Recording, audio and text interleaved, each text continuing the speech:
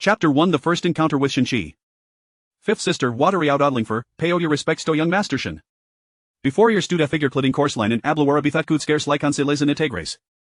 Just as Hera remembered from their first meet in Jair Sego. Esteemed young Master Shen bam hana read to make our acquaintance. Miss Mianmian, the pleasureisman, Shenkai replied, inclining his shading reading. Liu Mianmian eswadent, har heart fluttering, ayung ladies given name was not something to be shared lightly with outsiders. In this lifetime. How did Shen Kikama talk know it? The name Mianmianling read on her tongue, suffused with long and gone tenderness. Just as Sith had been in her past life, after their passionate entanglement. Shen kissed gentle whispers filled her ears. She had believed a loved here in return. Until Thedi ha passed away, having grant Tuthisti Medrinkov Prime Minister. Athea Juan Liu Mianmian Washaf Bariadendirth, Shebeka Metha Subjecto Fridiculi Monthesides Populus, only then realizing that the name Shenkiad Kaladat belonged to another Jia Mianmian, his fiancé. Mianmian? In that instant Liu Mianmian understood that Shenkai had returned. His tone was intimate, yet this gaze felt to King Li familiar calm and distant. Luzinaj Shinchi, ist my little si stray beauty, Sheistrula Thetria Suro for Lufamoli. My mother fought through great pain to bring her into this world. Harthachin, you are still unmarried? In an instant Liu Mianmian felt their blood run cold, her fingertips turning white, such teasing had caused her cheeks to flush in your previous life. From that moment on, her heart tandi escuden like contain on person. Shenqi. Shenkai was undeniably handsome, a gentleman of unparalleled race. His intellect was equally impressive. Luzin had achieved the top tier in his studies, and Shenqi, recognized by him, was a scholar of remarkable talent. In her past life had it not disappoint Liu Mianmian's expectations after the police examination, was appointed the top scholar Bithiran Yinjim Peror. Harada through has streets and horse back, a figure of immense prestige. Amidst dash or of embroidered red pouches, Liu Mianmian chilitas due to pouch she had persona embroidered. Thipo planted in Shenkai's embrace and dulcinestal into Liu Mianmian shirt. I twas thee some pouch from before. In fires leading up to her death it had weighed upon her, suffocating her without a moment's peace. Haraviri was shattered as Shen said, Liu brother, don't jest, I am already betrothed. Liu Mianmian sees with in disbelief, a flash of incredulity crossing her features. In this life Zhao Mianmian had not perished? Of course. Now that Shenkai had returned, how cold Habertola Zhao Mianmiandi? Liu Mianmian's slight panic went not said Bishinchi, Homir lithot it was the shyness of a girl. Recalling Gisfian's Zhao Mianmian, Heklas Tishan Stosler, Miss Mianmian, a mistake Maliv. Young Master Shen, farewell, Liu Mianmian lowered her gaze, concealing the emotion swirling beneath. Fourth young Master Luzine blinked, fifth sister, brother will take Shen to Thestity, please have a thekachin zend over some pastries. Yes. Liu Mianmian replied, stepping aside. Her fingertips are pale, they print off her nails betraying herring Sayashirt. Miss. Young Master Shen is truly handsome, more south than third prince, and you are a beautiful as well. If you and young Master Shen were to marry, your children would sure live as charming gas celestial beings, Sheoyao whispered. Slap. A crisp sound echoed as Liu Mianmian struck Sheoya's face, Hervo turned young Master Shen a salary db trot did not speak off such things again. Sheoya stared in disbelief, miss, you struck your servant? Liu Mianmian turned to Harothermaid, Molly, go fetch Mama Liang from Mimother side. Yes. You. Kneel, Liu Mianmian commanded, pointing to the moss-covered stone slab. Miss I am Xiao, did I upset you, or was it hat a Molly girl haga sight? Liu Mianmian shot through a sharp glare, and with Athid Sheoyak knelt in the ground, feeling as if she were facing the matriarch of Shokan Garden. Thethert mada her tremble. Mama Liang soon arrived at Lai's residence. Seeing Sheoyak kneeling on the ground, she was taken aback, then her face contorted with anger. Has this girl caused you distress, miss? Mama Liang, please take this girl away, I don't wish to see her again. Upon hearing she would be sent away, Sheoya panicked. The Lai of Amola was the best placed to, especially Besadeth fifth miss. Crying she pleaded, miss, I have been loyal to you. Noticing Liu Mianmian's indifference, she glared fiercely at Molly, Mississippi donut listen to this little vixen's provocation. Mola stepped back, kneeling on the stone slab with a thud. Liu Mianmian foreseed a smile, I once believe a do or loyal tome. But Xiao. Whose loyalty do you truly hold, minor second sisters, you know when you're hurt. Servant miss, it was momentarily foolish, please forgive methisance. What second sister, speak honestly, Mama Liang lifted her futan kicked Xiao. Shega did not dare cry out in pain, it was second sister gave me gold hairpin. She skid meta show Miss Samara mantic tail soft talented scholars and beautiful women, hoping Miss Wold marry son. Slap. Mama Lion called Nethel but slat Sheoya gagan you fool, can't you tell our own master from others? Take her away. Shea cried to Tinan Spirit threat, Mississippi you cannot besacrul, if this gets out, your reputation will bear you and. Mama Liang's voice had turned cold, take her away and send her to the state. The crowd pulled Sheoya away. Mama Liang still spared her some dignity, not calling for male servants, only strong women. Sheoya glared at Liu Mianmian, a flash of malicine eyes. Wait. Liu Mianmian plucked the gold hairpin from Sheoya Shedan tossed it to the ground. That pure gold hairpin instant libin tout off shape. After all these years be beside have in otro dadiana, for a mera hairpin you old betrayer master? I Liu Mianmian will not tolerate those Switzer did tots. Mama Liang sell Sheo's entire family without exception. In her past life, after marrying Shinkai and returning to Vlya residence for a short stay, Xieyao had taken advantage of her brother's drunkenness to climb into his bed. Fielder's sister-in-law had suffered a miscarriage from anger, and her brother had to marry Xieyao to preserve Liu Mianmian's dignity. From then on, the household was thrown into chaos. No, miss, you cannot do this, Xieyao shook her head. Miss. This seems excessive, just sending her to the state will suffice. Why ruin your own reputation? Mama Liang advised. Mama Liang, if you send Somion to search Xiaoya's quarters, you will soon understand. I am eager to see mother. Liu Mianmian glanced at Molly, hosolidly follow wetter. Miss. Considering how devoted he have been to serving you for so many years, please let me go. Molly, helm pled with Miss. Xiaoyao, beautiful and tearful, evoked sympathy. Yet Liu Mianmian could not afford to feel pity in her heart. Xiaoya always a femme fatale, having bitten her deeply in her past life. In her previous existence, Xia had been a concubine to Luzine and, unsatisfied, poisoned the main wife, causing Fielder's sister-in-law, the He family, to suffer a double tragedy. Her brother had since he been inconsolable, turning grey before a Theo's 40, lost in a haze. Liu Mianmian's voice turned sharp. Area Waldeef, why are you on it, Gagginger? Yes. Fifth miss. The stout servant woman stuffed a handkerchief into Xiaoya's mouth. Theocrid scent of sweat made Xiao harass in revulsion. What is all this noise? Has Omiani and Jared missen? Upon hearing Lady Lia's voice, Liu Mianmian seized still filled with tears. Mother. Would you come out? Lady Liu, 56, had given birth to and la daughter Liu Mianmian Ethia Joffrey, and her health had been poor ever since. In her past life, Liu Mianmian had accompanied Shinkito Jizu for his appointment in the 6th year of their marriage. In this event their Hermotherpa set away, coinciding with the Fluten Jijo, where Liu Mianmian, as the governor's wife, was preoccupied with disaster relief. Unable to return to the capital. That parting had lasted over 50 years. Mother, Mianmian Masija Much. Lady Lia Geget, her soft, delicate daughter, asmally gracing her lips, you're told for such childishness, y'all only bring ridicule up in yourself. Feeling her collar damp, Lady Lia's voice turned stern. Who has made Mianmian suffer? Molly, speak up. Shea Lily Kireg dull and the ground, gasping for air from the foul handkerchief. Mother. Let's return to the courtyard to discuss these. It's still cold outside. Liu Mianmian lifted her head from Lady Lia's embrace, her face streaked with tears and airnosed. Lady Lia felt a pang take. In Lady Lia's courtyard, Mama Liang hurriedly entered, holding gas scroll of paintings. Up and seeing Thek kneeling Xiaoyao, Chef rose momentarily, then with a furious expression said, Is this girl Theono ho has sang a reth, miss? Take this girl away, I don't wish to see her again. Hearing Shwood be taken away, Xiaoya panicked. The Lia Famola was the best place to, especially Besadeth fifth miss. Crying she pleaded, Miss, I have been loyal to you. Noticing Liu Mianmian's indifference, she glared fiercely at Molly, Mississippi do not listen to this little vixen's provocation. Mola stepped back, kneeling on the stone slab with a thud. Liu Mianmian foreseed a smile, I once believe a do or loyal tome. But Xiaoya. Whose loyalty do you truly hold, minor second sisters, you know when you're hurt. Servant miss, it was momentarily foolish, please forgive methisence. What second sister, speak honestly, Mama Liang lifted her futan kicked Xiaoyao. Shega did not dare cry out in pain, it was second sister who gave me gold hairpin. She skid meta show Miss Samara man ticktail soft talented scholars and beautiful women, hoping Miss Wold marry son. Slap. Mama Lion called Nethel but slat Xiaoya gagan you fool, can't he tell our own master from others? Take her away. Shea cried to Tinanspirite threat, Mississippi you cannot besacruel, if this gets out, your reputation will bear you and. Mama Liang's voice turned cold, take her away and send her to the state. The crowd pulled Xiaoya away. Mama Liang still spared her some dignity, not calling for male servants, on the strong women. Xiaoya glared at Liu Mianmian, a flash of malicine eyes. Wait. Liu Mianmian plucked the gold hairpin from Xiaoya Shedan tossed it to the ground. That pure gold hairpin instant libin tout off shape. After all these years be beside have inotro or dadiana, for a mera hairpin you old betrayer master? I Liu Mianmian will not tolerate those Switzer did tots.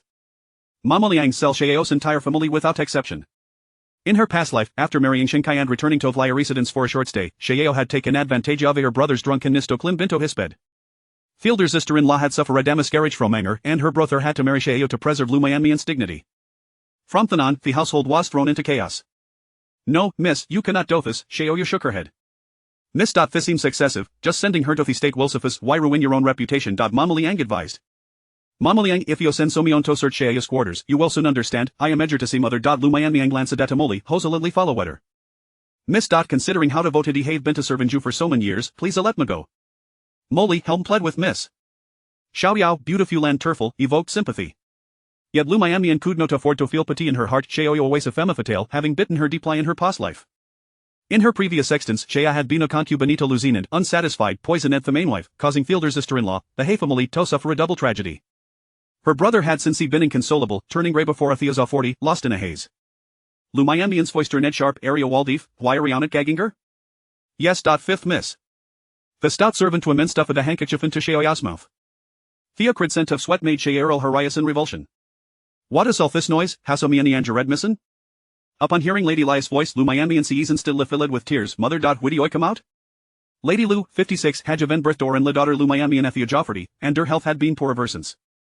In her past life, Liu Mianmian had accompanied Shinkito Jishu for his appointment in the 6th year of their marriage. In this event their Hermotherpa set away, coinciding with the Flutenjijo, where Liu Mianmian, as the governor's wife, was preoccupied with disaster relief.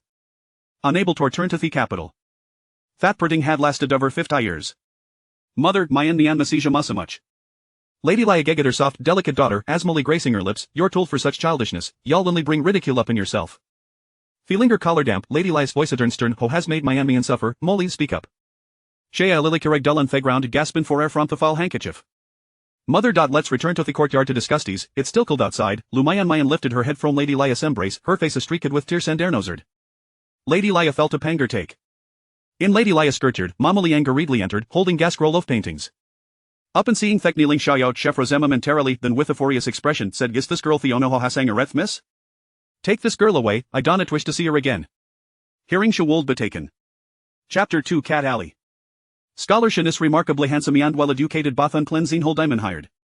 Xie Lingyuan snaped a pen his folding fan with asherp sound, concealing Themal and Kalay in his eyes. Master Shan salary db trophied hasaffiance, cousin, please do not mention it again, Liu Mianmian said sternly. Xie Lingyuan gazed deep and with Rowa's outstretched hand and nodded, very well, you understand. Cousin, ik now a fair renowned physician would you like to pay a visit? A physician, your cousin is as strong as an ox, do I really need to see a doctor, Watari out thinking a boodle date little girl? Xie Lingyuan smiled, playfully tapping Liu Mianmian's adorable Rosa nose with his finger. Liu Mianmian sees within in disbelief as it took a step back, her face a musk off incredulity. Xie Lingyuan closed a disfun and placed a hand in his. Am I some sort of disgrace? I'm sorry, cousin. For decades, Nuni had a right to show such disrespect of minister's wife. Liu Mianmian was momentarily taken aback. Alright, I was just teasing, I have a take near maid with him. Uncle, aunt, Lingyuan to kiss leave, Xie Lingyuan said, clasping his hands in salute. Farewell, third prince, Liu Mianmian bowed respectfully. Xie Lingyuan paused slightly, noticing that a day Mianmian seemed metapherent. Lingyuan imustroboyo with dodes matters, please convey my regards to Yormotharan my own, Lady Lucid with Asmile. Its samurai falant need not be so courteous. After Xie Lingyuan departed, Lady Lukoolden felt butzig, the third princess commendable in every aspect, yet the struggles with progeny, a 20th of Irsafage, hasieto father raising le childe trole casanito fret. Speaking of spring, Liu Mianmian lower dervis, mother, let us find a doctor for cousin, the imperial physician is like lion chaos with Empress Chow. Midir Mianmian has grown up, Lady Lia said, embracing her daughter. Today 7 Shea caused me Mianmian distress. Lady Lia then recalled her foolish daughter, Lu Qinger, releasing Liu Mianmian from her embrace. Pointing with her finger at Lu Shangsha said, she remarked, look at your fine daughter when I suggested a king a concubine, he advised finding some ionistud, yet, y'all went ahead and produced such a simpleton, now look at him harassment, thankfully, Lingyuan is discreet and one speak of it. Lu Shangsha grasped Lady Lia's finger, midair, a clever concubine can styron rest in the household. As for Qinger, Lingyuan will manager. Heckus to glance at Liu Mianmian. Understanding Gisku, Liu Mianmian quietly withdrew. Lady Lia's father, Liu Mianmian's grandfather, Wase a great Sheller ho had 3 notable disciples in his life: the current emperor, Lu Shanshu, and Lady Lu herself. But Emperor and Lu Shangshu were his closest brothers. Liu Mianmian had done suspecteth Emperor intended to steal her father from Ermother. Liu Mianmian son twice empress, mother to third prince. Upon returning to her quarters, everything, the grass, the trees, the table, and features felt both familiar and foreign. Jasmine. Yes, miss. From now on, you shall be called Fongji. Fongji, thank you for the name, Mississippi. Begonia. Ah, Miss Begonia's chubby, smiling face revealed 2 small dimples. You will take Shea's place plus from now on, Liu Mianmian said, glancing at Kiwing Kayashwan Jintharum, do ya both have any objections? Miss Begonia is as a contier maid, even if she's promoted to first year, Shekinot Surpus 3, he refused to accept this, Kishwang said, Harry's reddening. She is famula ways taken away with third prince, you will not keep those who hoard disloyal or useless beam aside, my word serenato bequestion. Liu Mianmian satin hair, her fingers slight light upping the bullshire facia habit she had retained from Mertemis tea minister's wife. Yes, Mississippi Begonia, Fongji, Joyua, and Kioshuan Milton submission.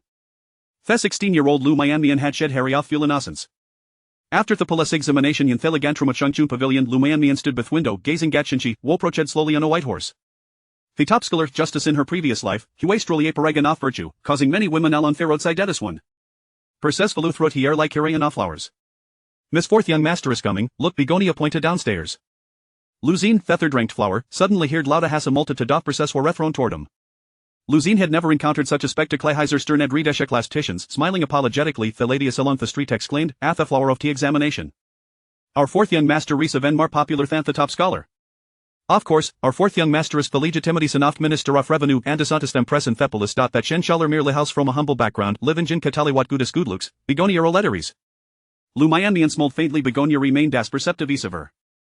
Quickly bring my peppers prepared for fourth brother. Seeing Liu Xin riding closer, Liu Mianmian extend her hand. With that determined throw, she's in the auspicious purse soaring through the air. For some reason Shinkishore suddenly halted. A gust of wind carried Thepers into his arms.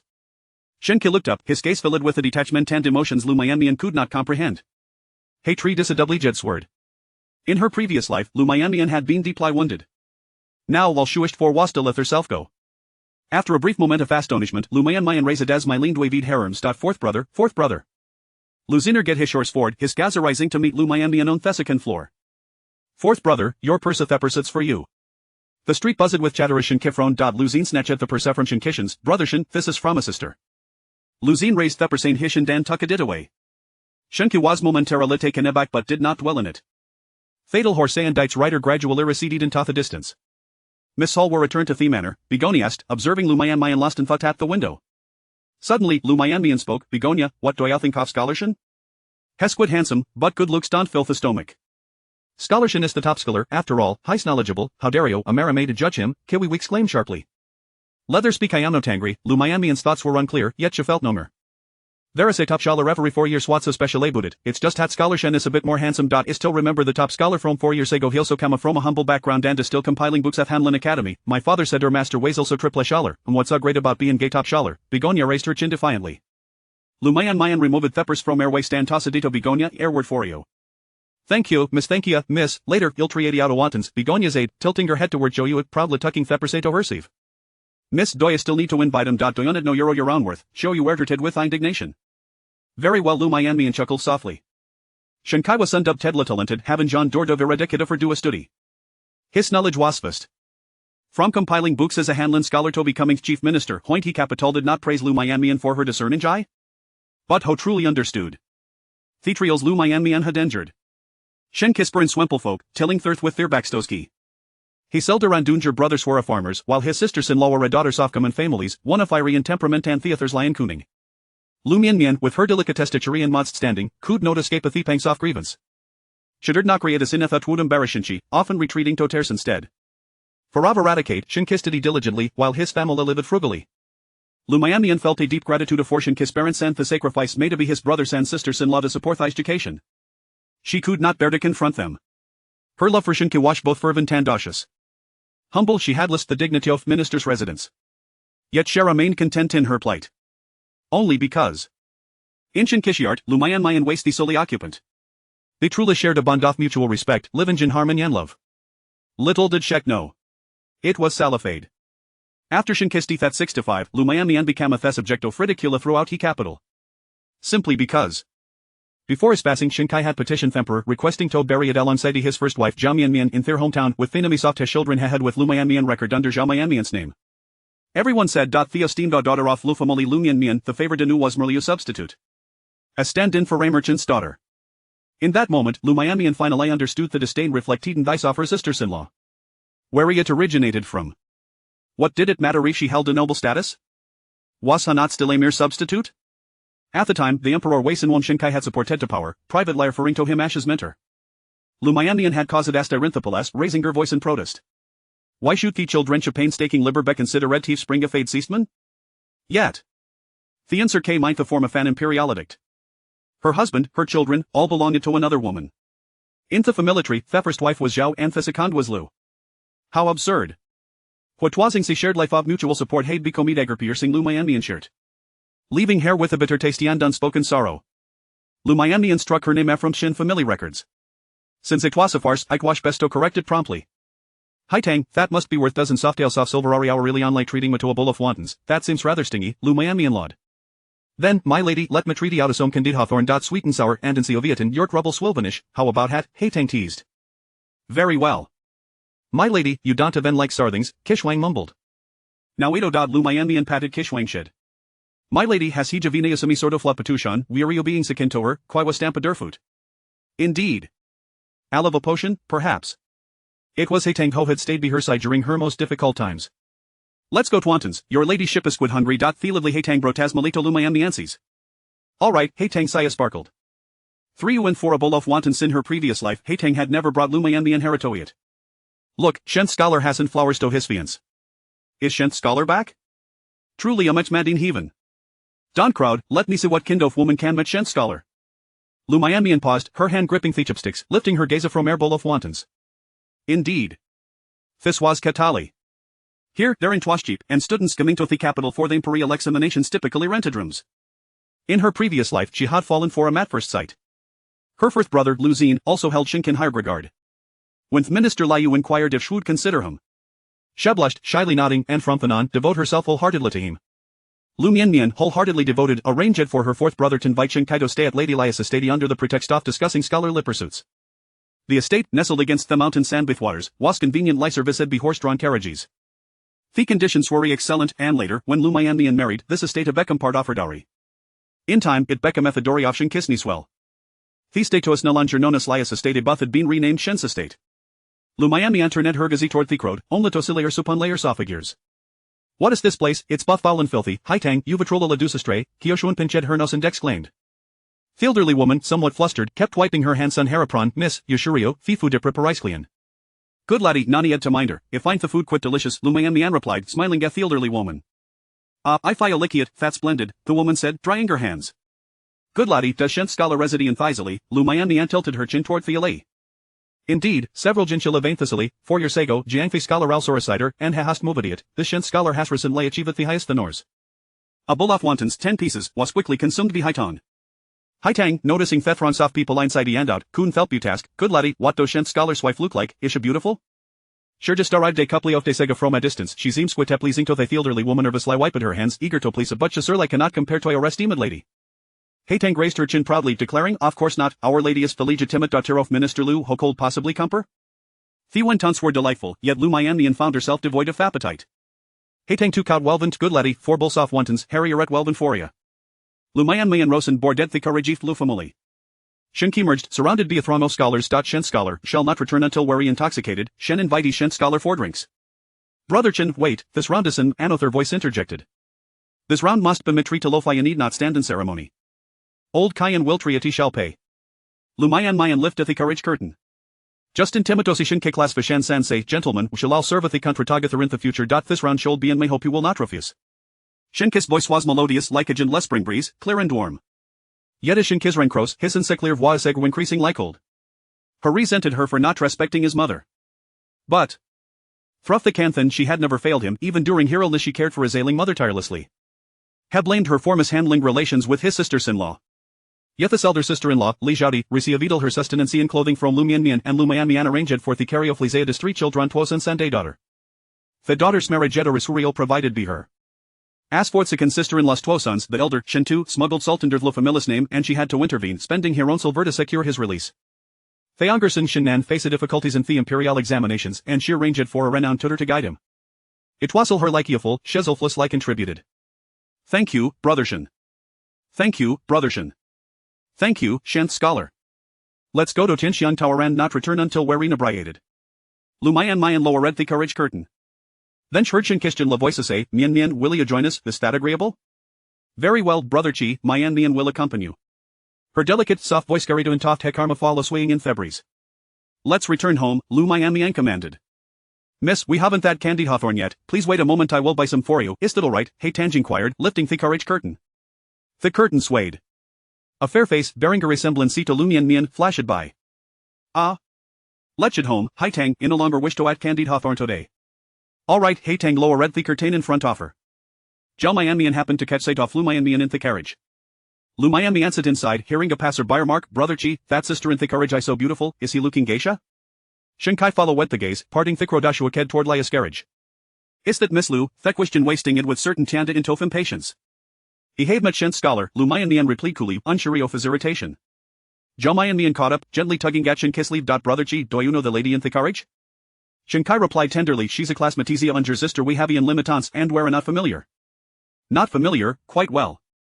Liu Mianmian instructed, let's return home. The coachman replied, yes, as the 4 maidservants positioned themselves as beside the carriage and the coachman bowed, saying, please yellow Shen scholar to pass. Shen Kifron slide lion step a side. The carriage rattled away. Whose courage is this, brother Shen? It looks quite impressive. Shen scholar knows such esteemed figure his future success is surely imminent. Look at the gold trimonthly corners of tea courage adorned with glass wind chimes. It even bears the familiar insignia. The zisty karajif legitimate daughter of Minister Liu. Howdy do Safat, brother Chin? This courageous gifted of legitimate daughter of Minister lie upon her kaminga fajabathi virtuous concubine Ninethapalas. I have heard that this courageous impervious to blades and flames. Thick road murmured name. Chapter 3 The Spring Banquet. Once upon a time, during the spring banquet, Liu Mianmian had already finalized her engagement with Xinxi, merely awaiting Liu Shangshu to request the emperor's blessing for their union. Thus, she did not attend the spring banquet hosted by the Grand Princess Mianmian. Your mother is unwell and cannot accompany you. Please, do not cause any trouble. If you find a suitable young gentleman, return and tell your mother. I shall request the emperor to match you, Lady Liu remarked, gazing proudly at her daughter. I in the blink of an eye, my little Mianmian has grown into a young lady. I wonder who will be fortunate enough to claim her. Your father and I believe it wise to seek a son from a humble family as your husband. This way, you shall be spared the trials of high society and the complexities of in-law relationships. Your innocent nature would find such entanglements bewildering. A man from a modest background, supported by your father, will ensure that your life together is not lacking. With us around, your husband will think twice before taking a concubine. In our household, you shall reign supreme. Lady Liu lamented her advancing age, uncertain of how much longer she could protect her daughter. I can only regard Xinxi with a cool gaze. He is quite handsome and talented, but alas, he is already betrothed. Your brother speaks highly of him. His cousin Lingyuan on good terms with him. In her past life, when Xie Lingyuan ascended the throne, Xinxi rose swiftly in his wake. Cousin Lingyuan is amiable with everyone, a splendid young man, yet he has been married for 8 years without an heir. The third prince's consort, despite her noble lineage, is but a pretty face, useless, really. Liu Qing'er is no better, a spoiled brat, much like her aunt. She is foolish but lacks the necessary resolve. Liu Mianmian chuckled. Is Aunt Zhang still busy copying scriptures? Has mother not released her yet? On the 15th, she shall pay respects to the ancestors. Be wary of her mentioning you, for Aunt Zhang is her niece. That your mother is furious that Liu Qing'er has meddled in your affairs, but thankfully, you are discerning enough to have noticed. Out of consideration for your father, I did not impose a severe punishment on her aunt, nor did I penalize Liu Qing'er for your sake, allowing my child to suffer indignities. Lady Liu embraced Liu Mianmian. Mother, do you know why my second sister has peony? Keep an eye on me, why she tempts me with those romantic tales? It was those very tales that had ensnared Liu Mianmian in her previous life. Lady Liu was aware but chose not to divulge. Liu Qing'er has always been rather simple-minded. It was merely a fleeting whim. Liu Mianmian shook her head. It is because the virtuous consort is dissatisfied that the third prince's consort and Liu Qing'er have been childless for so long. She wishes to take another concubine for cousin Lingyuan. My second sister fears I may enter cousin Lingyuan's household, hence her underhanded strategy. Mianmian, who told you this? How do you know? Lady Liu shot a sharp glance, causing Xiaoyue and Xiaoshuang to kneel on the ground, while Haitang stood frozen in place. Haitang, why aren't you kneeling, madam? It wasn't the servants who spoke of this. Why should I kneel? Besides, I'm not that clever. Haitang replied defiantly. Liu Mianmian burst into laughter. Mother, the ancients said that parents love their children and plan for their future. You and father keep everything from me, leaving me unprepared. I fear I shall be bullied. Lady Liu retorted sharply. Let anyone dare. Your cousin is a prince, and your brothers hold positions in court. Your dowry will be substantial. By choosing a humble scholar, they will rely on you for sustenance, they will flatter you, and you will live a joyful life. That is the greatest wish of your father and me. In her past life, Lady Liu and Liu Shangshu's wishes were fulfilled, yet, Liu Mianmian remained unhappy, reduced to a mere laughingstock in the eyes of others. This time around, she resolved to live freely, to love no more. The Grand Princess Xie Xian had once been sent to the Northern Kingdom in a political marriage, betrothed to the Northern Prince. 6 years into the reign of the Great Holy Kingdom, turmoil arose in the north, and the prince lost his life. The Grand Princess returned home with her daughter of the Emperor, grateful for the Grand Princess's sacrifice for the nation, granted her daughter the surname Xie and the given name Anning. As Liu Mianmian and Haitang's carriage arrived at the Grand Princess's residence, Xie Anning came out to greet them. Mianmian, why have you arrived so late? I thought you wouldn't come. Greetings, Miss Anning. Haitang curtsied. Madam, you are too gracious. My mother is waiting for you. Xie Anning offered support. Haitang nodded. County Princess, I shall first go to greet the Grand Princess. Take care, sister-in-law. I shall apologize on your behalf and join you shortly. Very well. Haitang smiled and nodded. Liu Mianmian remarked. Why, here I am, County Princess. Why did you personally come to greet me? It is crowded indoors, and I felt stifled, so I came out to wait for you. Xie Anning naturally took Liu Mianmian's hand, her gaze lingering on the direction of the carriage.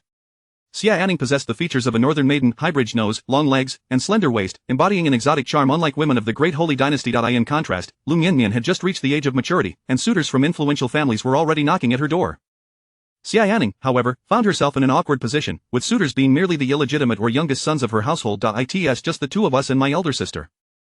Fourth brother will likely arrive later. I have not. Xie Anning's ears turned crimson. Understood, County Princess. Please continue to welcome guests. I shall go to pay my respects to the Grand Princess.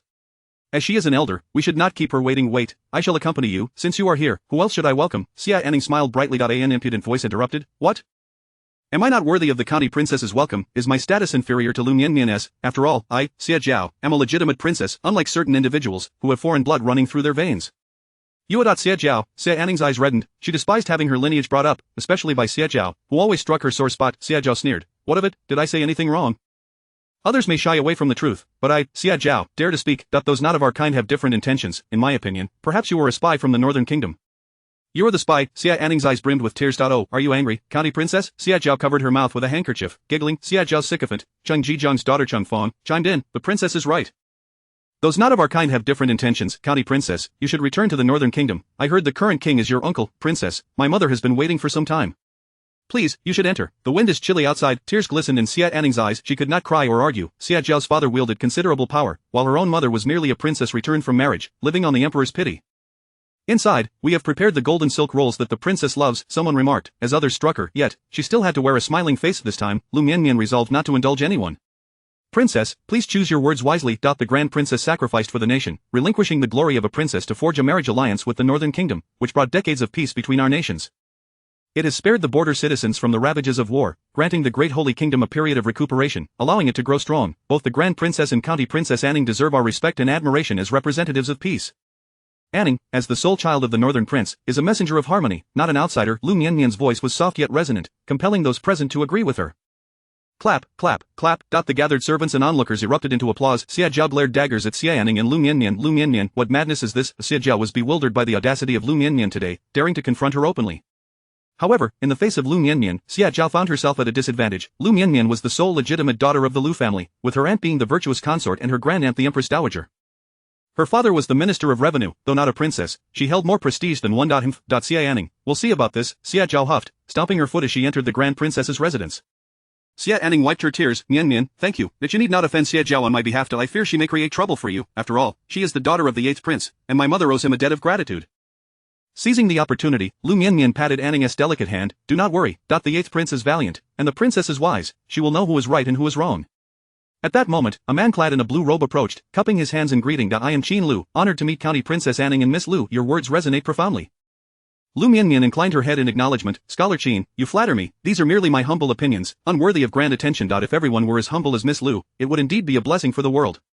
Liu Mianmian bowed once more. As they conversed, a magnificent white steed arrived at the entrance of the Grand Princess's residence. Mianmian, why are you lingering at the entrance? Are you waiting for your cousin? The newcomer was none other than the 3rd prince, Xie Lingyuan. Greetings, your highness. Everyone bowed in unison. Please rise. Xie Lingyuan maintained an air of authority in front of outsiders. Scholar Qin, do you have leisure today? Today is a day of rest for me, and I have come to partake in the banquet. Qin Lu replied, somewhat resigned. As he matured, his family pressed him to marry, but he was disinterested in a blind match, thus he sought the lively atmosphere of the spring banquet. As a Hanlin scholar, he was favored by the emperor and was well acquainted with the 3rd prince. Though today may not showcase all the flowers in bloom, the verdant scenery offers a unique charm.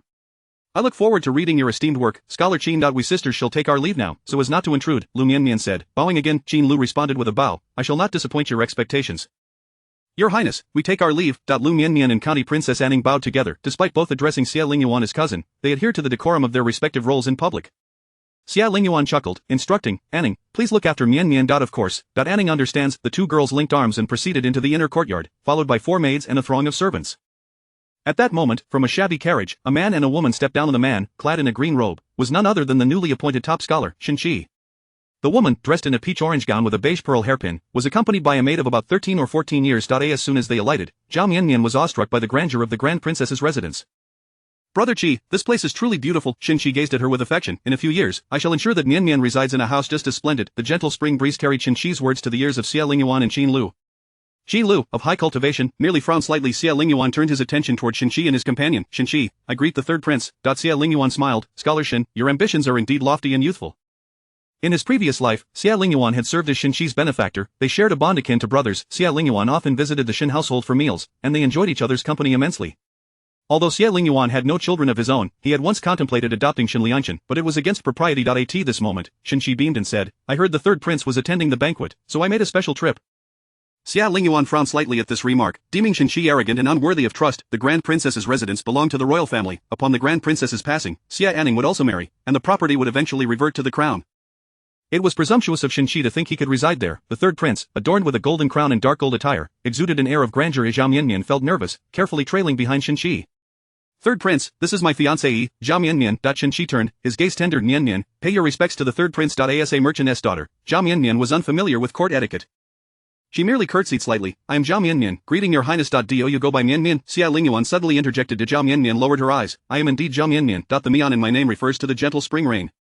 I was born during a spring rain. Xie Lingyuan scoffed and turned to leave. Qin Lu, deep in thought, bowed. Scholar Xin, I bid you farewell. There is no need for such formality, Lord Qin. Xi replied, bowing but not bending his back. At this moment, Xin Lu was a Hanlin scholar, serving in the palace, while Xin Shi was merely a newly appointed scholar, having just entered the Hanlin Academy. In the presence of his superior, Xin Shi did not bow but stood tall. He felt no wrongdoing in this. In his previous life, he had served in the Hanlin Academy for less than 3 months before being promoted to Hanlin scholar, often drafting edicts for the emperor and accompanying him closely. His rise had been meteoric, thus he maintained only the courtesy expected among equals. Xin Lu frowned slightly. Scholar Xin, I take my leave. Xin Shi, with Liu Mianmian by his side, entered the Grand Princess's residence. They were halted by a matron at the entrance. This lady. The matron paused as she noticed Liu Mianmian had not styled her hair in the manner of a married woman. Miss, please follow me. The ladies are in the inner courtyard. Xin Shi halted, instructing, Matron, this is my fiancée. Please take good care of her. Scholar Xin, I am only responsible for receiving guests. The matron responded coldly, maintaining a distant attitude.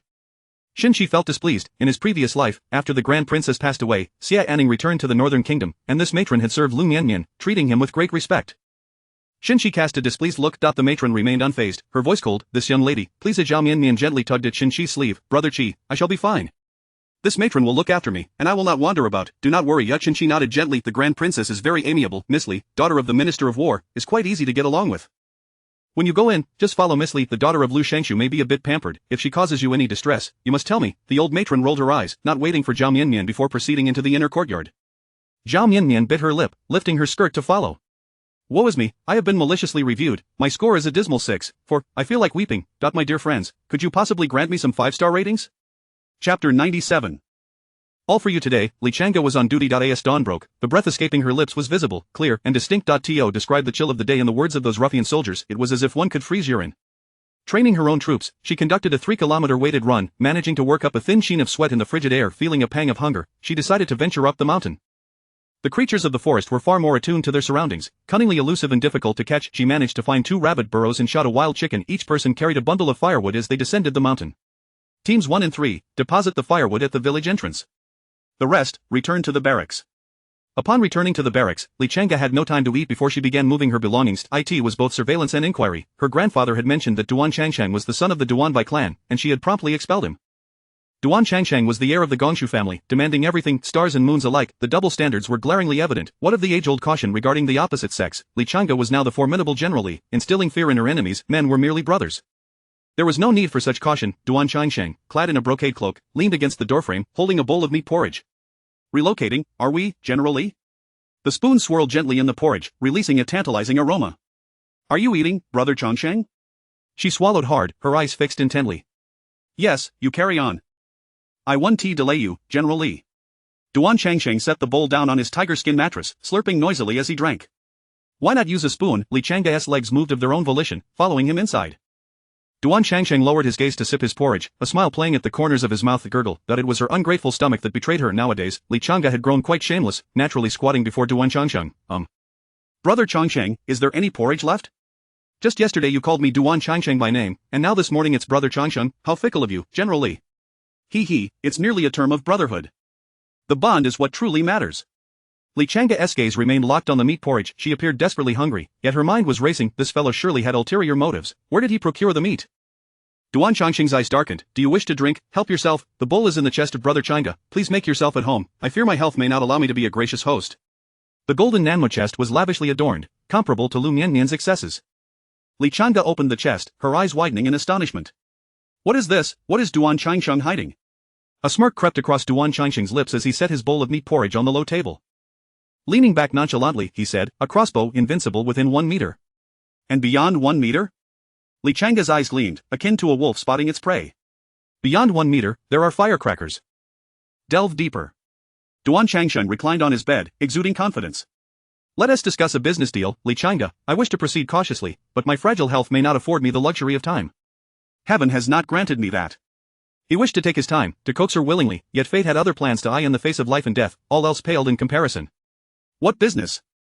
Speak, and I shall agree. I can accompany you for chess every day. Do as you will to torment me. I, Li Chang'e, shall never resist. If I do, I shall be your grandson. Such a lure.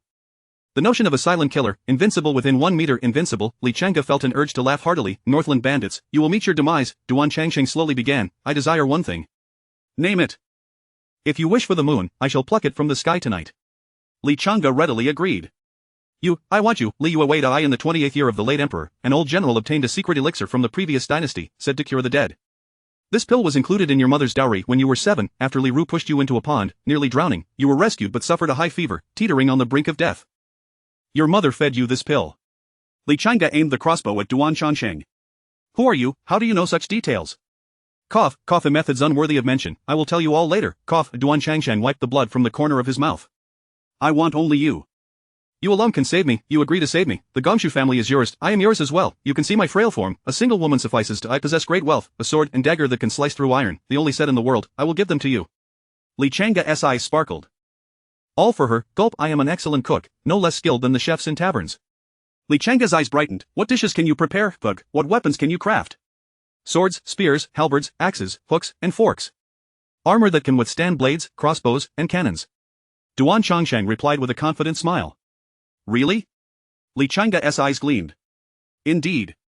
He simply stated he could. The cannon was yet to be perfected, hardly a deception, right? Frying, steaming, and boiling, I can do it all. Whatever you wish to eat, I will prepare. If I cannot, I shall learn. I grant you a day to consider. If you are unwilling, what if I refuse? Li Changge swallowed hard. Duan Changsheng smiled in relief. Refuse, I will take these to my grave. What a bargain. Li Changge lowered the crossbow in her hands. I will not marry. Li Yuewei is deceased. The one who protects the country is General Li Changge. So? Am I merely to be your lover? Duan Changsheng raised an eyebrow. Cough. Li Changge choked on her water. Can my blood heal your ailment? Duan Changsheng's face remained placid, yet his ears turned crimson. The body. Once a day, would you be willing? Duan Changsheng, are you speaking human language? Not even a stallion is as diligent as you. Li Changge gritted her teeth. Ha ha ha, cough. Duan Changsheng spat blood. Just teasing you. The last one who teased me was taken away by the messengers of death. Fortunately, I am a citizen of the Great Holy Dynasty. Chapter 98, Lu Wangfu. Father, I take my leave. Where to? Return him with the wind at his feet. Xie Lingyuan abruptly halted. The wind ceased. With a hint of grievance, he said, Father, do you not wish for grandchildren? My mother cannot wait any longer. You're a grown man, stop your whining and stand properly. Kneel properly. A sharp command. Ah. Xie Lingyuan fell to his knees with a thud. Eunuch Dishing covered his forehead, feeling sympathy for Xie Lingyuan's knees. Little ancestor, take care of your knees, you will suffer in your old age. Ignore him, he won't kneel to death. Tell me, what is this about the Wang clan? What Wang clan? What is there to discuss? What could possibly concern the Wang clan? Xie Lingyuan's eyes were wide with innocence. He tossed a memorial from the dragon table. Read it yourself. Xie Lingyuan picked it up. Oh no. A memorial from the Wang clan. They can write memorials. This handwriting, though, is rather unsightly. There are errors. Obscure characters can be forgiven. After all, the Wang clan has never attended school or had a female teacher. It can be excused. The emperor slammed the table. You little rascal, is there nothing you wish to say? Look at the content. The content revealed that the Wang clan not only had grown plump but also bold. They petitioned for the opening of trade routes. Xie Lingyuan honestly shook his head. I do not manage finances. I merely go along with their antics. Implying that he had no money for discussions with his wife. Did he not understand that in marriage, the financial power shifts? The emperor truly did not understand. He had 3,000 beauties in his harem, yet he only loved fishing. All his money was managed by Minister Liu. In truth, Empress Chao was rather aggrieved. She was the emperor's biological mother, used to humiliate him. A prince marrying the daughter of a 6th-rank official, such a mismatch, and the Chao family was still twisted. The emperor and empress did not discuss feelings, they could only talk finances, but even in finances, Empress Chao had none. Her father was merely a 6th-rank local official, thus, it became a situation where discussing finances harmed feelings, and discussing feelings harmed finances. Xie Lingyuan's mother, Lady Li, was beautiful, adept at playing the zither, reciting poetry, and writing prose, and was favored for a time. Drawing envy, beauty and misfortune often go hand in hand. Concubine Lu was clever. She mostly discussed money with the emperor. Her elder brother sold paintings, and her second brother was good at making money. The emperor's face darkened. He could not understand why his son did not manage finances. Why was the Wang clan planting vegetables? Xie Lingyuan gazed anxiously at the sky. Father, if I do not return home soon, Mianmian will wake. Xie Lingyuan's ears turned crimson. Cough. I still wish to accompany her for breakfast. Who would believe that? How could I have birthed 3 worthless sons? The emperor gritted his teeth. His eldest was a sewing machine. After a winter, 5 concubines in the duke's residence were pregnant. The second was a troublemaker, Lady Zhou. The Wen prince's wife, no longer feigned innocence. Everyone knew about the 3rd son. She believed that the 3rd son, the emperor, and the palace concubines, as well as the ministers outside, were all aware. She had laid it all bare, bringing back 2 from the southern wind pavilion. What talents in zither, chess, calligraphy, and painting, and singing and dancing were arranged for these 2, each with 4 instructors. Families with daughters in the capital were filled with grievances. All the good instructors had been taken away by the Wen prince's residence. The Wen prince had quieted down, no longer chasing after the Ministry of Works Lang Zhongshan Shi. He now joyfully remained in his residence, stirring up no trouble. It must be said, these two pillars from the southern wind pavilion bore a striking resemblance to Master Shin. Handsome men are often indistinguishable. The ugly possess their unique characteristics. Young masters like jade in the clouds, refined and elegant as if descended from the heavens. Lady Zhou had suddenly nurtured two such individuals. Thinking of the third son was even more headache-inducing. His mind was solely occupied with 6 words: Liu Mianmian, have children. You stay and dine with me. Look, Xie Lingyuan's face was drawn tight, resembling a shoehorn. As if the palace's breakfast was poisoned. The Gongshu family's heir has come forth. Xie Lingyuan, go and court him. Where are the Gongshu family, the legendary creators of wooden cows and flying birds? Xie Lingyuan's eyes sparkled. This had to be an alliance worth forging. They are at the border. I will give him a position in the military arsenal. Xie Lingyuan nearly burst into laughter. The weapons at the border were merely spears, swords, and shields. Did they require supervision? I cannot go. Xie Lingyuan was unwilling to journey to the border. There were too many affairs in the capital. Liu Mianmian, being delicate, could not withstand the journey. The emperor's eyes swept across the table, the paperweight too heavy, the teacup, the tea within too hot. With a snap, he threw a memorial. Useless brat, are there not women aplenty? There is only one in the world. Xie Lingyuan allowed the memorial to strike him, unfazed. Father, lend me your fishing rod. I heard my father-in-law gifted you a remarkably resilient fishing rod, perfect for catching large fish. The emperor ground his teeth. Get lost. Borrowing from Empress Chao was permissible, but not the fishing rod. Very well. Xie Lingyuan stood. Kneel. I have not finished speaking. The emperor angrily sipped tea, baring his teeth. Father, my maternal grandmother says one should not drink scalding tea, it is harmful to the intestines. Your maternal grandmother didn't spare you from infuriating me, did she? The emperor set down his teacup. Xie Lingyuan gently shook his head. That was not the case, she merely allowed him to entertain in whatever manner he saw fit. He was rather carefree now. Lingyuan, a battle between the Great Holy Dynasty and the Northern Kingdom is inevitable. The Northern Kingdom frequently sends diplomatic letters, demanding the return of Xie Xian and Ning. I am the one suppressing them. The military strength at the border is lacking, we are mere lambs awaiting slaughter. Xie Lingyuan's expression turned questioning, and has returned for more than a decade. The monarch of the Northern Kingdom has long since changed. Why would they wish to bring Aunt back? Did you do something, father? The emperor felt slightly awkward under his son's gaze, rubbing his nose. Initially, the Northern Kingdom's prince was murdered. They entrusted the imperial seal to your aunt, who managed to steal it back. Well, no wonder they sent dogs to chase you for 2 miles. The imperial seal, well indeed. Fortunately, Ning is a girl. Otherwise, the Northern Kingdom would have come to invade, before the eyes of the public, to steal the imperial seal back. Your aunt is indeed remarkable. The emperor's expression became somewhat self-conscious. At that time, Xie Xian had also exerted every effort, swallowing the imperial seal to bring it back. Fortunately, the Northern Kingdom's seal was not particularly large, about the size of 2 horse hooves. During the escort, the 8th prince's wife acted, putting Xie Xian's life on the line. The 8th prince was also in a precarious situation. If not handled carefully, it could result in 4 deaths and 2 corpses, a matter of ancestral blessings. In the end, they all survived. A battle between the Great Holy Dynasty and the Northern Kingdom is unavoidable. I am not your grandfather. I will not cede land, pay reparations, or send a daughter to marry, disregarding the lives of Xie Xian and the common folk. I cannot do that. Third son, do you understand? I understand, how could I not? Father, I understand. Xie Lingyuan comprehended. His father had blood and guts. He had them too. He would protect the subjects of the Great Holy Dynasty, as well as his aunt Xie Xian and Ning. Father, I shall depart for the border tomorrow. Rest assured, even if I must kneel to plead, I will bring forth the heir of the Gongshu family. A little eunuch outside announced, Your Majesty, the Qinhuang's side consort Liu wishes to see you.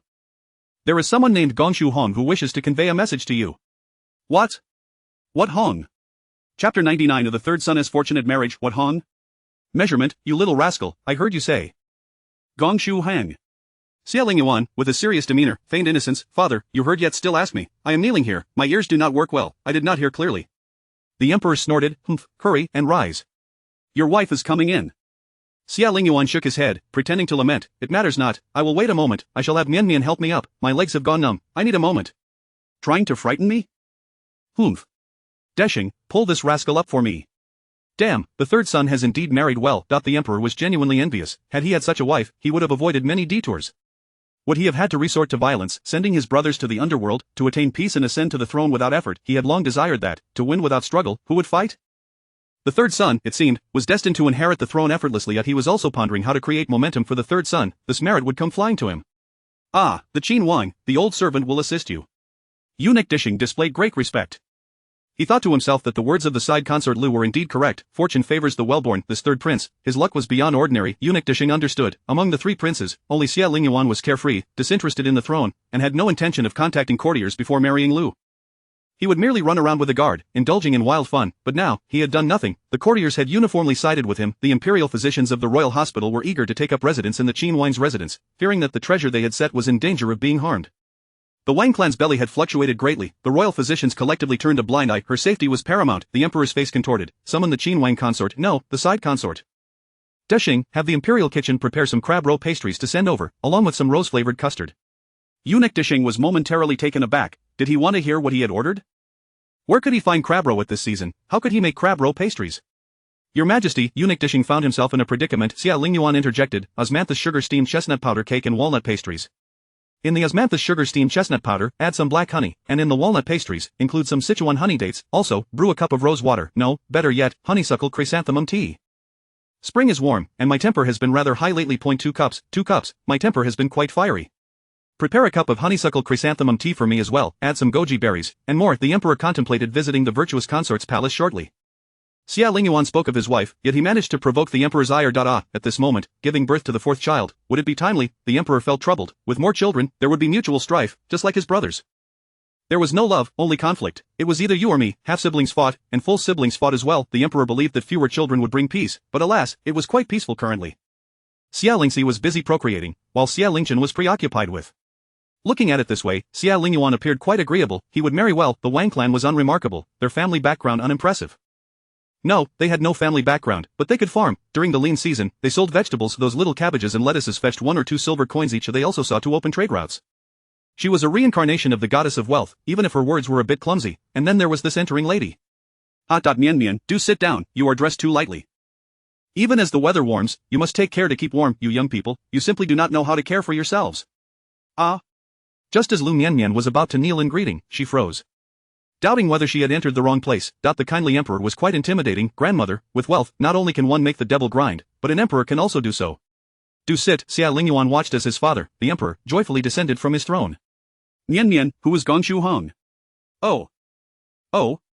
Had the occasion been more appropriate, Liu Mianmian would have pinched herself. Today's father was indeed somewhat off, flattering, but his face was beaming with smiles, more amiable than the auspicious deities depicted in New Year paintings. Liu Mianmian produced a pouch from her attire. Before the little eunuch could inspect it, the emperor snatched it away. Inside the pouch was a wooden token and a piece of paper inscribed with the words. The Gongshu family grants Liu, the eldest daughter, full authority. Signed, Gongshu Hang. This, could it be a trap? The emperor's expression grew pensive. Could it be a trap set by the northern kingdom? No. A trap from the easternly kingdom. These 2 old neighbors were not to be underestimated. 1 in the cold lands of the northern kingdom, the other on the high grasslands. Their circumstances were harsh. Both held ambitions to conquer the great holy dynasty. Liu Mianmian shook her head. Not at all. Before entering the palace, I took the token to the carpenter's shop, and it proved to be quite useful. Repeat that. The emperor frowned, not comprehending. Liu Mianmian pointed at the wooden token. The token bears a flower carving. The signboard of the carpenter's shop in the capital also features a flower carving. I took the token to the carpenter's shop. The moment the craftsmen saw me, they knelt.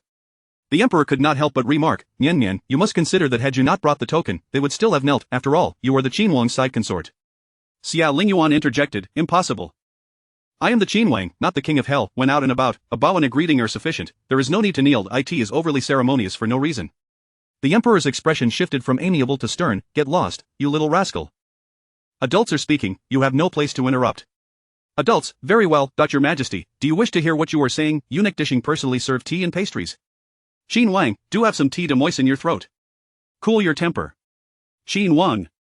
That's not it. This is the family token, Your Majesty. This is the Gongshu family's family token, a total of 2. Liu Mianmian did not dare to mention that one was in Li Yuewei's possession. Because Li Yuewei was dead, and now it was Li Changge. What? The family token? The emperor understood. Liu Mianmian was not here to convey a message to Gongshu Yuan. She was here to inform him she still had the Gongshu family backing her. Liu Mianmian produced a palm-sized small crossbow.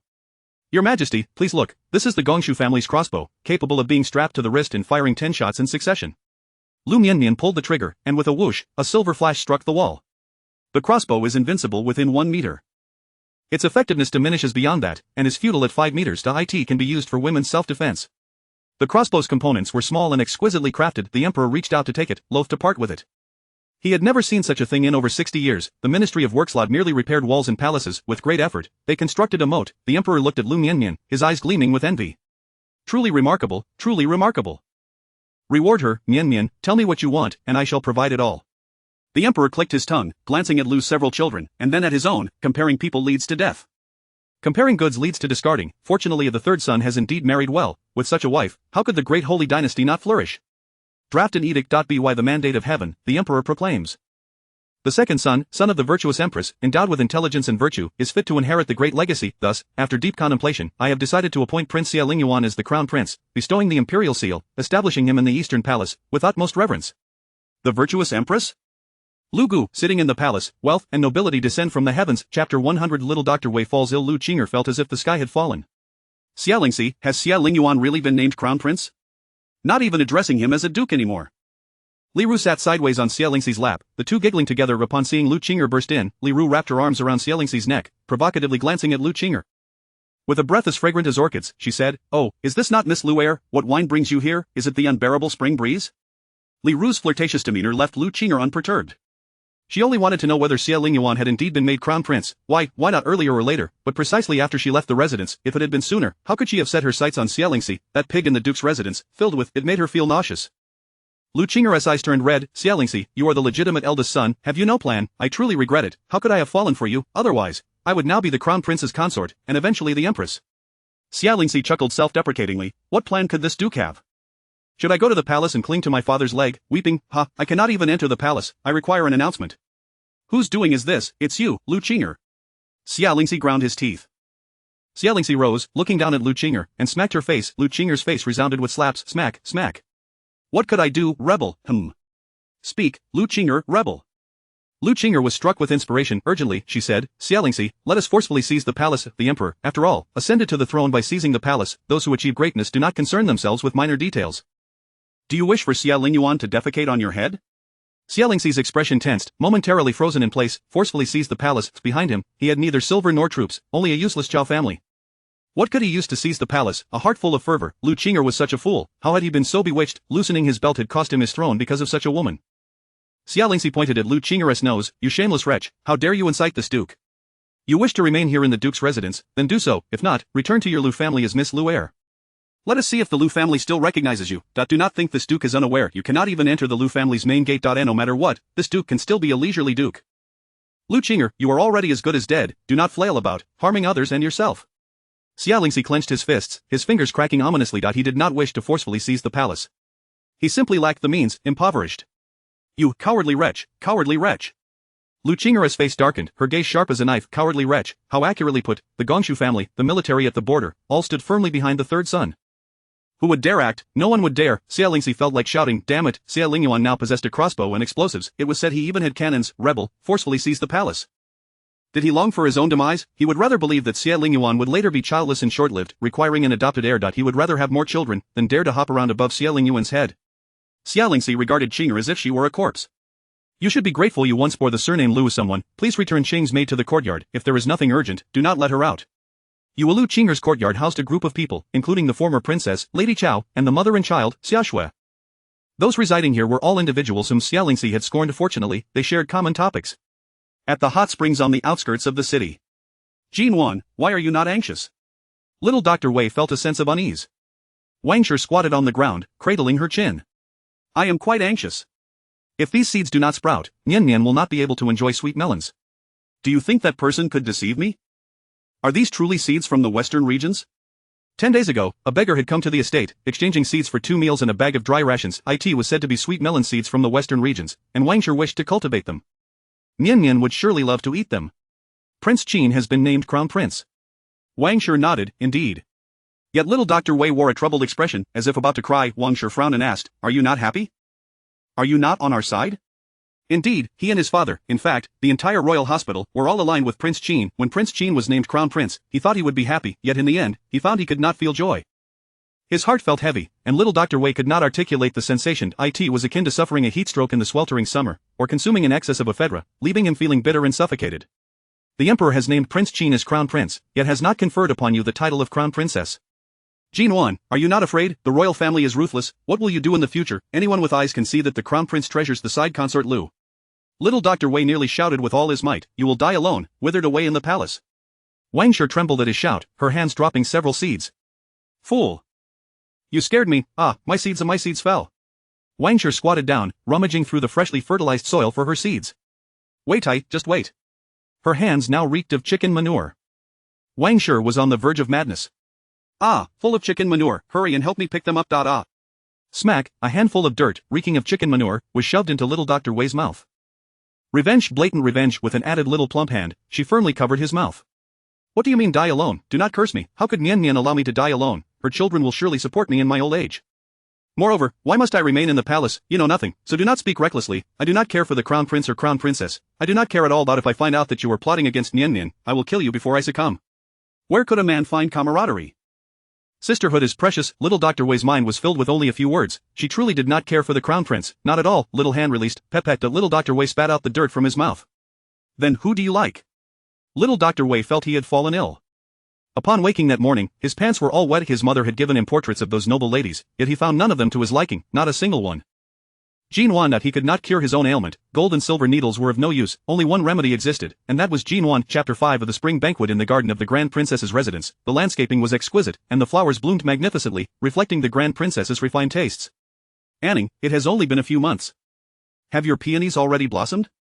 Liu Wei exclaimed, her heart brimming with delight at the sight of the vibrant flowers. Princess Anning smiled and replied, "My mother has a passion for gardening, and the gardeners are quite diligent. Do you like them? If so, I shall cut some for you to adorn your hair." "Oh no, that won't be necessary." Liu Wei shook her head. "You know my preferences, I truly do not fancy wearing flowers or indulging in scholarly pursuits." Liu Mianmian placed a finger to her lips and hissed softly, "Do not let anyone overhear. You are, after all, a talented woman of the capital." Indeed, keep your voice down." Liu Wei chuckled helplessly. As they conversed, a matron rushed into the garden. "Princess, several princes have arrived. The Grand Princess requests your presence." "What? Why are they here? This is the spring banquet, they already have legitimate consorts, why would they come to join the festivities?" Princess Anning instinctively glanced at Liu Mianmian, her expression clouded with concern. It seemed likely that the two princes had ulterior motives for their visit. Liu Mianmian frowned, urging, "Anning, you should go at once, Liu Wei and I will stroll around at our leisure." Princess Anning nodded, "That may be best. Do take care." Upon hearing that the princes had arrived, many young women hurried back to the main courtyard, eager to secure a favorable position for themselves. After all, each of the three princes had a side consort position available. Liu Mianmian and Liu Wei exchanged knowing smiles, both reluctant to approach. They wished to avoid any association with the side consort role and had no desire to marry a prince. The struggle for succession among princes was fraught with peril. Success could elevate one to the highest echelons of power, while failure could lead to utter ruin and a fall from grace. Liu Wei's maternal family wielded military power, while Liu Mianmian's father was the minister of revenue, both holding significant influence. Neither wished to invite trouble upon their families. As the throngs of women departed, the surroundings grew tranquil. Only Liu Mianmian, Liu Wei, and 6 personal maids remained. Liu Wei reached for the soft sword at her waist. "Mianmian, allow me to demonstrate a sword technique. It can pierce through a multitude of foes, striking them without warning." Liu Mianmian glanced at Liu Wei's 2 maids, who looked despondent. "Miss, when did you start carrying a soft sword at your waist? If the madam finds out, we'll be in serious trouble. This is the Grand Princess's residence. Please, exercise some restraint." Liu Wei ignored the maid's protests, asking, "Are you watching?" Once Liu Mianmian replied affirmatively, she could draw the sword at any moment. "Tomorrow, I shall send an invitation to my sister for a gathering at my courtyard. Then you will see her grace." Liu Mianmian smiled. "Excellent. Miss, shall we sit in that pavilion over there? It looks so beautiful, I wish to see it a Haitang Kud." "Let us go, I shall take you to see it." Liu Mianmian chuckled. Moments after settling in the pavilion, laughter echoed nearby. "Cousin Mianmian, what brings you to sit here? Is there something captivating to behold?" Liu Mianmian and Liu Wei rose to their feet. "We pay our respects to the first prince and the second prince." "Rise," the second prince, Xie Lingyuan, laughed. "Mianmian, you truly show favoritism. You address cousin San as cousin, yet refer to me as second prince. Must I not be honored with the title of cousin heir?" The first prince, Xie Lingyuan, interjected knowingly, Second brother, your birth mother is not the virtuous consort, so do not take advantage of Mianmian." The second princess mother, the beautiful Li Guoran, had passed away suddenly when he was just 6 years old, leaving the cause of her death a mystery. In contrast, the first prince's mother was the reigning empress. After the second princess mother's demise, the empress took on the responsibility of raising him. Liu Mianmian's gaze deepened. Surely, these two princes had come today with intentions concerning her. In the Disheng dynasty, a prince could marry 1 legitimate consort, 2 side consorts, and 4 concubines. Liu Mianmian's status was such that no prince would dare to consider her as a concubine. As fate would have it, shortly after Liu Mianmian came of age, the side consort of the first prince's residence succumbed to an epidemic, while the second princess' side consort fell from a high platform. resulting in a tragic double demise. Such coincidences were too uncanny to be mere happenstance. It was no wonder that in her previous life, her parents had not only supported her desire to marry Shenqi but had also provided a substantial dowry, filling half of the Liu residence with 108 dowry items.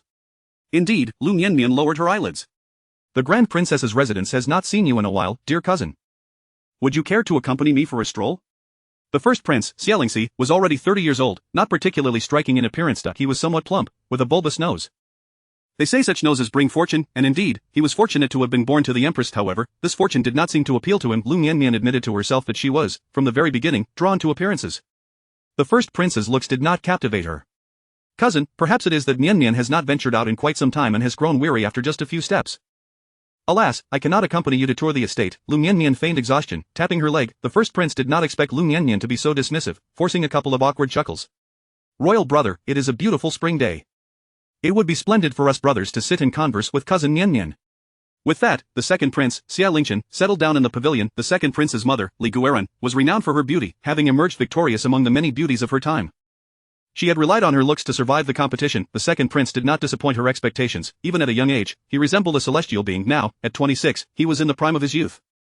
If Shenqi was unparalleled among young gentlemen, the second prince, based solely on looks, rivaled the handsome Pan, and given her past experiences, Liu Mianmian dared not harbor any affection for him and could only acknowledge their shared interests, albeit the second prince was male.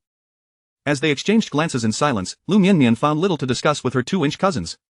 The two princes had much they wished to convey to her, but the presence of Liu Mianmian hindered their efforts. Miss Li, the flowers in the garden are in full bloom. I wonder if I might have the honor of conversing with you, the second prince, Xie Lingyuan, inquired with a smile. Not at all, not in the slightest. Liu Mianmian felt an internal resistance. Before she could formulate a polite refusal, she spotted Princess Anning approaching with a group of noble ladies. Princess Anning, we are over here. Liu Mianmian nearly shouted, disregarding any semblance of decorum. Upon seeing her elder sister engaged in lively conversation with the two princes, Li Ru quickened her pace. I am Li Ru, the daughter of the Minister of War. I pay my respects to both princes. Li Ru curtsied, feigning modesty. Rise, came the response, for a mere commoner did not warrant the attention of the first prince and the second prince. Stealing glances at the princes, Li Ru noted that the first prince was the empress's son, exuding authority, while the second prince, raised by the empress, was exceptionally handsome. Whichever prince it was, both were agreeable. She could not allow Liu Mianmian to monopolize this rare opportunity for solitude. Sister, I was so worried about you, I could not find you anywhere, she exclaimed, her voice laced with feigned fragility. You are here alone with two princes? But sister, you already have a fiancé. Won't this lead to misunderstandings with brother Kong? Liu Mianmian's expression darkened, her lips pressed tightly together in silence. Slap. Liu Mianmian raised her hand. Li Ru clutched her face in disbelief. Why did you strike me, Miss Liu? Simply for your disrespect towards your elder sister and your unfounded slander. Do you not deserve such treatment? Li Ru's eyes filled with tears as she looked up at Xie Lingyuan and Xie Lingyuan. Ru acknowledges her mistake. I apologize to Miss Liu. Having a favorite aunt, Li Ru dared to insult Liu Mianmian but would not dare to offend Liu Mianmian, knowing that she had powerful parents who would fiercely protect her. Li Ru's father was merely a minister, and he did not have the influence of a favored consort. Li Ru could only concede, I spoke without thinking. Please, Miss Liu, correct me. She bowed gracefully, exposing her smooth, white neck, with crystalline tears glistening on her eyelashes. Li Ru knew precisely how to cry beautifully. Xie Lingyuan's gaze grew somewhat dazed as he extended his hand. Miss Li has already recognized her error. Dear cousin, do not be relentless in your pursuit of vengeance.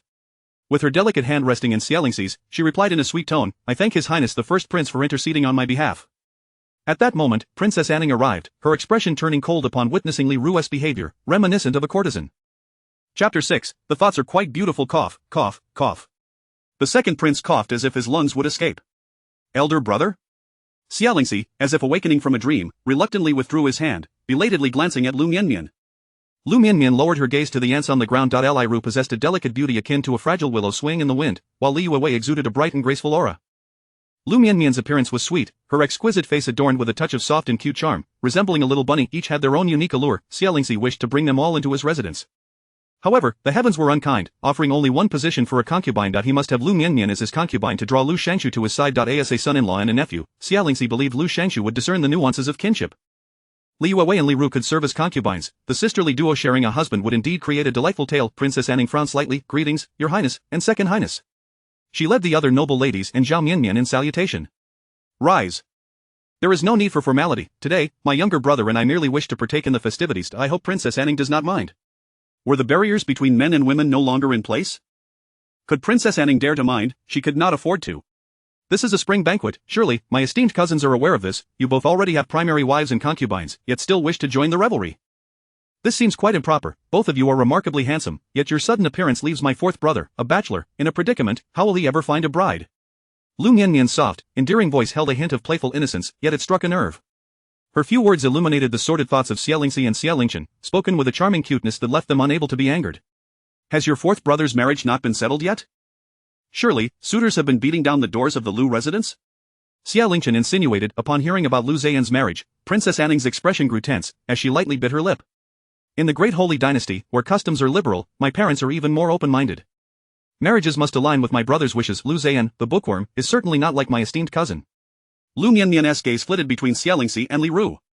Such a compassionate demeanor, especially you, dear cousin. Xie Lingyuan felt a twinge of regret, realizing he should not have held Li Ru's hand in front of Liu Mianmian. It was all Li Ru's fault for being so captivating. Princess Anning stifled a laugh behind her handkerchief. Xie Lingyuan raised an eyebrow at Xie Lingyuan. Xie Lingyuan lifted his chin. The spring weather is splendid. I recall the lotus pond at my aunt's residence is particularly enchanting. Shall we go for a visit? Second cousin, the lotuses have yet to bloom. Let us return to the inner courtyard. Liu Mianmian rose, wishing to avoid close contact with the two brothers. Any potential trouble would be undesirable. The eldest prince, Xie Lingyuan, smiled. Nonsense, a lush green scenery possesses its own charm. Let us all go and enjoy the lake. His tone brooked no refusal. Liu Mianmian found herself unable to decline, given Xie Lingyuan's status. Though the empress was of humble origins, merely a sixth-rank county official's daughter, Liu Mianmian dared not underestimate the eldest prince, for he was of imperial lineage. He was the sovereign, and she, a subject. The group proceeded towards the lotus pond, an artificial lake created by the princess, who loved lotuses, merging two courtyards into a vast water body. As everyone boarded the boats, Liu Mianmian took a step back. Esteemed cousins. Mianmian feels a bit unwell and shall remain in the pavilion to await your return. Xie Lingyuan insisted. To leave you all alone on the shore would be dreadfully dull. Look, even Anning is on the boat. Liu Wei, noticing Liu Mianmian's absence from the boat, descended once more. Rest assured, your highnesses, I will keep Mianmian company in the pavilion. Mianmian, the spring day is delightful. Do not be a wet blanket. Look, all the young ladies are waiting for you on the boat, remarked the second prince, Xie Lingyuan, with visible displeasure. Cheng Fang laughed mockingly. Miss Liu, are you hoping to remain ashore to select a suitable husband? Liu Mianmian turned around to see a group of gentlemen approaching the lakeside. Xin Shi was conversing with Xie Lingyuan, his mouth moving animatedly, his expression exceedingly cheerful, while his cousin Xie Lingyuan remained silent. Compared to boating, Liu Mianmian wished even less to interact further with Xin Shi. Very well. Both esteemed cousins are right, indeed. Liu Mianmian lifted her foot to board the boat. With a wolf in front and a tiger behind, the boat gradually glided towards the center of the lake. Zhao Mianmian spotted Xin Shi by the lakeside, biting her lip as she approached Liu Mianmian and Princess Anning. Princess, Miss Liu, could you please have the boat return? Princess Anning gazed at Zhao Mianmian as if she were foolish. Return? Miss Xiao, I cannot decide that. You should appeal to the eldest and second princes. The two princes were engaged in lively conversation with the noble ladies, predominantly those of lower status like Li Ru and daughters of minor officials. After all, the emperor was in excellent health, thriving in all pursuits, capable of verbally sparring with ministers and running miles at night. Influential families would not hastily choose sides. However, marrying a commoner posed no issue, much like the Liu family marrying Liu Qing'er. Zhao Mianmian, hearing Princess Anning's words, bit her lip, appearing as if she had suffered a great injustice. I beg your pardon, Princess Anning. Miss Li, could you ask the boatman to take us back? I wish to find someone. Liu Wei frowned. May I inquire, to which family do you belong? Did your father just return to the capital for official duties? Which family? With the eldest and second princes present, we cannot make a decision. My father is Zhao Mianmian. Bit her lip. Her father was merely a small merchant, owning 2 shops. He had funded Xin Shi's educational expenses, and through their interactions, they had established an engagement. Little did she know, as Xin Shi soared to great heights, Zhao Mianmian suddenly felt anxious. The capital was filled with noble ladies, and Xin Shi was exceedingly handsome and talented. Walking alongside the third prince, he was by no means inferior. Would someone vie for his affections against her? Zhao Mianmian looked at Liu Mianmian, recalling that day in Cat Alley. Was it a coincidence or intentional? Liu Mianmian wore a pale yellow dress embroidered with a pattern of a cat pouncing on a butterfly. The craftsmanship was exquisite, and under the sun, the kitten appeared lifelike. The butterfly shimmered with golden light, as golden threads were woven into the embroidery. As Zhao Mianmian's family also operated a fabric shop. Such material was beyond her reach. Moreover, the hem of the dress was adorned with splendid pearls that served as flower stamens. Sharing the same name, Mianmian, Zhao Mianmian felt an indescribable emotion. Miss Li, the gentleman by the river, engaging in pleasant conversation with the third prince, is my fiancé. We have been betrothed since childhood. Liu Wei had also heard of Xin Shi, the newly crowned scholar. He was strikingly handsome and exceptionally talented. Her mother had taken an interest, inquiring into Xin Shi's family background, and subsequently abandoned her intentions. When marrying off a daughter, one always hopes for the best for their child. It is not a venture into hardship. Liu Wei acknowledged Xin Shi's good looks but felt he was rather too slender. I am aware. I have heard he shares a good rapport with your fourth brother, correct, Mianmian? Liu Wei turned to Liu Mianmian. Brother Qi is quite popular, many seek his guidance and learning, Xie Lingyuan said proudly. Liu Mianmian smiled slightly, her voice carrying a hint of coolness. Different paths do not conspire together, they should not be well acquainted. In her previous life, after Xie Lingyuan's death, her fourth brother Liu Zian drifted further from Shenxi. One day, her fourth brother had asked her if she wished to part ways and return home. Furious, she had driven her brother away. Chapter 7. Who would have thought, swimming the scenery of this lake is simply exquisite. Why don't we all compose a poem and see whose verses possess the most profound meaning? What do you think? Proposed Cheng Fong. Liu Mianmian was about to decline, and Ning, as the host, you should recite a poem first. Come over to cousin's side. Xie Lingyuan beckoned. The crowd parted to make way. In times of need, she was in Ning, in times of leisure, merely the county lady, and the distinctions of closeness and distance were quite apparent. The county lady was extremely reluctant, yet had no choice. With a forced smile plastered on her face, she approached the edge of the boat. And Ning's talents are rather limited. I cannot think of any good lines at the moment, may I take a moment to ponder? The eldest daughter of the Minister of War, Liu Wei, is renowned for her literary prowess in the capital. Miss Li, might you have a splendid piece today? The Crown Prince smiled as he turned his gaze to Liu Wei. Sister, your knowledge is truly commendable, the female scholars at home all praise you. Surely, you must have some exquisite lines, right? Li Ru commented with a hint of jealousy. The crowd clamored, Sister Liu Wei, you will surely craft beautiful poetry. Indeed, indeed. Let the county lady write first, and then Miss Li shall follow. The two princes will judge. Liu Wei approached the edge of the boat, then I shall embarrass myself of the green pond sways. Unbeknownst to her, she was pushed by someone. Your Highness, my sister has fallen into the water. What should we do? Li Ru exclaimed as she flung herself into the Crown Prince's arms. Mianmian, Miss Li has fallen into the water. The Crown Prince pushed Li Ru away and looked at Liu Mianmian, his eyes glinting with urgency. Li Ru, seemingly terrified, clung tightly to the Crown Princess' waist. Liu Mianmian rushed to the edge of the boat and extended her hand. Liu Wei, grasp my hand. And Ning also reached out, intending for the two of them to pull Liu Wei up. They both knew that Liu Wei could swim. To deceive the minister's wife, Liu Wei feigned ignorance, presenting herself as gentle and obedient. They soon grasped Liu Wei's hand. Suddenly, with two splashes, Liu Mianmian and County Lady were also knocked into the water. With another splash, Xie Mianmian was also pushed in by someone. Oh no, help! Quick, save them, Miss Liu and the county lady have fallen in. Help! The Crown Prince forcefully pushed Li Ru away, who stumbled and fell onto the deck. Splash! The Crown Prince leapt into the water. Splash! The second prince followed closely behind. As Xie Lingyuan swam toward her, Liu Mianmian felt a surge of resentment. Xie Lingyuan, you scheming rascal! Liu Mianmian exerted force with her feet, pretending to be swept further away by the current. The Crown Prince, Xie Lingyuan, extended his hand. Mianmian, do not fear, your elder cousin is here to rescue you. Liu Mianmian kicked harder, splashing above the surface. Cousin, there is a distinction between the genders. Get away from me.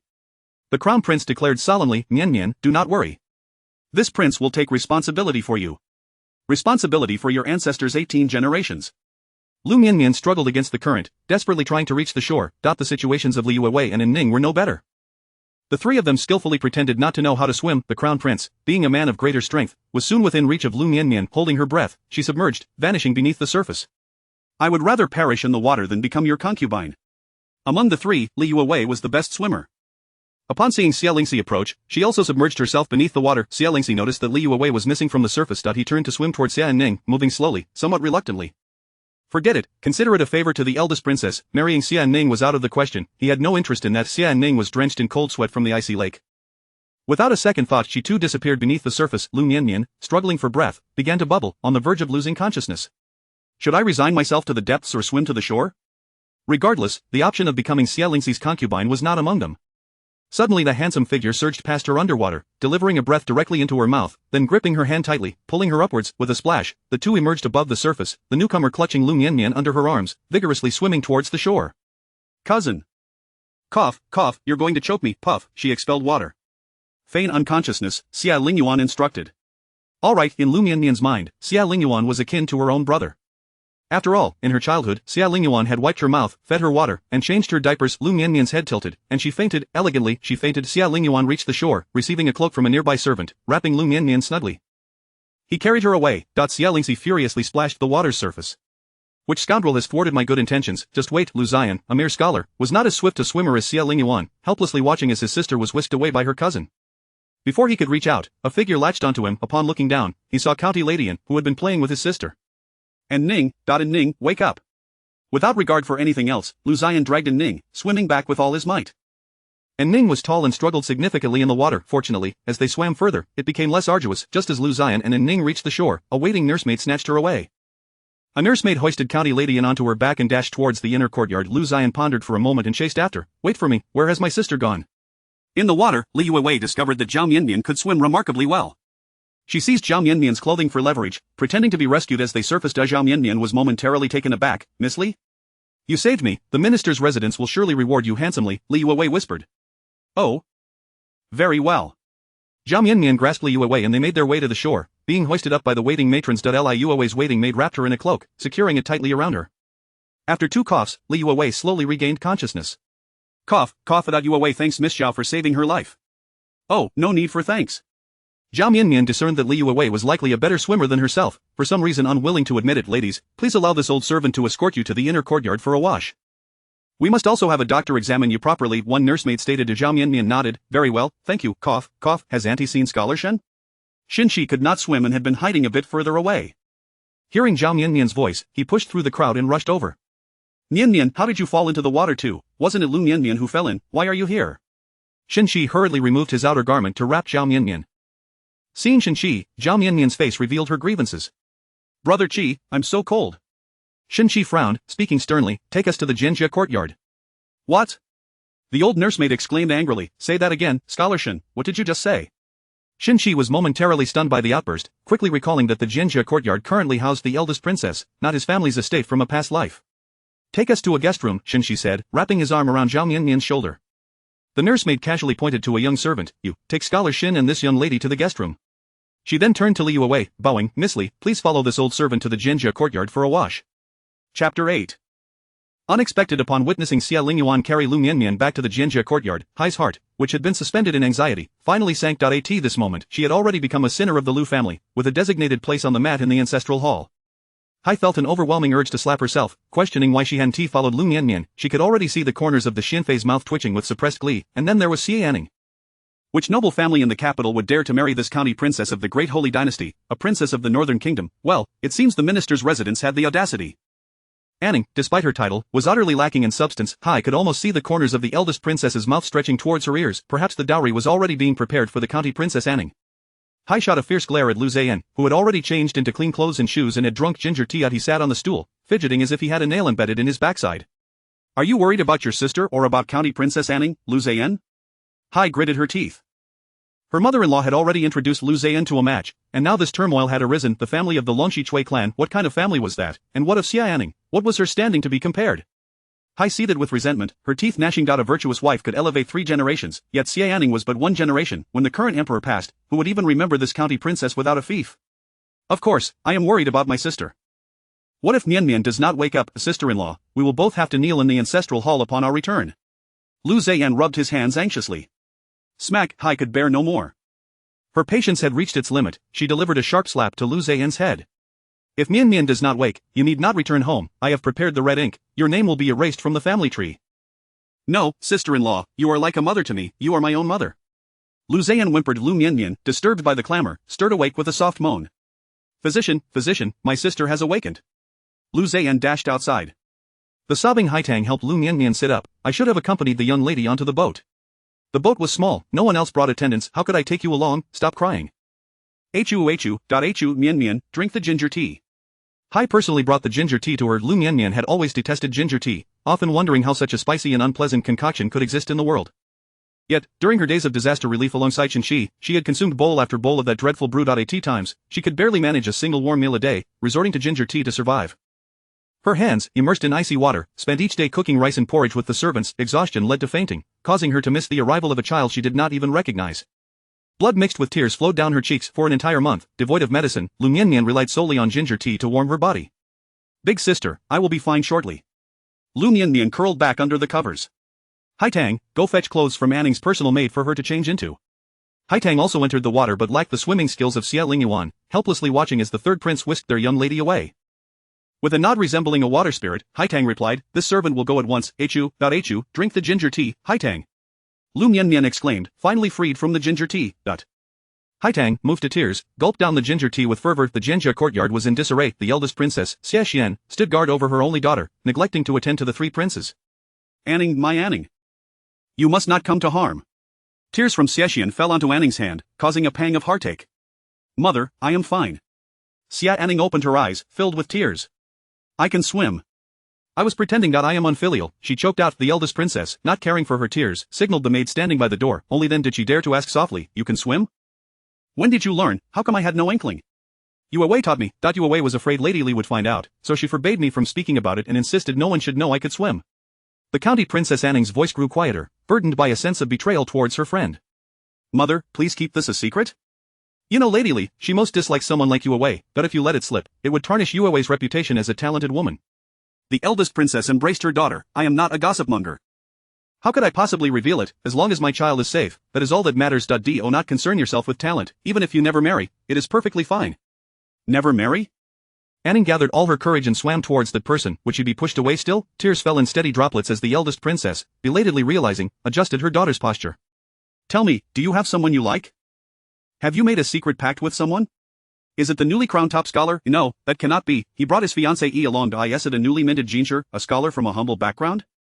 Anning nodded and shook her head. She admired him yet had not made any secret vows. The notion of a secret pact felt so enchanting to her. Mother, please do not ask. Anning bit her lip. The eldest princess clenched her teeth. Very well, I will ask just one more thing. Is he already married, or engaged? Anning shook her head, tears streaming down her face. No engagement, but it should be soon. The eldest princess, frustrated, admonished, look at me. Let me tell you, you can only be the daughter-in-law of the Liu family. You can only marry Liu Zhen or forget about any object of affection. Xie Anning stood in shock. As for Liu Mianmian, her situation had grown increasingly complicated, with Xie Lingyuan carrying her back. Hai was filled with murderous intent towards him. The Liu family was a family of loyal ministers. Even with the Xianfei in the palace, regardless of public opinion, the Liu family had no intention of choosing sides. The emperor must believe it as well. This was a matter that could not be washed clean even by jumping into the Yellow River. Sister-in-law, you are making my head spin. Liu Mianmian, having taken her medicine, lay sweating on the bed. Inform the coachman that we shall return to the residence shortly. Hai halted her steps, addressing her personal maid. Yes. Madam. Following such an incident, the young ladies and noble women who had attended the spring banquet returned home on their own. The three princes emerged from the river, changed their clothes, and went directly back to their residence. Upon returning to the Liu estate, Liu Mianmian's carriage rolled straight into her courtyard. Lady Liu anxiously awaited at the door. Upon seeing Liu Mianmian's return, she rushed forward. My dear Mianmian, how you have suffered. How could you possibly fall from the boat? What were you thinking, trying to rescue that girl from the Li family? They have several daughters. Losing one does not concern her father. Why must you entangle others in this mess? If anything were to happen to you, how would your father and I survive? My mother is as selfish as ever. Maternal love is inherently selfish. Chapter 9 is Scholar Shun's peculiarities. Go summon the imperial physician, young master. What do you mean by summoning the imperial physician? I cannot fetch the imperial physician. The young maid lowered her head, her expression devoid of emotion. Liu Mianmian sat on a chair in the guest room, arms crossed, shivering as water dripped from her clothing. Xin Qi wore an expression of deep concern. Call for the estate doctor. Just say that the newly appointed scholar Xin Qi requests his presence. The young maid continued to keep her head bowed. Scholar Xin, we do not have an estate doctor. Whenever the master falls ill, we summon the imperial physician. Liu Mianmian's teeth chattered from the cold. Could you, dear sister, fetch me a clean garment or perhaps prepare a brazier? The young maid nodded, responding monotonously, very well, please wait a moment while I inquire at the Jiangjia courtyard. Before long, the young maid returned, taking small, hurried steps, holding a set of traditional clothing. This belongs to our county princess. Please change into it, miss. The pale pink garment was adorned with large peony flowers, the embroidery interwoven with gold threads. It seemed that the noble ladies of the capital had an affinity for using such precious materials, and Liu Mianmian found it difficult to resist its charm. After retreating to the inner chamber to change, although the garment was somewhat worn, it was still a significant improvement over what she had been wearing. Brother Qi, do you think Mianmian looks beautiful? Liu Mianmian twirled around as she emerged from the inner chamber. Xin Qi beamed with indulgence. Beautiful, Mianmian, you should rest here for a while. I will go to the Jiangjia courtyard to take a look. Brother Qi, what business do you have there? Are you going to see Miss Liu and the others? For some inexplicable reason, Liu Mianmian felt a wave of anxiety wash over her. Liu Mianmian? Xin Qi furrowed his brow. No, I am going to see the third prince. There are matters I need to discuss with him. All right. Upon hearing his affirmative reply, a smile graced Liu Mianmian's face. Brother Qi, I will wait for you here. Xin Qi gently ruffled Liu Mianmian's hair and addressed the young maid. Go fetch some food, osmanthus sugar steamed chestnut powder cake and walnut pastries. Please add some black honey to the osmanthus sugar steamed chestnut powder, and include some Sichuan honey dates in the walnut pastries. The young maid lifted her head, a hint of expression appearing on her face. Scholar Shin's tastes are quite similar to Miss Liu's. I shall fetch them at once. Do wait, today, the kitchen has specially prepared the pastries that Miss Liu enjoys. Xie Lingyuan felt a rising sense of unease, biting her lip as tears welled in her eyes. She had heard that the influential families in the capital were willing to seek suitors beneath their status. Could it be that Xie had such intentions, or perhaps it was Miss Lu's family that had such designs? The thought filled Xie Lingyuan with trepidation, yet Xie remained oblivious to her distress. He had grown accustomed to these delicacies over many years in his previous life. Mianmian, please wait here for a moment. Have something to eat, I shall return shortly. Xie confidently made his way to the Jiangjia courtyard. He was informed that the three princes had already departed. Then has Liu Mianmian returned as well? The matron furrowed her brow, contemplating the type of person this scholar Shen was. Such a scholar. To casually utter the name of a noble lady? Miss Liu has already returned to the Liu family. Scholar Shen, if you wish to meet the legitimate daughter of the Liu family, please send a visiting card to Lord Liu. To speak frankly, Miss Liu is a distinguished lady of the capital and does not easily meet with men from outside. The matron thought to herself that this scholar appeared to be a diminishing breed. Xie's expression darkened slightly. I wish to see the Grand Princess. Please wait a moment, Scholar Shen. The matron turned and entered the inner chamber. A quarter of an hour later, she emerged from within. Apologies, Scholar Shen, our county princess has caught a chill, and the Grand Princess is attending to her. I fear she cannot see you. Xie frowned, turning to leave Dai in the inner chamber. The Grand Princess was feeding the county princess ginger soup. The matron entered, reporting, Your Highness, Scholar Shen has departed. I observed that he appeared somewhat displeased. The Grand Princess snorted coldly. What an absurdity, I am still alive, how dare he covet the Grand Princess's estate? At the doorway, an incident unfolded as Xie inadvertently spoke aloud, and someone had already reported it to the Grand Princess. Your Highness, do you think he intends to marry the county princess? The Grand Princess paused, setting down the ginger soup. Surely not. He has a fiancée, I cannot say for certain, he seems quite familiar with our Grand Princess's household. I find Scholar Shen to be rather peculiar, there's an air of the uncanny about him. Xie returned to the guest room, where exquisite plates held only 5 bite-sized pastries each. Xie Lingyuan carefully picked one up, savoring it. Upon seeing Xie return, she lifted the pastry in her hand. Brother Qi, you must try this, it's delicious, even better than what Widow Lu sells in Cat Alley. Ha! The young maid could not suppress a laugh. The sound was particularly jarring. Xie's voice turned sharp. Kneel down. Xie Lingyuan was startled by Xie's sudden command, causing her to lose her grip on half a walnut pastry, which fell to the ground, shattering into pieces. She gazed mournfully at the fallen delicacy. The young maid raised her head. Scholar Shen, are you addressing me? Mocking the master, a slap is in order. Xie's frustrations from the day culminated in this moment. The young maid pointed at her own face, disbelief etched across her features. Scholar Shen, you would have me slapped? Surely, I must have misheard. Xie's expression darkened. What, is my command insufficiently clear?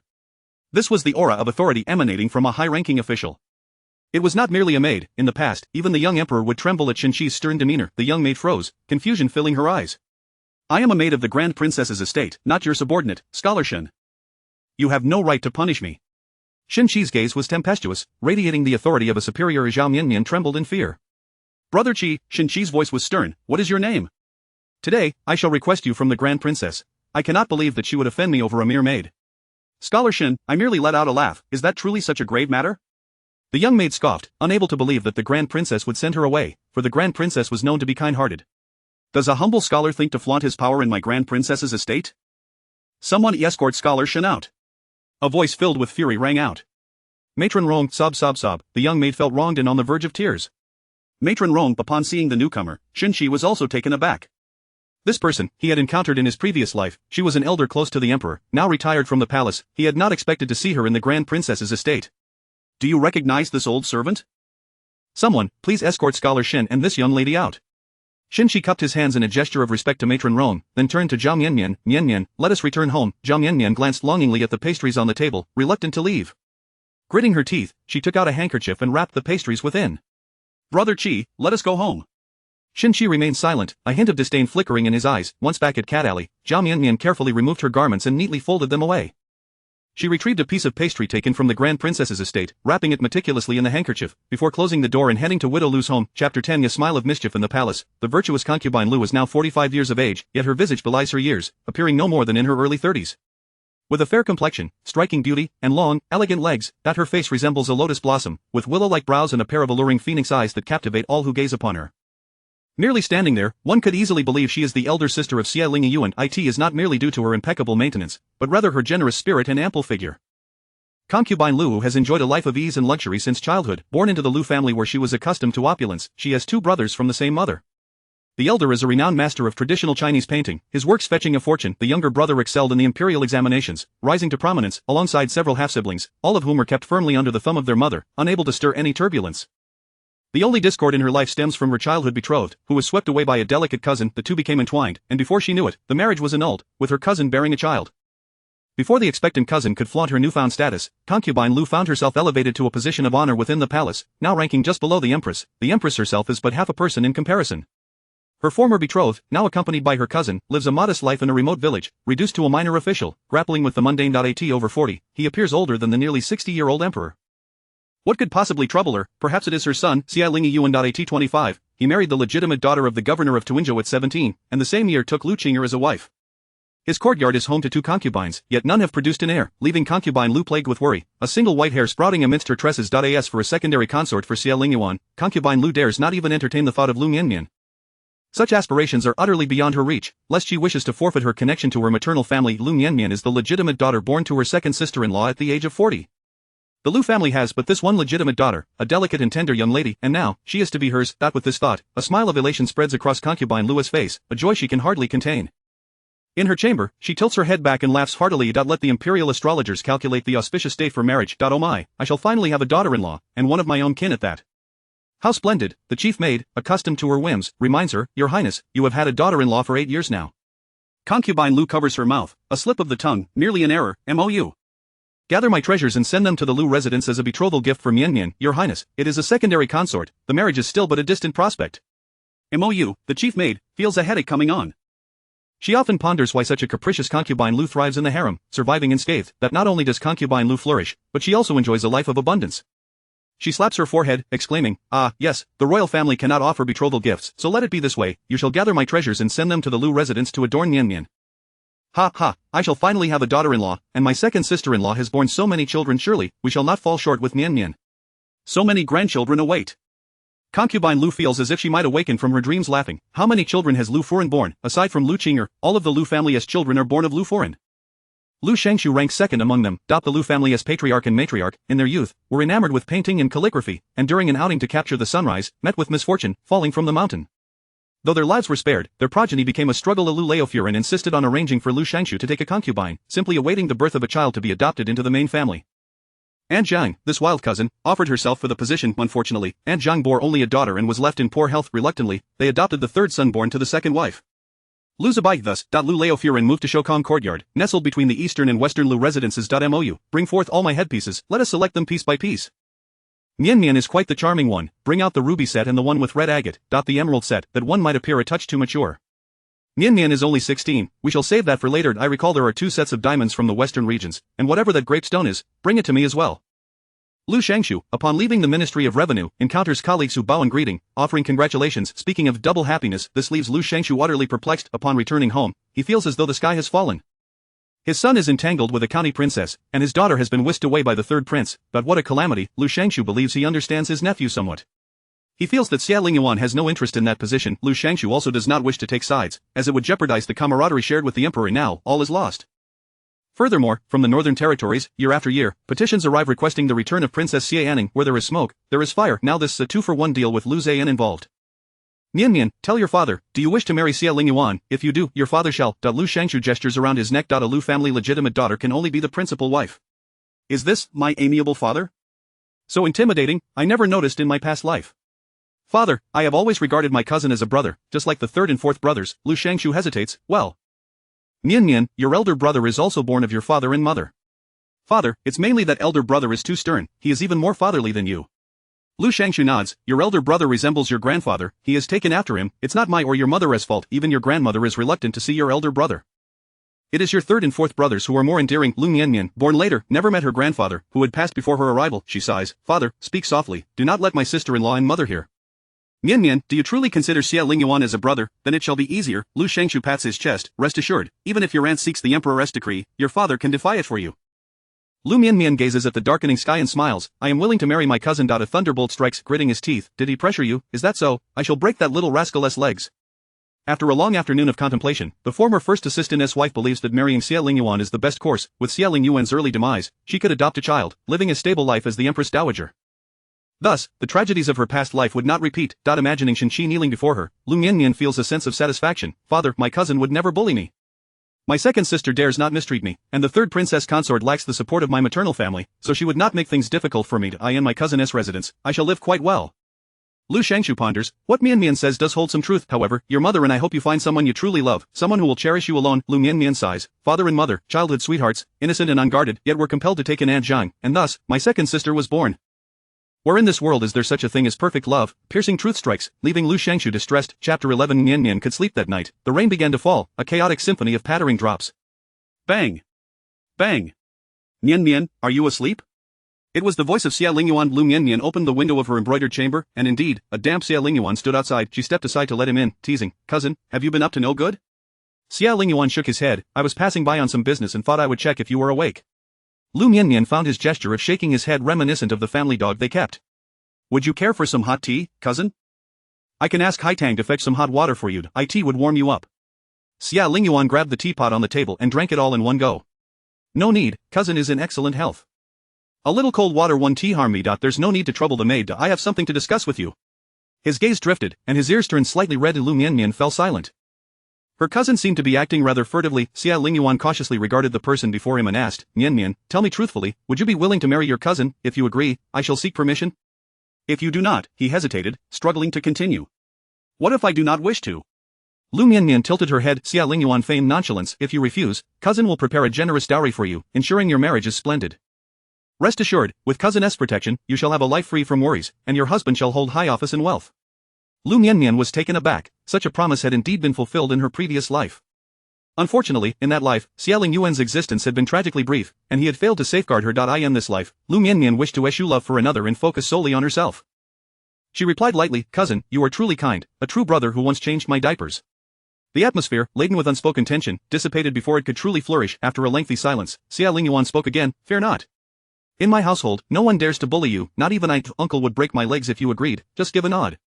A long pause ensued, during which Liu Mianmian remained silent. Xie Lingyuan's heart grew increasingly anxious. Well, it's getting late, I should take my leave. He averted his gaze from Liu Mianmian's eyes and opened the window. Just as he was about to leap out, Liu Mianmian nodded softly and said, I would be willing. Xie Lingyuan's brows unfurled in delight as he leapt away. Morning broke with a faint light, and Xi awakened. This was a habit formed from years of attending early court sessions. He would rise automatically at the appointed hour following the heavy rain. The alley of Cat Alley was filled with the stench of fish and chicken droppings, lacking the fragrance of earth and flowers, which made Xi somewhat uneasy. Zhao Mianmian and her maid were still asleep in the adjacent room. Feeling thirsty, Xi poured himself a glass of water, which was chilling to the bone and harsh on the throat. At Liu's estate, later known as Shen Mansion, the water in the teapot was always warm. For a fleeting moment, Xi thought of Liu Mianmian. Heaven is always kind to me. Mianmian has not perished, what more could I desire? Xi chuckled at his own irony. The dilapidated, moldy corners, peeling walls, and wobbly table, along with the crawling insects and scurrying mice above, all filled Xi with disgust. Yet he believed these conditions to be temporary. Yet he was convinced that with his talents, he could achieve a position of great authority without the Liu family's support. At that moment, he had forgotten that regardless of past or present, his success in the imperial examinations was due to Liu Shangshu, Liu Mianmian's father. In his previous life, Liu Shangshu had personally guided Xi, pouring all his efforts into his instruction. It was through Liu Shangshu's assistance that Xi's essays had garnered the highest accolades, earning him the emperor's favor. In this life, the second time around, Xi quickly recalled the answer. The rooster in Cat Alley crowed. Xi rose to fetch water, and the door next door swung open as Zhao Mianmian's maid rushed in with a worried expression. Master, the lady has a slight fever. The maid referred to Zhao Mianmian as the lady, and Xi did not correct her. He urged, quickly, fetch a doctor, I will go in and take a look. Entering Zhao Mianmian's room, he found it small, containing only a bed made of wooden planks and a trunk, the entirety of their possessions. Living in the capital was no easy feat. Mianmian, are you feeling any better? Xi helped Zhao Mianmian sit up. Brother Qi, I would like some water. Xi returned to the room, poured a glass of water, and handed it to Zhao Mianmian. As the water slid down her throat, she shivered. Brother Qi, I would prefer some hot water. Xi and Zhao Mianmian had no stove to boil water. They usually went to Widow Lu's place to get hot water, costing 3 for a pot. Alright, wait a moment. Xi stepped outside and knocked on Widow Lu's door. Who is it? So early in the morning, came a gruff voice. The door opened to reveal a short man with a beard, one of Widow Lu's many companions. What brings you here, Xinjuan Yuan? The man's fishy odor was particularly prominent in the morning air, making Xi somewhat uncomfortable. He covered his nose and said, please help me boil a pot of hot water. Xi handed over 3 and the man accepted the money, exclaiming, no need for such formality, I shall have Yan Hong prepare a pot of hot water for you. Ah. Just so happens I have a pot of hot water ready, you can take it back now. Widow Lu emerged, wrapped in a garment. Upon seeing Xi in the morning light, she momentarily lost her composure. The noble Xi seemed out of place in Cat Alley. Lu handed over the pot filled with water, saying, if I may say, Xinjuan Yuan has already taken office, why still reside in this shabby alley? It hardly befits your status. Indeed, it did not befit him. Xi displayed a hint of disdain and did not extend his hand to accept it. Just set it down. Widow Lu noticed the disdain in Xi's eyes. She placed the pot on the ground and leaned against the man, smirking. Very well, I shall not disturb Xie Lingyuan any longer. She extended her hand. 3 yuan, please. Xi's expression soured as he pointed at the man beside her. Everything about Cat Alley repulsed him. Returning to his own room, Xi poured Liu Mianmian a cup of hot water. He helped her sit up and said, take your time drinking, the doctor will arrive shortly. Brother Qi, there is no need to call a doctor. We have very little silver left. How can that be? But did you not bring 100 taels with you? Xi frowned slightly.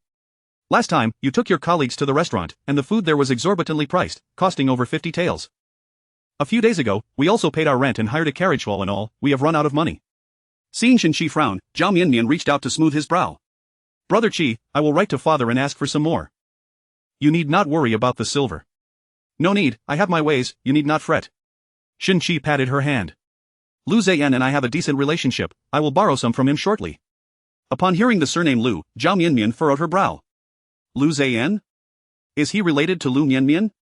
For some reason, sharing the same name made her involuntarily compare their backgrounds and appearances, inducing a wave of insecurity and jealousy in her. Xi, unfazed, replied, he is Liu Mianmian's brother, the 4th son of Minister Liu. The Tianshan Lu where we dined last time was part of Lu's dowry. Of course, Tianshan Lu later became part of the Shen family's assets. Hearing Xi speak so intimately of the Lu family, Liu Mianmian's heart raced with anxiety. She resolved to write to her parents immediately, urging them to come to the capital. She wished to marry at once. The doctor arrived, taking a little more silver for medicine. Xi, having had breakfast at the wonton stall, made his way to the Hanlin Academy.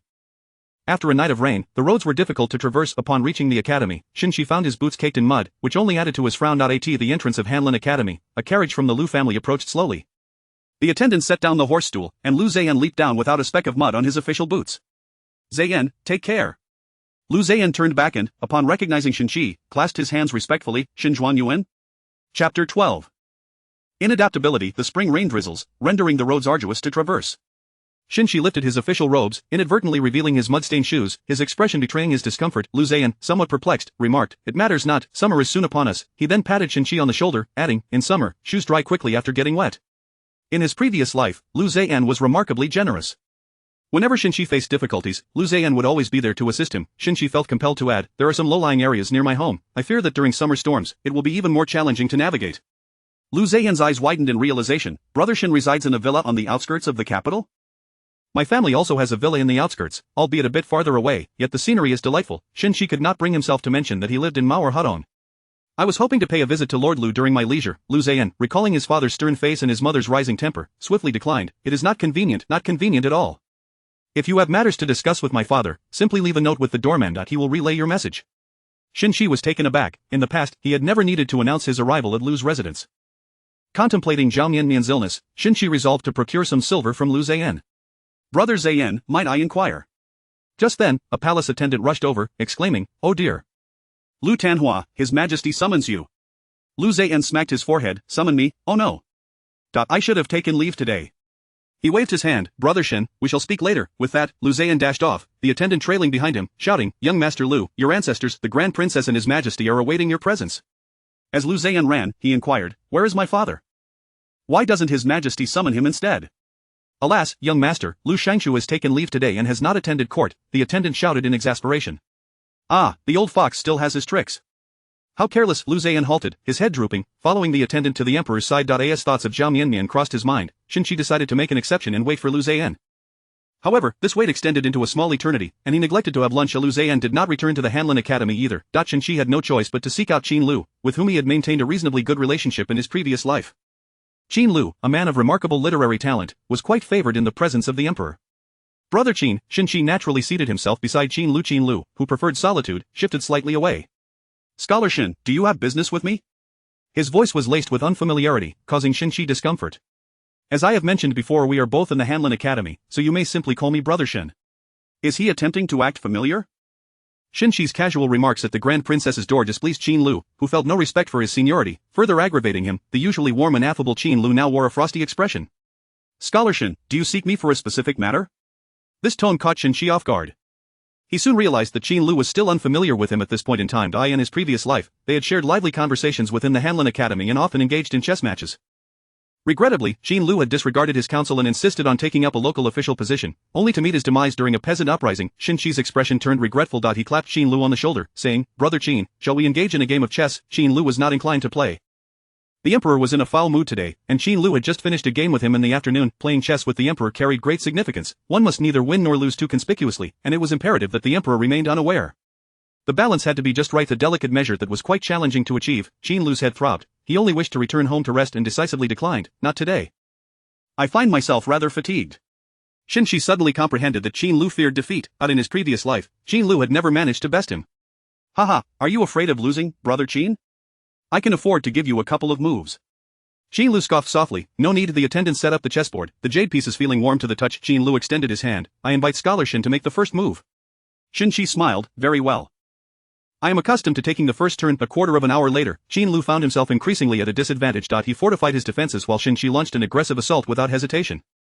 Xin Lu furrowed his brow in contemplation. Xin Shi's chess strategy was remarkably seasoned, not at all typical of someone in their 20s. It almost seemed as though he had a profound understanding of Xin Lu's playing style. Then, Xin Shi casually remarked, "I can grant you 2 moves." A glint of sharpness crossed Xin Lu's eyes. Unnecessary. He placed a piece on the board, instantly transforming the defensive stance into an offensive one. Xin Shi was taken aback as he lifted his gaze. Hours passed as they played from dawn until dusk. Xin Lu pulled out a handkerchief to wipe his hands. "I thank Scholar Xin for your guidance. Let us conclude for today. I must return home." He rose and boarded the Qin family's carriage without a moment's hesitation. The white pieces had turned the tide, achieving a resounding victory, leaving the black pieces utterly vanquished. Xin Shi, in a fit of frustration, overturned the chessboard, scattering the jade pieces upon the ground. What a remarkable Qin Lu. Point 1. Cannot form alliances with the insincere. Cough, cough. Scholar Xin, that is my master's chessboard. The attendant returned it upon seeing the broken pieces on the ground. He nearly burst into tears, exclaiming, "Scholar Xin, those are jade pieces passed down from the previous dynasty, bestowed by the current emperor. They are worth their weight in gold. How could you so carelessly destroy them? How am I to explain this to my young master?" Xin Shi remained unfazed. It was merely a piece of jade. In his recollection, his family possessed numerous chessboards, including several made of jade and other precious stones. The attendant picked up the shards from the ground, several of which were damaged. His voice trembled with a hint of tears. "No, Scholar Xin, you must accompany me to provide proof that it was not I who broke them. If these pieces are ruined, I could never repay the debt." Xin Shi, visibly displeased, stood up to leave. "Go to my residence and retrieve them. But they are merely jade. I shall have my wife compensate you with a set of Haitian jade pieces." The attendant stared blankly at Xin Shi's retreating figure. His wife? When did Scholar Xin marry? Who is his wife? Where does she reside? Excuse me, where is his residence? Chapter 13. Born of humble origins, emerging from the Hanlin Academy, the rumbling of his stomach abruptly grounded Xin Shi back to reality. What of those jade chess pieces? At present, he could scarcely claim even a stone one. The wonton stall at the intersection had already closed. Unbeknownst to him, Xin Shi had wandered to the entrance of the minister's residence. The grand vermilion door stood tall, flanked by stone lions, with 2 young attendants stationed beside them. "May I inquire, young sir, whom do you seek?" one of the attendants interjected, halting Xin Shi's advance. "I seek Minister Liu." "You?" Xin Shi blurted out without a moment's hesitation. The attendant scrutinized Xin Shi, finding him entirely unfamiliar with such striking features. Could he be a scion of a noble family? Yet, the mud caked on his shoes and the absence of a carriage behind him suggested otherwise. Moreover, he bore no adornments or fragrant pouches at his waist, only the official garb of a Hanlin editor. He did not resemble a young nobleman. The attendant inquired politely, "Might you possess a visiting card? Have you made an appointment? What is your esteemed surname?" "My surname is Xin Shi," came the response. Just as his stomach audibly protested, the attendant appeared not to hear. "Xin Yuan?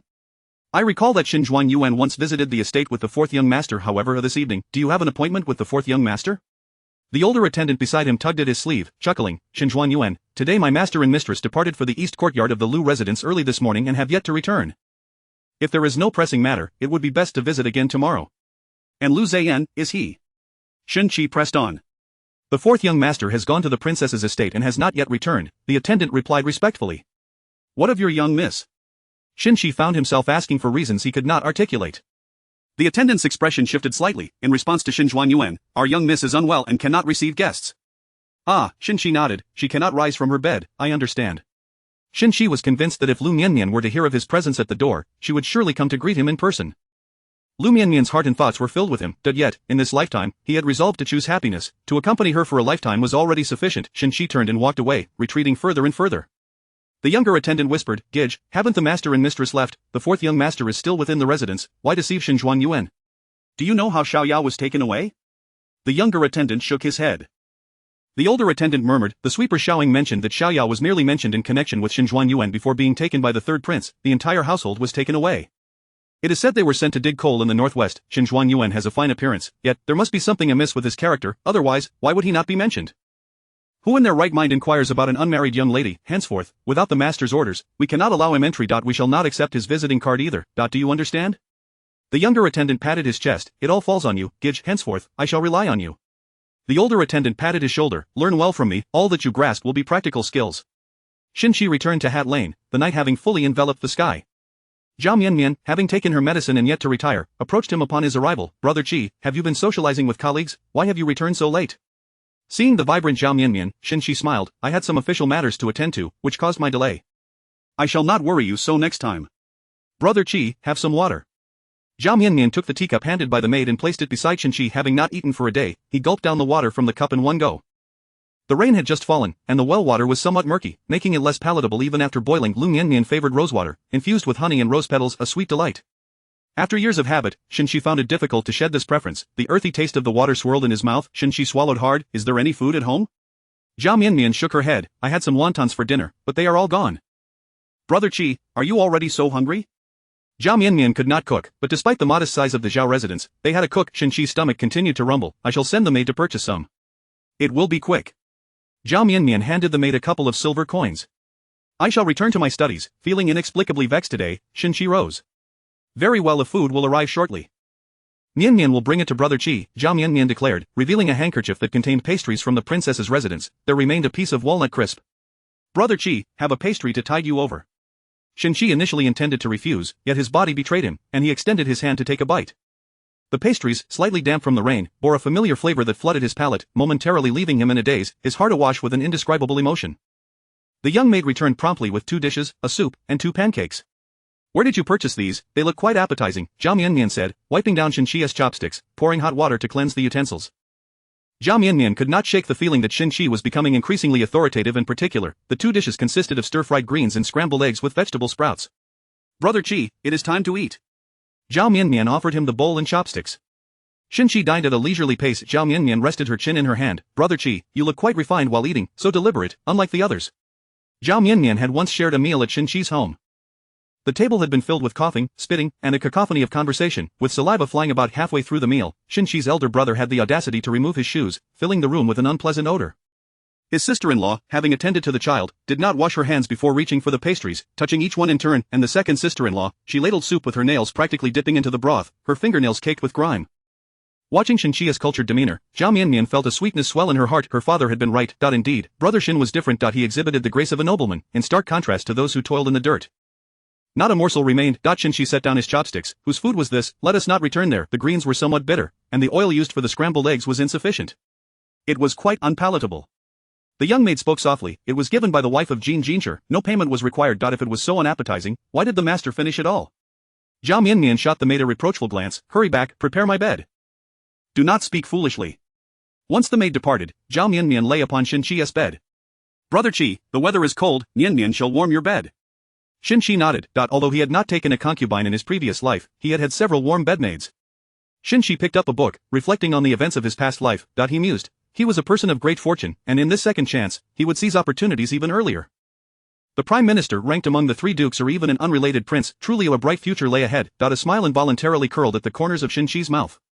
Liu Mianmian observed Xinqi's cheerful demeanor and added, Brother Qi, why has Jin Jinshi not yet received an official post? I see him at home every day. Can he not serve an office? Interrupted, Xinqi felt no displeasure. Rather, he smiled, Jin Jinshi is a 3rd-class scholar and can only assume a local official's position. There are intricacies involved with these local appointments. He must wait for the 2nd-class scholars to be selected first. If Jin Jinshi wishes for a favorable position, he must engage in networking. Coming from humble origins, he likely lacks the silver to do so. Liu Mianmian's face displayed concern. Is that so? Yet Brother Qi also hailed from humble beginnings. Reflecting on the Xin family's circumstances, Liu Mianmian sighed. Chapter 14 An unexpected encounter with Qin Lu. Miss Lu. Liu Mianmian beamed with a radiant smile. I have had the pleasure of meeting you, Lord Qin. Are you on leave today? What brings you to a jewelry shop? Are you perhaps selecting a gift for your lady? Qin Lu chuckled softly, shaking his head. I am but a single man, where would I find a lady? But what of you, Miss Lu, have you made an appointment? Due to Liu Mianmian's words at the entrance of the princess's residence, Qin Lu held her in high regard. In public, he understood the greater national duty. In private, he wholeheartedly protected his friends whether in public or private. He believed Liu Mianmian to be a person of sincere heart. Liu Mianmian shook her head. I have not made any appointments. I merely heard that Jin Huifu has released new designs, so I came to take a look. I shall not disturb you any longer, Lord Qin. As they conversed, the shopkeeper of Jin Huifu approached with a white jade chessboard, wearing an expression of regret. Lord Qin, we are unable to repair your chess pieces. They are carved from solid white jade once cracked from both sides, they cannot be mended. The chessboard, crafted from white jade, was adorned at each corner with the 4 divine beasts. The azure dragon, white tiger, vermilion bird, and black tortoise, with concealed compartments beneath to store the pieces. It was indeed quite precious. Qin Lu felt a pang of sorrow. Ah. I was truly bewitched. How could I have? Is this the pride of the sun? Liu Mianmian reached out to touch the chessboard, a look of nostalgia crossing her face. In her previous life, an old man had exchanged this chessboard for a meal. Recognizing its value, she had given the old man 1,000 taels of silver and a horse-drawn carriage. In those years of ridicule, Liu Mianmian often played with it, engaging in games against herself. Miss Liu, do you recognize this chessboard? But it is not named Pride of the Sun. Liu Mianmian examined the underside of the chessboard, finding no carving or inscription. In her previous life, the chessboard bore the engraving of Pride of the Sun, which was why she had named it thus. Perhaps I am mistaken. I once owned a similar chessboard, and I named it Pride of the Sun. Qin Lu softly murmured, Pride of the Sun? What a lovely name. Lord Qin, might I take a look at the damaged pieces? Qin Lu smiled wryly. Of course, you may. It is not just one piece, but several that have been shattered. He retrieved the pieces from the bottom of the chessboard. Miss Liu, please take a look. As she held the piece, Liu Mianmian confirmed it was indeed her Pride of the Sun from her previous life. It feels warm to the touch. How could it be broken? Let us not dwell on it. Qin Lu shook his head, a pained expression crossing his features. Liu Mianmian felt equally distressed. Suddenly, her eyes lit up, and she smiled. Lord Qin, I have an unrefined request.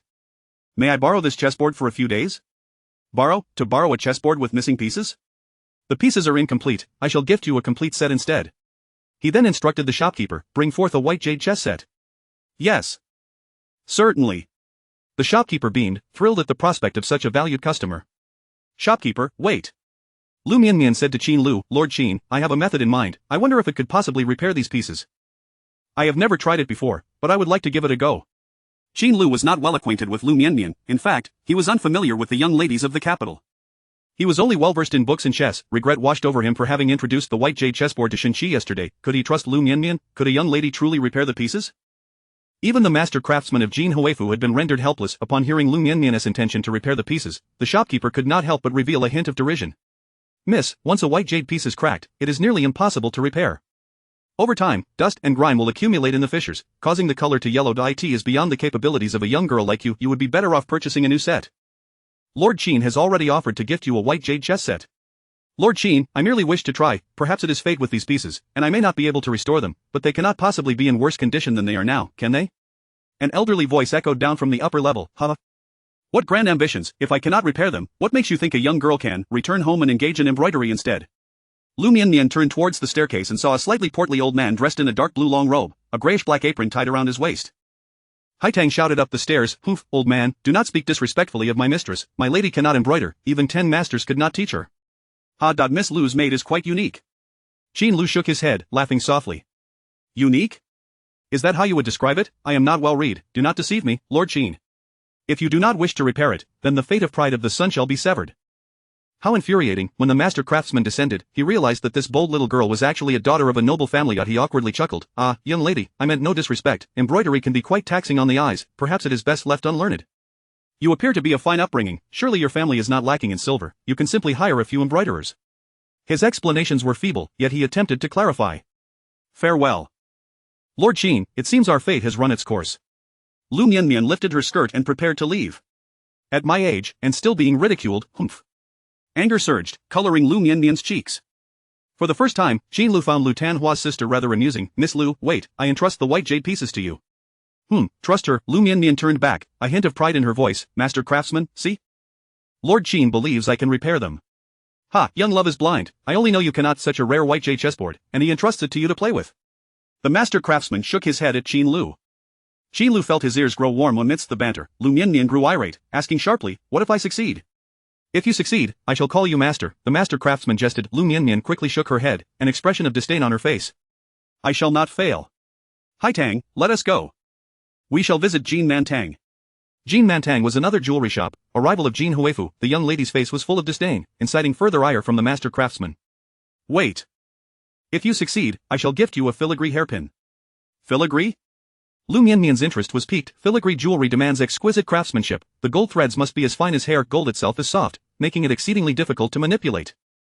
In her previous life, she had owned a filigree bracelet inlaid with vibrant green jade. To avoid damage, she had refrained from wearing it. The shopkeeper slapped his thigh. Oh dear, Bai Lao. We have only 2 pieces of filigree jewelry in our shop, and they are reserved as our prized possessions. We cannot wager them. Master craftsman Bai, exuding confidence, replied, what is there to fear? An aristocratic young lady, nothing more. Chapter 15 An unexpected encounter with Shenqi. Prepare your cloison jewelry in 10 days, Liu Mianmian instructed, gesturing for Haitang to take the chessboard. Haitang raised her head like a victorious rooster, boldly extending her hand toward the servant of Qin Lu.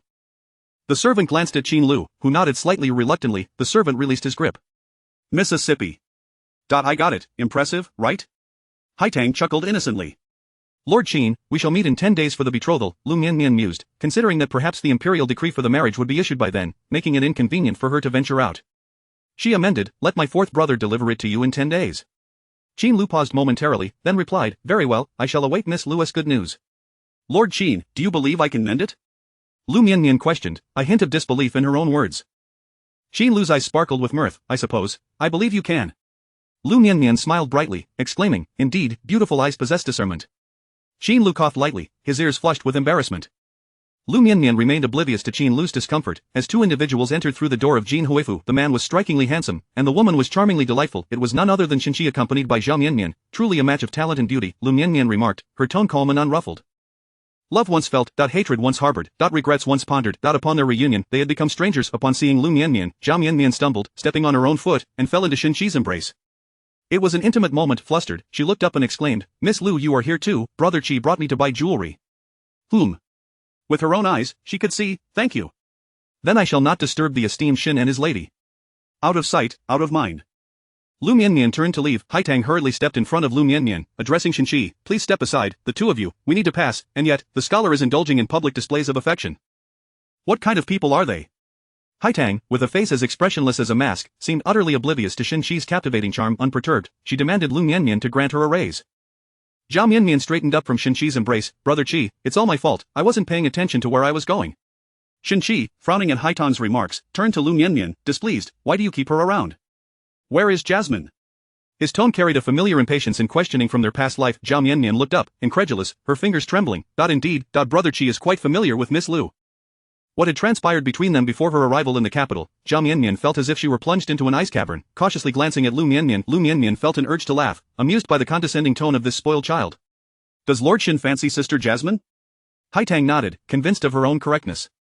If you like Sister Jasmine, you should propose at her household. Although your background is modest and your family lacks wealth, you are, after all, a scholar, barely qualified to enter our minister's residence. Our lady might very well assist you. Whether Sister Jasmine agrees is another matter, as the steward's son has better prospects than you. Liu Mianmian couldn't help but stifle a laugh behind her handkerchief. Ha ha. Miss Liu, you are quite unique, truly wise, Qin Lu remarked, his eyes twinkling with laughter. Great minds think alike, Liu Mianmian nodded. Brother Qin, you're here as well? Shenqi furrowed his brow, his gaze flitting between Liu Mianmian and Qin Lu, as if he were a husband catching his wife in an act of infidelity. Simmering with anger, I have been here for a while. Yesterday, Lord Shin broke one of my chess pieces, and I came today to repair it, Qin Lu replied, raising an eyebrow. I heard from the servant that Lord Shin intends to compensate me for a set of white jade chess pieces. Today you are here to choose them? The servant of Qin Lu called out loudly, yes, yesterday Lord Shin sent me to fetch them from his residence, but I couldn't find out where it is. What white jade chess pieces? Brother Qi didn't bring me here to buy hairpins, did he? Xie Mianmian interjected, momentarily forgetting her earlier resentment. Liu Mianmian stood there, radiant, the white jade chessboard, Then I shall not disturb Lord Shin and Lord Qin in selecting the chessboard. I recall that Jin Huifu has a set of mutton fat jade chess pieces, isn't that right, shopkeeper? Yes, indeed, we have some. The shopkeeper grinned widely. Liu Mianmian raised an eyebrow. Then why don't you hurry and fetch them for Lord Shin? Lord Shin is a talented and handsome young man, deserving of the very best this year. Yes, Mrs. Correct, the shopkeeper nodded eagerly. Then hurry and bring them to Lord Shin, a box made of golden nanmo wood. A single piece of mutton fat jade carved into a chessboard, bordered with gold at the corners. Each piece was smooth and round, the white pieces made of white jade, the black pieces of black jade. As the chessboard opened, Xie Mianmian gasped in astonishment, instinctively clutching Shenqi's sleeve. Brother Qi, both Shenqi and Liu Mianmian were taken aback. This chessboard was one of Liu Mianmian's dowries from her previous life. Shenqi cherished it dearly. She had always thought the white jade chessboard was her mother's dowry, which was then passed down to her. It turned out not to be the case. Shenqi's expression softened with nostalgia. Thank you, Mianmian. He quickly corrected himself, thank you, Miss Liu. What do you thank me for? Do you think I am gifting it to you? No, you are overthinking it. Liu Mianmian raised an eyebrow at Qin Lu. You are welcome, Brother Qi, Zhao Mianmian replied with a sweet smile. Qin Lu clasped his hands together. Thank you, Lord Shen. Shopkeeper, please wrap it up for me. The shopkeeper skillfully wrapped the item and extended his hand to Shen Qi. Lord Shen, the total is 200 taels, but I shall charge you only 3,000 taels.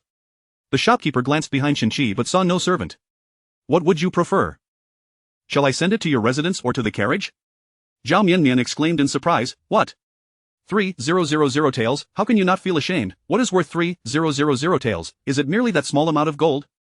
Are you not colluding to deceive us? Deceive, the shopkeeper's expression darkened. Young lady, our store is honest and our price is fair. You may compare throughout the entire street. Jin Huifu offers the best value. Mianmian, what do you think? Shen Qi suddenly spoke. Zhao Mianmian shook her head. Brother Shen, I think it's unacceptable. This little item is not worth 3,000 taels. 3,000 taels, you could buy a small house for that. Zhao Mianmian noticed Shen Qi's displeased expression and instinctively fell silent. Mianmian, surely she isn't referring to Liu Mianmian. The thought made Liu Mianmian want to burst out laughing. Haitang rolled her eyes. Mianmian, what a misunderstanding. Mississippi. Shall we return to the estate? My hands are sore from carrying this. Stop lingering here. Whether Lord Shen can afford it or not has nothing to do with us. He is not related to us. After all, he certainly cannot borrow money from us. Haitang gestured towards Shen Qi. Isn't that right, Lord Shen? Liu Mianmian chuckled. Shopkeeper, please wrap a few hairpins and send them to Liu Shangshu's residence. They will suit Haitang. Suit me? Haitang giggled. Thank you. Miss. Shopkeeper, I prefer pink pearls, remember that. Liu Shangshu's residence, oh dear, I didn't realize it was Miss Liu.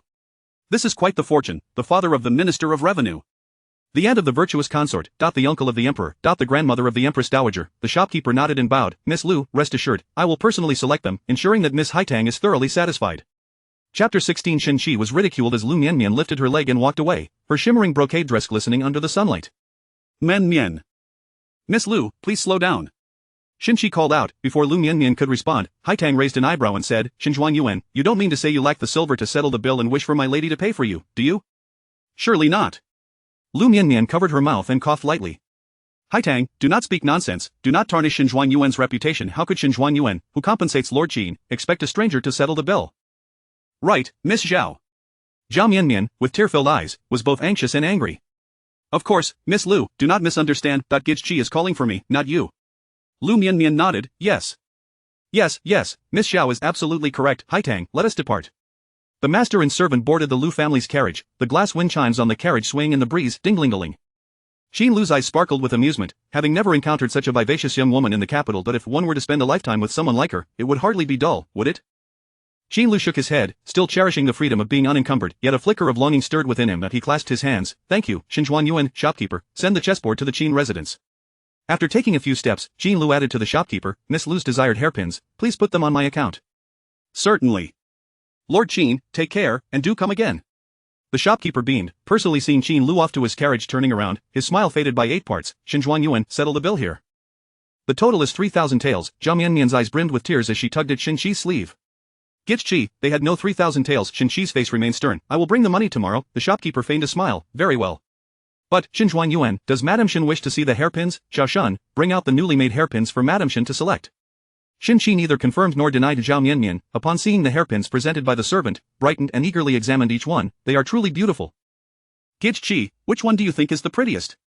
Shen Qi, momentarily lost in thought, blurted out, they are all lovely. If Mianmian likes them, package them all. Zhao Mianmian exclaimed in delight, really? Truly, shopkeeper, wrap them all for me. More than a dozen hairpins, some were woven from pink millet beads into peony flowers, while others were crafted from white millet beads into lily flowers. There were also a few velvet flowers, with the centers made of yellow crystals the size of mung beans. Though not precious, they exuded a certain delicacy. Xiao Shan, sharp as a monkey, noted the attire of these two and refrained from presenting anything expensive. Dozens of items, the abacus clicking away. The total is 106 taels and 8 coins. Let us round off and charge Madame Shen 106 taels. Over 100 taels? Zhao Mianmian looked at Shen Qi. Shen Qi seemed lost in thought, calling out, Luan.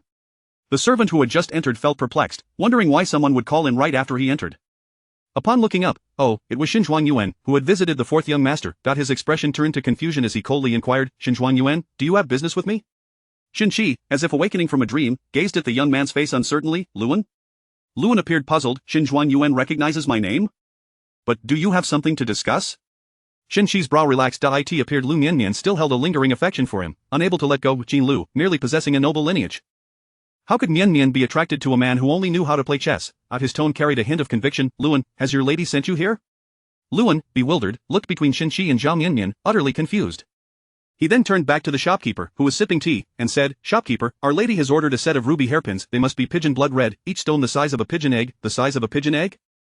A significant order indeed. The shopkeeper stood up, excited. Oh, rest assured, I will ensure Miss Lu is satisfied. May I inquire, young sir, is this for Miss Lu's personal use or a gift?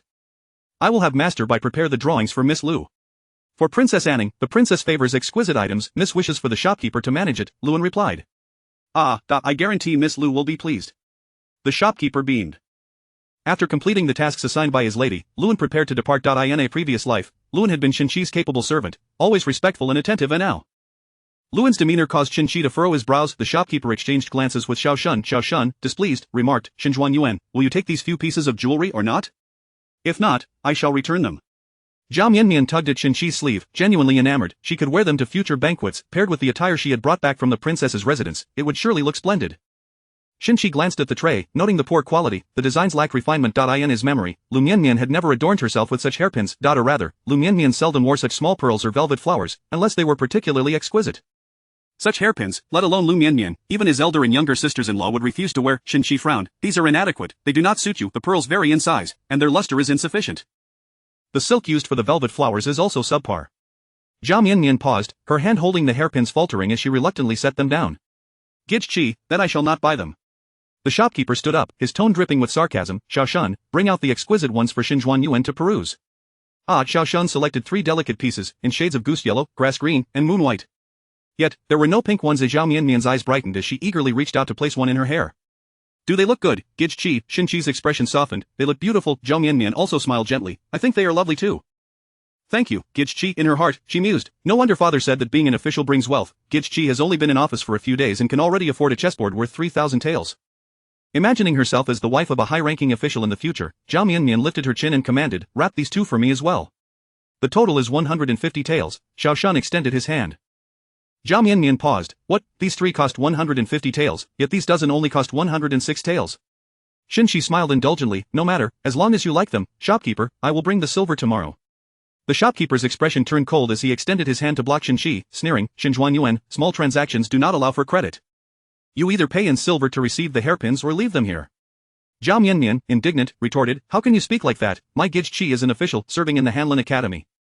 Could he possibly lack the silver for these hairpins? In this capital city, if a brick were to fall, it could crush 5 or 6 fourth-rank officials. What rank is the master of the Hanlin Academy? The shopkeeper pointed to the sky. Even if the king himself came, there is no principle of receiving goods without payment. Shenxi's face darkened like water as he snatched the hairpin from Zhao Mianmian's hair and threw it onto the tray with a thud. Mianmian, we shall leave. Xiao Shun watched Shenxi and Zhao Mianmian's retreating figures. This Xinjuan has quite the official air. The shopkeeper snorted disdainfully, his expression one of contempt. A Zhuan residing in Cat Alley. Official air. Chapter 17. The transformation of Shenxi. Yawning, Lu Ziyan leapt down from the carriage and immediately spotted the swiftly approaching Shenxi. Whether it was merely an illusion or not, it appeared as though the ground was stirring beneath Shenxi's feet. Indeed, coming from a farming family, Shenxi's physical stamina was quite exceptional. Even while carrying a plethora of books, he could dash along with such speed. Gasping lightly, Shenxi greeted, Brother Lu. Good morning. Good morning. Lu Ziyan walked ahead with a light load, while a servant clutched the books. At the spring banquet, I had a delightful conversation with the third prince. I wonder if Brother Lu and the third prince might have some free time lately. I would like to host a gathering at Tianxiang Tower for the 2 of you. Lu Ziyan frowned. A pleasant conversation with his cousin, that was not apparent. His cousin had recently left the capital on business and had no time. He replied, perhaps another day, I have been rather busy. What is keeping you occupied, Brother Lu? Shenxi inquired, a hint of displeasure in his voice at the refusal. After all, it had been decades since anyone dared to decline his invitation. Busy with wedding preparations. Lu Ziyan grinned widely. Has Brother Lu's marriage been arranged? The Cui family from Longxi is indeed a reputable clan, Shenxi suddenly realized. Lu Ziyan halted, his expression one of astonishment. What Cui family? Xinjuan, do not speak carelessly, do not tarnish the reputation of Miss Cui. Were you not betrothed to the 14th Miss of the Cui family? Shenxi blurted out. Lu Ziyan took a step to the left, creating distance between them, and retorted sternly, who told you that? While I consider you a close friend, do not sully my engagement with Miss Cui. Farewell, Xinjuan. Not long after, at the noon, Master Zhang Dong of the Hanlin Academy held a drafted imperial edict in his hand. It declared that Princess Anning would be wed to Liu Xian, the fourth son of the Ministry of Personnel. The auspicious date calculated by the Astronomical Bureau was set for the 8th day of the 8th month. With less than 3 months until that date, Liu Xian was indeed occupied. At last, the moment arrived. Liu Xian had scarcely settled into his carriage when a servant knocked on the carriage door. "Young master, Xie Lingyuan is waiting for you by the roadside." Liu Xian set aside the pastry he was holding and rinsed his mouth with tea. He lifted the curtain and called out, "Xie Lingyuan, do you have something to discuss?" "Liu brother, I have matters to discuss with you. Zhang Dong has already drafted the imperial edict. It is your marriage decree." Liu Xian's expression grew cold. To pry into official documents and to address his superior without proper respect, this Shenxi from a small village certainly had audacity. If he dared to call Master Zhang by his name, his father would surely reprimand him severely. It could be said that only the fearless would act so boldly, that yet, one could not entirely blame Shenxi. He had spent nearly 30 years in a position of high authority in his previous life. He looked down upon a mere scholar from the Hanlin Academy. The sense of superiority and official arrogance that came with such status could not be shed easily, no matter how cautious one tried to be. However, the inadvertent display of disrespect was even more infuriating. Liu Xian clasped his hands in acknowledgement. "Thank you for your concern, Xie Lingyuan. I am already aware." The carriage interior was dimly lit, and Shenxi did not notice Liu Xian's displeasure. He continued, "Princess Anning, she is not a suitable match, but how could one of impure lineage become a wife? Impure lineage, only cats and dogs concern themselves with bloodlines. I have never heard of humans doing so." Liu Xian's face fell, his expression as cold as frost. "Return to the manor." Watching the departing carriage, Shenxi furrowed his brows tightly. "Good words cannot persuade the damned. I have already been more than reasonable." He muttered fiercely, "One day, when Xie Anning returns to the north, you shall not escape the infamy of treason." By the imperial mandate, the emperor decreed. The fourth son of the Ministry of Personnel, Liu Xian, is exceptionally talented and strikingly handsome. Princess Xie Anning is gentle and virtuous, possessing both beauty and intelligence. The two are a match made in heaven, and I am most pleased. They are to be wed, and a suitable date shall be chosen for their union. I hope the couple will treat each other with respect and live in harmony for 100 years to come. Thus decreed. Thus, the marriage between the Ministry of Personnel and the princess's residence was firmly established. Upon receiving the edict, Xie Anning fell ill from a mix of tears and laughter. The eldest princess, Xie Xian, wore a dark expression as the dowry list grew longer and longer. But were it not for the fact that the princess's residence was granted by the emperor and would need to be returned after 100 years, she would have considered including the entirety of the princess's residence in the list. At the entrance of the Liu residence, Shenxi, clad in a blue robe, appeared dignified as a refined gentleman. Everyone in the Liu residence was bustling with activity. The dowry list from the eldest princess's residence kept expanding, forcing Madame Liu to rise from her sickbed to manage Liu Xian's wedding preparations. Liu Mianmian, witnessing her mother's gradual decline, ceased to pretend and joined her sister-in-law, Haishir, in handling household affairs. As for wedding matters, they were second nature to her. After all, she had organized the marriages of Shenxi's numerous nieces and nephews in her previous life, pouring both silver and effort into them. The process was familiar to her. Today, as fate would have it, Liu Mianmian returned from outside. Upon descending from the carriage, she spotted Shenxi at the entrance. "Miss Liu, please hold on." "Master Shen, is there something you need?" Shenxi clasped his hands in salute. "I wish to meet with the minister or perhaps the third prince."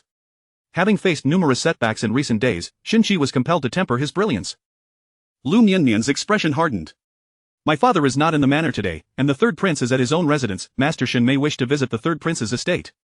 Shenxi had already been there, delivering a letter of introduction.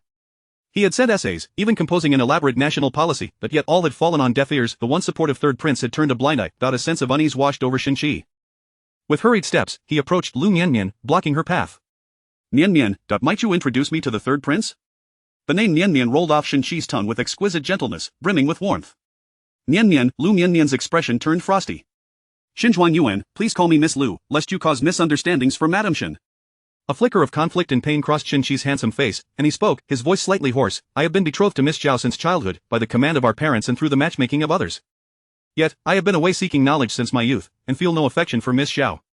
Shenxi understood that his words were unfair to Zhao Mianmian, but the road to prominence seemed longer and more arduous than he had anticipated. The scholars of the Hanlin Academy were subtly ostracizing him. The vile Hatu Alley, where he could barely adjust to 2 bowls of wontons daily, was proving unbearable. He believed that his Mianmian would understand him. He could marry her as a concubine to provide her with a better life. Though Liu Mianmian was somewhat haughty and jealous, she was also remarkably easy to manage. His parents and elder siblings were soon to enter the capital. The cramped cat alley could not accommodate so many people, and the summer heat was unbearable, while winter's chill pierced to the bone. His elder and second sisters-in-law worked tirelessly, their health deteriorating, but he still needed a carriage. After much deliberation, Shenxi decided to tread the path he had taken in his previous life. Though it felt somewhat wrong, he was sorry for Mianmian. Before Liu Mianmian could respond, Shenxi forced a smile. "I must take my leave. I still need to deliver the copied texts to the study. Miss Zhao has her eye on 2 pearl flowers, but I find myself financially constrained."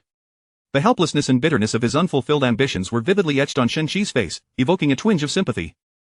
Truly, he was a man worthy of becoming the prime minister. Liu Mianmian realized that beauty was not solely a weapon for women but also for men. Lowering her lashes, her thick eyelashes concealed the turbulent emotions swirling within her.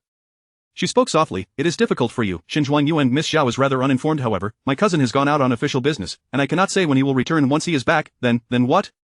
Liu Mianmian feigned shyness, leaving her words unspoken. Chapter 18 Shen Shoubian. How pitiful is this scholar Shen, murmured Emily of yesteryear, now known as Fang Ji. Today, Liu Mianmian had brought Fang Ji along as she ventured out. In what way is he pitiful? Liu Mianmian lightly tapped her finger on the table. If Fang Ji had not anticipated Liu Mianmian would question her, especially since Liu had grown closer to Haitang since Xiaoyao was taken away. Fang Ji, somewhat taken aback, replied, Scholar Shen does not even care for his fiancée, yet he must buy her hairpins. A scholar of his caliber still has to transcribe books to earn silver. Liu Mianmian's finger, which had been rhythmically tapping the table, suddenly paused. In a soft voice, she asked, Fang Ji, do you have someone you admire? What do you think of Liu the stewardess' son? In her previous life, Fang Ji had married Liu the stewardess' son. Although their relationship was not one of perfect harmony, it was stable enough. Fang Ji hesitated, a hint of reluctance flickering in her heart as she thought of that clumsy giant. I am still young, and have not contemplated marriage. I see, Liu Mianmian said, not wishing to continue the conversation. Call Haitang in. Before long, Haitang bounded into the room, adorned with a pink hairpin, her hands carrying an undisturbed tray. Miss, today the kitchen made sesame balls. They are black sesame, and I saved plenty for you. Plenty meant there were 3. Fang Ji, recount what Scholar Shen just said to Haitang. Fang Ji paused, then recounted his words verbatim. Haitang exclaimed, is he out of his mind? If he is ill, he should go to the apothecary for medicine. Why moan about his ailments in front of the miss? Miss, in my humble opinion, this Scholar Shen harbors ill intentions. Whether he has silver or not is of no concern to our ministeress household. Are we his father or mother? Must we assist him in marrying and raising children? Fang Ji protested softly. Haitang, Master Shen is a scholar. You are being too disrespectful. Haitang rolled her eyes. What of being a scholar? Do I eat his food, drink his wine? Does he provide me with a monthly allowance? Why should I show him respect? He doesn't support me. He is not my father or mother. Fang Ji shook her head in disapproval. Haitang smirked. By the way, sister Fang Ji, Scholar Shen inquired about you last time at Jin Huifu. Fang Ji lowered her head, a hint of shyness making her stammer. What did he ask about me? It turned out that Fang Ji, formerly Emoli, harbored such thoughts. When the opportunity to sever ties presents itself, one must not hesitate, lest they face chaos. In this life, Liu Mianmian wished to have no further dealings with Shen Qi. Thus, she said, Fang Ji, my mother mentioned she is in need of a capable person by her side and thinks highly of you. After I report to her, you should go to her courtyard. Miss Liu. Fang Ji raised her head, the shyness evaporating from her face. She had assumed she was merely a handmaiden accompanying the miss, destined to serve the future master. How was she to be sent to the lady's quarters? But have I done something wrong, miss? You said I will amend my ways. Liu Mianmian, wishing to say no more, replied, leave, I am feeling somewhat fatigued today. After Fang Ji departed, Liu Mianmian turned to Haitang and inquired, do you know why I sent Fang Ji away? Haitang shook her head. I do not know, though I must admit, I do not particularly like sister Fang Ji. Oh, why is that? Haitang shook her head again. I cannot quite explain, but I feel sister Fang Ji is somewhat muddled, unable to discern who was the master. My mother always says when marrying a man, one must consider more than just looks. She also says that those who are righteous often face the butcher's knife, while those who are unfaithful are typically scholars. The character Chen Shimi in the plays is a scholar, is he not? From my perspective, Scholar Shen may not be a good choice. Liu Mianmian could not help but chuckle. Scholar Shen is not Chen Shimi. He has been pining for Zhao Mianmian for decades, buried deep within his heart like a chisel and hammer. The 10-day deadline had arrived. Liu Zheyan awaited at the entrance of the Hanlin Academy early in the morning. Lord Qin Xin Lu donned a brand new official robe, adorned with an 8-treasure fragrance pouch and a fine piece of Hutyan jade at his waist. Though his handsome visage did not quite match Shen Qi's striking appearance, he had his own merits. Liu Zheyan mused that Lord Qin seemed to be unmarried, making him a suitable match for Mianmian, albeit the Qin family was somewhat complicated. Lord Qin, your chessboard. My sister specifically instructed me to ensure it reached your hands. Liu Zheyan personally handed the chessboard to Qin Lu. Qin Lu had not expected Liu Mianmian to repair it, but merely indulged the child. Lord Qin, would you not like to open it and take a look? Qin Lu entrusted the ancient text in his hand to a servant and opened the chessboard. Whether it was an illusion or not, Qin Lu felt that the white jade chessboard appeared somewhat different. Upon taking out the pieces, he found himself unable to discern which one had been cracked. What? Qin Lu found himself at a loss for words. Liu Zheyan nudged Qin Lu's shoulder. Isn't it miraculous? I had no idea my 5th sister possessed such skill. She was born when my mother was 40, and my father said she is the smartest among the 4 of us, and indeed she is. Liu Zheyan's proud expression, filled with a sense of boastfulness, made it seem as though Liu Mianmian had restored not just a white jade chessboard, but the entire empire of the great sage. Qin Lu cupped his hands and said, please convey my gratitude to Miss Liu on my behalf. Liu Zheyan hastily returned the gesture. Lord Qin, you are too polite. It is nothing, nothing at all. A mere girl as folly. Though he spoke modestly, his grin stretched from ear to ear, overflowing with pride. He felt prouder than on the day he was named the top scholar. Qin, I am a few years your senior, so you may simply call me Qin brother. There is no need for formality here in the Hanlin Academy. Qin Lu understood that Liu Zheyan was only temporarily at the Hanlin Academy. Liu Zheyan knew that Qin Lu was merely avoiding trouble, otherwise, he would have soared to great heights long ago. Walking beside a sage, one need not announce their presence. What a privilege to speak frankly. Even the empress must wait at the door to see the emperor. At this moment, the two shared an unspoken understanding and mutual admiration. Xin brother, just call me Liu younger brother. With mutual pleasantries exchanged, they entered the Hanlin Academy together. Xi observed the two engaged in lively conversation and, after a moment of hesitation, approached them. He cupped his hands and greeted, Xin brother Liu brother. Xin Liu straightened his posture, his smile fading slightly. Scholar Shen, is there something you wish to discuss with me? Did you come to return my chess pieces? The proprietor of Jin Huifu mentioned that Scholar Shen has yet to deliver the silver. Shi felt a wave of shame and anger wash over him, and bracing himself, he replied, I have been somewhat financially constrained of late. I ask for your forgiveness for a few more days. Xin brother, Xin Liu maintained a gentle smile. As a fifth-rank scholar at the Hanlin Academy, I would appreciate it if Scholar Shen could address me as Lord Xin. Of course Lord Xin, Shi spoke through gritted teeth. Liu Zian stood up. I shall not disturb you any longer. Xin brother, I still have an ancient text that requires my attention. I must take my leave. What requires my attention merely served as a pretext to avoid Shi. The esteemed Zheng Dong, a prominent figure, was in the same cohort as Minister Liu. They were drinking companions. To speak frankly, as long as Liu Zian did not rebel or burn books, he could navigate the Hanlin Academy with ease, far surpassing even Zheng Dong's own son. Chapter 19 of the Hesitation of Shi. What brings you here, Master Shin? Xin Liu strode into his office, carefully placing the chessboard down. He noticed Shi following behind him, his expression marred by displeasure. Instantly, Xin Liu's good spirits evaporated, and he instructed the servant, please send some of the golden mountain rain I just acquired to Lord Liu. Yes, young master, shall I also deliver some pre-rain Longjing tea? The servant replied cheerfully. Do as you see fit. Xin Liu dismissed him, while Shi, feeling overlooked, cleared his throat. Ahem, is there something you wish to discuss, Master Shin? Xin Liu's demeanor grew colder. Brother Xin Liu furrowed his brow, sternly remarking, Master Shin, despite your youth, your memory seems woefully inadequate. Are you truly capable of fulfilling the responsibilities of your office? Lord Xin gritted his teeth. Is there something you need? Shi produced a memorial and placed it upon Xin Liu's desk. These are my humble suggestions. I hope Lord Xin might present them to the Emperor. Xin Liu paused in his task of sorting tea leaves, nearly exclaiming, do I owe you something? A sardonic smile played upon his lips. Shi, with an air of pride, clasped his hands and said, Lord Xin may peruse it. I take my leave. Before Xin Liu could refuse, Shi retreated to his own office. Xin Liu, a man who revered strength, was convinced that once he reviewed the memorial, he would regard Shi with newfound respect, and their misunderstandings would dissolve. Once Shi had left, Xin Liu picked up the memorial. The servant re-entered. Young master, do you think Miss Liu has managed to restore the chess pieces? What a remarkable lady she must be. The servant had no ill intentions, he merely wished to find a suitable wife for himself. Xin Liu set down the memorial. Bring me the chessboard. Examine it closely. Which pieces have been restored? After a lengthy search, the servant retrieved 2 pieces. Young master, these 2 appear to be the ones, though it's hard to tell. Miss Liu is indeed skilled. I cannot discern the difference. Taking the pieces, Xin Liu held them up to the sunlight, inspecting them further. Let us go to Jin Huifu. Young master, you should proceed to the carriage first. I just saw Lord Liu preparing tea. I will deliver it to him. Very well. Xin Liu rose, taking the chessboard as he exited. The servant, meanwhile, tossed Shi's memorial directly into the blazing charcoal stove. At the entrance of the minister's residence, the wedding gifts included 30 taels of gold and silver each, a cartload of wedding pastries, 8 types of seafood, dried abalone, scallops, shiitake mushrooms, shrimp, squid, sea cucumbers, fish maw, and oysters, each 2 pounds. For chickens and 5 pounds of pork. 4 jars of huadia wine. 10 pounds each of melons, fruits, pears, and peaches, symbolizing perfection. 2 large carp, representing abundance year after year and longevity. 10 pounds each of 4 colors of candy. A pair of wild geese, known for their loyalty, symbolizing unwavering devotion between spouses. A pair of rams, wishing the newlyweds a prosperous life. 2 carts of silk fabric, 2 sets of ruby headpieces, 2 sets of sapphire headpieces, and 2 sets of yellow jade headpieces, numerous gold locks and hairpins. 2 night pearls the size of eggs. A piece of coral taller than a man and a statue of Guanyin made of white jade. 2 carts of tea leaves. 100,000 taels of silver in 2 residences. In total, there were 88 bearers for the wedding gifts, departing from the minister's residence. Liu Mianmian stood at the entrance, observing the procession, reflecting on how this life differed from the last. Oh my, what a long line, just imagine the treasures they must be carrying, more extravagant than the county magistrate's wedding. Who was this from? Shi remained silent. In his previous life, Liu Mianmian's dowry had exceeded even this. On the surface, there had been a total of 108 bearers, overflowing with gifts. The bed was crafted from golden nanmu, and the furniture was all exquisite redwood. The decorations were either Hutyan jade or red coral. Prior to the wedding, Minister Liu had even gifted him a residence.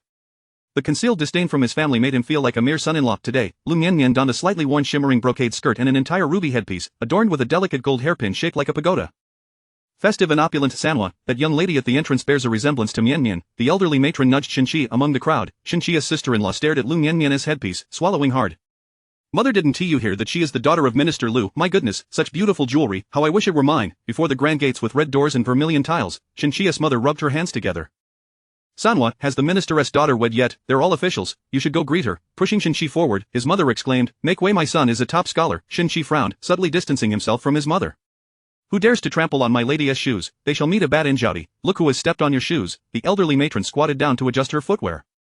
Turning back, she glared angrily at the crowd behind her. My son is a top scholar. Be wary, or I shall have him apprehend you all. Listen mocked. Your son is a top scholar? I claim my son is a top scholar too, my son is also a minister. The old matron, hearing the ridicule, swiftly moved behind Xinqi, pushing him forward. Though his long robe had faded to a yellowed hue, his elegance remained undeniable. He was simply too handsome. After months of parading through the streets, some still recognized his face. Is that Shin, the top scholar? Is Shin here to witness Liu Tanhua deliver the wedding gifts? When will the top scholar marry? Surely the top scholar's gifts surpass those of Liu Tanhua. Haha, look at the beggar beside the top scholar. The crowd turned to regard the elderly matron beside Xinqi, clad in grey-blue garments, her hair a mix of white and black, her skin weathered, and the wrinkles on her forehead distinctly visible. She just referred to him as the top scholar's son, the top scholar's own mother. What is so amusing about an old woman? Which bearer is this? The 32nd, as expected from the minister's residence. Oh my, how many treasures this must entail. Sanhua, do you know anyone from the minister's household, whose position is higher? Xinqi's mother inquired again. Hearing her words, someone scoffed derisively, mocking her ignorance and presumption. If only Mianmian had such a dowry, what kind of residence could be purchased in the capital with such wealth? Isn't that right, Zhaodi? Xinqi's mother tugged at her eldest daughter-in-law, Li Zhaodi. Li Zhaodi stood on her toes, fixated on Liu Mianmian's ruby headpiece. Mother, what is that girl wearing on her head? It sparkles so brightly in the sun. Is it gold? Xinqi's gaze was uncontrollably drawn to Liu Mianmian at the entrance of the minister's residence. Surrounded by 2 or 3 dozen guards and 3 maidservants, she radiated like a moon among stars. Those are rubies. If my sister-in-law desires some, she shall have them in the future. What are rubies? For the likes of Li Zhaodi, who toiled in the earth for a living, she had neither seen nor heard of such things. The village head's wife owned a gold-inlaid hairpin but seldom wore it. Li Zhaodi rubbed her hands together. Sandy, will you truly buy me some? I've been so good to you. Xinqi looked at the lengthy procession of wedding gifts. Rest assured, sister-in-law, everything in the future will be yours. Chapter 20 of the varied lives of the Shin family. The members of the Shin family, along with Xie Mianmian's parents, arrived in the capital.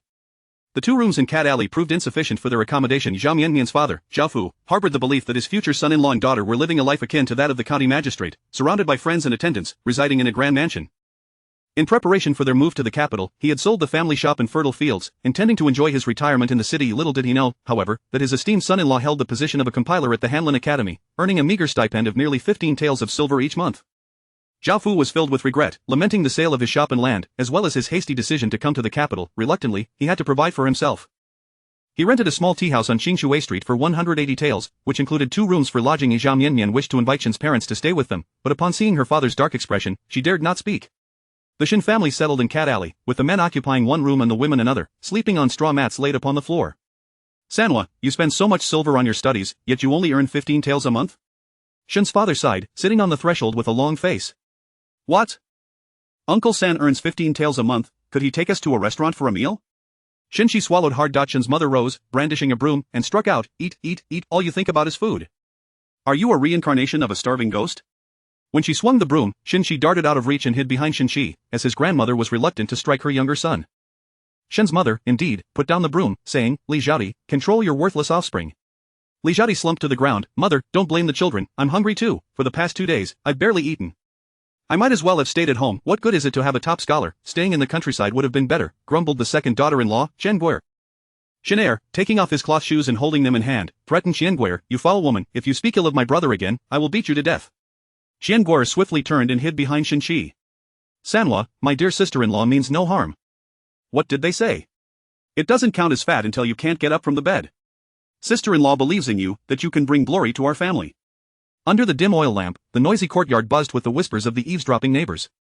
Xinqi couldn't help but reminisce about his previous life. In that life, the Shin family had not hurried to the capital. Instead, they arrived only when he was getting married, directly moving into his spacious courtyard. During their leisure time, they would even reside in the suburban estate. The household cook was from Tianshanlu, ensuring that 3 meals a day, along with tea and snacks, were never lacking. Xiniren was busy picking her nose, rolling the picked boogers into balls, and flicking them away. Xinqi was taken aback. He had never seen Xiniren like this. In his memory, she was a noble lady of the capital, her every action a model of propriety. Always smiling before speaking, she had been praised by the emperor for her decorum. This version of Xiniren was unacceptable to him, prompting him to exclaim, Xiniren. The others in the room exchanged bewildered glances. Shin's mother spoke up, Sanhua, who is Xiniren? The little girl, still picking her nose, noticed her uncle staring at her. She rubbed her hands on her short jacket and flashed a pleasing smile. Uncle, why are you looking at me? Shin's mother slammed her hand on the table. Your uncle's attention is a blessing for you, you little wretch, stand up.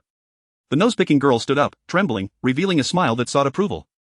This version of Xiniren was both familiar and foreign to Xinqi. His pupils constricted, and disdain filled his brow. Turning away, he muttered, I need to take a walk. A rumble echoed, the sound of an unknown stomach. Li Zhaodi rubbed her hands together, smiling ingratiatingly. Is someone treating you to a meal? Third uncle, bring along your sister-in-law. Shin Laoda raised his hand as if to strike. You disgraceful woman, what are you doing? Don't embarrass my brother. Seeing that Xinqi did not intervene, Shin Laoda reluctantly lowered his hand. Let's go eat. Xinqi, indeed, felt hungry. Where shall we eat, third uncle? I haven't tasted the cuisine of the capital yet. Xinqi rubbed his hands together. Let's go to Tianxianlu, Xinqi's eyes sparkled. Tianxianlu was beautifully situated by the water, its scenery exquisite. 3 pairs of red lanterns hung at the entrance, and the candlelight inside was bright, resembling daylight. Esteemed guests, please come in. The waiter, upon recognizing Xinqi's face, greeted him warmly. Ah, it's Scholar Xin. Please, come into room number 1, please, Xinqi replied without hesitation. Upon hearing this, the waiter's head drooped, concealing his disdain. Room number 1 had a minimum consumption requirement of 100 taels and could only be reserved by officials of the 4th rank or higher. Ha! A compiler at the Hanlin Academy thinks he can dine in room number 1. Internally scoffing, he lamented, alas, Scholar Xin, unfortunately, room number 1 is reserved for guests today. Next time, please send someone to notify me, and I will ensure it is held for you. Xinqi nodded. Find a quieter room. Certainly. Room number 3 on the 2nd floor, please follow me. Scholar Xin, the waiter extended his hand. Upon hearing room number 3, a flicker of displeasure crossed Xinqi's eyes. Reflecting on the current situation, he reassured himself that this was merely temporary. Once back on track, everything would improve. The members of the Xin family had never encountered such an impressive restaurant, and their attire felt out of place. For a moment, they felt awkward, and Xin's mother tugged at Xinqi's sleeve. Sanhua, let's just have some wontons. How much will this cost? Her cautiousness tugged at Xinqi's heartstrings, causing him to soften his tone. Mother, it's all from our family. If you like it, we can come often. The waiter pretended not to hear and led them upstairs. Ate treasure chicken, fragrant pork knuckle, sweet and sour fish, crab meat lion's head, stuffed pork tenderloin, crispy duck, stir-fried phoenix tongue, braised deer tendon, old hen soup. Good heavens! Such a lavish array of meat dishes. Aren't they worried about it being too rich? The waiter thoughtfully inquired. Scholar Xin, would you like any vegetarian dishes? Today's freshly arrived lotus root is quite crisp and refreshing. Xinqi glanced at his parents. Both Xin father and mother shook their heads in unison. No. No. The rest of the Xin family nodded in agreement, indicating they did not want vegetarian dishes. With their stomachs empty, they could hardly be bothered by richness. For staples, we will have the green stock rice and lotus leaf cakes, Xinqi specified with familiarity. Certainly. Scholar Xin, please wait a moment, the waiter said before stepping out. Xin's mother raised her chin, addressing the 2 daughters-in-law. Look, it's still our Sanhua. If I relied on you worthless daughters-in-law, I would never dine in a restaurant in this lifetime. Li Zhaodi chuckled. Indeed. Ever since I married into the Xin family, I've known Sanhua is a literary star descended from the heavens. The dramas say it all. Top scholars marry princesses. Our third uncle is merely one step away from marrying a princess. Shen Guoyer chimed in flatteringly. Our third uncle is a man of divine caliber. He could marry not just a princess, but a celestial consort. Be quiet, the third is already betrothed. Shen's father thumped the table. Sanhua, you're not too young anymore. Now that you've achieved success, it's time to settle your marriage. Xinqi's gaze deepened. Let us wait a bit longer. Chapter 21. The house. The innkeeper's abacus clacked with a lively rhythm. Scholar Xin, has the esteemed Madame and Lord Xin dined well? The total comes to 183 taels of silver. Madame Xin's lips glistened with grease as she gasped. What? Is this dragon's liver and phoenix's marrow? Over 100 taels? I reckon it should be at most 50, no? No.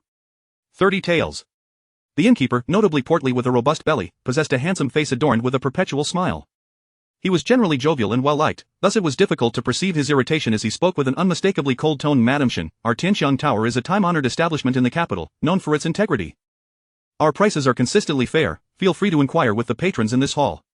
One patron chuckled, old lady, if you can't afford it, just don't eat. Exactly, I've dined at Tianxiang Tower for many years without complaint about the prices. If it's too expensive, order fewer dishes. Over 180 taels, you certainly indulged. How can one order so much without the means? Perhaps they're dining and dashing. In a corner, 2 patrons, armed with swords, stood up. Who dares to dine and dash? The constables are here. Madame Xin recoiled upon seeing the blades at their waists. Innkeeper, put it on the tab. Xinqi's expression was as grim as water. Scholar Xin, we do not extend credit. The innkeeper's countenance shifted slightly. Xinqi's demeanor also grew stern. Both Hanlin scholar Zhang Dong and Minister of Right Sun Shu can attest to my creditworthiness. The innkeeper squinted, realizing that most were unaware of these 2 gentlemen's willingness to extend credit. How did the newly crowned scholar Xinqi know? Xinqi continued. I share a profound friendship with Brother Liu and frequently visit the Liu residence. The innkeeper's eyes widened in understanding, only for his expression to darken again. These 2 gentlemen's credit was known only to Madame and Lord Xin, along with Miss Xin. Could it be? The innkeeper scrutinized Xinqi's face. Surely. With a sly smile, the innkeeper said, please, Scholar Xin, sign here. Xinqi took the brush and signed his name with a flourish.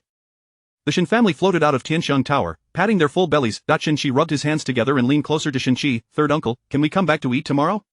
If you wish, then come. Xinqi felt a pang of guilt, particularly for Liu Mianmian. Father, mother, you may return. I wish to take a stroll. Madame Xin, having overindulged, felt drowsy and yearned to head home, nodding as she cautioned, third child, do you have an appointment with a friend? Is it that brother Liu?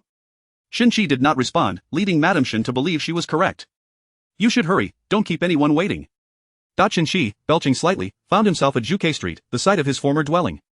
The night streets were especially tranquil, with the residences along Zhuke Street occupied by nobility. Despite past humiliations, Xinqi held a deep fondness for this courtyard. The courtyard featured magnificent stones reminiscent of Mount Tai, with a lotus pond housing exquisite koi. Every piece of furniture was meticulously curated by Minister Liu. The atmosphere was strictly regulated, and the servants were diligent. After his parents arrived in the capital, the residence was filled with laughter and joy. Gradually, it became too cramped, prompting Mianmian to acquire the adjacent house. The two properties combined became the Shen residence. Xinqi caressed the vermilion gate, which at that moment bore no plaque. He reminded himself to wait a little longer. Soon he would be the master here once more. The marriage contract with the Zhao family posed some complications. Mianmian, wholeheartedly devoted to him, would surely understand. With a creak, the gate swung open from within. Xinqi's hand barely had time to retract. Xie Lingyuan, what brings you here? Who goes there? A steel blade was pressed against Xinqi's neck. Before he could contemplate, Xinqi blurted out, Zhou. Killing intent radiated from Zhou's eyes, as if Xinqi's head could fall with a mere breath. Cough, Xie Lingyuan, clutching his chest, coughed lightly. Scholar Shen, what brings you here? Zhou withdrew his blade. Xie, why would the third prince be here? Xinqi questioned, casting his gaze at the vermilion gate with a tone of inquiry. Upon hearing Xinqi's tone, Zhou's hand instinctively moved towards his weapon again. Xie Lingyuan restrained Zhou's hand. Scholar Shen, this is my mother's dowry residence, why shouldn't I be here, what? Xinqi was taken aback, realizing he had been unaware that this residence belonged to the third prince. Furrowing his brow, he pondered whether this house had been returned to Minister Liu by the third prince, solely for. Was the future Shen residence, indeed, a gift from the third prince? Could it be that he had already taken note of him? The more he thought, the more convinced he became. Indeed, the third prince was his benefactor. Xinqi smiled confidently. Might I inquire if the third prince has time for a discussion? I feel an instant rapport with you. Xie Lingyuan observed that the night was still young, and presumed his uncle would not be asleep yet. Please, come in. Scholar Shen. Xie Lingyuan turned and entered the residence, allowing Xinqi to follow. The gate closed behind them. This abode was seldom visited by Xie Lingyuan, with only 7 or 8 servants, all of advanced age. Uncle Zhong, brew a pot of tea. A hoarse voice echoed from the darkness. 2 expressionless servants lit the candles within the room. Xie Lingyuan remained silent for a moment, wondering what this unyielding scholar Shen aimed to convey. Enjoy the tea. Xinqi lifted his cup, and upon tasting the tea, he was momentarily taken aback. It was not his preferred Junshan silver needle dye in his previous life. The imperial study was always stocked with his favorite tea. Scholar Shen, is the tea to your liking? Xie Lingyuan inquired, noting Xinqi's furrowed brow. I have a particular fondness for Junshan silver needle, Xinqi replied, his tone familiar. Xie Lingyuan was momentarily taken aback, then chuckled. Scholar Shen is truly genuine and unpretentious. I apologize, this residence has not been inhabited for some time and lacks your favorite Junshan silver needle. Xinqi shook his head, no matter. I can enjoy it just the same next time. Having not savored quality tea in a long while, he ceased to be particular about whether it was Junshan silver needle or not. Might I ask the third prince's thoughts on the current situation? I believe only the third prince is fit to inherit the throne. Xie Lingyuan's breath hitched as he straightened up. Scholar Shen, do you comprehend what you were saying? My elder brother is the legitimate heir and should rightfully inherit the throne. I have no desire for that position and only wish to be a leisurely prince. Xinqi felt exasperated. This had been the case in his previous life. Xie Lingyuan was indifferent about everything, even about becoming emperor. In a hushed tone, Xinqi said, I understand the failings of the crown prince, but it led to his demise. Xie Lingyuan's gaze shifted from Xinqi's face to the porcelain teacup beside him. Oh? Scholar Shen, are you jesting? My elder brother has always been a gentleman of propriety. What faults could he possibly possess, or was it a fatal error? The crown prince's failings, that was Xinqi's greatest leverage since his rebirth. This is not the place for an in-depth discussion. I shall certainly inform you later, third prince. Later, Xie Lingyuan recognized that Scholar Shen sought a position. Xie Lingyuan raised his teacup, setting aside the crown prince. My second brother is handsome and well-liked. I have been married for many years without children, and I fear I may disappoint Scholar Shen. No matter, the Zhong family has many children, adopting a clever son would suffice. Oh? Does Scholar Shen have a candidate in mind? Xie Lingyuan asked with a knowing smile. Certainly, there was a suitable candidate. The little emperor from his previous life would be just fine. He had always heeded Xinqi's words. Unfortunately, he had yet to be born at this moment. There will surely be one in the future. The third prince need not rush. Such vague musings. Xie Lingyuan's expression darkened as he raised his cup to bid farewell. The night is growing late. I shall not keep you, Scholar Shen, lest your lovely wife waits in solitude. In the dim candlelight, Xinqi did not notice Xie Lingyuan's somber expression. Had he seen it, he would not have minded. Xie Lingyuan, as a prince, was far too benevolent and amiable. Xinqi surveyed the simple furnishings in the room, nostalgia washing over him. I am yet to wed, but that will change soon. Xie Lingyuan, observing Xinqi's demeanor, found it amusing. Then allow me to extend my congratulations in advance, Scholar Shen. May you enjoy the joys of matrimonial bliss after your success in the imperial examinations. Chapter 22 The marriage by the decree of heaven, the emperor proclaims the legitimate daughter of the minister of revenue, Liu Mianmian, possesses virtuous character and exceptional talents, truly a gem of our dynasty. My third son, Xie Lingyuan, is valiant and courageous, of impeccable conduct, thus, I bestow upon him the esteemed Liu Mianmian as a concubine. So it is decreed, the marriage of the minister's daughter has been splendidly established. Although the emperor did not specify a wedding date, he and consort Liu are quite anxious. After all, the third prince, Xie Lingyuan, is already 25 and has yet to father a child. There has not been a hint of pregnancy in the rear court, and the physician's routine checkups have escalated from once every 7 days to 3 times a week. The third prince is in perfect health, relishing his meals with great appetite, dining 5 times a day to the point of gluttony. Both the emperor and consort Liu are increasingly concerned, but it seems a great disservice to have a distinguished minister's daughter serve as a concubine. On one side are the fellow apprentices, and on the other, a weeping woman yearning for grandchildren, sharing the same bed. 2 against 1. The emperor, too, longs for grandchildren. Brothers are like limbs, women, mere garments. One cannot venture out bare, lest they be exposed. With a heavy heart, the emperor personally drafts the imperial edict. Upon receiving the decree, the minister's head nearly exploded. His daughter vowed never to become a concubine, only to see that vow rendered meaningless. Were it not for his deep-seated loyalty to the throne and country, he might have stormed the palace in rebellion. The minister is so frustrated that when officials speak to him, he simply retorts, "No money, there's no money for anything." The first prince's legitimate wife, Lady Chao, finally feels relief. As long as the first prince does not marry Liu Mianmian, anyone else will do. Liu Mianmian's family background is untouchable, unassailable, and establishing rules is utterly impossible. If not handled carefully, even the position of the first wife could be usurped. Now, it's settled for the third prince. Let the ancestors support the Wang family. The first prince's wife revels in her good fortune, while the first prince, Xie Lingyuan, witnesses Lady Chao's elation. He scolds vehemently, "Ignorant woman, coming from a humble background, you only see immediate benefits, lacking foresight." Before the first prince, Lady Chao begins to weep. What of it if the third prince marries Liu Mianmian? Even with the support of Minister Liu, it is of no consequence. The third prince is a eunuch, why fear him? After hearing this, Xie Lingyuan finds some logic in her words and gradually feels reassured. The second prince's wife, Lady Zhou, remains indifferent. Even if Liu Mianmian becomes the second prince's concubine, it matters not. After all, the second prince favors the women in the rear court. Having more sisters can only be advantageous. The third prince's wife, Lady Wang, is unfazed, while Liu Qing'er feels the world collapsing around her. Upon learning that she must share a husband with Liu Mianmian, she is rendered speechless. It seems that what she fears has indeed come to pass. "Concubine Liu, please take your leave, our lady does not receive guests." Lady Wang's maid coldly states. Liu Qing'er places her hands on her hips. Liu Mianmian is about to enter the residence. What good does her daily prayers do? Can the Buddha grant her a child? If she does not think of a way now, once Liu Mianmian arrives, will there be any place left for her? Step aside, I must enter. Concubine Liu, Lady Wang's maid hesitates, her eyelids twitching uncontrollably. What are you blinking for? Have you lost your mind? Quickly, step aside. Lady Wang's maid rolls her eyes. A weary voice speaks. Liu Qing'er, you are confined to the western courtyard for 2 months. Prince, cousin, when did you return? Liu Qing'er exclaims, on the verge of tears.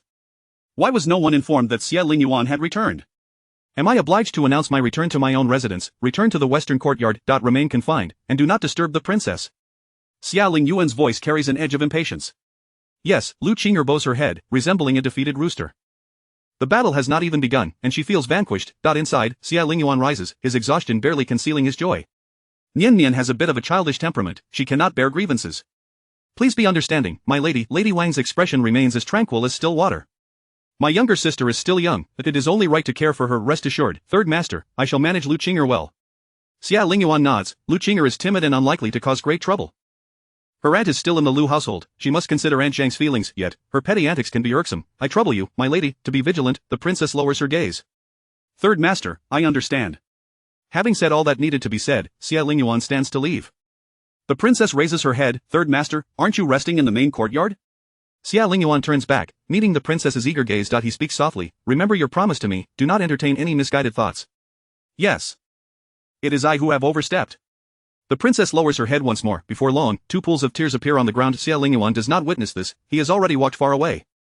As his footsteps fade, Lady Wang lifts her head, wiping the corners of her eyes. There is no trace of sorrow left on her face. Shangxue, bring me my wooden fish. My lady, it is too late. You should rest. The head maid, Shangxue, responds with some reluctance. At least feign it for a while. Lady Wang takes the wooden fish. Tap, tap, tap, tap, tap. The marriage of the 4th young master of the minister's household unfolds in a hurried yet grand manner. From the princess's residence, the 108 sets of dowry led by the drumbeats and gongs depart. Each set of dowry is filled to the brim, and the bearers struggle under the weight. The large pieces of rosewood furniture have long been delivered to the Liu residence, arranged in Liu Zheyan's new chambers. 108 sets of dowry. The first set contains a white jade ruby personally bestowed by the Empress Dowager, symbolizing a life of ease. The second set is a golden boy and girl statue gifted by the emperor. The third set comprises a complete set of gold and pearl adornments bestowed by the empress, who has truly poured her heart and soul into it. The fourth set is a resplendent glass lamp gifted by consort Liu. The lamp, crystal clear, is intricately carved with pomegranate tree designs, symbolizing fertility and blessings. When sunlight filters through, the entire lamp sparkles magnificently. The remaining 104 sets of dowry are the princess's savings over the years. Did the princess bring back so many treasures from the northern kingdom? No wonder the northern kingdom wishes to welcome the princess back. An elderly woman leaning on a cane remarks, "You young folks don't know. The princess's mother is a daughter of the Huang family. The Huang family has but one daughter, and they are wealthy." Someone inquires, "Isn't the princess born of the empress dowager?" "No." The old woman shakes her head, unwilling to elaborate. "I'm just getting old and can't remember clearly." The 108 sets of dowry take 3.5 hours to traverse from the southern part of the city to the north. The minister's residence had long been adorned with red silk. The red lanterns at the entrance radiate an air of festivity. The 108 sets of dowry for the daughter-in-law have done little to lift the spirits of Minister Liu. When Mianmian marries, prepare her 108 sets of dowry as well. Aunt Chang's eyes widen in disbelief. "What? Cousin? Our Qinger had only 36 sets of dowry. That if she is merely a concubine, why should Liu Mianmian have over 108 sets? I refuse to accept this." Crash. A teacup shatters on the floor. Lady Liu scolds sharply. "Why, simply because I brought 88 sets of dowry into this family, just because you entered with a ragged bundle. My Mianmian's dowry has been saved since her birth. What about your Liu Qinger? If it weren't for the master's reputation, your daughter would have nothing. Cousin, just look at the lady." An Zhang stammers. The minister's wrath ignites upon recalling his beloved daughter has become a concubine. Get back to your courtyard. Chapter 23.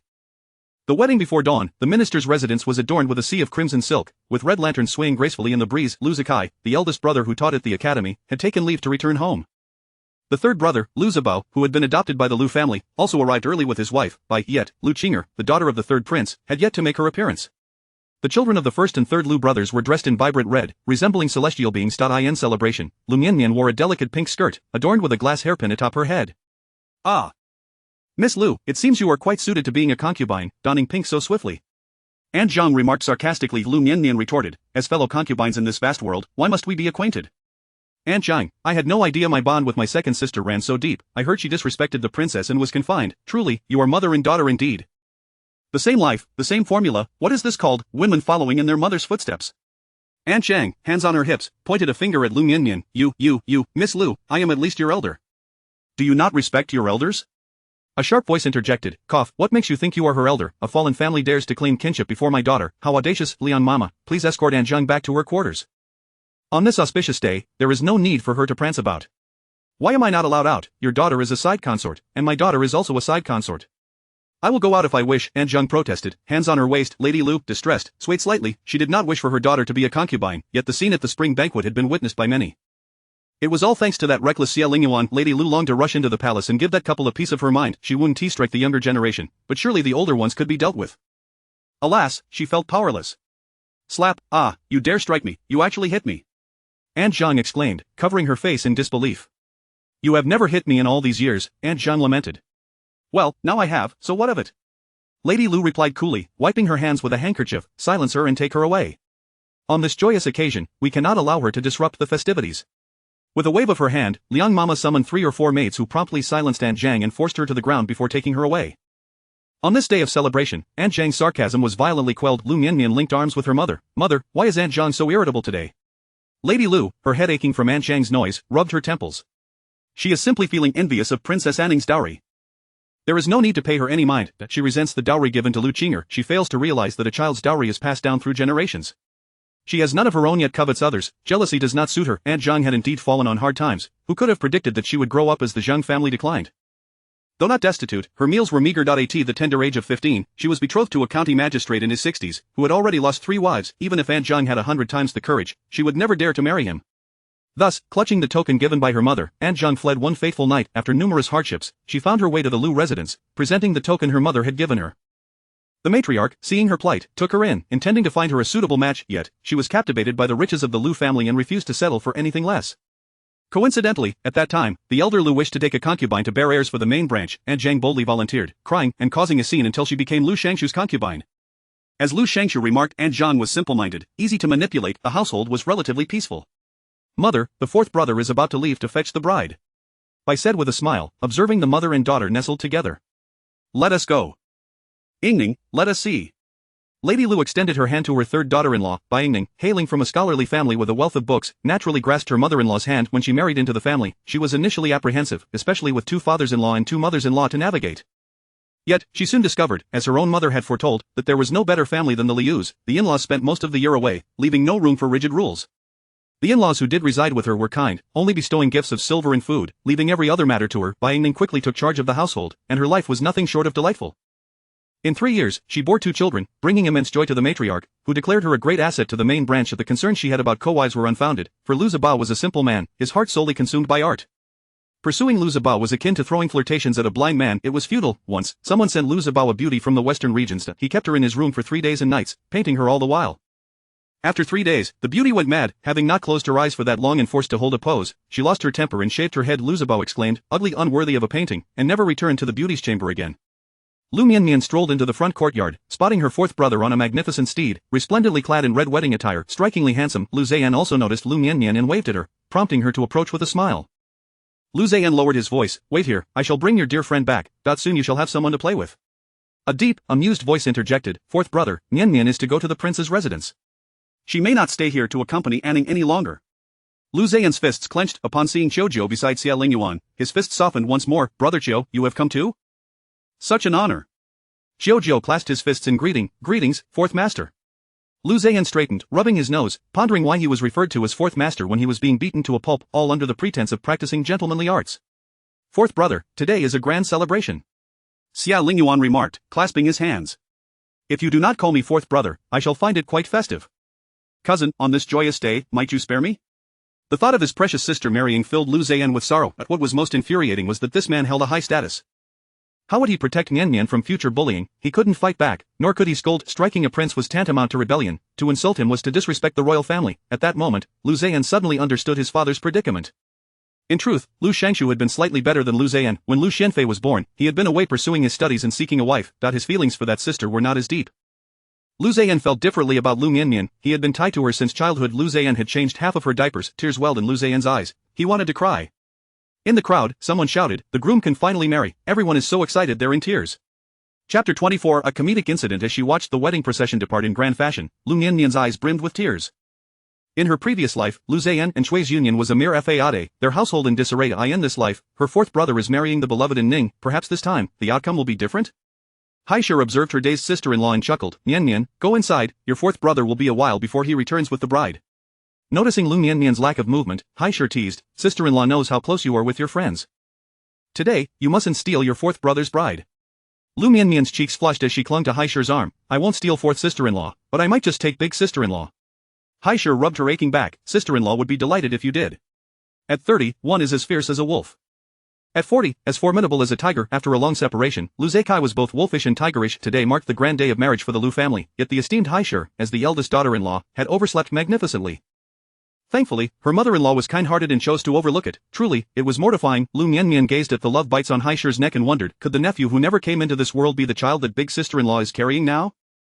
Haishir tugged at her collar. "Mosquito bites, just mosquito bites." Haishir's face turned as red as a sunset, silently cursing Liu Zikai. "Sister-in-law, are the mosquitoes in the house that fierce?" Liu Mianmian feigned surprise. Yes, Haishir nodded frantically, reassuring herself that Mianmian was still an innocent young girl who understood nothing. "Madam Hai, Miss Liu, congratulations," Qin Lu said, bowing in greeting. Haishir and Liu Mianmian returned the gesture. "Lord Qin is too kind." Qin Lu continued, "Yesterday, an old friend visited, and after a few drinks, I didn't realize how late it had become. I nearly missed the auspicious hour. Soon, I shall personally apologize to Zayan." Liu Mianmian chuckled, "Lord Qin is being overly courteous." Qin Lu jested, "Tonight's wedding festivities will be lacking without my presence." The thought of a high-ranking minister causing a ruckus at a wedding was amusing to Haishir, who covered her mouth as laughter escaped. "Lord Qin, you are surprisingly humorous in private." "Please forgive me for making you laugh, Madam Liu." Qin Lu replied, bowing again. Haishir smiled and praised, "You are not just a man of talent, but also one of valor and grace, Lord Qin. It is no wonder His Majesty holds you in such high regard."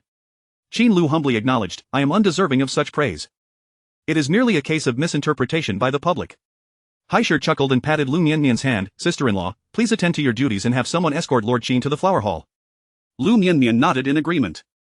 Qin Lu gazed at the cheerful Liu Mianmian, and suddenly a line from a poem sprang to mind. Amongst the throng, a single glance, the colors of the world seem like dust. "Miss Liu, you would look lovely in bright red." Liu Mianmian paused, then laughed. There are countless colors in this world, each with its own beauty. With a hint of meaning behind her words. Miss Liu is wise and fortunate. Qin Lu blurted out, I am on good terms with your brother, and I shall consider myself your elder brother. From now on, you shall have my protection in all matters. Protection.it was a promise, it was a declaration of allegiance. Qin Lu's words caught Liu Mianmian slightly off guard. Once she regained her composure, she bowed. Thank you, brother Qin. Qin Lu's servant felt his heart shatter, his young mistress had ultimately become a sister. Why was it so difficult to find a mistress for himself? I am the one who has overstepped, Qin Lu laughed, though a trace of unexpressed disappointment lingered in his smile. Nay, it is I who have overstepped. Brother Qin, you are well versed in poetry, painting, and all manner of arts, it is a blessing that you do not disdain my ignorance. Liu Mianmian shook her head playfully, her charming demeanor causing the glass tassels on her hair to dance mischievously. Qin Lu felt as if a myriad of fireworks were bursting forth before his eyes, each more splendid than the last. So this is the feeling of having a younger sister. No wonder Zayan boasts of you to me daily. Qin Lu's servant shielded his eyes, he couldn't bear to watch. It is said that one connection leads to another, but the servant felt his master was more of a blockade than a bridge. Liu Mianmian glanced up and saw her third brother, Liu Zebo. Upon spotting Qin Lu, Liu Zebo's eyes lit up. Brother Qin, I fear my third brother has come in search of you, Liu Mianmian remarked. Qin Lu understood that Liu Mianmian was busy, especially with the two matrons standing behind her, seemingly with something to report. Sensing the unspoken intent, Qin Lu bowed, Mountain River Recluse. Liu Zebo returned the greeting, Xingbai. They exchanged their poetic names. Observing the two engaged in lively conversation, Liu Mianmian turned to the matrons behind her. Stepping into a corner, she inquired, do you have something to report? The scholar Shen, who once had a close relationship with the fourth young master, has come to offer his congratulations. The matron looked up to gauge Liu Mianmian's expression. However, he seems to have wandered into the back courtyard for some reason. Liu Mianmian frowned, what do you mean by wandering? Speak clearly. The matron lowered her head, hesitating, and then muttered, Miss, Scholar Shen and Fangji have fallen into the lotus pond together. The other matron standing nearby rolled her eyes. Goodness, how do you speak so breathlessly? It's as if you're delivering a difficult birth, let me speak. The later matron, a daughter-in-law of the Liu Rui family, pressed forward. Miss, when Scholar Shen was pulled out, they were still holding on to each other. Fangji was dressed rather lightly, and her figure was quite revealing. She then whispered, I overheard Scholar Shen calling out for Mianmian with his eyes closed. The Liu Rui matron cast a furtive glance at Liu Mianmian's expression, adding, Today, Fangji is wearing that pink gauze skirt you gifted her before. I nearly mistook her for you just now. Let us return to the inner courtyard. Liu Mianmian's expression darkened. Fangji was dripping wet. Kneeling in the corridor of Liu Mianmian's courtyard, Liu Mu's courtyard was filled with ladies who had come to offer their congratulations. Hai Shi and Bai Shi were accompanying them, engaging in laughter and conversation, yet, Liu Mianmian's courtyard remained the quietest, with the Liu Rui matron commanding Fangji to kneel there. Liu Mianmian was momentarily taken aback upon seeing Fangji, who bore a slight resemblance to her. Frowning, she asked, Fangji, what on earth happened? Fangji looked up at Liu Mianmian, her cheeks flushed. Miss, I was just walking by the lotus pond. I don't know how it happened, but I slipped and fell and a Scholar Shen came to my rescue. Liu Mianmian coldly snorted, on such an important day, why aren't you in the courtyard awaiting your mother's instructions? How could you be by the lotus pond? I? Fangji raised her head. Why wasn't he the miss asking about why Scholar Shen saved her? Liu Mianmian pointed at Fangji on the ground, declaring, Fangji has been derelict in her duties. Liu Rui's family should summon her parents to take her away, and also bring her brother along. We do not keep disloyal servants in the Liu family. Fangji's parents worked on the estate accompanying Liu Mu's dowry. They were generally honest and diligent. Liu Mu had graciously allowed their daughter to serve Liu Mianmian closely. Their son was responsible for the duties at the back gate. Chapter 25 of the Unsavory Incident, Mississippi. You cannot. Fangji looked up. Liu Mianmian did not miss the fleeting resentment that flickered in Fangji's eyes, resentful of her. Liu Mianmian sensed that the situation was far from simple, and commanded, Today is the day of great joy for the fourth master. First, confine Fangji to the woodshed. Fangji gazed at the matron of the Liu family and, hastily unfastening her sweat towel, cried out, Mississippi. I am already the betrothed of Scholar Shen. You cannot punish me. What? If Liu Mianmian were not reborn, she might have actually believed this. Such a baseless claim, you speak with such heartfelt sincerity. Scholar Shen has a fiancée, he is utterly devoted to Zhao Mianmian unwaveringly until death. That selfish love, which serves only to fulfill oneself, is utterly distasteful. Fangji's cheeks still bore a flush as she insisted, It is true, Scholar Shen said that once the matter is accomplished, he would allow me to be his concubine. What matter? A sense of foreboding crept over Liu Mianmian. Fangji raised her head, stammering, Scholar Shen expressed his affection for you, miss, and wishes to break off his engagement to seek your hand in marriage. However, Zhao Mianmian threatened to take her own life, making it impossible to annul the engagement. As a result, miss, you have been bestowed as a concubine to the third prince. Scholar Shen, unable to bear it, wishes to come and see me. Did he not see enough in the last life? Wasn't he sick of it by now? Nonsense, you little wretch, how dare you entangle yourself with the miss, I see you are courting death. The matron of Liu family kicked Fangji to the ground. Mississippi. I speak only the truth. Fangji scrambled to her feet, weeping. Liu Mianmian, her face cold, suddenly radiated an air of authority. Did your brother open a back door for him? Fangji trembled, whispering, yes. I led my brother away, he does not know. The matron of Liu family was infuriated. How could such a sordid affair be brought before the innocent miss? Furious, she seized Fangji by the collar. Miss. This little wretch must be lying. Why did Scholar Shen not enter through the front door, but rather the back? I shall see, it is all her nonsense. Fangji shook her head in protest, because entering through the front requires a gift. Today is the fourth young master's wedding, the back door does not require one. Well then, not such a miserly scholar. The people in the room were rendered speechless. Haitang, unfazed, rolled her eyes. What does he intend to do upon entering? Liu Mianmian rose and approached the prostrated Fangji. Does he wish to ruin my reputation? To leave me no choice but to marry him? Fangji's eyes widened, shaking her head vigorously. No, Scholar Shen asked me to bring you to the Lotus Pond, he wishes to speak with you. If you are willing to marry the third prince, he will wish you happiness. If you are not willing, he will risk his life to appeal to the emperor for your hand. Whoa, miss, Scholar Shen truly cares for you. Fangji was moved to tears. Liu Mianmian felt somewhat speechless. In her past life, she was surrounded by fools, such nuisances. No wonder, with her lofty status in her previous life, she had to endure and live in silence. Truly deserved. 4 maids, 1 a seducer, 1 a fool, 2 spineless weaklings. Smack. Haitang swung her arm and delivered a resounding slap. The force was so great that her hand went numb. Fangji spat out a mouthful of blood. Zhou Mei and Xiushuang quietly took a step back. Haitang was terrifying. The matron of Liu family's eyes lit up. Haitang, could this be the long-lost iron sand palm? Haitang, trembling, turned her back, assuming an air of superiority. You know not what you speak. Dare to conspire against the miss, and I shall ruin you. At that moment, Zhou Mei and Xiushuang understood why Haitang had been elevated to the status of a senior maid. Why only Haitang received silver from Chinua, why Haitang could still be called Haitang. Fangji, complying with Shinqi's wishes, sought out Liu Mianmian. After searching the back courtyard fruitlessly, she ventured to the front courtyard, where she saw Liu Mianmian conversing with a distinguished guest, seemingly engaged in a discussion that would take some time. Fangji dared not approach, so she returned to the back courtyard to inform Shin Qi. In the bustling front courtyard, a small maid accidentally bumped into Fangji, spilling tea all over her. Fangji had no choice but to return and change her clothes, her thoughts drifting to Shinqi's handsome visage. Fangji's face flushed with embarrassment as she, inexplicably, donned the pink gauze skirt bestowed by Liu Mianmian. Liu Mianmian adored the gauze attire for its lightness and breathability. Shinqi was quite familiar with gauze. The only downside to this gauze was its transparency. When in this life, Liu Mianmian wished to avoid the same path as her previous one. She no longer desired to wear gauze. Thus, she had given away all her gauze garments. Unexpectedly, Shinqi mistook Fangji in the distance for Liu Mianmian and rushed towards her. The two tumbled into the lotus pond together. The pond contained remnants of Liu Shangshu's peculiar hobby, a pile of broken stones. Upon entering the water, Shinqi struck a stone and lost consciousness. Even in unconsciousness, he did not release his hold, mumbling Mianmian. Mianmian. Fangji was deeply captivated by this affectionate man. Mississippi. Scholar Shen truly likes you. The third prince already has numerous wives and concubines. Why must you wade into these troubled waters, the murky waters? Smack. Haitang swung her arm again, delivering another slap. Fangji's face bore symmetrical marks. Haitang's hands trembled from the exertion. Zhou Mei and Xiushuang retreated another step. The matron of Liu family's gaze towards Haitang shifted from admiration to fervor. Struggling to articulate, yet you dare to incite the miss. The miss has a fine side consort awaiting her. Why would she seek hardship with a fallen family? The miss is marrying, not providing charity. What of the third princess residence? Who dares allow the miss to suffer indignities? Is it the unestablished noble consort, or the unfavored second young lady who possesses such audacity? Even if they had 800 times their courage, they would not dare. And you still dare to counsel the miss to defy the imperial decree? How many heads do you possess?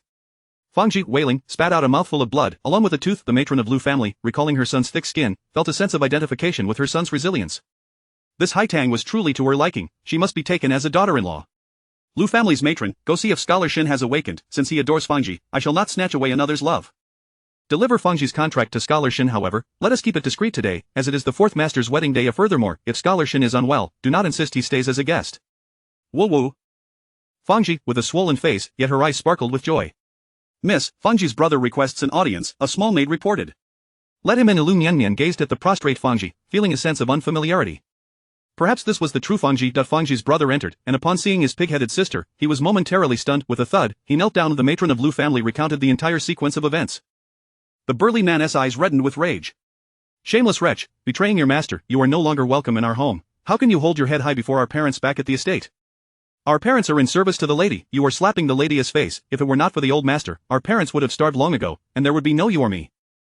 How could you? Have you no gratitude? Fangji, you have been with the miss since childhood. How could you do such a thing?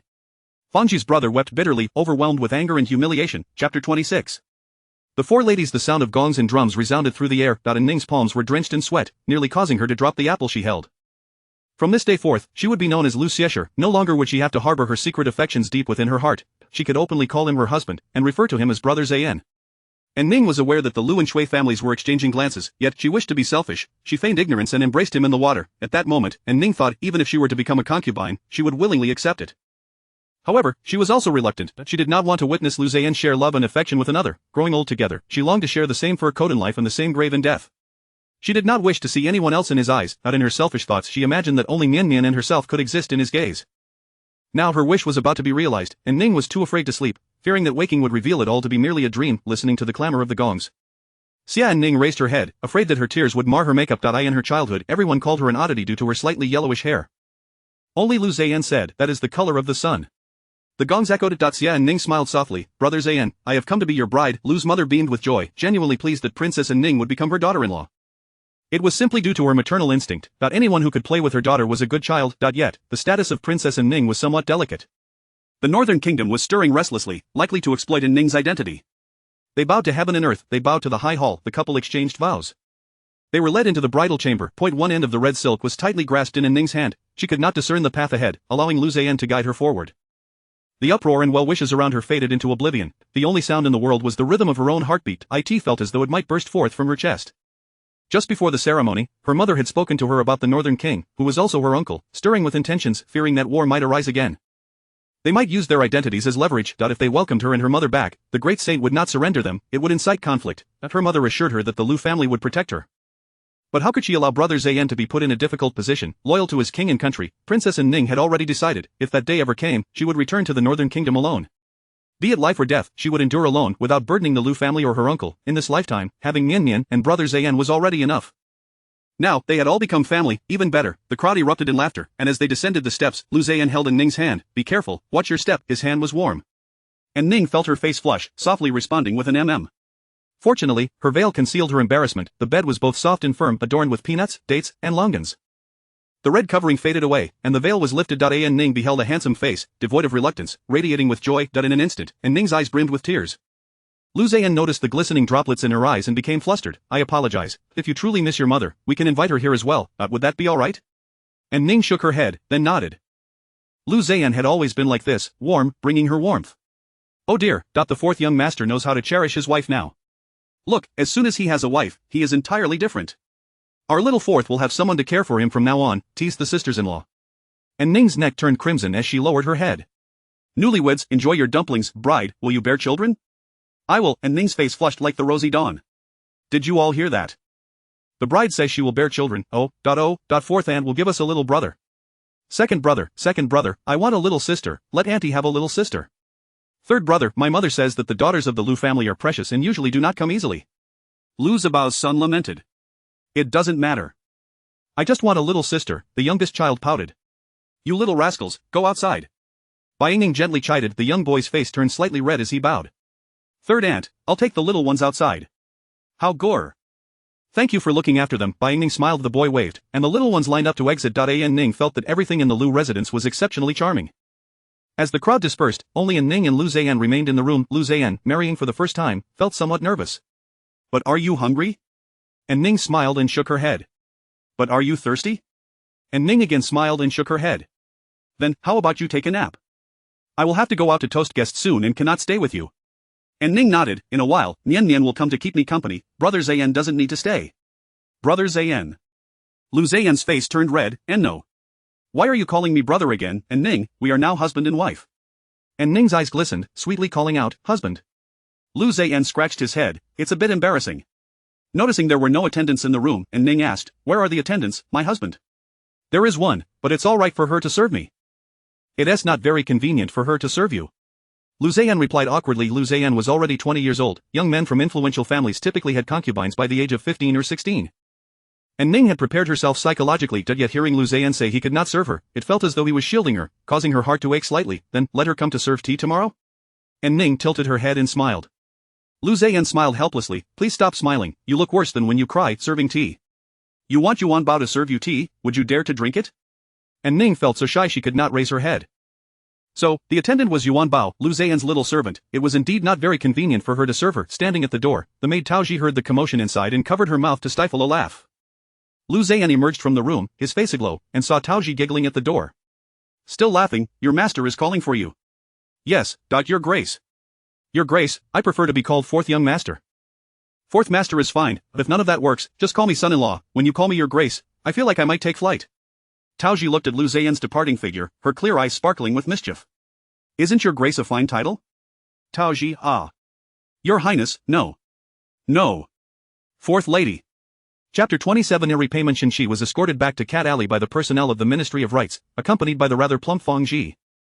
From a young age, Fang Ji had aspired to marry a learned and handsome man, and now it seemed her wish had been granted. Liu Mianmian had instructed Fang Ji to take away all their possessions and the rewards accumulated over the years. When Xinqi regained consciousness, the sky had darkened considerably. A room full of people surrounded him in silence, occasionally punctuated by soft murmurs. As he opened his eyes, he beheld a visage resembling that of a pig. Glancing down at his attire, he murmured, Mianmian? Shen's mother helped him sit up, exclaiming, What Mianmian, Sanhua, have you been drinking? Mianmian is at the tea house. As he focused on the familiar face before him, he inquired, Who are you? I am but a servant. Fang Ji. Fang Ji replied, her cheeks flushed, while she bore the marks of 5 slaps on her face. Fang Ji, Jasmine? Xinqi furrowed his brow. Yes, it is Jasmine. My lord, do you still remember my original name? Fang Ji's face grew even redder. Seeing Xinqi awake and seemingly unharmed, Xinqi's cousin, Xinqi, rubbed his belly and said ingratiatingly, Uncle, I am hungry. If you are hungry, go eat without waiting for me. Xinqi massaged his temples. Uncle, the proprietor of Tianxiang Tower has barred us from entering for a meal. Even mentioning your name is futile. How could that be? Xinqi mused, observing Fang Ji's clothing with a contemplative gaze. What brings you here? Fang Ji bit her lip, reluctant to disclose the disdain with which she had been treated by the Ministry of Rites. Not in the slightest did she wish for him to know. Miss, unable to repay the kindness of Scholar Shen, has sent me to keep him company, she managed, her excuse clumsy yet convincing enough for Xinqi. In his past life, Liu Mianmian had loved him deeply. Knock, knock, knock. The door was rapped upon. Liu Rui's wife tiptoed into the room. A space crowded with over 10 individuals felt even more cramped than the firewood room of Liu's household. Liu Rui's wife donned a finely woven garment, immaculate and tidy, adorned with a gold and silver hairpin. The Shen family appeared somewhat bemused. Liu Rui's wife paid no heed to their reactions. Today marked the wedding of the 4th young master, and she was eager to return for the banquet. Master Shen, here is Fang Ji's contract of servitude, please accept it. Congratulations to you and Fang Ji on a harmonious union. Fang Ji, the contract has been returned to you. You are no longer to associate with the Ministry of Rites, and your parents have instructed me to inform you. They consider you as having been born a Charsiu. Henceforth, you have no ties with them. Without waiting for any reaction, Liu Rui's wife hurriedly lifted her skirts and dashed out the door. Old man, hurry, we must catch the carriage back, lest the good dishes be gone. This cat alley is no place for human habitation, it's muddy everywhere. Xinqi sat up, his gaze as deep as a stormy sea. Fang Ji, what is the meaning of this? Fang Ji lowered her head and replied, Scholar Shen suddenly lunged at me, and we both fell into the water.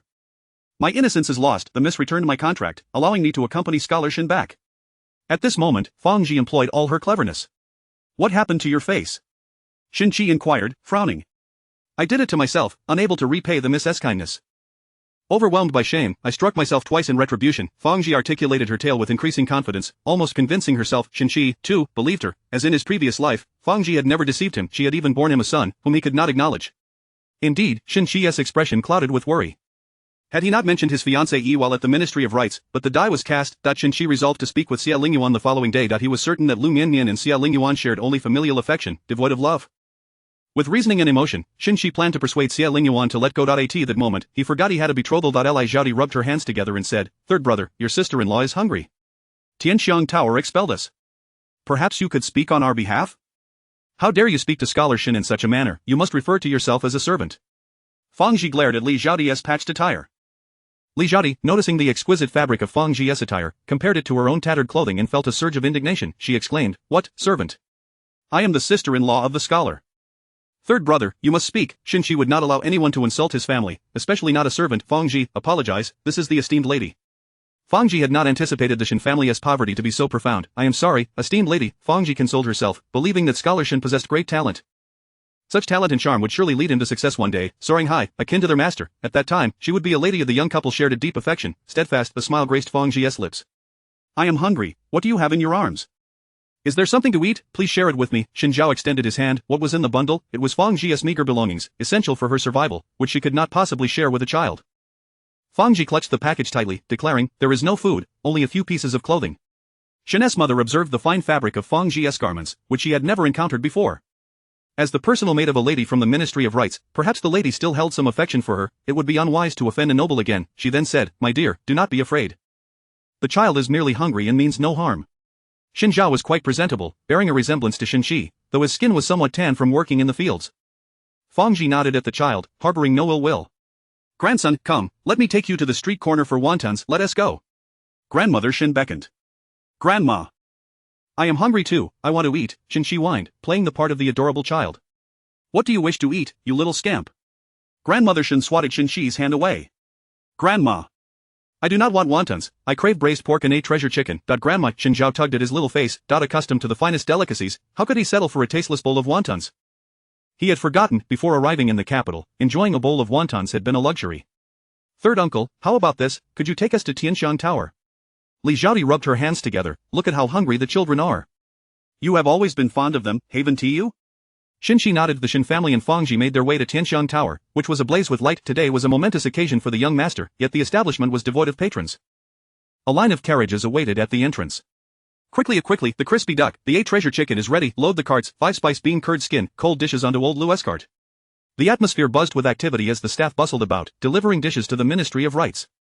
The chef's spatula sparked as it struck the pan. The proprietor, without lifting his head, announced, esteemed guests, please take your leave, today, the young master celebrates, and Tianshan Tower is closed to outsiders. Grandma. I want to eat crispy duck. Xin Zhao cried out upon hearing the familiar and irritating voice. The proprietor raised his head. I thought it was someone else, it turns out to be Scholar Xin's family. Is Scholar Xin here to repay a debt? Chapter 28. The servant. The shopkeeper clutched the ledger, the abacus clicking incessantly. The total is 1,752 taels, he declared. Madame Xin, indignant, exclaimed, what do you mean over 1,000 taels? That amount could purchase a 3-entry residence, it would be enough to buy your entire establishment, you rotund charlatan. The shopkeeper scoffed, that may be true in your hometown, here in the capital, 1,000 taels won't even secure a 2-entry residence. Madame Xin, in this location, one would need at least 10,000 taels to acquire this shop, the sum is indeed 1,752 taels. The members of the Xin family believed that Xi dined at Tianshan Tower without incurring any expenses, hence they frequented the establishment for their meals. Over the past few days, they had indulged to the point of gaining weight, without contributing a single coin. They had effortlessly consumed over 1,000 taels, while Zhang Dong, an academician at the Hanlin Academy, only dared to visit Tianshan Tower once a month. Living in the capital was no easy feat. Officials without connections lived on their monthly stipends, who would dare squander without restraint. Even someone of Xinjuan Yuan's humble origins acted discreetly, careful to stretch every coin. The shopkeeper held a deep respect for Xi, for such a scholar was a rarity. Initially, he thought Xi hailed from a poor background, only to discover that he was of commoner descent, even lower than he had presumed. The shopkeeper was perplexed. How could Xinjuan Yuan embody both poverty and nobility? The revelation of over 1,000 taels left everyone astonished. Only Xinjuan Yuan remained unfazed, retorting coldly, it is merely 1,000 taels. Why must the shopkeeper be so aggressive? The shopkeeper was taken aback. Nearly 1,000 taels? Ha, Xinjuan Yuan has certainly seen the world. Indeed, Xi had witnessed grander spectacles, having previously handled fortunes in the hundreds of thousands.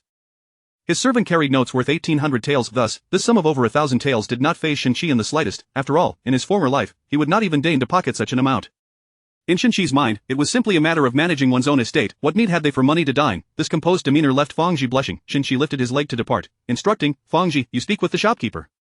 The Xin family followed Xi out, while the shopkeeper observed the brightly adorned red silk lanterns at the entrance, reveling in the festive atmosphere, reluctant to stir up trouble.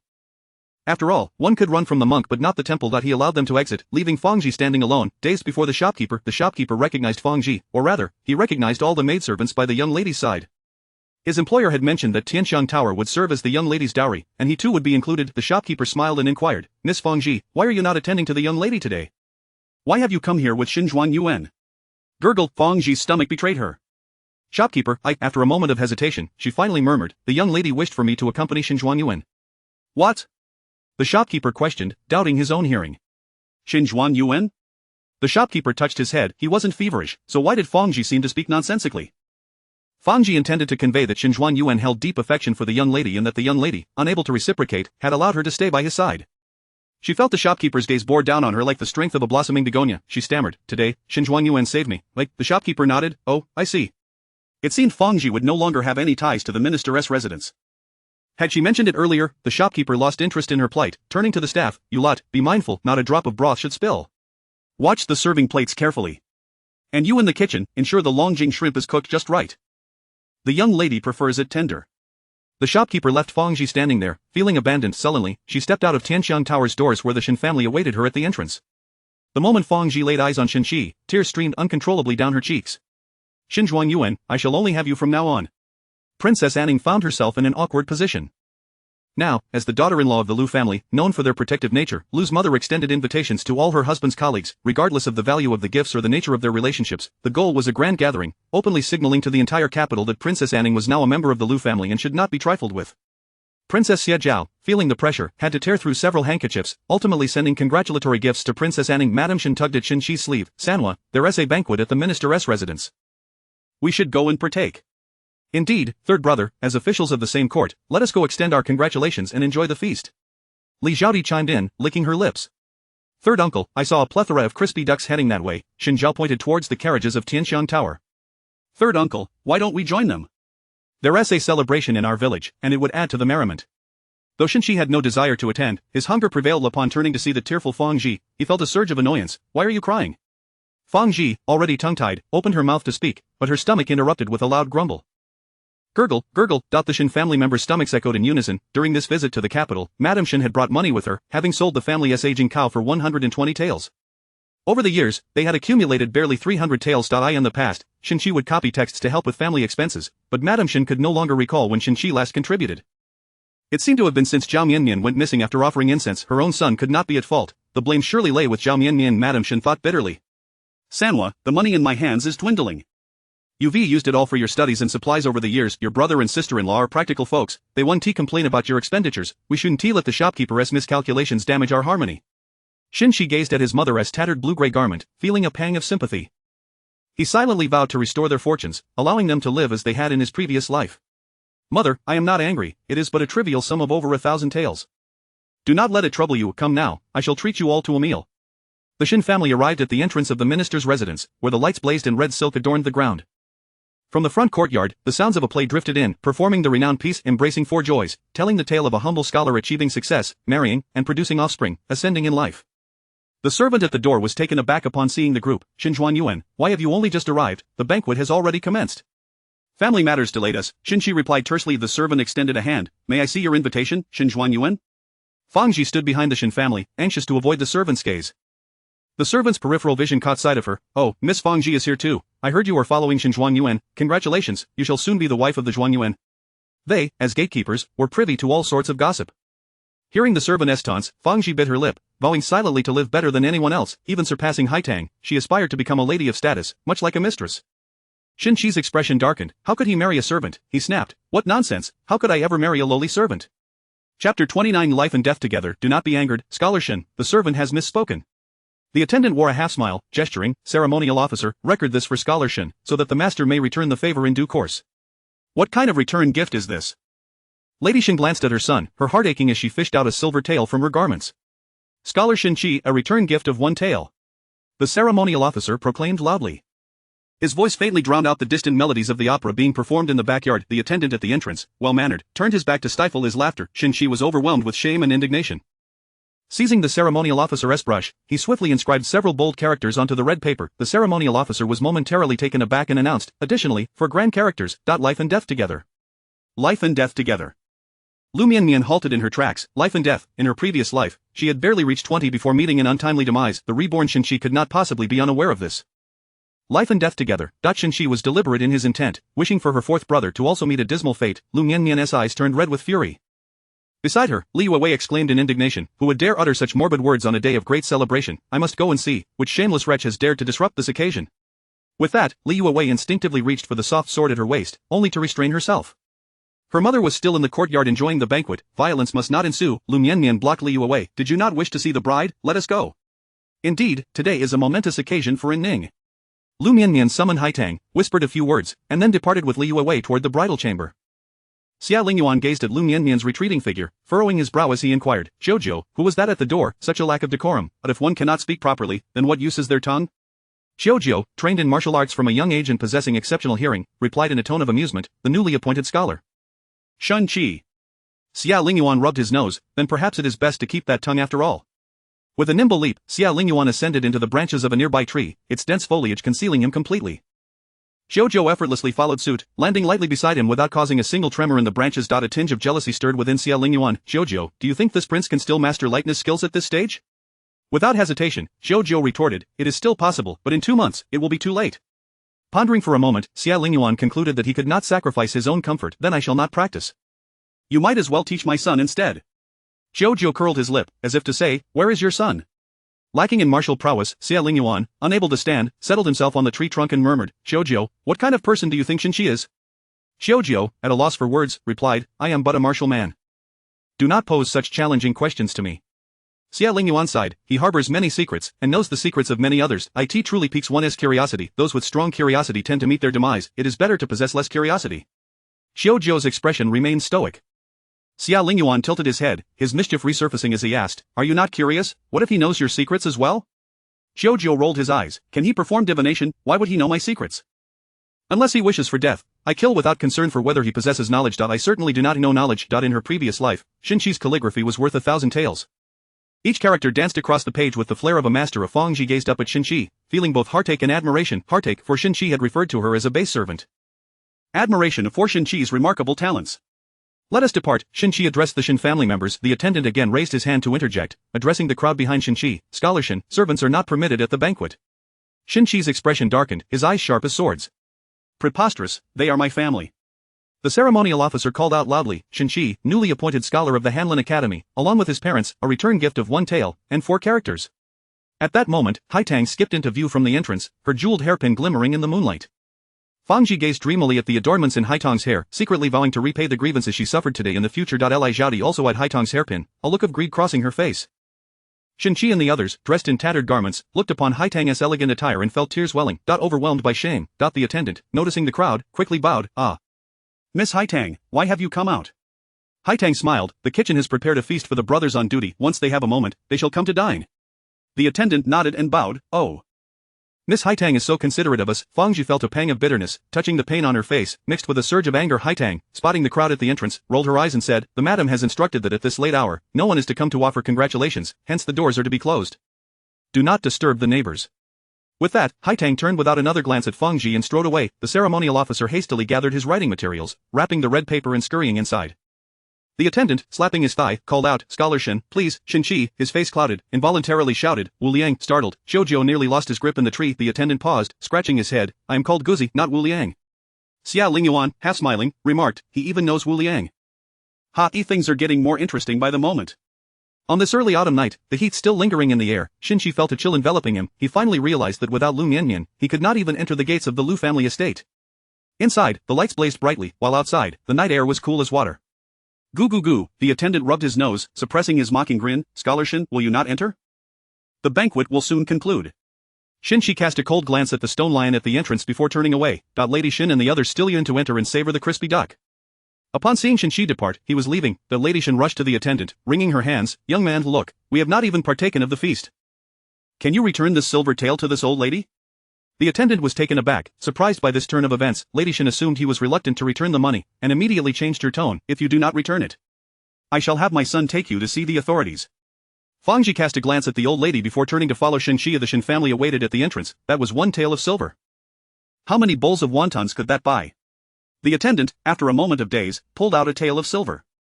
Here our Liu family estate does not lack for your family's tael. Lady Shin, receiving the silver, felt a sense of satisfaction. She then added, my son is the scholar, his writings at the bookshop are worth a tael as well. The attendant laughed in disbelief. Are you trying to swindle me? My master aced the imperial examinations, and my elder brother excels in poetry, painting, and calligraphy. My third brother is known as the recluse of mountains and rivers. A single painting is worth a fortune. We have no need for your shabby characters.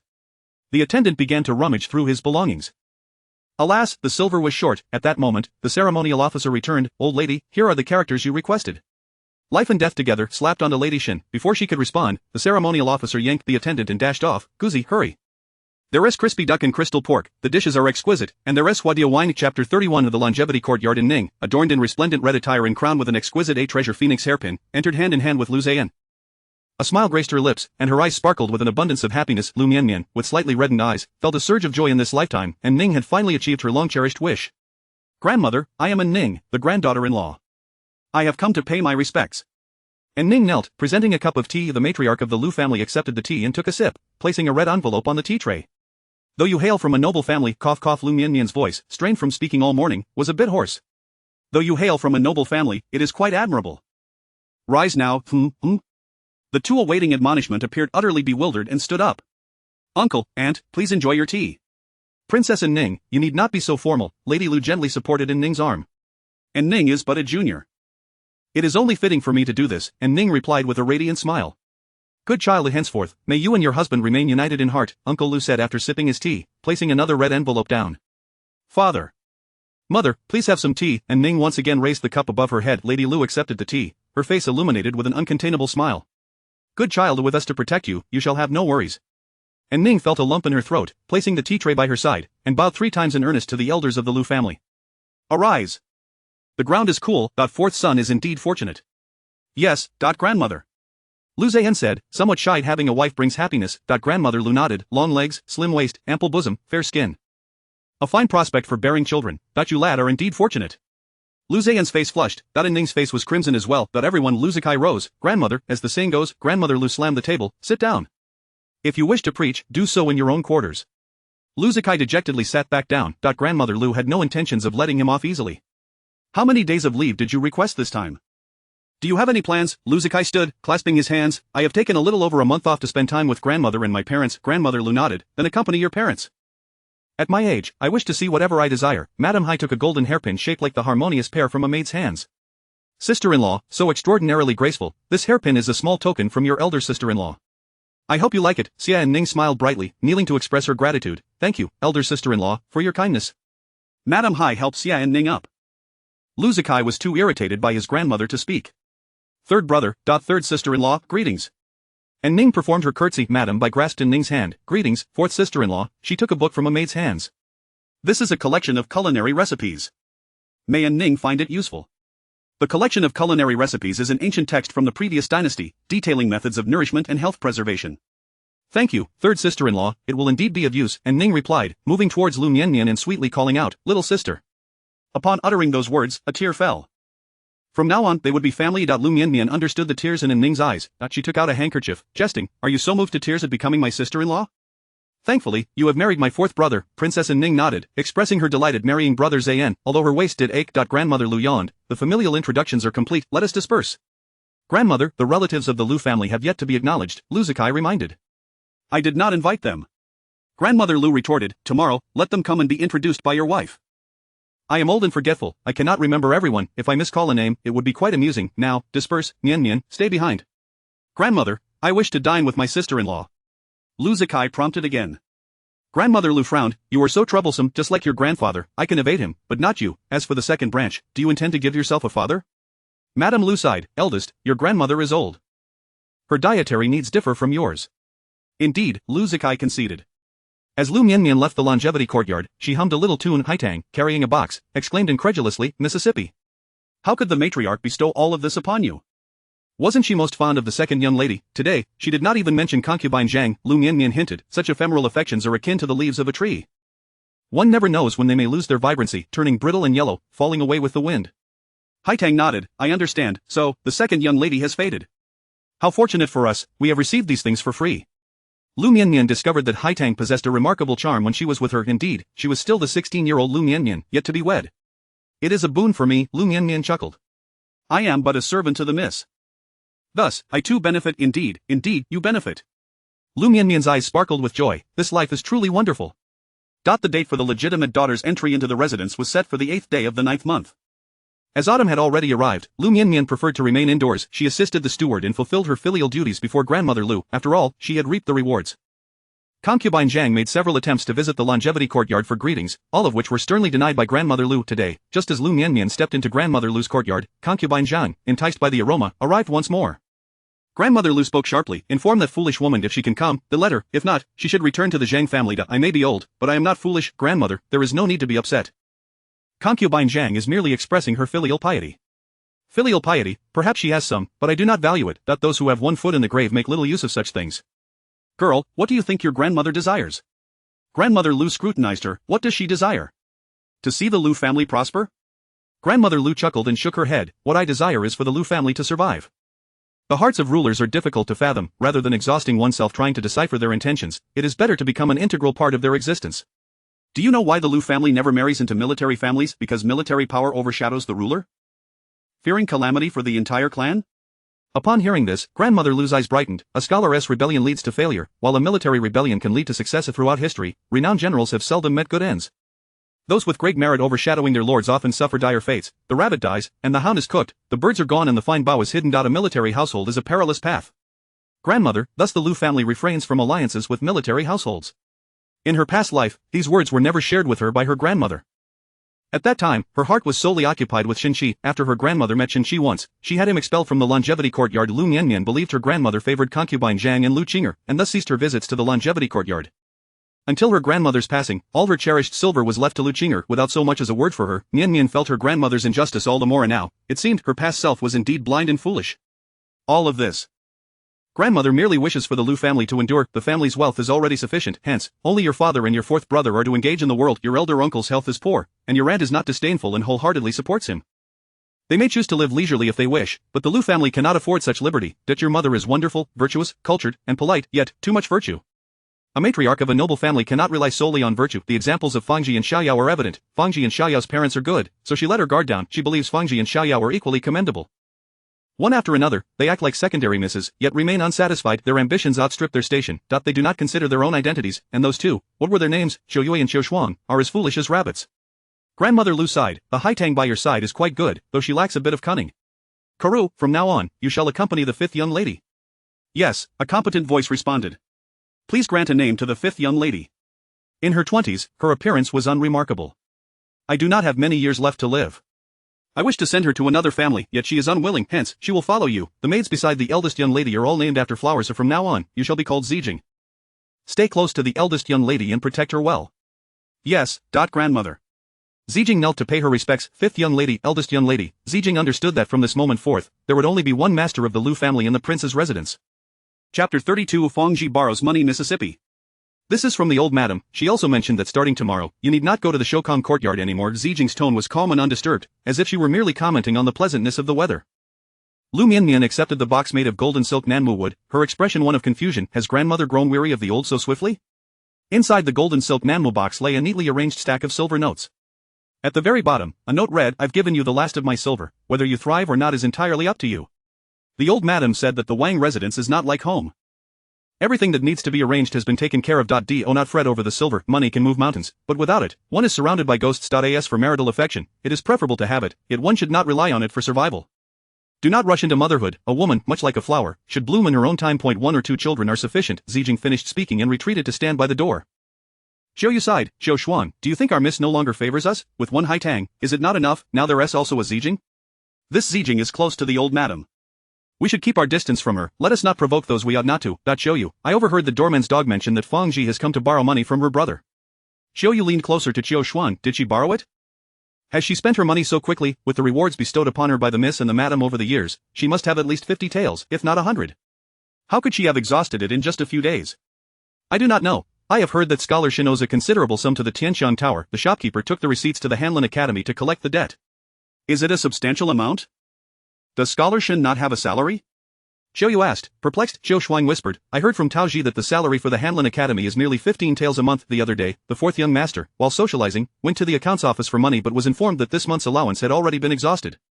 It was Princess Ning who provided the silver for the fourth young master. Indeed, our fourth young lady is truly a reincarnation of the wealth goddess. She is quite amiable as well. Xiuyu pondered, then murmured, but that does not concern me. No matter how good the fourth young master is or how wealthy and kind the fourth young lady is, it has no bearing on my situation. The example of Xiaoyao serves as a cautionary tale. Xiushuang nudged Xiuyu. What are you mumbling about? I must tell you, do not go out these days. It would be troublesome if Fangji clings to us that we have no money to lend her, and I hear that scholar Shin spends over 100 taels for a single meal. Xiuyu promptly nodded. I noticed that Liu, the stewardess' son, seems to have an interest in her. Surely Fangji would not seek to borrow silver from him. Could she still turn to us? Xiushuang glanced at Zijing, who was still standing at the door, and remarked, Did you not know that Steward Liu has arranged for his son to marry sister Liu Tao, who is close to the madam? I had no idea. Xiushuang replied, her tone tinged with envy. I heard that the betrothal gift was 100 taels. Liu Tao's widowed mother is overjoyed. Xiushuang, when the second young lady entered the residence, she brought along 2 personal maids and a room of attendants. Now, with both Haitang and Zijing, will our miss still take us with her? Should we not consider our own futures? Xiushuang shook her head and waved her hands. No. I have no plans for myself. Has Fangji not been planning for her own future? Even if our miss does not take us away, the madam will not treat us poorly. As the two conversed, a third rank maid rushed over from the courtyard. Xiaoyu, Xiao Shuang, someone is looking for you. At the west corner gate, the two approached the west corner gate and spotted Fang Ji waiting at the entrance, alongside an old woman munching on melon seeds. Upon seeing Xiaoyu and Xiao Shuang, the old woman ingratiatingly remarked, "Ladies, care for some melon seeds, they are freshly roasted and still warm." "No, thank you, that you may enjoy them on your own, we have matters to discuss." Fang Ji wore a somewhat worn but not entirely shabby cloth garment, a blue and white patterned scarf wrapped around her head, and a pair of embroidered shoes whose color was indiscernible. With autumn's arrival, everyone in the residence had donned thin cotton clothing. Xiaoyu and Xiao Shuang were dressed in new garments of lotus pink, adorned with two pink silk flowers in their hair. "Fang Ji, sister. Have you come to see us?" Xiao Shuang broke the silence. Fang Ji furrowed her brows. I have been idle at home and thought to check on how you both are faring. Has the miss been unwell as she hasn't left the house lately? Just as Xiaoyu was about to speak, Xiao Shuang tugged at her sleeve and said, "Thank you for your concern, Fang Ji. The recent cold weather has made the miss reluctant to go out. Princess and Ning is also in the residence. They have much to share and do not require outings anymore. Xiaoyu and I are both well, but you appear to be looking more worn than before." Fang Ji lifted her head, and the once fair and radiant visage now bore the marks of the wind, her skin chapped, and her lips cracked. Even before winter had set in, her hands were already showing signs of frostbite. "Fang Ji, I'm glad to hear you are well. Xiaoyu and I can rest easy. However, we must return to our duties in the residence," Xiao Shuang urged, tugging at Xiaoyu. Xiaoyu, suddenly realizing, remarked, Indeed, the miss will awaken from her afternoon nap soon." Observing the once close camaraderie between them, Fang Ji clenched her teeth and said, "Xiaoyu, Xiao Shuang, could you lend me some silver? I assure you that I will repay you once I achieve my title." What are you staring at? Have you never seen someone eat melon seeds before?" The doorman's old woman turned her head away. Xiao Shuang awkwardly replied, Fang Ji, you know our circumstances, our monthly allowance must be handed over to our families, the little we have left amounts to mere coins, of no real use." Fang Ji turned to Xiaoyu. "Xiaoyu, how have I treated you? Was it not I who cared for you when you fell ill last time? That surely you have not forgotten so soon." "Fang Ji, I have not forgotten, but Xiaoyu, I will remember your kindness. Scholarship possesses great talent. A dragon in shallow waters is troubled by shrimps, and a tiger in the plains is bullied by dogs. One day, he will soar to greatness. That he has promised me, that he will surely secure my title in the future." A flush of color rose to Fang Ji's cheeks. "You are kind to me now. I will not forget your kindness. I have yet to hear of a master petitioning for a title for a servant. Truly, this is a revelation." Fang Ji, frustrated and humiliated, retorted to the doorman's old woman, "What do you know? I am a noble concubine, not a servant." Xiao Shuang took a step back. "Fang Ji, has Scholar Shin returned your contract to you?" Xiaoyu pulled out half a tael of silver from her garments. "Fang Ji, this is all I have. Life outside is not easy. I wish you all the best in your endeavors. You need not return this silver. Consider it a token of my gratitude for your past kindness." Xiaoyu grasped Fang Ji's hand, placing the silver in her palm. In a short span, Fang Ji's hands bore numerous small cuts. The numerous garments she had to wash were not easily managed. "Xiao Shuang, we should return." "Xiaoyu, Xiao Shuang, do take care," the old woman chuckled. Fang Ji stood there, dazed, gazing at the half-tael of silver in her hand, exclaiming, "You all mock me. When I become a lady of status, you shall all kneel before me." Chapter 33 The bridal gifts. As the autumn chill deepens, today's wind is particularly biting. Fang Ji removes her shoes and hides a half-tael of silver within them. "Sister Fang Ji, where have you been?" Fang Ji gazes at Li Zhaodi's elegant moonlit gauze gown and inquires, "Sister-in-law, isn't it cold dressed like that now that the weather has turned?" Li Zhaodi lightly touches her garment and replies, "Not at all. I've layered my thick clothing underneath. Clever, isn't it?" Fang Ji merely smiles in response. "Aunt, did you bring back something to eat for me?" Shen Zhao rushes over, rummaging through Fang Ji's belongings. Tears well in Fang Ji's eyes, but she refrains from brushing Shen Zhao's hand away. He is the apple of elder Madame Shen's eye. Noticing Fang Ji's change in demeanor, Li Zhaodi gently restrains Shen Zhao's hand. "All right. There can't be that many delicacies. I see you are more interested in food. Has your uncle taught you your characters yet?" Shen Zhao pouts, "Uncle hasn't even bought me any writing supplies. How can I learn? Mother, the jujubes on the mountain at home are ripe. Shall we return? This capital city is utterly dull, confined in this shabby house every day, and at night, mice gnaw at my feet. What's the point of learning to be a top scholar when uncle is a scholar yet lives in such poverty? We can't even afford fragrant crispy duck or crystal pork knuckles. People say marrying a noble lady brings wealth. I wish my third uncle would marry a noble lady so I could feast on crispy duck, treasure chicken, and crystal pork knuckles every day." Li Zhaodi's eyes twinkle as she affectionately pulls Fang Ji closer. "Fang Ji, do share with me the affairs of the capital. Rest assured, regardless of whom the third brother marries, I shall only recognize you." Fang Ji shyly replies, "Sister-in-law, my young mistress seldom ventures out. The only noble lady she associates with are Princess and Ning and Miss Li. Princess and Ning has already married the fourth young master. There are many noble ladies in the capital, but I only know these three." Elder Madame Shen slaps her thigh, exclaiming, "If only we hadn't arranged a marriage for the third brother back then. With his looks, he could have wed a princess." Old Man Shen thumps the table, "Be quiet, without old Zhao, who would pay for the third brother's betrothal gifts." Elder Madame Shen falls silent. Li Zhaodi turns to Fang Ji and asks, "Sister-in-law, does your young mistress have a substantial dowry? Have you seen it? What is it like?" "My young mistress's dowry exceeds that of Princess and Ning." Fang Ji suddenly has a thought. She must ensure her mistress marries Mr. Shen, allowing her to return to her former life. Yes, let her mistress wed Mr. Shen. "Sister-in-law, you must hurry to the Liu residence to propose marriage." Suddenly, voices from outside cry out, "Come quickly and see." The Liu residence is sending bridal gifts to the Wang residence. Li Zhaodi takes Fang Ji's hand. "Hurry, let us go and take a look. By the way, what were you saying just now? Is it customary to send bridal gifts at midday?" A woman selling wontons wipes her hands on her apron. The prince's residence has urged for the bridal gifts, thus, the Liu residence is sending the bed, boxes, furniture, and more ahead.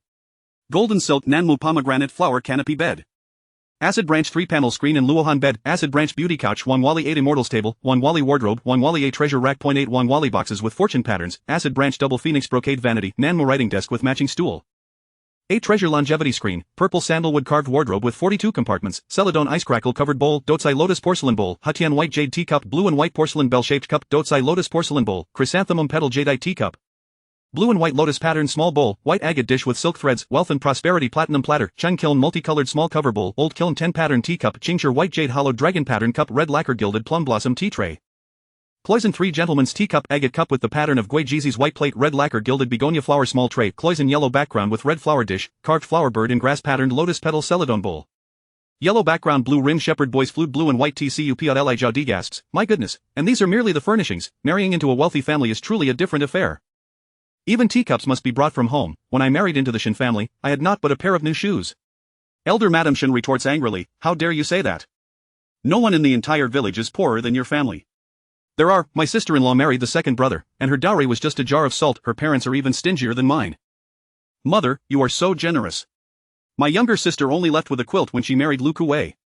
Elder Madam Shen smacks Li Zhaodi on the back. You see, the Lu family is well off. They have everything. What they possess belongs to them. A woman's dowry is her OW and IT is her foundation in her husband's family." Onlookers discreetly distance themselves from the Shen family. "Oh dear, what is that? A stool with a lid? Mother, isn't that a bucket for pickling vegetables, perhaps?" Laughter erupts from the crowd. "Ha, that is a chamber pot of a wealthy family. Sister-in-law, that is a pot for relieving oneself." Fang Ji explains. "Relieving oneself? What does that mean?" "It means to defecate," Fang Ji whispers. "Oh my goodness, if you have to defecate, just say so. Why call it relieving oneself? I thought I was entering the royal palace." Ha ha. In the procession of bridal gifts, Fang Ji spots Haitang. Dressed in a pale pink gown and adorned with a flower in her hair, Haitang holds her head high, exuding a commanding presence. There are also the servants from the Liu family, flattering and smiling beside her. Haitang notices Fang Ji in the crowd and points at her. Haitang doesn't even spare her a glance, snickering as she continues with the bridal procession. "Fang Ji, did that young lady just look at you? Her hair ornament is truly exquisite." Li Zhaodi observes Fang Ji lost in thought and nudges her with her foot. Annoyed, "I am talking to you." Fang Ji retorts angrily, "She is not a lady." "What kind of lady is she? Just a second-rate maid who can't even enter the house." "A second-rate maid, dressed so splendidly?" Li Zhaodi looks at Fang Ji with a mix of mockery and confusion. "You have good fortune but refuse to enjoy it? A fine young maid, yet you choose to come out and eat mere scraps with us. Oh, Li Zhaodi adjusts her clothing. What a foolish thing to say. If you have good fortune, why not embrace it?" Fang Ji stomps her foot and runs back to the cat alley. Elder Madam Shen scolds, "Why provoke her? If you anger her, who will wash your clothes?" "Shen Qi will do it," Li Zhaodi replies nonchalantly. "At home, it is Shen Qi who washes them." "So what, just because we are outside, she can't wash them? Mother, please don't spoil the child." Elder Madam Shen whispers, "Shen Qi is soon to be a young lady, ready to marry. She must take care of her hands and face. With the third brother around, you need not worry about her finding a good family." Li Zhaodi links her arm with Elder Madam Shen, whispering, "Mother, you are indeed wise. Imagine if the third brother could marry a daughter from the minister's family. That would be splendid. All of this is ours." Chapter 34. The dowry. The following day, a propitious occasion. The first procession of dowry items consisted of the magnificent golden crown, 100 birds worshipping the phoenix, bestowed by Her Majesty the Empress, Lady Liu Mianmian's maternal great-aunt. The second procession featured the 8 treasure glazed golden pagoda, a gift from His Majesty the Emperor. The third procession included a fragrant sandalwood carving of the 8 immortals, granted by the Empress of the Palace. The fourth procession presented the white jade guanine of fertility, gifted by the virtuous concubine. The fifth procession carried unique ancestral tomes, passed down through the Liu family lineage. Of the sixth procession contained a hand-painted landscape scroll, sent by Lady Liu's maternal family. The seventh procession was filled with the beloved antiques and paintings of the late Lord Liu. Under the guise of doting on her granddaughter, old Madame Liu discreetly disposed of them all. The eighth procession, however, was comprised of Lady Liu's meticulously prepared dowry, ranging from silver toothpicks to exquisite jewels and jade artifacts. Lady Liu was eager to deplete the Liu residence of its wealth. The household members raised no objections. After all, Liu Zikai was well educated, and the high family's substantial dowry was further supplemented by their shrewd business acumen. Managing the family's shops, they had amassed considerable assets over the years. To Lady Liu, watching Liu Mianmian was akin to gazing upon her own daughter. She cherished her deeply. She even contributed several shops as part of Liu Mianmian's dowry. Liu Zibao and Lady Bai were indifferent towards wealth, spending their days immersed in poetry and painting, reveling in romantic moments. Liu Ziyan, his wife, was affluent, and she and Liu Mianmian shared an extraordinary bond, akin to that of sisters. Liu Mianmian's dowry far surpassed that of her previous life, more than double in value. Xinqi, born into poverty, deemed his bride price to be his unyielding pride. That in this life, the virtuous concubine of the palace, yearning for grandchildren, would go to great lengths to empty her own coffers. After all, as a secondary consort, she dared not overtly present gifts. All had been converted into silver. Moreover, Xie Lingyuan had clandestinely delivered 2 chests brimming with raw gemstones in the dead of night. 2 chests, overflowing. The original 108 sets of dowry could only be rearranged. They were packed to the brim, barely fitting. The sturdy men carrying the dowry felt the sweltering heat of summer, despite the autumn breeze. Beads of sweat cascaded down their brows. Brother Qi, are we moving? Why are there so many people? Liu Mianmian tugged at Xinqi's sleeve. Xinqi, lost in thought, gazed at the procession of gifts with reddened eyes. A bystander remarked, "Little girl, did you notice the auspicious character on the boxes? This is the dowry of the miss from the minister's residence." The minister's residence? How can they afford such an extravagant dowry? Don't her siblings mind? Liu Mianmian suddenly recognized the disparity between herself and Liu Mianmian. In the Liu family, there is only one legitimate daughter, so she must be cherished dearly. Little girl, you must be from afar, right? You are unaware that Minister Liu treasures his daughter above all else. When others speak of his prowess, he will go to great lengths to defend her. An old man nearby chuckled. Indeed, when Lady Liu gave birth to her daughter in the dead of night, it was a near-fatal experience for both mother and child. Minister Liu went door to door seeking physicians, and anyone who could save his wife and daughter would be regarded as a benefactor of the Liu family. He even vowed before the Buddha that he would willingly sacrifice 10 years of his life if only his wife and daughter were safe. Old man, are you speaking nonsense? How do you know this? This old man is Dr. Bai from Baozatang. Ah, how truly fascinating. Xinqi's forehead throbbed with anger. Gritting his teeth, he muttered, "Humph. The Liu family truly looks down upon me." Liu Mianmian looked up, puzzled by Xinqi's contorted handsome face. "Brother Qi, who do you say looks down upon you?" On the 8th day of the 9th month, it was an auspicious day for marriage, to pray for blessings, to seek children, to give birth. Before dawn, the Liu residence was adorned with lanterns and red silk draping the pathways. 1 comb to the head, wealth and prosperity are assured. 2 combs to the head, free from illness and worry. 3 combs to the head, many children and long life. A final comb to the end, harmony in all matters. 2 combs to the end, flying together like twin birds. 3 combs to the end, forever united in heart. Grandmother. I am a secondary consort, there is no need for such elaborate vows of unity. Liu Mianmian rubbed her aching scalp. Old Madame Liu set down the peachwood comb. This is how the officiating ministers have written it. I must recite it as such. I studied it half the night. Lingyuan is wonderful in every aspect, but he is far too serious, just like your deceased grandfather. Bah, bah. On such a joyous occasion, I mustn't speak of death. Old Madame Liu clasped her hands together. Blame no one. Madame Liu and Madame Luer regarded her with indifference. Hai Shi, Bai Shi, and Princess Anning feigned ignorance. Grandmother, is it true that there are no good people like grandfather? Indeed, old Madame Liu replied without a moment's hesitation.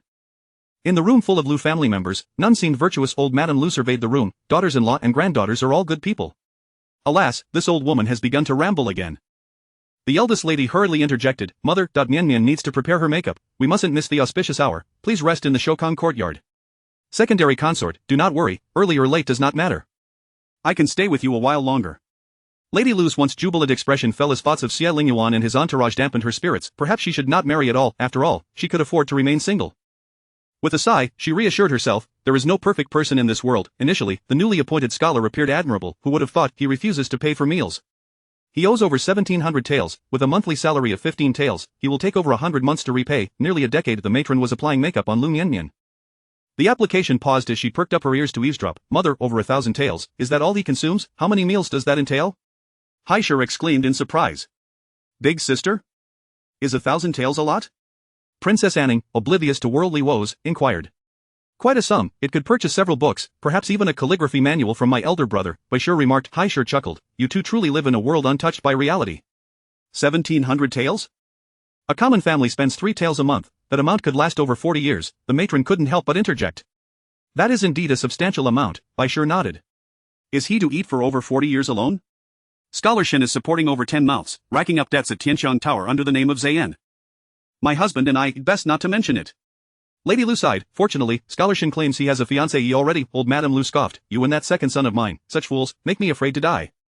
Bah, I've misspoken again. Mother, why do you keep bringing up my sister-in-law? Is she at fault again? The eldest lady defended. Ning, please take me back, or I shall lose my good mood a house full of fools.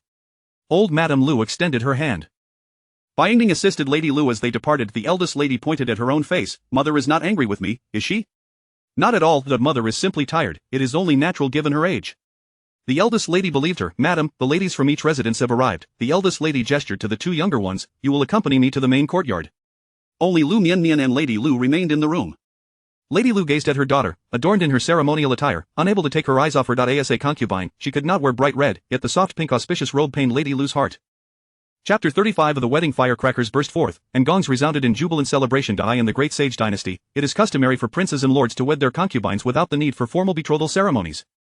As dawn broke, signaling an auspicious hour, red silk was tied around the stone lions at the entrance of the Liu residence. From low-ranking officials to high-ranking ministers, all gathered to extend their congratulations, rivaling even the attendants at court.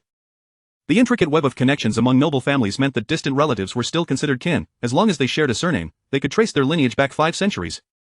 The Liu family's storerooms, freshly emptied to deliver gifts to the third prince's residence, were quickly replenished. The cycle of gifting continued. The Minister of Rites presented a colorful glass lamp adorned with 8 treasures, which had originally been a gift from Lady Liu to the Minister of Work's wife. The number of exchanges was unknown, but the gifts found their way back around. Xie, the compiler from the Hanlin Academy, was also invited to the gathering. Minister Liu was not a petty man.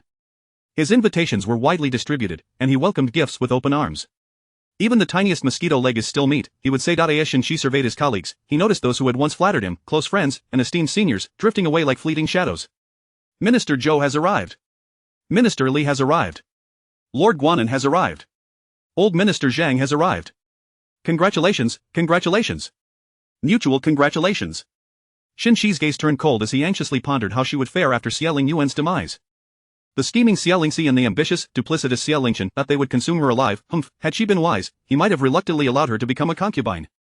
After all, a concubine was still a concubine. Minister Shun. Xie composed himself and clasped his hands in greeting. Minister Tian. The two engaged in lively conversation, and Xie, possessing genuine talent and knowledge, impressed Minister Tian more and more. The latter, noticing Xie's commendable qualities and good looks, began to entertain thoughts about his unmarried daughter waiting at home. Minister Tian, just returned to the capital? Qin Lu bowed respectfully. Minister Tian swiftly supported Qin Lu's arm, exclaiming, no need for such formality, young Master Qin, it is good to see you. Young Master Qin was indeed a favorite of the Emperor. Minister Tian has returned to report on his duties. I heard the Emperor commend your effective management of the flood in Jiangling yesterday. Minister Tian's eyes lit up. Young Master Qin was also unmarried. Oh dear, young Master Qin, do you have time? Shall we share a cup of tea? How could I refuse, please? After you. Minister Tian's attention had shifted entirely from Xie to Qin Lu, who wore a bamboo green long robe adorned with embroidered clouds and cranes. Xie looked down at his own faded and plain long robe, feeling a momentary embarrassment. It struck him that without Liu Mianmian, he was nothing, the debts from Tianxiang Tower, the burden of feeding over 10 mouths in Cat Alley. With a meager monthly salary of merely 1 or 2 taels, he felt suffocated. The calligraphy he once took pride in hung in the bookshop, gathering dust, unnoticed. Xie shook his head in resignation, watching as Minister Tian and Qin Lu departed. He raised his cup, filled with daughter's red wine, the 108 jars buried by Minister Liu upon Mianmian's birth. In his past life, he had never tasted it. In this life, he could not afford to point one cup followed another. High censor furrowed his brow. Scholar Shen, we haven't even commenced the feast, and you've already started drinking? Is this the custom at the Hanlin Academy? Zhang Dong, a scholar from Hanlin Academy, rose. High censor, refrain from dragging Hanlin Academy into this.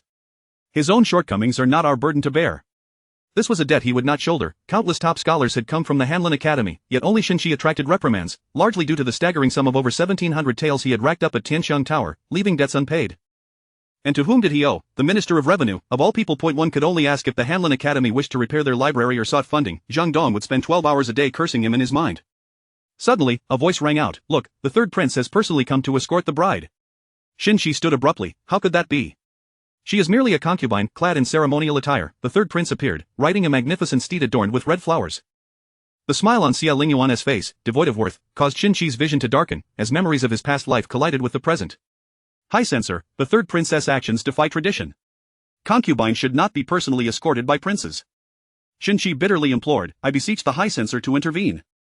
High censor, do you think I'm a fool? Lu Zhan carried his cherished sister on his back, the tears of the one he bore soaking his garments, while those tears dampened the stone path they traversed. Mian, take care of yourself. The third prince's residence was a scene of jubilant celebration, akin to that of marrying a primary wife. The couple bowed to heaven and earth, then to their sovereign, and finally to each other. Ceremony complete, a concubine was welcomed in the same manner as a primary wife, and none dared to speak against it. Xie Lingyuan had waited far too long, his trembling hands revealing his excitement, a heart racing as if in a dream. To the bridal chamber.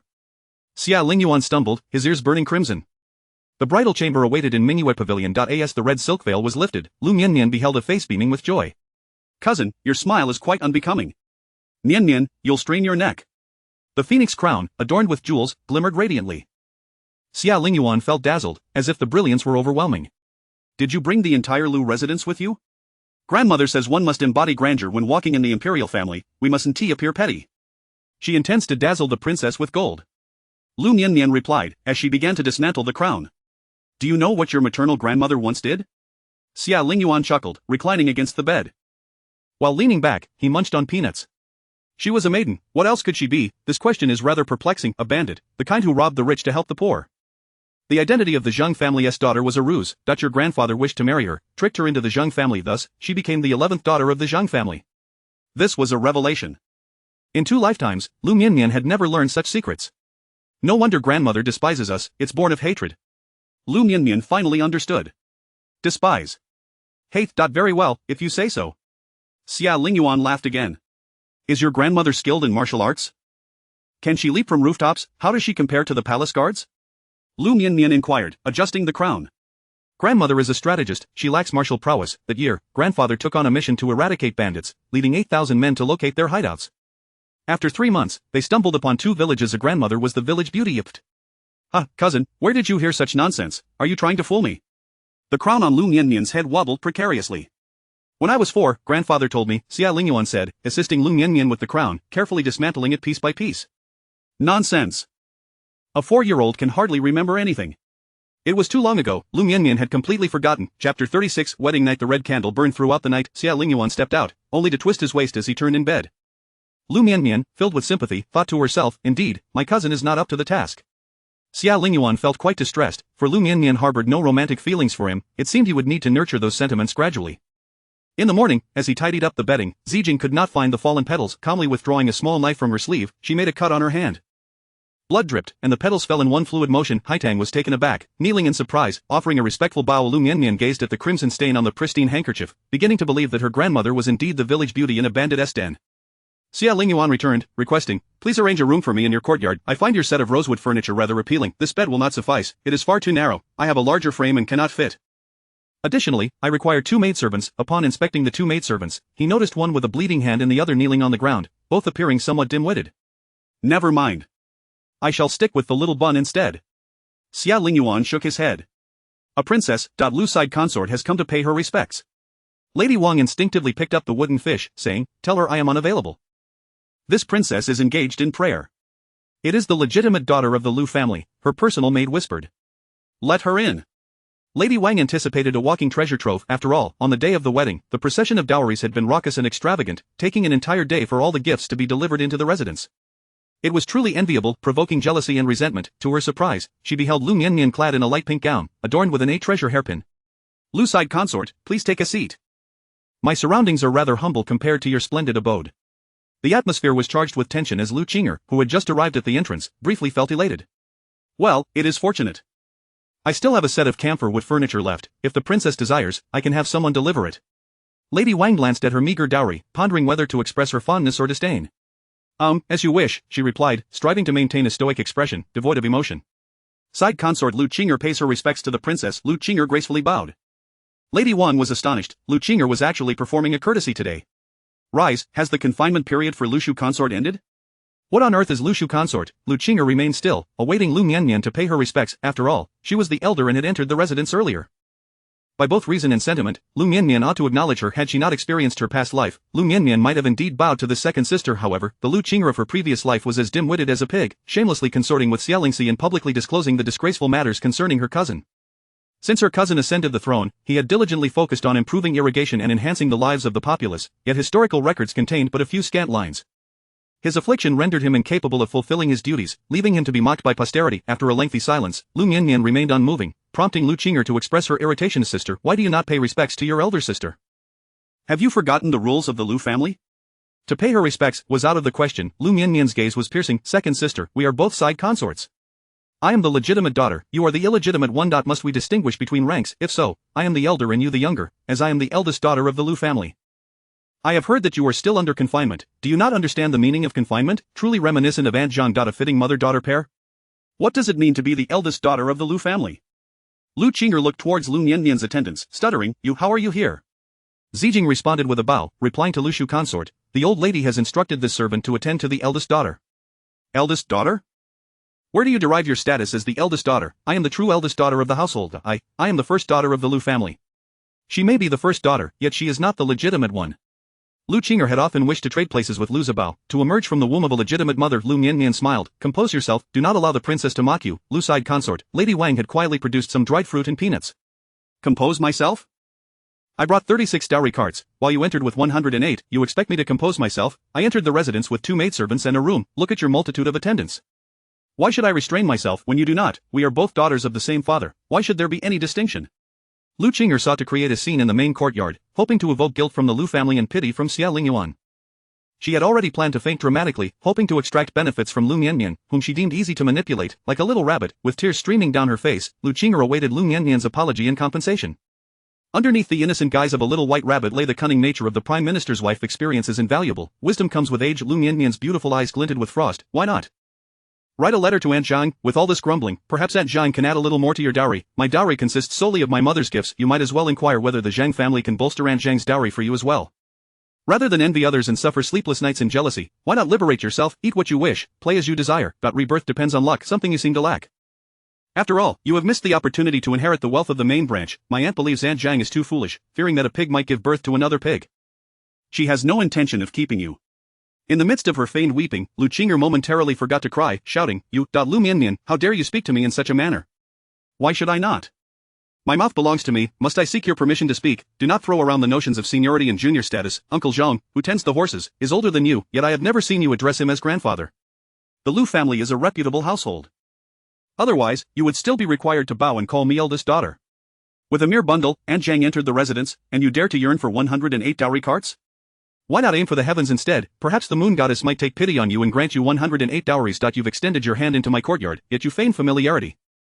I wonder for whom you are performing. Have you forgotten grandmother's teachings? The Liu family must not have brothers turn against each other. What adorns your face, ears, or a fan? If it serves no purpose, it is merely an eyesore.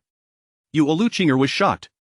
This insufferable girl was starting to sound increasingly like their grandmother. If there was one person Lu Qing'er feared above all, it was Lady Liu. Back when Lu Qing'er was still young and her grandfather had just passed away, the old lady would curse the heavens and everyone in the Liu family. Even the stray dogs that passed by would receive a scolding before they could leave.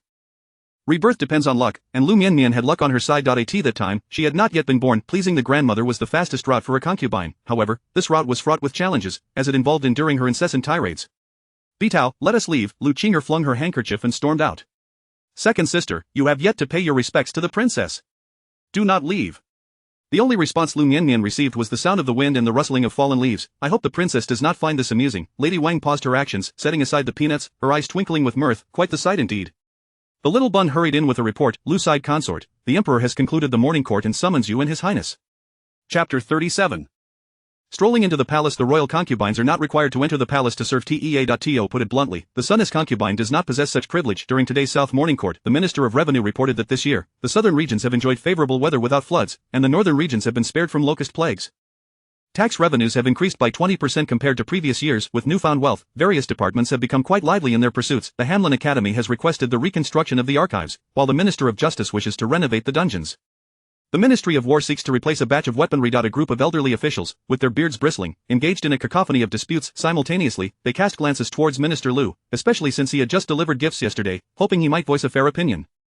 These elders brimmed with confidence, for the gifts they presented were indeed quite valuable. Bribery and corruption. They anticipated that Minister Liu would comprehend their situation. In less than half a year, with the marriage of sons and daughters, they had already lightened their pockets twice.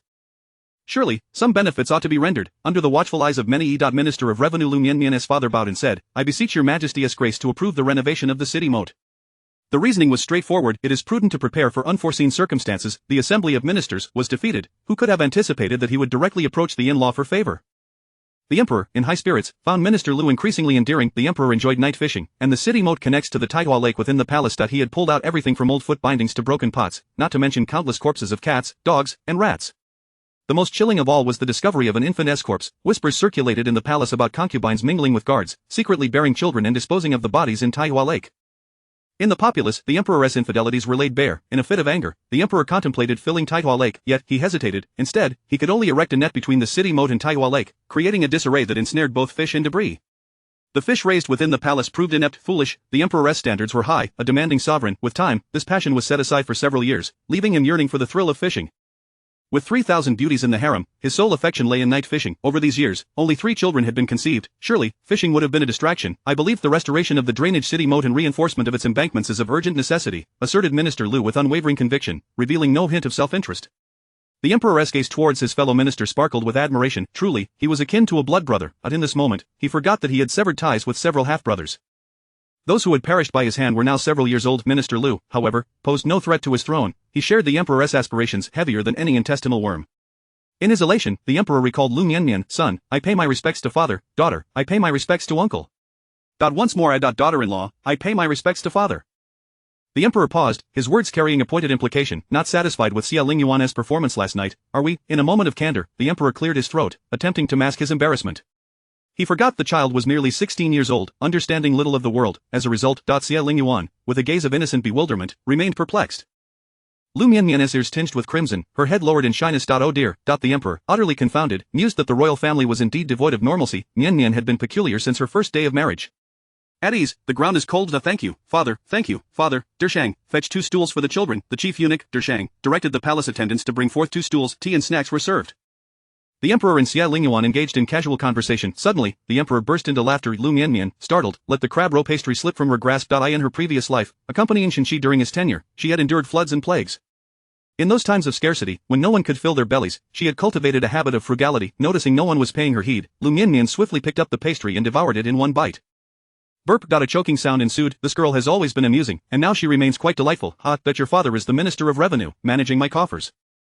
Do you still care for such trifles? Burp. Liu Mianmian took a sip of tea, stretching her neck far out, finally swallowing it down. That my daughter-in-law is quite interesting, her face redder than her attire. No one is competing with you, take your time eating. Xie Lingyuan, eyes filled with mirth, personally poured a cup of tea and offered it to Liu Mianmian, saying, sip slowly. This crab roe pastry appears flaky but can be quite choking.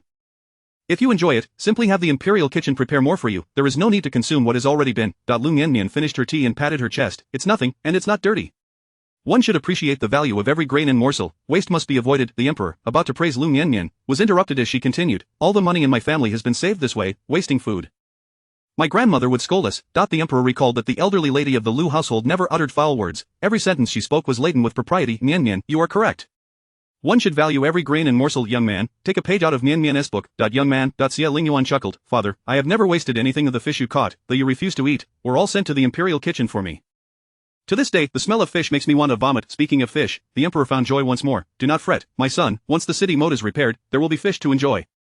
In the palace, Xianfei waited anxiously. Mou, go outside and see what is taking so long. Your highness, the third prince and the concubine have been summoned by the empress. Xianfei's beautiful eyes drooped slightly, revealing her concern. That smiling tiger would not make things difficult for my son, would he? The third prince can handle it, there is no need for your highness to worry. Mou reassured her. What third prince? This palace fears that smiling tiger may ensnare Mianmian. My little white rabbit is still unaware of the dangers lurking outside. Boo-hoo. Greetings to Her Majesty the Empress. Empress, may you live long and prosper. The Empress wore a perfectly measured smile. You are all good children. As family, you may call me Mother Empress. Rise, thank you. Liu Mianmian stood. Please, sit. Do not stand on ceremony. I am quite easygoing in private. As the third prince knows, Xie Lingyuan remained silent. Liu Mianmian smiled brightly. Yes, my mother often says that Her Majesty is the epitome of love and grace. A paragon for all women. We should all aspire to emulate. Mother Empress has diligently assisted Father Emperor for decades, unyielding in her dedication. Polite words. Liu Mianmian spoke effortlessly. The Empress smiled gently. Indeed, we women should regard our husbands as paramount, speaking cautiously and acting with restraint, never indulging in the folly of loose tongues. Hierarchies of age must be respected, an unchanging principle through the ages. Would you not agree, concubine Liu, indulging in loose tongues, respecting age hierarchies? But how old is Xie Lingyuan? Is he still whining and complaining? If he cannot counter, does he seek his mother's aid, still suckling at the teat? What Mother Empress says is true. As women, we ought to regard our husbands as paramount. Friends and relatives must exhibit respect for elders. Liu Mianmian concurred. So, how much silver will Mother Empress be contributing? Chapter 39. In the evening sky darkened, and Lady Liu waited anxiously. The emperor had selected 2 carts filled with gold, silver, and jewels from his private treasury to accompany Xie Lingyuan and Liu Mianmian out of the palace. In the end, Lady Liu's trust was misplaced. With a fierce resolve, she decided that from now on, whenever Mianmian entered the palace, she would ignore Xie Lingyuan. Leave those 2 at the back to me. The empress is far from the benevolent figure she appears to be. Many concubines have suffered under her rule. Had it not been for the protection of my great-aunt, my own mother might have been harmed as well. In her previous life, Lady Liu indeed perished, having met her end by her own hand. The emperor named Xie Lingyuan is the crown prince. The eldest prince conspired with the 5 cities' military command under the pretext of purging the inner court. Attempting a coup, Xie Lingyuan returned with troops and besieged the palace. To secure his position, he took his aunt hostage, demanding that Xie Lingyuan disarm and proclaim him emperor. The aunt feigned submission, attempting to persuade him, only to meet her demise on the blade. Long live our emperor! On that day, Xie Lingyuan lost both father and mother. The day he declared himself alone truly rendered him a solitary figure. The tear of blood in Xie Lingyuan's eyes, witnessed across 2 lifetimes, remained etched in her memory, a red that instilled panic. Liu Mianmian silently vowed that in this life, those who obstructed her and her loved ones would not be permitted to exist. Cousin, rest assured, I can handle it. Trading 2 individuals for 100,000 taels of silver is no loss. If she speaks again, let her pockets hold no coin. Let us see how she attempts to bribe the 5 cities' military command. Grandmother told me that the empress is the epitome of false benevolence, devoid of genuine wisdom. We shall flatter her, play alone, and then ensnare her in her own trap. Surely, we will not suffer for it. Grandmother also mentioned that my aunt possesses a genteel demeanor, yet when it comes to true matters, she is of little use. The folly of her thoughts was evident. Xie Lingyuan laughed heartily, rubbing his brow. When you were a child, your second aunt feared that you would be influenced by the company you kept and thus refrained from taking you to Shoufu courtyard. Who would have guessed, in the end, the one most akin to grandmother is indeed you. Liu Mianmian giggled and inquired, I heard grandmother was the beauty of the village, exceptionally lovely in her youth. What was grandfather like? Did he cherish grandmother? Surely not, for otherwise why would grandmother berate him daily? Her maternal grandfather had departed long ago, and Xie Lingyuan's memories of him were somewhat hazy, only recalling a yellowed painting in his study. A girl clad in red, reclining on an ox's back, chewing on a blade of grass. He must have cherished her, a love at first sight, followed by enduring companionship. A grandfather was the eldest son, the pillar of the family. He could not live recklessly, while grandmother was a free spirit. Grandmother's origins were not easily scrutinized, and it was no small feat for grandfather to protect her. He once said that grandmother judged people by their resilience. He assessed their lineage, but he could not rival her discerning gaze. The matches grandmother arranged for my eldest and second uncles were all from the finest families, and they now thrive. Liu Mianmian leaned back against the soft cushion. My mother and aunt are also wonderful. They are fortunate. Grandmother always seems to lack a bit of luck.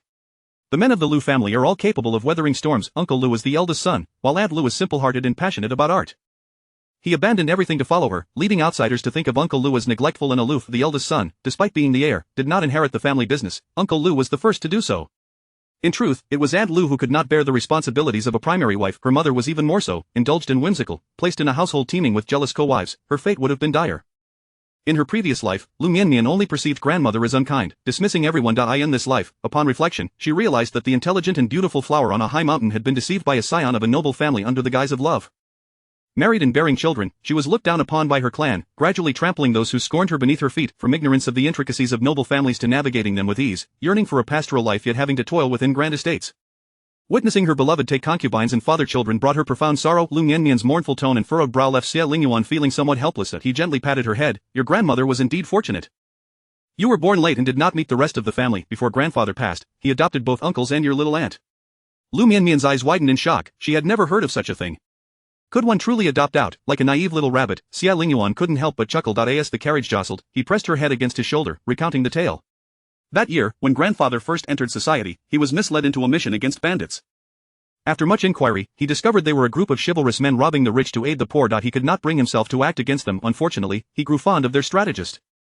Even worse, he was already betrothed. He could neither let go nor forget. He knelt in the ancestral hall for 3 days and nights, without a drop to drink, and upon release, his resolve remained unshaken. Grandfather claimed that if he could not be with her in this life, he would have lived in vain. His mother could not sway him, and thus the engagement was called off. That was a tumultuous time for the Liu family. Grandfather arranged for grandmother to stay with the Zheng family as she awaited marriage, ensuring her safety. Each matter was fraught with difficulty, as failure could lead to grave offenses against the emperor. Their marriage was fraught with challenges, yet grandfather found happiness. When grandmother was pregnant with your second uncle, grandfather was drugged by his elders and fathered a son with a maid. He was compelled to provide for the child, while grandmother's mother threatened to end her life for reasons unknown. He subsequently fathered another son and daughter that year. When grandfather fell gravely ill, sensing his time was near, he sent away all his illegitimate children along with their offspring. Thus, only the eldest and second uncles remained in the capital. The carriage swayed. Xie Lingyuan's voice was soft and deep. Liu Mianmian's eyelids drooped, and she murmured, "Cousin, have you met them? What were they like?" Her expression was adorably innocent, akin to a soft, cuddly rabbit. Xie Lingyuan smiled, draping his cloak over Liu Mianmian's shoulders. His voice was low and laced with mirth. It was so long ago. I was still quite young. I have no real memories of them. They were generally well behaved, I suppose. Grandmother is not a malicious person. It seems they feared grandfather more than her grandfather was indeed a serious man, much like my elder brother. Liu Mianmian questioned, was her brother serious? He was serious, yet not entirely so. He was never severe with his sister-in-law, only with her. How infuriating. I have never met grandfather. What a pity. Liu Mianmian felt herself drifting into slumber. Xie Lingyuan wrapped his arm around her shoulders, gently patting her as one would soothe a child to sleep. If grandfather knew that there was another you in this world, he would surely have been reluctant to depart. He would have sought every means to survive. As she responded, Liu Mianmian's soft snores could be heard. Xie Lingyuan tapped on the carriage window, instructing, slow down a bit more. Xiaojiu, at a loss for words, gazed at the sky, having passed by his home twice already. Hey, are you the great you? Xie Lingyuan gently embraced the softness in his arms. Fortunately, we shall wait until you have grown. Chapter 40 of the Little Trinkets. Sister Zijing, what shall we do with those two little trinkets? Haitang inquired, pointing at the tightly bound Xiaoyue and Xiamei, resembling Zongzi. Xiaoyu cautiously replied, they are the queen's people. It is inappropriate to bind them like this, isn't it? Perhaps we should let them go? Haitang, won't tying them up cause trouble for the young lady? Xiao Shuang felt uncertain. Zijing remained silent, seated quietly. What is there to fear? If we don't bind them, shall we allow them to wander freely? This room is filled with treasures. What if they become tempted by greed? Haitang placed her hands on her hips. Wowo, Xiaoyue shook her head. Wowo Xiamei remained silent, tears streaming down her cheeks, her watery eyes evoking sympathy. Alas, casting flirtatious glances at the blind Zijing observed with a tranquil demeanor, seemingly in deep contemplation. Haitang, fixated on food, quickly devoured the crab roe pastries from the table. Xiaoyu tugged at Xiao Shuang, neither standing nor sitting, stuck in a corner. Xiaoyu murmured, shall we go attend to the young lady? The third prince is attending to her quite diligently. I believe we need not bother. Haitang poured herself a cup of tea. The third prince instructed us to amuse ourselves for a while and keep an eye on these two. Why are you two being disobedient? Will you eat the pastries or not? If not, I shall consume them all. A fortune squandered. Zijing extended her hand, and Haitang produced a handkerchief to wipe Zijing's hands, then offered her a piece of crab roe pastry. Sister Zijing, please eat. Xiao Shuang could not bear Haitang's sycophantic behavior and let out a cold huff. Haitang pretended not to hear, happily indulging in her food. Liu Mianmian awoke from her slumber to find the night had deepened. Beside her lay another person. She raised her foot, recognizing it was Xie Lingyuan, then laid it back down. Xie Lingyuan was acceptable, but Xinqi was not. Cousin, how could you fall asleep? Liu Mianmian propped herself up and patted Xie Lingyuan's face, sleeping so deeply. Have you skipped dinner? Grandmother says, man is iron, rice is steel, a meal not eaten leaves one hungry, so get up and have dinner. Slap. Liu Mianmian, one should not slap another. After all these years, you still haven't changed. Xie Lingyuan covered his face, the pretense of sleeping no longer effective. You sleep so soundly that other methods fail to wake you. Fourth brother once placed a caterpillar in your clothes, and you didn't stir. Liu Mianmian thought she had long forgotten her childhood memories, but to her surprise, she still recalled them. She let out a chuckle. Xie Lingyuan laughed as well. Come, let us have dinner. After their meal, they encountered Xiaoyue and Xiamei, bound and gagged, along with a burping Haitang. Liu Rui's family, take a good look at these two, Liu Rui's family ordered, circling around Xiaoyue and Xiamei, her waist shrinking with each turn. Her complexion darkened as she glanced at the seated Xie Lingyuan. A torrent of words swirled in her mouth, yet her tongue felt parched, rendering her speechless. Liu Mianmian perceived her turmoil. If you have something to say, speak plainly. The prince is not a stranger and does not require pretense. Not requiring pretense, Liu Rui's family was now at a loss for words. Miss, these two little maids, no, that was incorrect, they were no longer maids. Two women, also incorrect, for they had not donned the hairstyle of a married woman. Little trinkets, these two little trinkets, Haitang interjected. Ah, yes, these two little trinkets, the one with the yellowish complexion is clearly starving. She is with child, and the one who has been crying has no child. She has merely lost her virtue, both unclean, she dared not say, fearing the third prince's wrath. Liu Rui's family found herself at a loss for words once more. All is well, Haitang cheerfully replied, I, the servant, shall untie the wet nurses of Xiaoyue and Xiamei. Zijing turned her head, a smile rising on her calm visage. Xie Lingyuan could not muster a smile. The queen had indeed played a clever game, attempting to muddle the royal bloodline. Little Baozi, go summon the imperial physician, all the physicians from the imperial hospital. Bring in the doctors from the medical hall, Liu Mianmian added. In the dead of night, the inner servants of the third prince's residence rushed through the streets and alleys, the imperial physicians from within the palace and those from outside, 23 imperial physicians and over 100 from the medical hall. Such a commotion, everyone presumed the third prince had passed away, yet the truth was, he was desperately yearning for a child. One by one, they took Xiaoyue's pulse. A joyous pulse, indeed, for two. 100,000 taels of silver bought the old emperor a night with Empress Chao, just as she had removed her garments. De Shang Gangang rushed in to report, the third prince has returned the two younger siblings to the palace. What on earth? Two younger siblings. The emperor donned his robe and hurried out. Father, I was unaware that the Xia family bore a dragon's heir, hence, I brought her out of the palace. I beseech father to punish me. The third prince spoke earnestly, tears streaming down his face. A dragon's heir, the Xia family, who are they referring to? Third, speak slowly, my head aches, who is the Xia family? The emperor rubbed his temple. An elderly man should not stay up late. The third prince calmly recounted the events concerning Xiaoyue and Xiamei, bowing thrice. I did not know they were both fatheress women. I implore father to show mercy. After all, there was only one male in the palace. The emperor's face darkened like ink. The 23 physicians gritted their teeth in frustration. Having been duped by this young prince, those with discerning eyes quickly realized they had unknowingly been drawn into the third prince's camp. Empress Chao would surely be furious with them. Blast it. There had never been a notion that one must choose sides as a physician. Being a physician had become a perilous profession.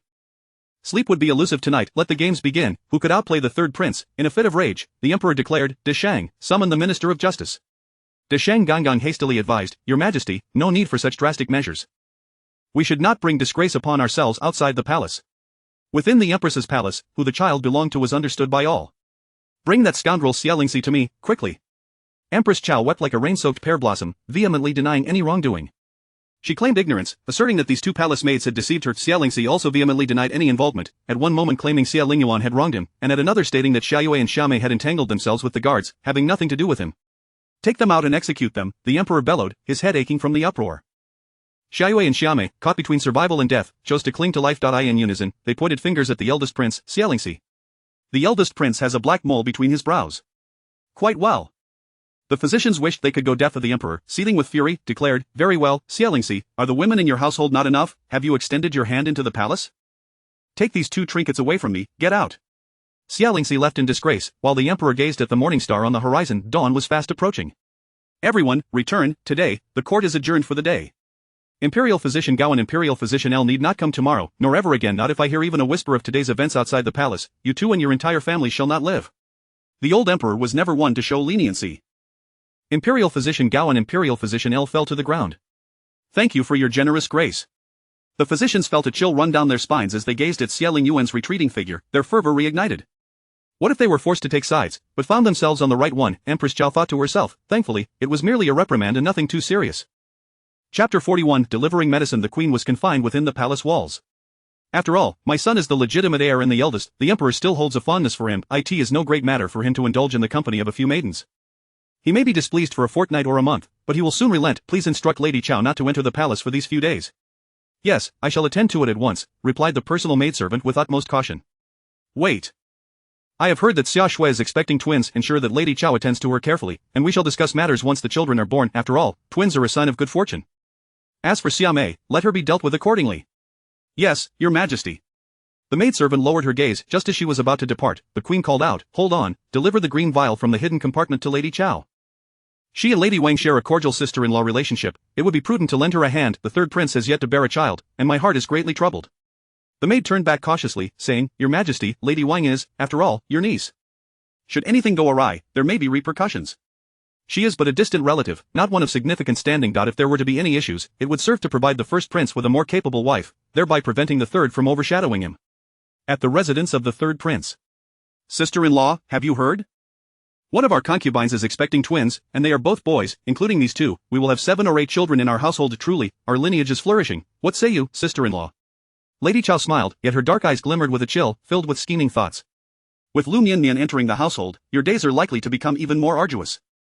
Youth and beauty are secondary. She possesses a commendable father, a good mother, and brothers who are accomplished. The Liu family patriarch's paintings fetch a fortune. How is it that all good fortune seems to befall her? Lady Wang lowered her eyes, her long eyelashes concealing the emotions beneath. Elder sister-in-law speaks wisely. One's birth is indeed a matter of luck. Perhaps our fortunes are simply less favorable. Lady Chao, feeling displeased, detested any mention of her family's shortcomings. With a sharp clatter, she set her teacup down. Speak of your own matters. Why must you bring me into this? In this city, filled with nobility, Lady Chao's lineage was of little worth, and she abhorred any references to it. My apologies, sister-in-law, it was not my intention to offend, Lady Wang said cautiously, gently wiping the tea stains from the table, feeling a pang of sympathy. Lady Chao, belatedly realizing, remarked, Oh. Your quarters seem quite different from before. This table made of camphor wood, from the grain, it must be at least a century old. How could you afford such a purchase? Have you perhaps come into wealth? Indeed, it is camphor wood, Lady Wang replied, a hint of mirth dancing in her eyes. Did you come today with a purpose, or merely to flaunt your twins? Lady Chao frowned, pondering how Lady Wang's words had grown increasingly barbed, perhaps spurred by Liu Mianmian's presence. Touching the camphor wood table, its corners adorned with gilded edges, she found herself somewhat fond of it. She wondered about its worth. However, such fine furnishings were typically given as dowries by noble families. Ah! Lady Chao's unmasked gaze startled Lady Wang, who felt as though she might need to clutch the table to her chest, fearing Lady Chao's intentions. If there is nothing pressing, sister-in-law, please take your leave. I must go to offer my prayers. Ah, have you replaced all the furnishings in your room? Is this gilded or real gold? What happened to the originals? The mention of the originals made Lady Wang's heart sink. Did she covet them? Lady Chao's naivety was indeed striking. The originals were damaged by insects and have been stored away. They are likely unusable now. Oh, came the disappointed response. What a pity. By the way, where did you procure this set? The craftsmanship is exquisite. As Yura grows, I too must prepare her dowry. This set was a gift from Lady Liu, yet Lady Wang was reluctant to disclose this, not out of fear of being looked down upon, but to avoid causing trouble for Lady Liu. Few in the capital held her in esteem, and Lady Liu was one of them. This rare kindness made Lady Wang instinctively wish to protect it. Rising, Lady Wang said, Sister-in-law, the hour grows late. I must go to chant my scriptures. As Lady Wang prepared to depart, Lady Chao remembered the purpose of her visit and grasped Lady Wang's hand. Sister-in-law, do not be hasty, praying for children is futile. Would it not be better to seek my assistance? Lady Chao produced the small green vial from her bosom. This potion can enhance a man's vigor and ensure the birth of sons. You see, our household is thriving. Your elder brother has used this. Lady Chao's eyes sparkled with indulgence. You understand, 1 drop before bed, mixed with tea. If the results are unsatisfactory, you may gradually increase the dosage. Lady Wang quickly shook her head. No, no. Please take it back, sister-in-law. What if it were poison? Lady Wang was quite content with her current life. Since Liu Mianmian had entered the household, their meals and utensils had improved significantly. With officials and managers attending to the household, she had no burdens to bear. Liu Mianmian was a blessing, and Lady Wang relished this new lifestyle, content to be a living talisman of good fortune. Lady Chao feigned anger. How can you lack ambition? Consider your situation, no family background, no beauty. Liu Mianmian possesses both, and is younger and more stunning than you. If she were to bear a child before you, what place would you have in the Wang household? The side consort's children could be entitled heirs, and what then would you do, silly sister-in-law? It is only I who think of you. We are true sisters-in-law, the others do not count. Grasping Lady Wang's hand, Lady Chao slipped the green vial into her palm, leaning close to whisper, you will understand once you use it. It is truly remarkable. Lady Wang, being astute, discreetly accepted it. If what you say is true, sister-in-law, I shall reward you handsomely if it proves effective. Lady Chao leaned in closer. Fear not, dear sister.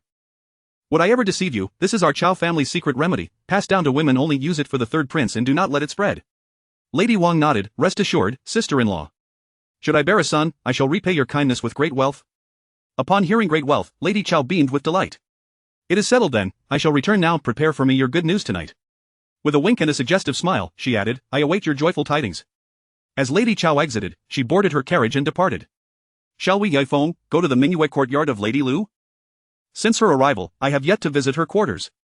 In Mingyue courtyard, Liu Mianmian was engaged in a game of cards. 3 of a kind. Pawn, I pawn. Hai Tang declared as she retrieved the 3 of a kind. Xiao Shuang pouted, you can't even draw a tile, yet you pawn the 1 with a 1, and now you pawn a 3? What's wrong with that? They are all matching, why leave them for later? 2 of a kind. Pawn it. Everyone, stay still, I pawn 2 of a kind. Liu Mianmian gleefully took the 2 of a kind back. I heard you, be careful, do not lead me astray. The stakes are high. What a divine day this was. In her previous life, Liu Mianmian had married Shenxi, wholly absorbed in him. Little did she expect that after marriage, the complexities of relationships, household expenses, shop profits, and social engagements would be her burden. Shenxi's nephew sought education, his niece was to be married, and etiquette lessons were required. Every single matter fell upon Liu Mianmian's shoulders, leaving her exhausted. Shenxi's mother remained unsatisfied.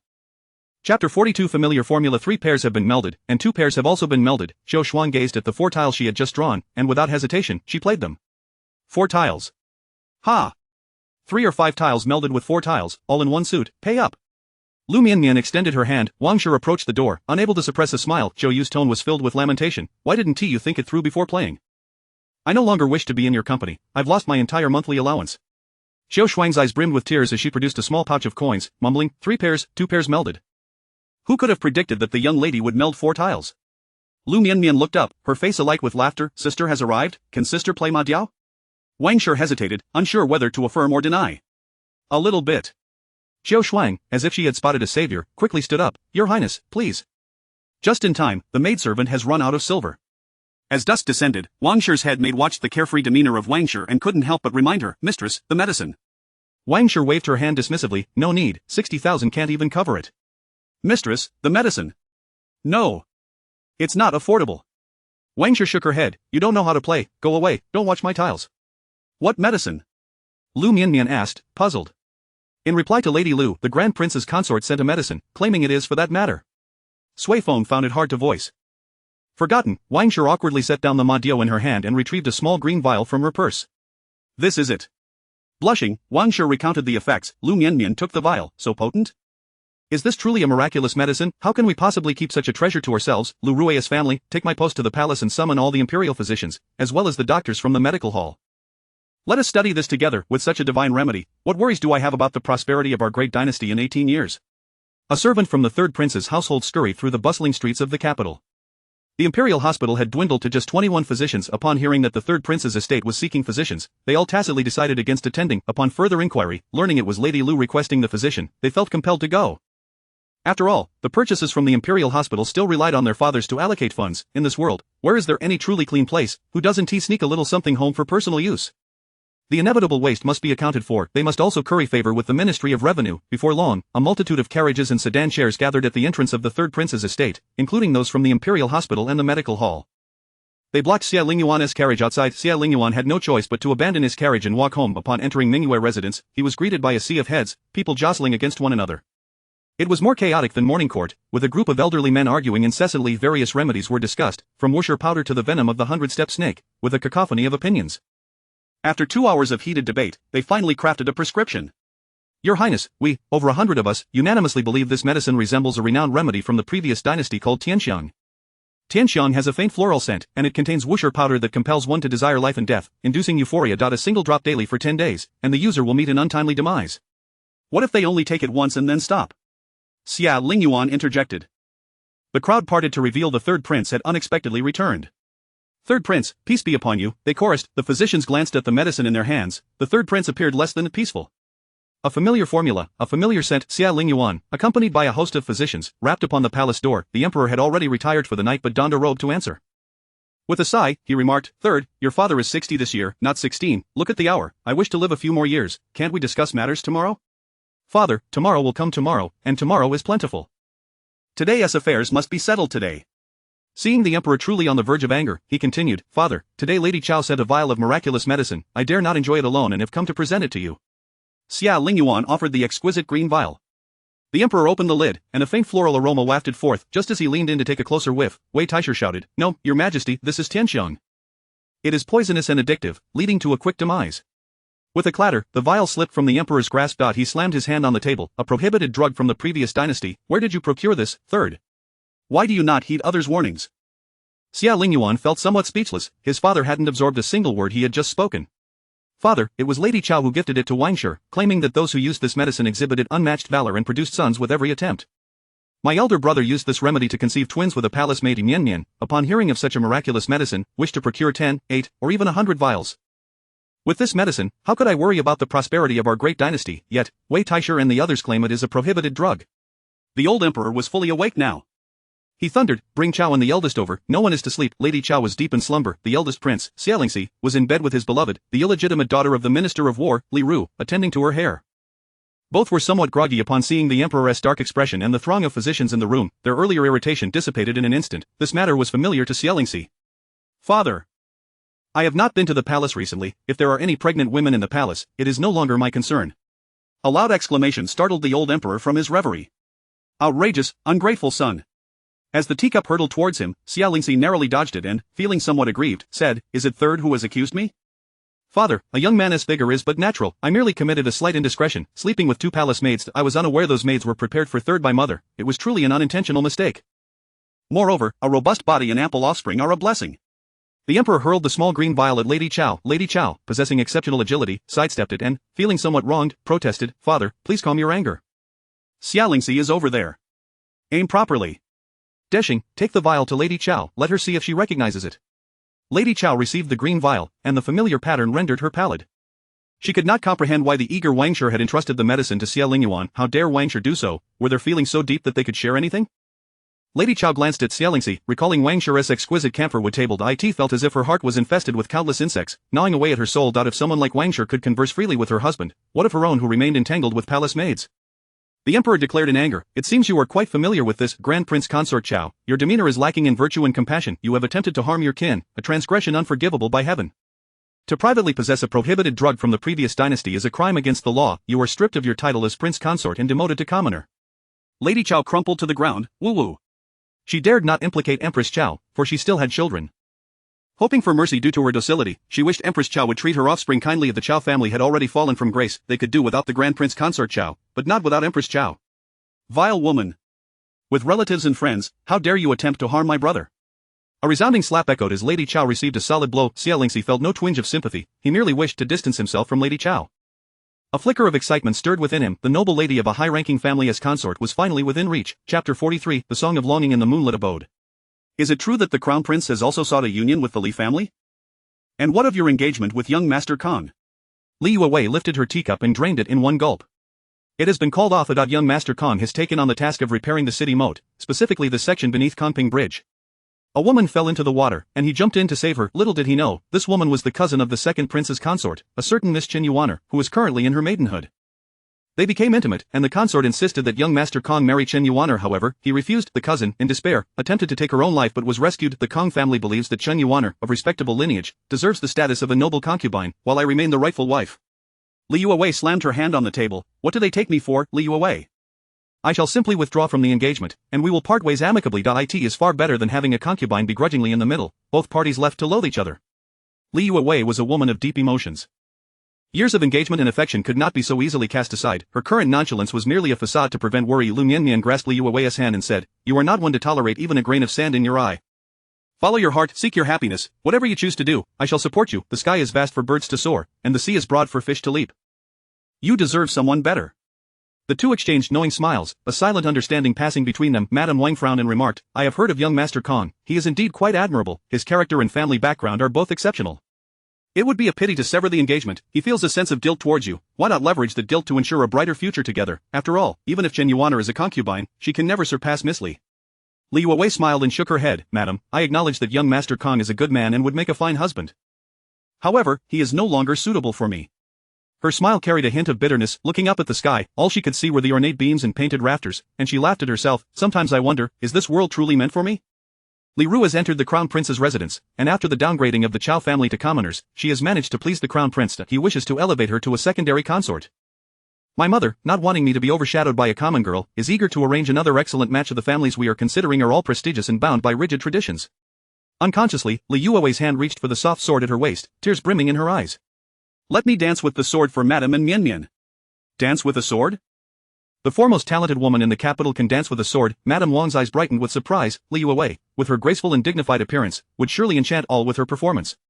Madame Wang felt a surge of anticipation. Liu Mianmian's delicate hand reached for her waist, and the soft sword slithered forth like a silver serpent, soaring into the air. The sword, akin to a white snake flicking its tongue, burst forth with ferocity, transforming as it ascended, laughing towards the heavens.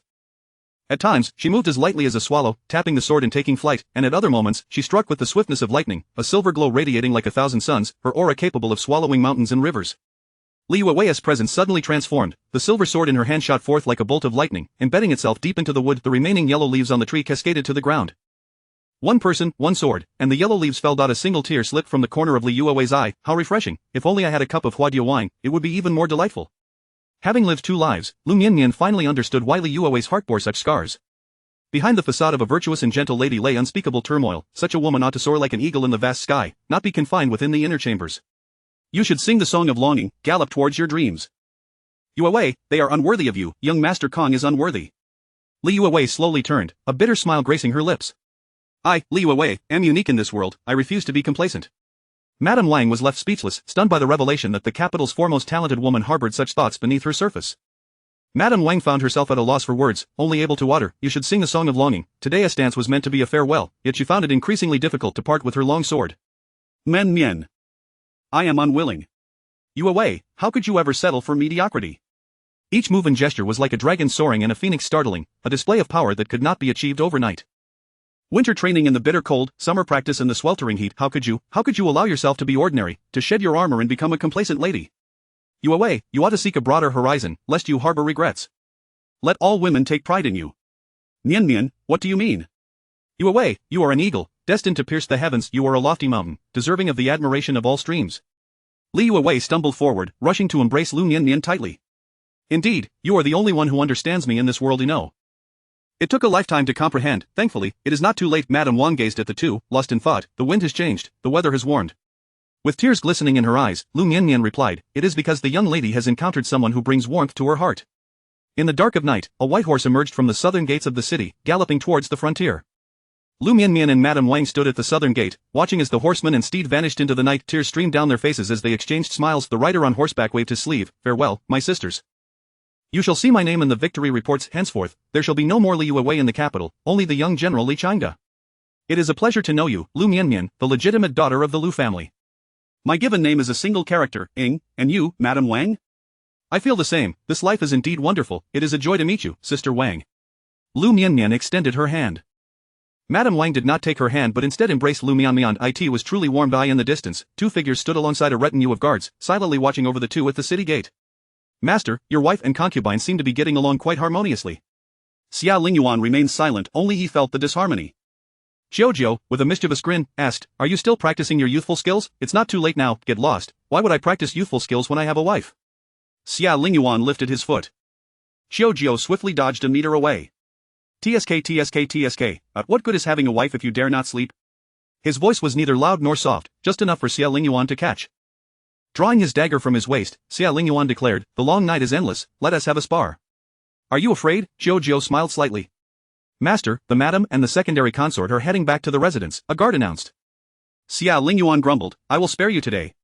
Chapter 45 of The Talent of the Wang Family. Another fortnight passed, and Xie Lingyuan received a letter from the frontier. It was a heartfelt petition from several generals, along with the family of Liu Wei and her in-laws. One should marry early. A virtuous wife leads to fewer calamities. Xie Lingyuan strode forth with a buoyant spirit, his demeanor radiating an invigorating energy. He appeared even more remarkably handsome upon seeing him. Lu Qing'er nearly found herself unable to move, the phrase "to carry on the family line" almost etched upon her visage. Feigning illness, she made several attempts to run into him, yet Xie Lingyuan's heart remained as unyielding as iron. "Wretched beings, all of them wretched, the Wang family is no exception. Bi Tao, take a couple of silver coins and buy some pastries and melon seeds, then head to Mingyue residence to chat with Xiaoyu and Xiaoshuang. We share a bond from the Ministry of Rights." Bai Tao hesitated. "Your Highness, I have heard that every time the prince returns from the palace, he brings pastries for the 5th Mississippi. Moreover, there are treats bestowed by the palace, so perhaps a mere couple of silver coins worth of snacks would hardly please Xiaoyu and Xiaoshuang. Furthermore, I am not particularly familiar with them. I only know Xiao Yao and Mo Li." Xiao Yao had been sent off to the rocky corners by Xie Lingyuan. In a fit of anger, Lu Qing'er smashed the ornaments in her room, vases and teacups, only to feel a pang of regret afterward. "Bai Tao, go to Mingyue residence and request a few sets of tea utensils, along with a cloison vase." Bai Tao remained motionless. The 5th miss is not a mere puppet. Even the crown prince's consort has been dismissed by her. The 2nd miss should be more cautious. Is my voice ineffectual? Lu Qing'er snapped. Bai Tao still did not budge. "2nd miss, why provoke the 5th miss? We are family, she does not seek trouble with you, her dowry cannot possibly be shared with a concubine." Bai Tao felt the truth in the 5th miss's words. Why should the dowry prepared by her family be given to a daughter of lesser status? If one desires a dowry, they should seek it from their own mother. "Get lost, you two." Lu Qing'er barked. Bai Tao turned and exited, returning to her own quarters. Upon her return, a little maid, noticing her, kindly poured her some tea. "Sister Bai Tao, have some tea." "Did the side consort anger you again?" "Yes, I am feeling unwell due to my monthly visitor. Keep your distance from her." The little maid wore a sorrowful expression. "When will this endless cycle cease?" 30 days, 28 days, and she is always in a foul mood. I am constantly on edge serving her. I wish I could work at Mingyue residence instead." "You can't go there. The people of Mingyue residence are all from the Liu family." Bai Tao had been personally selected by the old matriarch Shen. Initially, she thought the 2nd miss was quite amiable, but over the years, her temperament had become increasingly difficult to comprehend. She preferred to keep her distance, especially since Lu Qing'er had grown fonder of Hong Rui. Hong Rui had entangled Xiao Yao in schemes against the 5th miss, only to be sent away by the 3rd prince. It was unclear whether she had perished or was simply digging stones. Now, only Bai Tao remained. Liu Mianmian was yawning profusely, clearly relishing her good fortune today. As Wang Shi refrained from mentioning any matters of truce, Liu Mianmian could only sacrifice herself for the gentleman. Observing her mistress stifling yawns, Haitang spoke up. "Princess, I am truly running low on funds, please spare me today." Wang Shi found Haitang endearing. "Very well, after this round, I too feel weary and wish to rest in my sister's chamber. It is warmer there than in mine." Slightly exasperated, Haitang remarked, "Miss, the accountant from Tianxiang Tower has arrived to deliver the account books." Xiaoshuang led the accountant into the room. Ever since Liu Mianmian entered the 3rd prince's residence, Tianxiang Tower had become part of her dowry. There were 3 account books in total, one for expenditures, one for revenues, and one for loans. Liu Mianmian placed the expenditure and revenue books before Wang Shi. "Sister, please take a look." Her tone was somewhat assertive. Wang Shi smiled indulgently. "Of course." Liu Mianmian herself perused the loan book, noting that Shen Qi had repaid 60 taels, yet still owed 1,692 taels. Quite satisfactory. Uncle Zhang from the Hanlin Academy had been remarkably supportive. Next time she visited Tianxiang Tower, she would treat him to 2 dishes and a pot of bamboo leaf wine. Liu Mianmian closed the account books. Sister, are there any discrepancies in those two? Were there indeed issues or none at all? Wang Shi found herself in a quandary. Sister, please feel free to speak. There is a minor issue. From September 4th to October 25th, autumn vegetables were stockpiled. It states here that a total of 1,869 taels and 3 coins were spent on purchasing cabbage, radishes, lotus root, and carrots. While the total amount appears accurate when considering the weight and variety of the vegetables, I know that when purchasing 1,000 pounds of cabbage from small vendors in the capital, one is often gifted an additional 50 pounds. Therefore, for 1,200 pounds, one should have received 62 pounds as a gift. Calculating this, the winter vegetables should have cost. Wang Shi's fingers danced as if manipulating an invisible abacus. It should be 1,726 taels and 5 coins. And what about the meat? With a loud crash, the accountant collapsed to the ground, drenched in sweat. Liu Mianmian seemed unfazed, her smile radiating warmth. Take this account book back. Do not attempt to deceive me in the future. Please, please. Miss, I will never do so again. Grant me one more chance. The manager's forehead was beaded with veins. Rise, allocate 200 taels for Chef Gao's wife's medical treatment. If she is not cured, come and inform me. Use my letter to summon the imperial physician. The accountant looked up in astonishment, his forehead flushed. Miss, how did you know? Liu Mianmian chuckled. The Buddha revealed it to me, so let this be the last time. There was still time. The accountant knocked his head 3 more times in gratitude. I will never dare again. If I err again, let the heavens strike me down. The accountant left, filled with gratitude. Liu Mianmian turned to Wang Shi and remarked, they were all carefully selected by my maternal grandfather. Perhaps their greed was born out of necessity, but they would never betray their master this time. It was because Chef Gao's wife fell ill and required monthly medication. They resorted to desperate measures, thinking that a young girl like me would not notice. Little did they know that my sister's keen insight would uncover their deceit. In the past life, it was Xie who discovered the issue and dealt with the accountant without consulting her. Chef Gao's wife passed away within months, and he, burdened with children, returned to his hometown. By the time Liu Mianmian learned of it, Tianxiang Tower's business had greatly declined. Later, Xie took over Tianxiang Tower, claiming it was to spare her from exhaustion. You are truly impressive, sister, Liu Mianmian praised sincerely. In her previous life, Wang Shi had been just as remarkable. She cherished her and her son, Xie Lingyuan, even contemplating defying the odds to adopt him as her own. Alas, she passed away far too soon. The physician had said it was due to emotional turmoil. Wang Shi smiled, her eyes shimmering with unshed tears. Really, you are the second person to say I am impressive. The first was my mother. She came from a merchant family. My father was a mere employee in her shop, but he was nameless and friendless until he became a son-in-law. One day, he suddenly recalled that he was the legitimate son of the Wang family. While visiting friends, he encountered bandits and suffered a head injury, causing him to forget his past. From that day forth, he insisted on taking us back to recognize our kin. My mother went from being a wife to a concubine, from a formidable matriarch to a submissive consort. I in the Wang family, she lived only a few short years before she passed away. That was when I truly understood that one could die from despair. Are you still interested in writing? I am not good at comforting people. I only know how to write. I wonder if that is acceptable? Liu Mianmian inquired, holding the reins. That will do, Wang Shi replied, breaking into a smile. Chapter 46. Why must you ponder over each move for so long? The emperor chuckled. Xin Lu, you are becoming increasingly sluggish. Xin Lu, with a furrowed brow, replied, Your Majesty, my chess skills have grown ever more refined. I find myself weary from the challenge and dare not let my guard down. Ha, joy brings clarity of mind. I can hardly contain my excitement at the thought of fishing at Taiwa Lake come spring. The emperor exclaimed, when one is in high spirits, their mind becomes clear. Xin Lu sighed, expressing his distress. It is no wonder my thoughts are clouded. I am not in high spirits. Speak, share your thoughts to bring me some joy, the emperor urged. Xin Lu shook his head. It is unbecoming of a gentleman to speak ill of others behind their backs. Such matters should remain unspoken. The more Xin Lu insisted on silence, the more the emperor's curiosity piqued. He prodded, Speak quickly, do not hide your thoughts, lest I accuse you of treason. With no other choice, Xin Lu lamented, I can no longer endure my time at the Hanlin Academy. The emperor, puzzled, inquired, Is it Zhang Dong who has vexed you? That cannot be, he is a man of good nature, he couldn't harm a fly. Let it be. Xin Lu waved dismissively. But it is worth discussing. The emperor, in a chatty mood, sought to know everything. Scholar Shen relentlessly pursues me for loans. Your Majesty is aware of my family's strict financial rules. We have a set amount to dispense. I also have a penchant for purchasing rare calligraphy. Alas, my resources are stretched thin. Oh? Do you imply that my stipend is insufficient? The emperor's expression shifted slightly. Xin Lu continued, Scholar Shen has racked up a debt of over 1,700 taels at Tianxiang Tower. You are familiar with Tianxiang Tower, I presume? It is owned by Lady Liu, and Lord Zhang is also there to improve the meals. Lord Zhang, being a warm-hearted man, upon hearing of Shen's debts, has assisted the third prince's concubine in collecting them.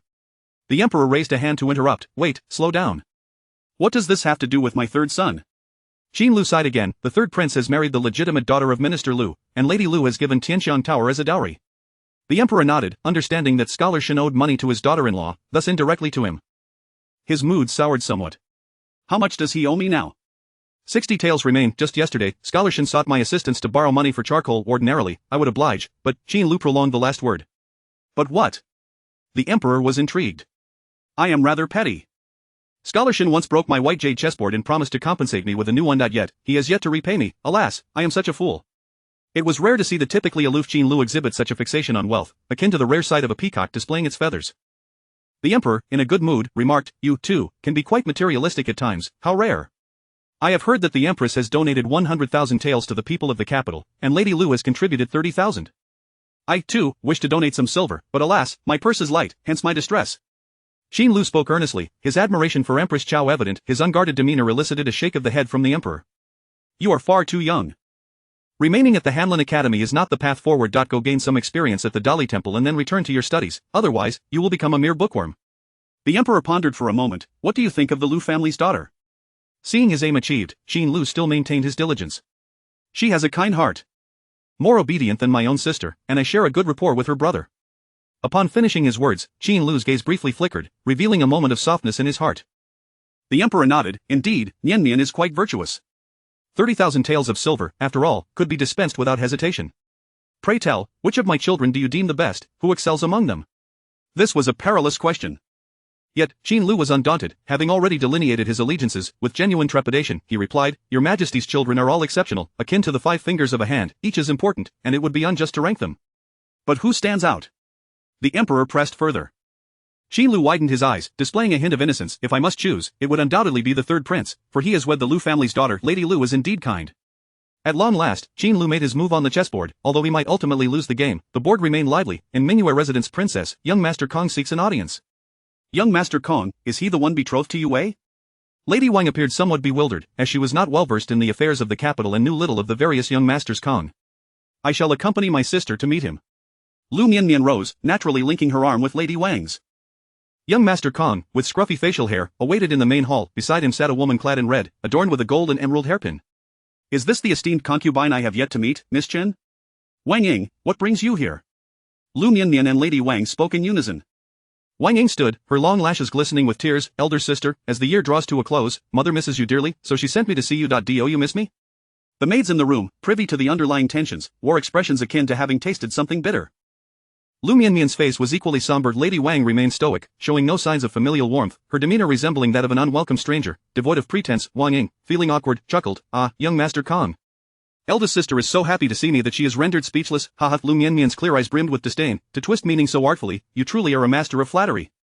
Such a condescending tone infuriated Wang Ying, yet she dared not retort harshly, for Liu Mianmian donned priceless cloud-patterned silk and a complete set of turquoise adornments.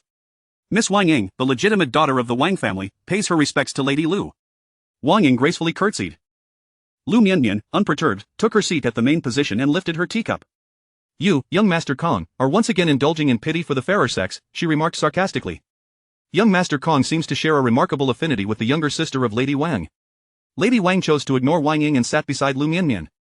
Liu Mianmian added, So, Miss Wang, you are still a concubine? Wang Ying, quick to speak before thinking, retorted angrily, You are the concubine. Lady Wang's expression darkened. Wang Ying, silence yourself. Liu Mianmian smiled brightly. I, as a concubine, am well aware of my status. Does the legitimate daughter of the Wang family not know? This was a deliberate provocation. Young Master Kang's face grew bitter. Today, while repairing the riverbank, I happened upon Miss Wang in distress. Liu Mianmian laughed. Why not? You should have refused the task. You have already saved 2 people from a stretch of river. If you continue, your residence will be unable to accommodate further guests. With your benevolent heart, why not just rest in a temple? There you could enjoy offerings. Why come here to experience the hardships of the world? It costs money to repair rivers. You are sacrificing your fiancée instead. Young Master Kang's face flushed, and tears shimmered in his eyes. He rose and clasped his fists. I must take my leave. Chapter 50 of the Royal Family. Extending her small, plump hand, she said, Please, Miss Wang, your home is quite distant. Let us depart early so that the old servant may return sooner. I find the food outside quite unpalatable. Wang Ying glared fiercely at Liu Mianmian, recalling her father, the minister, and the mother of the Grand Tutor, as well as the aunt of the virtuous consort. Her husband was the third prince. The resentment lodged in her throat, but there was nothing to be done. Wang sure did not wish to depart, having endured a 2-day, 1-night carriage ride. Her meticulous planning had been disrupted by Liu Mianmian's few words. Liu Mianmian propped her chin on her hand and mused, Young Master Kong, what do you suppose they see in you? Is it your unshaven face or the fact that your previous fiancée has just died? Young Master Kong smiled bitterly. They are drawn to my hereditary title, they are attracted to my indecisiveness, my inability to steadfastly hold on to my desires. They see me as a fool too kind-hearted for my own good. Haitang chimed in, my lord, you say the child is gone, yet he has come to nurse, Miss Li has departed, and he is now filled with regret, why did he not act sooner? Liu Mianmian retorted, pray, cease your chatter. If young Master Kong were to cry his heart out, her mother would have you arrange a ghost marriage for him. Miss, do you not adore hearing my words? Haitang pouted, Wang Shi's eyes sparkled with delight, I do love hearing them. Speak, Haitang. Haitang grinned foolishly at Liu Mianmian. Young Master Kang's eyes glistened with unshed tears as he grasped Haitang's arm, saying, are we leaving? You mentioned Yu Wei has departed, where has she gone? Haitang yanked her arm away, my master forbids me to speak. Do not pull me, where to? She has ascended to the heavens, where there are no unfaithful men. Young Master Kong let out a bitter chuckle and staggered toward the exit. Wang Ying hastily called out, wait, what am I to do? You have touched me, you must take responsibility. Fearless as you are, try marrying in. I not only brought misfortune upon my fiancée. Young Master Kong strode away without looking back. Wang Shi lowered her gaze and inquired, where are your people? Have them escort you home. Do not return to the capital. From this day forth, I have no further ties to the Wang family. Should you continue to meddle, I shall reclaim every last coin of my mother's money. You dare. Without family protection, you are nothing, Wang Ying seethed. She may not dare, but I do. From now on, the Liu family shall protect her. Return home and inform your mother and father to repay the money they have greedily taken. What money? That belongs to the Wang family, what does it have to do with her? It is all her mother's money, regardless of the amount, I demand it returned even if we use it to repair the city moat, we will not spare you a single coin. Wang Shi, ever perceptive, discerned the underlying meaning and declared, return my mother's money. I shall enter the palace and donate it. Suifeng, fetch the records. We shall go to the palace to pay our respects. Liu Ruijia used the Wang family's carriage to send her back. And do bring the money with you. Upon hearing this, Liu Ruijia felt her responsibilities had increased, and she was entrusted once more. Proudly raising her head, she said, Miss, rest assured, the old servant will handle this properly. Liu Ruijia produced a handkerchief and, seizing the opportunity, twisted Wang Ying's arm to silence her, stuffing the handkerchief into her mouth. Tell the Wang family that the name Wang Ying is one I do not favor. The head of the Wang family ought to know how to act. After all, he can demote a wife to a concubine, he should understand the art of choice. Who are Ying and Ying, each a shadow of the other. Wang Ying was returned to the Wang family, and upon seeing the murky sky, Wang Shi found it suddenly clear. The tension in her chest dissipated, her brows unfurled, and she smiled silently. What I thought was difficult turned out to be so simple. Far simpler than accounting. Even the monthly allowances for the maids can leave me frazzled. A sister, do take on more responsibilities, so I can enjoy a bit of leisure. Wang Shi raised her head, tears streaming down her face. Do you believe in me? Liu Mianmian smiled brightly, arching an eyebrow. What do you think? That night, in Wang Shi's small shrine, a tablet was enshrined. Mother, I know nothing. What do you think she likes about me? She was inept in music, chess, calligraphy, and painting. The dilapidated courtyard held only the abacus left by her mother. Suifeng, please find my abacus. Chapter 48. The first snowfall of the Shin family vacated their residence in Cat Alley. Fangji approached the little widow's door, lifted her chin, and spat. The widow leaned against the door and exclaimed, oh. Sister Fangji, I extend my early congratulations on your new status as an official's wife. May you enjoy a life of comfort and ease. The Shin family possessed little of value, and with so many members, they swiftly moved out, each taking a few belongings. Their new abode was on Changsheng Street, featuring a shop in front and 2 courtyards behind. Zhao Mianmian's brother returned from trade, coming to the capital to seek family. The family pooled their savings to purchase this house. The shop in front was designated for business, while the 2 back courtyards were for habitation. Shoufu showed no reservations and directly moved into the main courtyard. Upon seeing the Zhao family settled in the principal courtyard, Xinqi furrowed his brow but remained silent.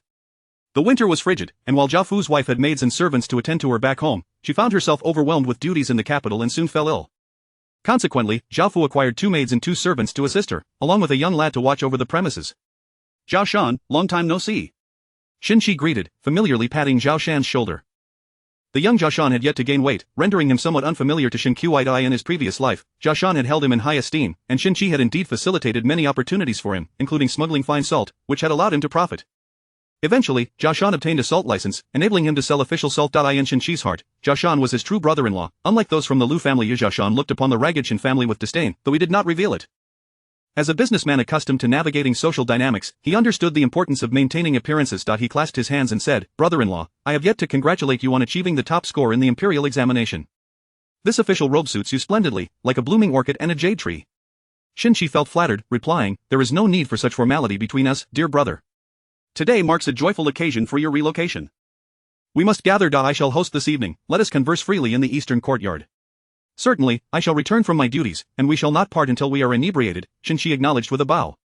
With Zhao Shan's arrival, opportunities still lingered. Xinqi recalled the impending end of the year when the Tartars would amass troops at the borders, causing grain prices to soar. They could stockpile provisions and rise again. However, when he considered purchasing wine and delicacies to take home, he found his pockets empty. With a grim expression, he proceeded directly to Qin Lu's quarters. Upon entering, he discovered Liu Zheyan seated in Qin Lu's place. "Why are you sitting here? Where is Qin Lu?" "Qin Lu, he has gone to the Dali Temple." "What business does he have at the Dali Temple?" Liu Zheyan replied, bewildered, "To become the vice minister of the Dali Temple, of course." "What else? You truly have a curious perspective. Do you think he is going to the Dali Temple to become a scholar?" Xin Shi's complexion darkened. The vice minister of the Dali Temple, Qin Lu? In his previous life, that position had been his. "Why are you sitting here?" Liu Zheyan asked, somewhat exasperated. "As a scholar from the Hanlin Academy, where else would I sit? This is absurd." Xin Shi's sullen gaze made Liu Zheyan's scalp tingle. "Please have Xin Xiuban close the door for me." Xin Shi felt aggrieved. He did not wish to acknowledge that without Liu Mianmian and the Liu family, he seemed to be nothing at all. Of the evening's housewarming banquet invited neighbors and the entire Xin family. The Xin family indulged in the long-missed meat and dishes, eating with abandon, devoid of any decorum. Xin Shi felt as if he were in another world amidst the clinking of cups. The scene before him transformed into the rockery and exquisite structures of the mansion on Juke Street, the Xin residence. The wine in his mouth was bitter and unbearable, flowing one cup after another. Xin Shi drank himself into a stupor. "Brother-in-law, allow me to escort you back to your quarters," Jia Shan offered warmly, lifting Xin Shi's arm. "Yes, back to the Xin residence, back to the Xin residence," Xin Shi mumbled. Jia Shan, with a half-smile, called for a servant. "Take the young master back." Upon returning to his room, Xin Shi developed a fever in the dead of night. Outside, snowflakes danced in the air, while he tossed and turned upon his thin bed, his body ablaze with heat. A pair of icy hands pressed against his fevered forehead. Xin Shi grasped that hand. "Mianmian, stop fooling around," and pulled its owner into his embrace. "My lord, I am Fangji, not Miss," she responded, quickly recalling that Zhao Mianmian also went by Mianmian, leaving her uncertain as to whom Xin Shi was calling. One was coy and hesitant, while the other was fiery and passionate. The following morning, the carriage creaked as it rolled along the road. The Liu family's maid emerged, shaking off the snow. "Miss, I have brought the items back," she announced. "Hai Tang, take them to the main courtyard yourself. Do not rush back, stay and talk with your sister for a while longer." After Wang Ying was sent off, Wang Shi fell ill, finally releasing the pent-up stress she had endured for too long. "Did the Wang family give you any trouble?" "The old servant is accompanied by the guards from the Wang residence. I dare say they would not dare to trouble me. When I arrived, they even inquired if I had come to propose to the third prince Dai. In all my years, I have never encountered such shamelessness. It turns out that the legitimate daughter of the Wang family intended to come to our residence as a concubine, but on the way, she encountered that foolish young Master Kong. She altered her plan, hiring a few ruffians to stage a heroic rescue for young Master Kong, who, predictably, fell for the ruse. It infuriated me. I tossed the list aside and instructed them to pack everything as written, compensating for any damaged items in silver. The master of the Wang family even asked if I was sent by the prince. Upon stating the young lady's name, the master of the Wang family turned as pale as if he had eaten excrement, hastily packing everything from the list. They were still short on silver, which I had to cover with 2 shops. Lu Ruijia raised her head, filled with pride. The young lady's name carries great weight. Liu Mianmian had anticipated a few hurdles, but was pleasantly surprised by how smoothly everything went. She expressed some confusion. "Is my reputation in the capital so poor that it frightens the Wang family this much?" Xie Lingyuan gazed at Liu Mianmian, his eyes radiating endless tenderness, akin to twinkling stars, laced with a smile. Now, every household in the capital knows that since Xie Lingyuan married Liu Mianmian, he has become increasingly adept at lodging complaints. And every complaint is valid. Even the crown prince's consort, who had given birth to the imperial grandson, had dismounted from her horse. The notoriously stingy Empress Chao had reluctantly parted with 100,000 taels of silver. Who would dare to argue with the third prince's consort? The Wang family's third son, after several years in office without promotion, finally managed to secure some connections this year, seeking to shift his position. The Wang family does not wish to offend you at this juncture. I never imagined I would gain such renown with a single confrontation. Liu Mianmian nodded, her satisfaction evident. The Wang family parting with these items will surely leave them financially strained for quite some time. Xiaojiu has uncovered some intriguing information. Would you like to see? Xie Lingyuan beckoned. Yes, what intriguing information do you have? Xie Lingyuan gestured towards his study with a nod of his chin. Liu Mianmian eagerly followed him, closing the door behind them. Xie Lingyuan retrieved a confidential letter from his drawer and indicated a chair. Sit here and take a look. Chapter 49 Complaints. The Wang family truly possesses a remarkable knack for generating wealth.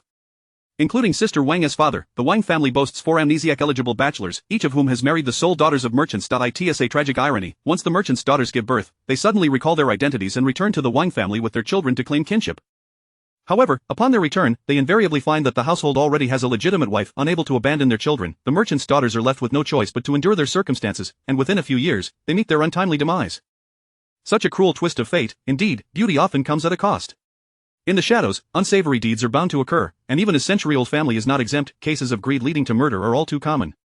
The winter sun, warm yet crisp, fell upon Xie Lingyuan. He set aside his book and remarked, among the children of several merchant daughters, only Wang Ying remains alive, and her father seems to hold a modicum of genuine affection for her and her mother. How grateful I am for his mere modicum of affection, Liu Mianmian retorted through clenched teeth. Xie Lingyuan rose to gently massage Liu Mianmian's small face. Mianmian, it is not worth ruining your health over such a family, pursue what you wish to do, I shall support you. Let us file a complaint. This mere glimpse is already so abominable, who knows how much filth lies beneath the surface of the Wang family. Liu Mianmian's beautiful eyes sparkled with determination. Xie Lingyuan took the cloak from Xie Jing's hands. Father Emperor is growing old, and older individuals tend to act with sentimentality, which may lead to your disappointment. Just like Empress Chao. Liu Mianmian lifted her chin, allowing Xie Lingyuan to fasten her cloak. After all, Empress Chao is a person by the Emperor's side, so there is bound to be some affection. I possess wealth, my grandmother always said that money can accomplish anything.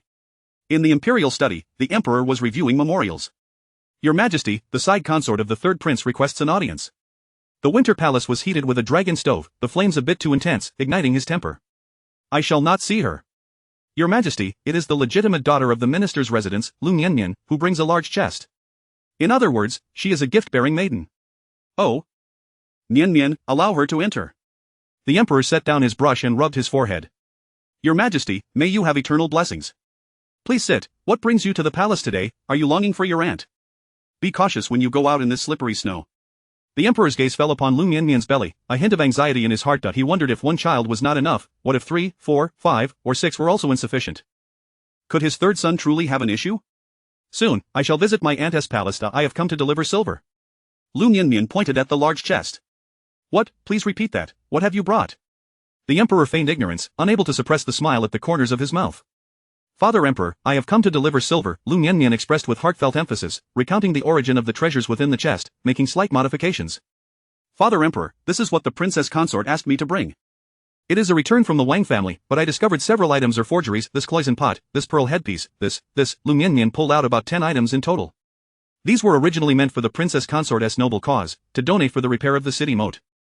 I never imagined the Wang family would be so audacious as to swap genuine items for fakes. The Emperor discerned her intention. This young girl had come seeking support. As for the counterfeit goods, it was unlikely the Wang family would dare such a thing.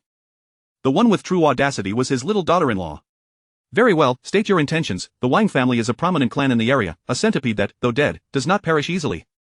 We cannot condemn them to ruin over a few merchant daughters. Shall we behead hundreds of their kin in the marketplace? Such an act would invite scorn from scholars and censors alike upon me. If Wang Shi were to abandon the Wang family, her identity would no longer befit that of a prince's consort. What would she do then? A merchant's daughter is even unworthy of being a concubine.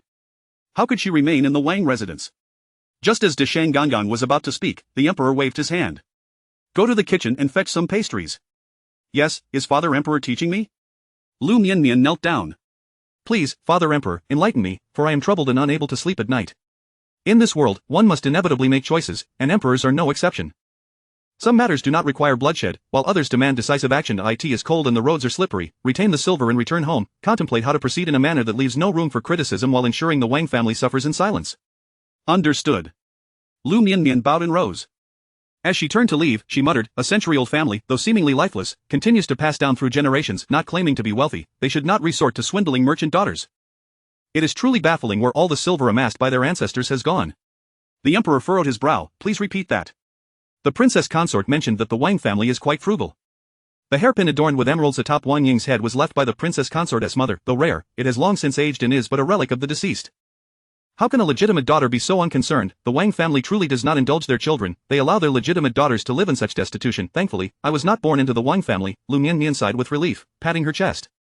A flicker of doubt arose in the Emperor's heart. Indeed, the Wang family was neither thriving nor failing, yet they should not be impoverished to such a degree, to feign amnesia and starve their kin.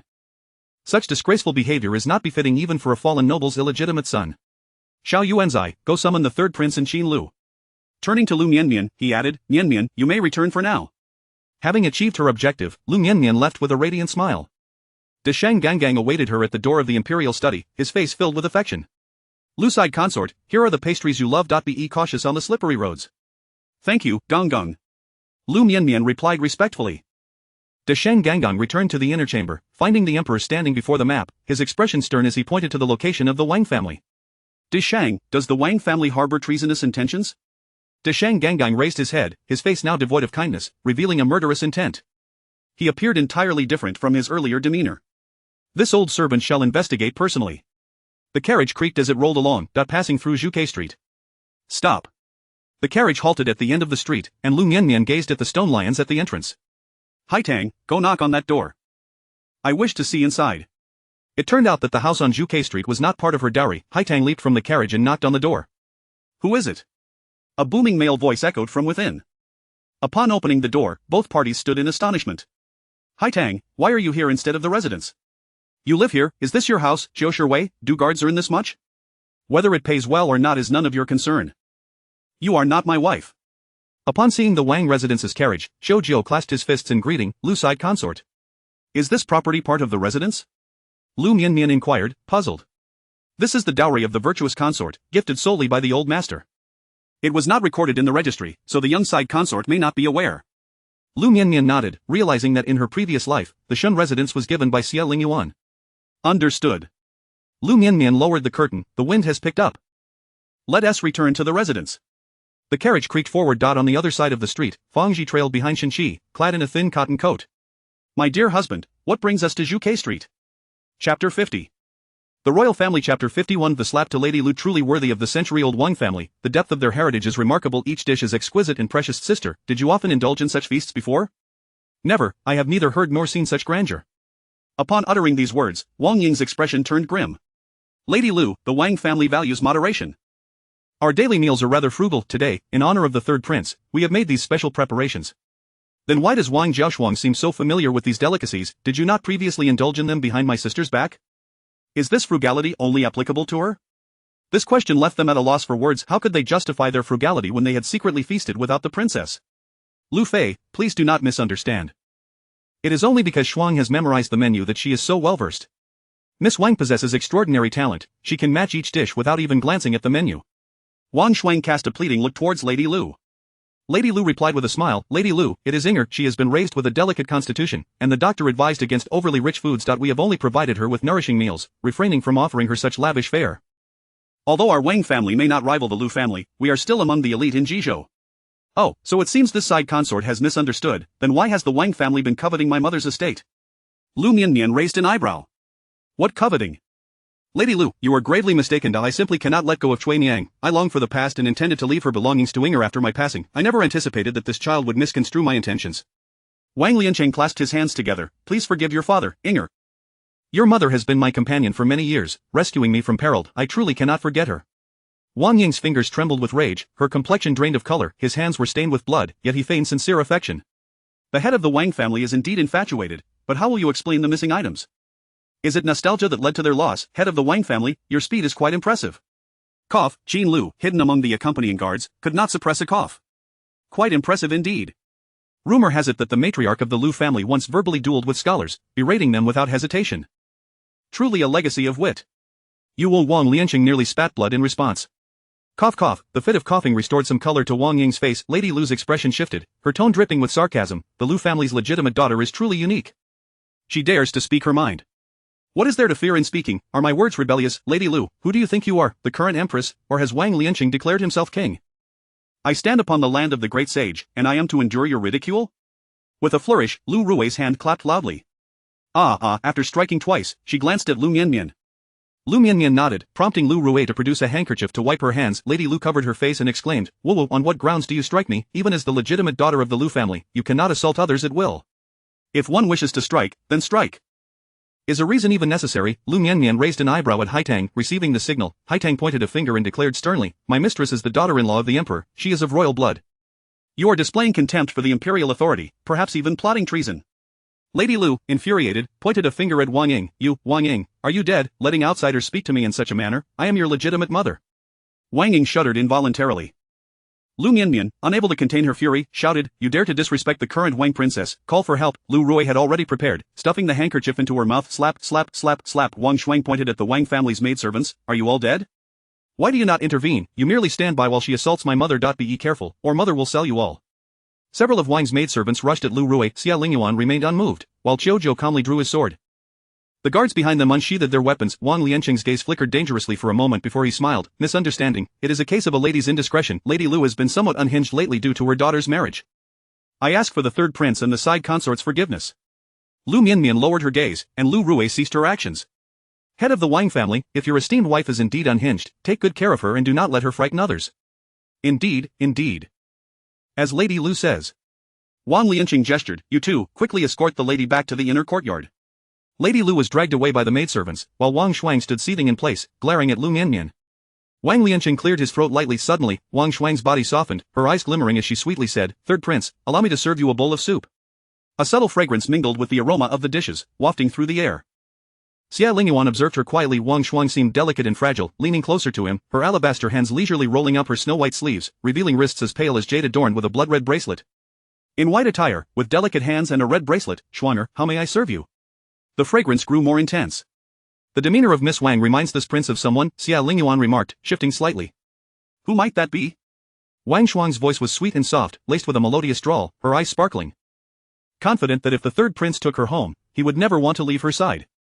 Head of the Wang family, is this Miss Shuang specially prepared for this prince? Xie Lingyuan's voice was hoarse, betraying no hint of his feelings. Indeed, I hope the third prince does not find her lacking. Wang Lianqing smiled, it would be our Wang family's fortune if the third prince takes a liking to her. Xie Lingyuan nodded. However, Wang Shuang shot a disdainful glance at Wang Ying, then provocatively at Liu Mianmian, leaning her entire body towards Xie Lingyuan. Xie Lingyuan sidestepped to avoid her. Miss Wang, do not rush, Zhou will escort you to another residence. Wang Shuang, exuding charm, replied, Shuanger will be waiting for you. As Wang Shuang departed, the fragrance gradually dissipated. After a meal, Xie Lingyuan and the others returned to the Wang family's villa. The villa was extravagantly decorated, even in winter. The indoor plants were lush and verdant. Xie Lingyuan pushed open the door to his bedroom, and the fragrance wafted in. A woman draped in sheer white gauze leapt down from the bed, barefoot. Third Prince, Your Highness, her voice was enchanting, laced with a delicate allure. Your Highness, may Shuanger attend to you? Whatever your sister can do, Shuanger can as well. Whatever your sister cannot do, Shuanger can also manage. Is that so? Whatever Lady Wang cannot do, you can? Of course, would the third prince like to test me? My father has hired many masters for Shuanger. Can you break stones with your chest? Wang Shuang was taken aback. Third prince, do you wish to see? Shuanger can do that too. Wang Shuang leaned in close to Xie Lingyuan, her breath as fragrant as orchids. Chapter 52, the stone crushed on the chest. I want to see. Come here, Frost, let me show you. Wang Shuang, with hands as delicate as green onions, tugged at her garment. With a gentle pull, the sheer white fabric slid down her shoulder, revealing her jade-like collarbone. Xie Lingyuan, expressionless, grasped Wang Shuang's wrist. Not so fast, I have some questions for you. Ask away, Frost will surely speak freely and without reservation. Have you ever tasted the phoenix egg, Miss Wang? Wang Shuang's gaze wandered, and she unconsciously swallowed. I have. Today, this prince consumed a phoenix egg, and the filling had a hint of sourness. Was it seasoned with the fragrant vinegar from the west? Hee, the third prince has a discerning palate. Indeed, it was seasoned with the fragrant vinegar from the west. The ground was cool, and Wang Shuang found it difficult to maintain her balance. Swaying slightly, the white fabric slipped further, revealing a red belly band adorned with mandarin ducks. Xie Lingyuan released her wrist and turned away, his face dark as ink. He commanded sternly, put your clothes back on. The plan to lure the enemy in deeper was not one he could follow through with. Wang Shuang twisted her waist. No, Frost hasn't performed for his highness yet. Can you really crush a stone on your chest? Wang Shuang leaned forward. Would his highness like to see? I want to see. Zhou bang, the door was kicked open. Zhou entered, clutching a half-meter-long piece of bluestone. This is the largest I could find, it should suffice, it's too cold outside to dig. Upon closer inspection, the bluestone was still covered in dirt and ice. With a thud, he tossed the stone onto the ground. Ah! Wang Shuang hurriedly donned her sheer attire. Your Highness, you must send him away, this dog slave is staring at me. I am your woman. Zhou, expressionless, drew his sword coldly. He said, what did you say? I have a bad temper, speak up if you wish to die. Liu Mianmian stepped inside and was met with the sight of Wang Shuang bound on the ground, her mouth gagged with a handkerchief. Beside her lay the bluestone. I apologize for interrupting, my apologies. Showguard, what enthusiasm you have, Haitang, let us take our leave. Woo. Wang Shuang shook her head, her large, damp eyes filled with despair and a plea for rescue. Liu Mianmian shivered, truly, I feel for her, I shall take my leave now, you all carry on inside consort, the prince requests your presence. Zhou leaned against the wall, holding a large iron hammer. Xie Lingyuan set down his book and beckoned Liu Mianmian. Mianmian, come here, let me show you some juggling, but first, have a cup of tea. Let's wait for the Wang family and Qin Lu. I believe they would like to watch as well. Wang Ying soon arrived, not daring to keep Xie Lingyuan waiting. Upon entering, she paused slightly at the sight of Wang Shuang on the ground, a flicker of severity passing through her eyes.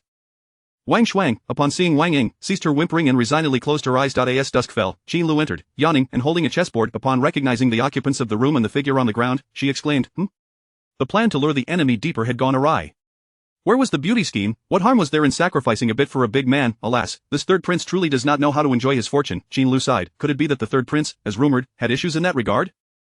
With another sigh, she cast a sympathetic glance at Liu Mianmian. Liu Mianmian, puzzled by Qin Lu's gaze, wondered what was happening between her and Wang Shuang, as their expressions seemed so strange. Were they putting on a show? Xie Lingyuan set down his teacup. Now that everyone is here, Xiaozhou, let Miss Wang commence her performance. Performance. Xiaozhou set down the iron hammer, effortlessly lifted the blue stone, and placed it on Wang Shuang's chest with an impassive demeanor. Wang Shuang felt an overwhelming weight on her chest. The icy bluestone seemed ready to shatter her bones. Tears streamed down her face as she gazed desperately at Liu Mianmian. Xiaozhou positioned the bluestone and raised the hammer. 80 coins, 80, 80. Woo woo woo. What are you shouting about, 80 coins? Xie Lingyuan admonished sharply. They had barely begun with 3 strikes and had learned nothing before the person ascended to. He quickly called for a halt. Xiaozhou raised an eyebrow. What is there to fear? I know my limits. I won't hammer her to death, it will just hurt a bit. Qin Lu squinted. The third prince may not know, but in the capital, laborers pounding stakes shout 80 for every strike. Pa! Xiaozhou raised the iron hammer. Ladies and gentlemen, those with money, please contribute. Those without, lend your applause, do not just stand and watch. Haitang took out a silver coin from her pouch and tossed it onto the ground with a snap. I'll contribute 1 silver coin. Sister, has Wang Shuang ever bullied you? Liu Mianmian's voice was gentle yet laced with concern, prompting Wang Ying to recall a decade past. Back then, she had been confined in an abandoned courtyard, with Liu merely awaiting her coming of age to send her off. One day, Wang Shuang visited her, cheerfully placing a plate of mung bean cakes before her. Wang Ying, would you like some? At that time, Wang Ying had not even had regular meals, subsisting only on the leftovers of the kitchen. I would like some. Wang Shuang propped her leg up. Come, lick my shoes clean, and I will give you mung bean cakes. I no longer want to eat. Please leave. Very well, then you shall go without food for the next few days. Sure enough, for 3 days, she received no scraps at all. 3 days later, Wang Shuang returned. Wang Ying, lick my shoes clean, and I will have someone bring you food. The already frail Wang Ying, weakened by hunger, slowly crawled over to lick Wang Shuang's shoes. Remember, from now on, you are my dog. Here is a piece of mung bean cake for you. The young Wang Ying trembled as she reached out, nearly grasping it. Oh no, I missed it. Wang Shuang stepped on it, grinding it down. Ouch, I didn't mean to. Come bark like a dog, and I will give you another piece. Sister? What is wrong? Liu Mianmian waved her hand in front of Wang Ying's face. Woo woo woo woo woo. Wang Shuang shook her head, pleadingly looking at Wang Ying, just as she had in those years gone by. I wish for her demise. Not only did she bully me, but she also poisoned my mother. Wang Ying's voice was low and choked with emotion. It was Wang Shuang who had mistakenly thought she had fainted, speaking inadvertently. Why should it be so?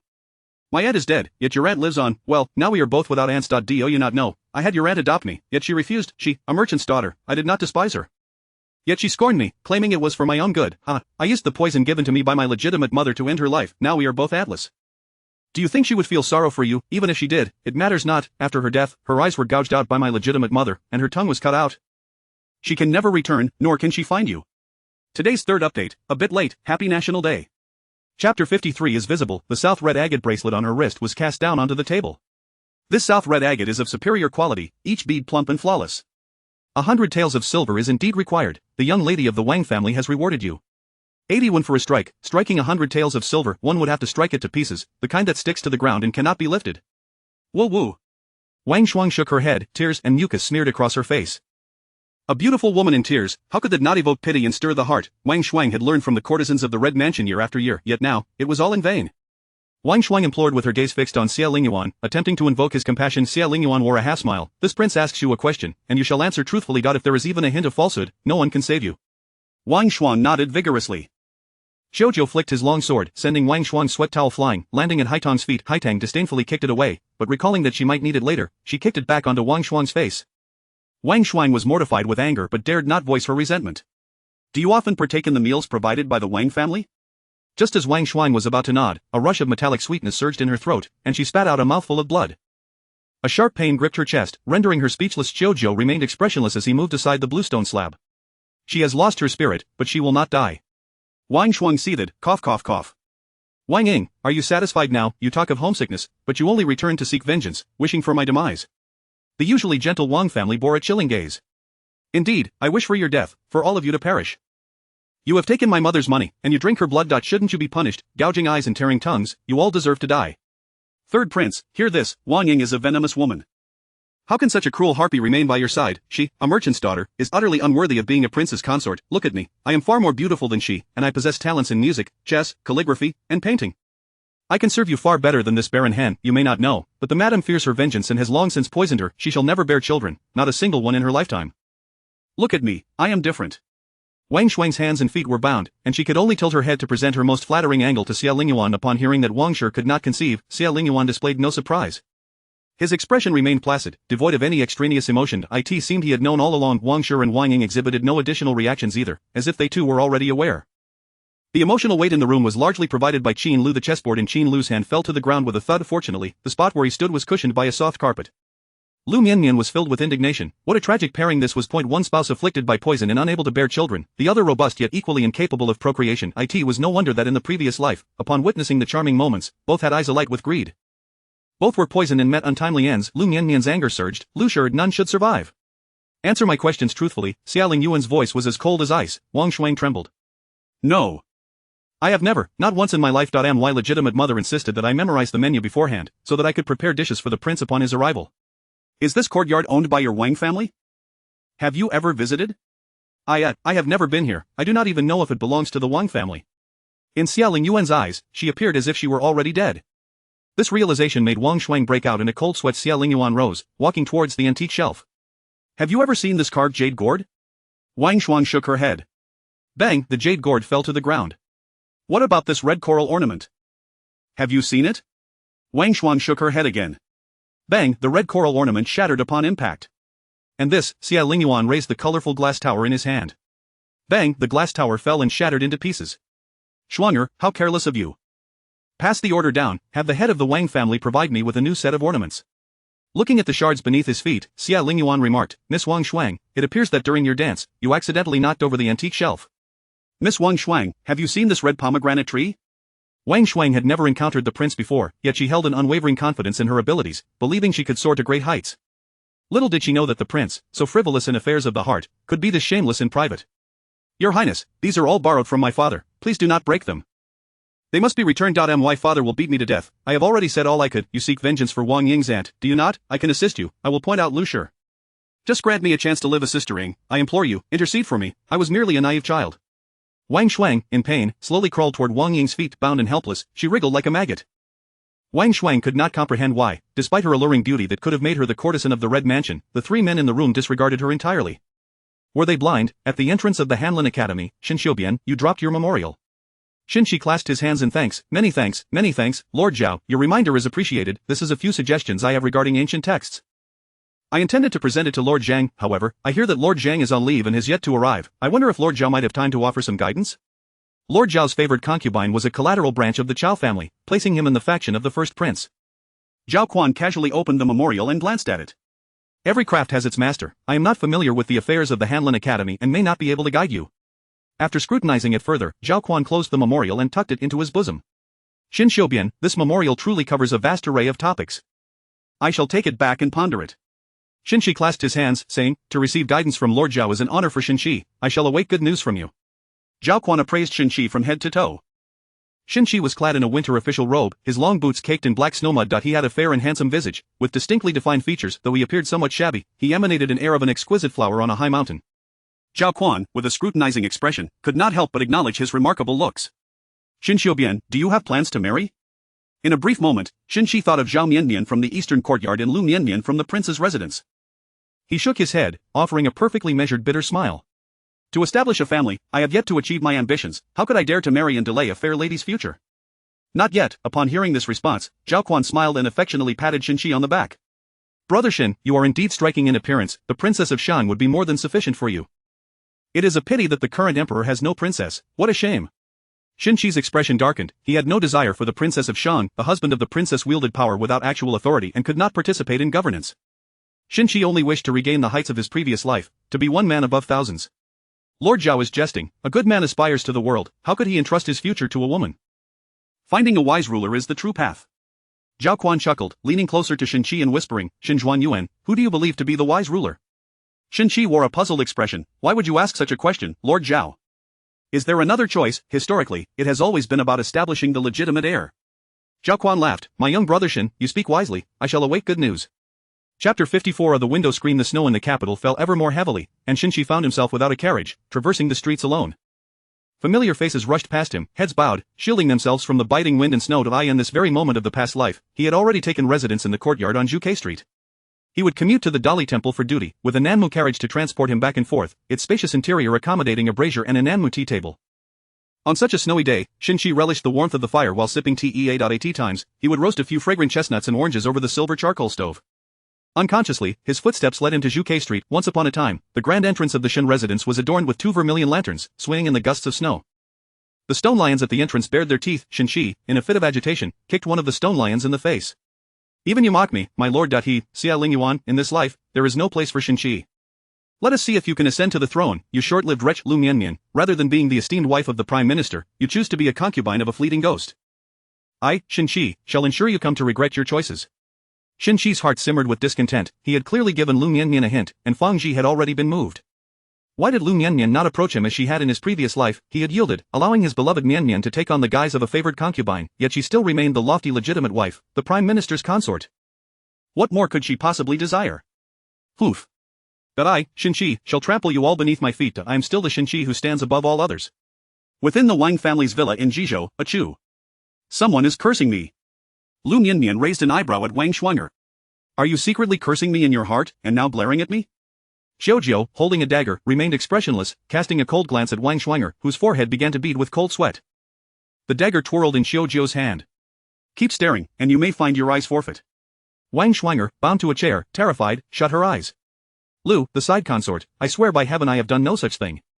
Spare me the useless chatter and continue your confession, Xie Lingyuan said, setting down a chess piece. Across from him, Qin Lu observed, Third Prince, shall I let you play, or shall I not? If you continue to play like this, you shall lose. The Wang family pounded on their abacus. According to your calculations, the Wang family's annual expenditure is 3,200 taels, while the income from estates, taverns, and arable land should amount to 18,900 taels. After accounting for natural disasters and reduced yields, there should still be nearly 16,000 taels remaining each year. Furthermore, my mother brought over estates and shops that should yield over 1,000 taels annually. Over the past decade, the total profit should be 185,000 taels. Wang Shuang'er opened her eyes in shock. So much silver, I had no idea, I have never seen it. Fearing Xie Lingyuan would not believe her, she added, Your Highness, Liu only gives me 2 taels a month. Wang Ying, as the legitimate daughter, receives 5 taels. Trust me, Your Highness, I truly did not know there was so much silver. All the family's silver has already been lost to Wang Ying. Looking at the dagger in Xiaojiu's hand, Wang Shuang'er quickly corrected herself, not Wang Ying, but the princess. The family's silver has already been lost to the princess. There is truly no silver left. We nearly could not make it through this month. Liu was married for 12 years, and we barely get by. We truly cannot afford to compensate you further. Liu Mianmian could not help but laugh. I believe you, after all, no one would wear plain gauze. What plain gauze? The white gauze you wear is called plain gauze, typically used for window screens in summer. Wang Shuang'er looked down at her gauzy attire. Woo woo. This piece of gauze cost me 10 taels. It is actually meant for window screens. I wore it to entice the prince. Woo woo. Qin Lu, placing his hand on the chessboard, disrupted a game, chuckling, the Wang family, huh? Foolish, venomous, and cunning. Where did those beads on your hand come from? Those beads are worth their weight in gold. Adorned with priceless beads and clad in window screen fabric. Worth gold? Impossible. I bought this casually at the market for merely 31. Wang Shuang'er averted her gaze. Liu Mianmian rolled up her sleeve, revealing an arm as white and delicate as jade, her 10 fingers spread like immaculate white lotus flowers before the Buddha. Daughters of noble families bathe in sheep's milk from a young age, then apply uncountable precious medicinal pastes all over their bodies. After half an hour, they rinse off with clear water and apply rose-scented oil, achieving skin as flawless and white as jade. Haitang stepped before Wang Shuang'er, tearing away her window screen. With a ripping sound, the smooth, white skin was revealed. With such strength, I shall compensate you with 10 taels, though I wonder if you will live to spend it. Liu Mianmian lifted her hand to compare. Do you see? Miss Shuang'er is not speaking the truth. Her complexion is not something that can be maintained with just a few taels. From childhood to now, a fortune of at least 10,000 taels would be required. Do you see? Xie Lingyuan cleared his throat. Put your sleeves down.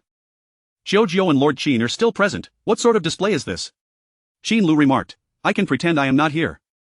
Xiaojiu gazed skyward in silence. I could blind myself, and your safety shall be in your own hands. Blind hero Xiaojiu sounds quite appealing, Xie Lingyuan replied coldly. Achoo, Wang Shuang'er, whose window screen had been torn, sneezed again. Achoo, each sneeze accompanied a pang in her chest. What is happening to me? Liu Mianmian obediently adjusted her sleeves. Naturally beautiful? Do not boast, quickly confess. Once you have done so, I shall return to sleep. A fleeting night, the Duke of Zhou is hard to summon. In her previous life, she had suffered from insomnia until her last breath. Now, she relished the prospect of sleeping soundly. After a moment's pause, Wang Shuang'er remained silent, weighing her options. Xiaojiu, I still wish to see a great stone crushed upon your chest. From grandeur to simplicity, it is quite a spectacle. Xiaojiu's lips twitched, as he set down the dagger he had been toying with and approached the blue stone slab. A silence meant death now. Speaking meant death later. Wang Shuang'er would still be faced with a choice. I will speak, it was Liu, my biological mother, who gave me the beads. The beads emit fragrance through friction to attract men. Once crushed, the fragrance can dissolve in water, serving as an aphrodisiac. Xiaojiu wore a knowing smile as he hurled the dagger. The blade grazed Wang Shuang'er's face. Ah, brave one, my lord. You may do as you please, but please do not mar my face. If I am disfigured, Liu will sell me off of the Wang family's courtyard confines. Many illegitimate daughters, they possess no names, only numbers. Upon reaching adulthood, they are sold off land gentry, local magnates, and butchers need only present 1,000 taels to take a Wang family illegitimate daughter home. I cannot be disfigured, I refuse to share their fate. I aspire to be a person of stature, a princess. Tears streamed down Wang Shuang'er's face as she trembled before Xiaojiu. Haitang gasped, covering her mouth. My heavens, is there truly such a family? Selling daughters at a clear price, are they all daughters of Lord Wang? Wang Lianqing is truly busy and remarkably fertile. Do you have a secret formula? Our Wang residence is in dire need. Chapter 55. The Prince of Xiang, the illegitimate daughters of my paternal uncles and a few of my father's other daughters. Wang Shuang'er suddenly turned her gaze towards Wang Ying. In the past 2 or 3 years, my father's temperament has grown increasingly peculiar.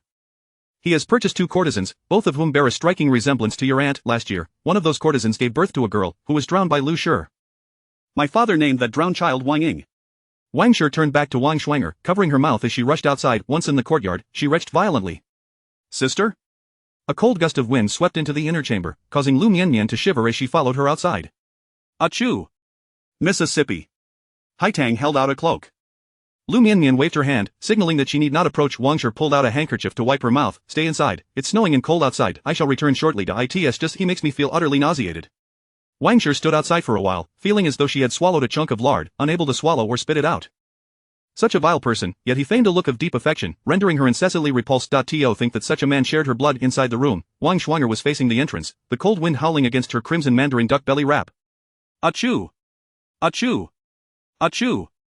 Snot sprayed onto her red belly wrap, and Wang Shuang'er felt as though she had lost all dignity today.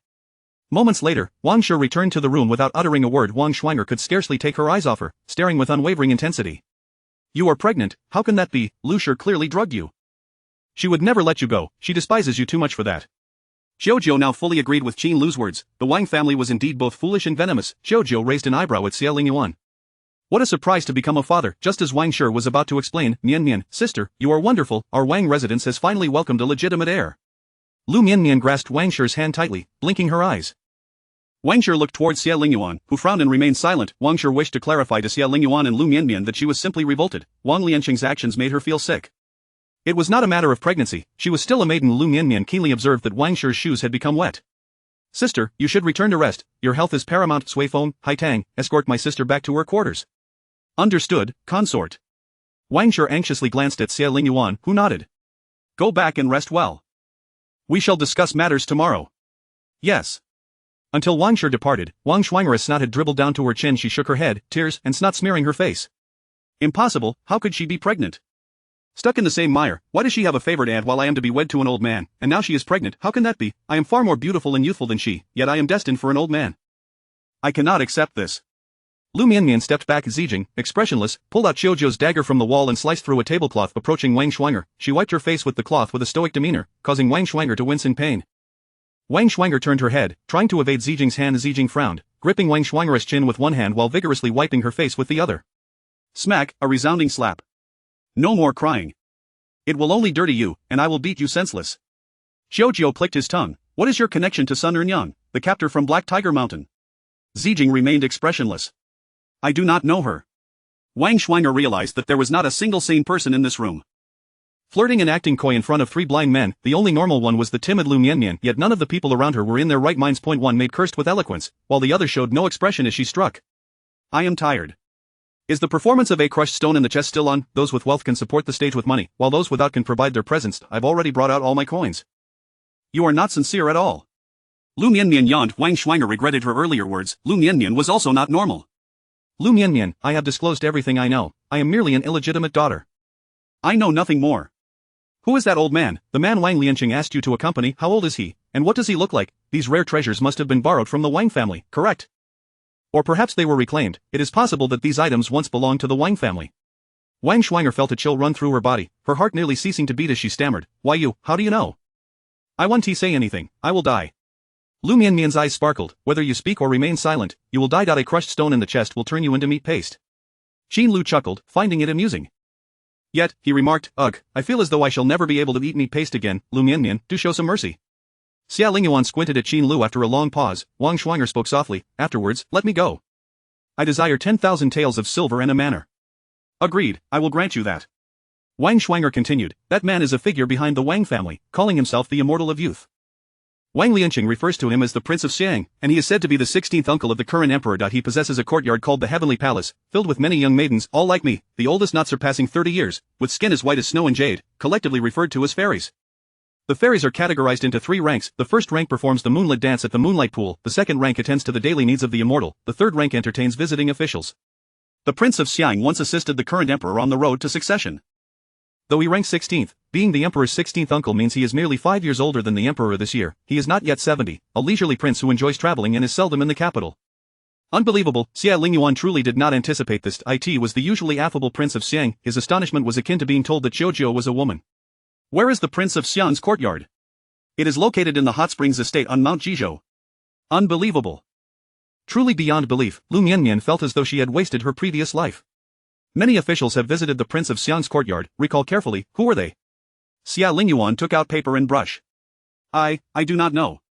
I am a second-rank fairy and do not serve officials. I only know of one Lord Qi, who calls himself Qi Xianrun. There is also one called Feng Xianrun, whose name includes Lin Infeng. Qi Lu, the governor of Liangguang. Lin Junfeng, the prefect of Jizhou. Excellent, very good. Xie Lingyuan tossed down his brush. Someone, hasten and send a letter back to the capital. Yes. You, take me into the courtyard tomorrow. I wish to pay a visit to this imperial uncle. Xie Lingyuan pointed at Wang Shuinger. Wang Shuinger shook her head. I cannot find it. I am always blindfolded when brought inside. Chapter 56. A ball is quite pleasing to the eye, my lord. I have a method that I am uncertain whether to disclose, Wang Shuinger remarked, her dark eyes glinting with calculation. Tomorrow, I shall inform the people of Prince Xiang that someone has gifted my father a woman of unparalleled beauty, with skin as white as snow. My father intends to present her to Prince Xiang. Miss Shuinger, the woman you describe, possessing such innate beauty and fair skin, wouldn't that be me? Liu Mianmian's voice was soft and melodious, tinged with innocence yet laced with a hint of menace. Indeed, Lady Liu, you are astutely perceptive. For the sake of the prince, I trust you would be willing, would you not? Oh, fear not, Prince Xiang, being devoted to his cultivation, would not lay a hand on even the most exquisite of women. We shall memorize the route as we travel or leave behind a secret signal, then we shall simply await the arrival of the prince's men to rescue us, and naturally, we will find our way to the heavenly palace, where you shall remain unharmed, Wang Shuinger declared, her gaze fixed intently upon Xie Lingyuan. Liu Mianmian smirked, a faint air of sarcasm gracing her lips. But I have 2 queries, dear Shuinger. Are the Prince Xiang's men truly so careless? Do they not search those who enter the mountains? Surely, a prince who has survived 2 palace intrigues would not be so foolish as to make such an error. And how do you propose we leave a mark? Shall you evade the guards by gnawing on tree bark? Or perhaps you intend to slice your wrist and use your blood as a signal. You have traversed that path numerous times yet cannot remember it. Why should I succeed in just one attempt? If I possessed such talents, would it not be better to serve as a scout in the army? For you to imagine the legitimate daughter of the Liu family performing a dance for Prince Xiang in the heavenly palace is quite audacious. Even the deceased princess of Prince Xiang would not dare to craft such a scheme against me. The granddaughter of the prince must kneel and pay her respects upon meeting me in the capital. It appears your ancestral grave is emitting smoke, giving rise to such a bold spirit in you. Let me be clear, should Prince Xiang dare to gaze upon my dance, my grandmother would ensure his wife's bones are unearthed to witness it. At that moment, Xie Lingyuan regarded Wang Shuinger with the gaze one might reserve for a corpse. Wang Shuinger felt the blood drain from her face, stammering, Concubine truly has a way with words. Swish, a blade was unsheathed. Ah, how noisy. Zijing interjected, shoving the cloth she had used to wipe Wang Shuinger's nose into her mouth. On the floor lay Wang Shuinger's severed ear, blood streaming down and staining her gauzy attire. With a soft groan, Wang Shuinger succumbed to unconsciousness. Somewhat asymmetrical, Zijing frowned, glancing around. It was unappealing. She held herself to high standards. Liu Mianmian, wide-eyed with shock, was not frightened. Zijing, you know how to use a dagger, why didn't you inform me? Of course, I peeled an apple for the young lady yesterday. Zijing replied, her brow furrowed in concern over the imbalance. It seemed as though the ear on the ground resembled an unremarkable apple peel. Liu Mianmian couldn't help but lament the absence of normalcy around her grandmother. It was quite remarkable, the dagger dripped with blood, and Liu Mianmian soon noticed that Zhou's dagger was rather unique, featuring a blood groove, from which the blood dripped. Too dangerous. Dispose of it immediately. All right. Zijing flicked the dagger, which landed precisely in Xiaojiu's grasp. Throw it away, do not fear, it is akin to pig's blood or cow's blood, just like the pig's blood tofu made in the manor, it is all quite similar, she reassured. Xie Lu chuckled, you two, one a meat sauce and the other a pig's blood tofu. Should there be another task, you may not accompany the prince's household again. After a few more instances, it seems nothing in this world will be safe to consume. What blood tofu, what meat sauce? Are we having a midnight snack? Hai Tang entered the room. Oh my, I just stepped out for a moment, and this Miss Wang has lost her ear, the room is drenched in blood, how will the prince manage to sleep? It is truly eerie, Hai Tang poked Zijing's shoulder with her finger. Sister Zijing, how did this Miss Wang lose her ear, was it a bloodletting exercise? She sought to deceive the young lady, intending for her to venture to the heavenly palace, Zijing explained softly, fearing Hai Tang might not comprehend. Fuming, Hai Tang approached Xiaojiu, extending her hand. The dagger. Xiaojiu's eyes sparkled with mirth as he handed the dagger to Hai Tang. Ugh, Wang Shuang'er awoke in agony, her sides now symmetrical. Hai Tang trembled as she grasped the dagger, muttering to herself for comfort, it's as simple as slaughtering a chicken. No need to be afraid, a ball is quite pleasing to the eye. Amidst the pain and terror in her eyes, Wang Shuang'er realized that Liu Mianmian was no mere rabbit, not to be easily deceived. She had paid the price of 2 ears and would no longer gain entrance to the heavenly palace, her future appeared grimmer than that of the concubines in the backyard. Do you have anything to say? Xie Lingyuan spoke coldly. Wang Shuang'er nodded vigorously. Xie Lingyuan's gaze was devoid of warmth. I do not heed the words of the deceased, Lord Qin will attend to you. Qin Lu nodded, the Dali temple possesses methods to compel Miss Wang to speak. Xie Lingyuan extended his hand, the night is deep, and the dew is heavy. Mianmian should return to rest, this mess is best left to Lord Qin. With blood sprawled across the floor, be cautious upon your return, lest you be haunted by nightmares. As for your 2 maidservants, what manner of women engage in swordplay?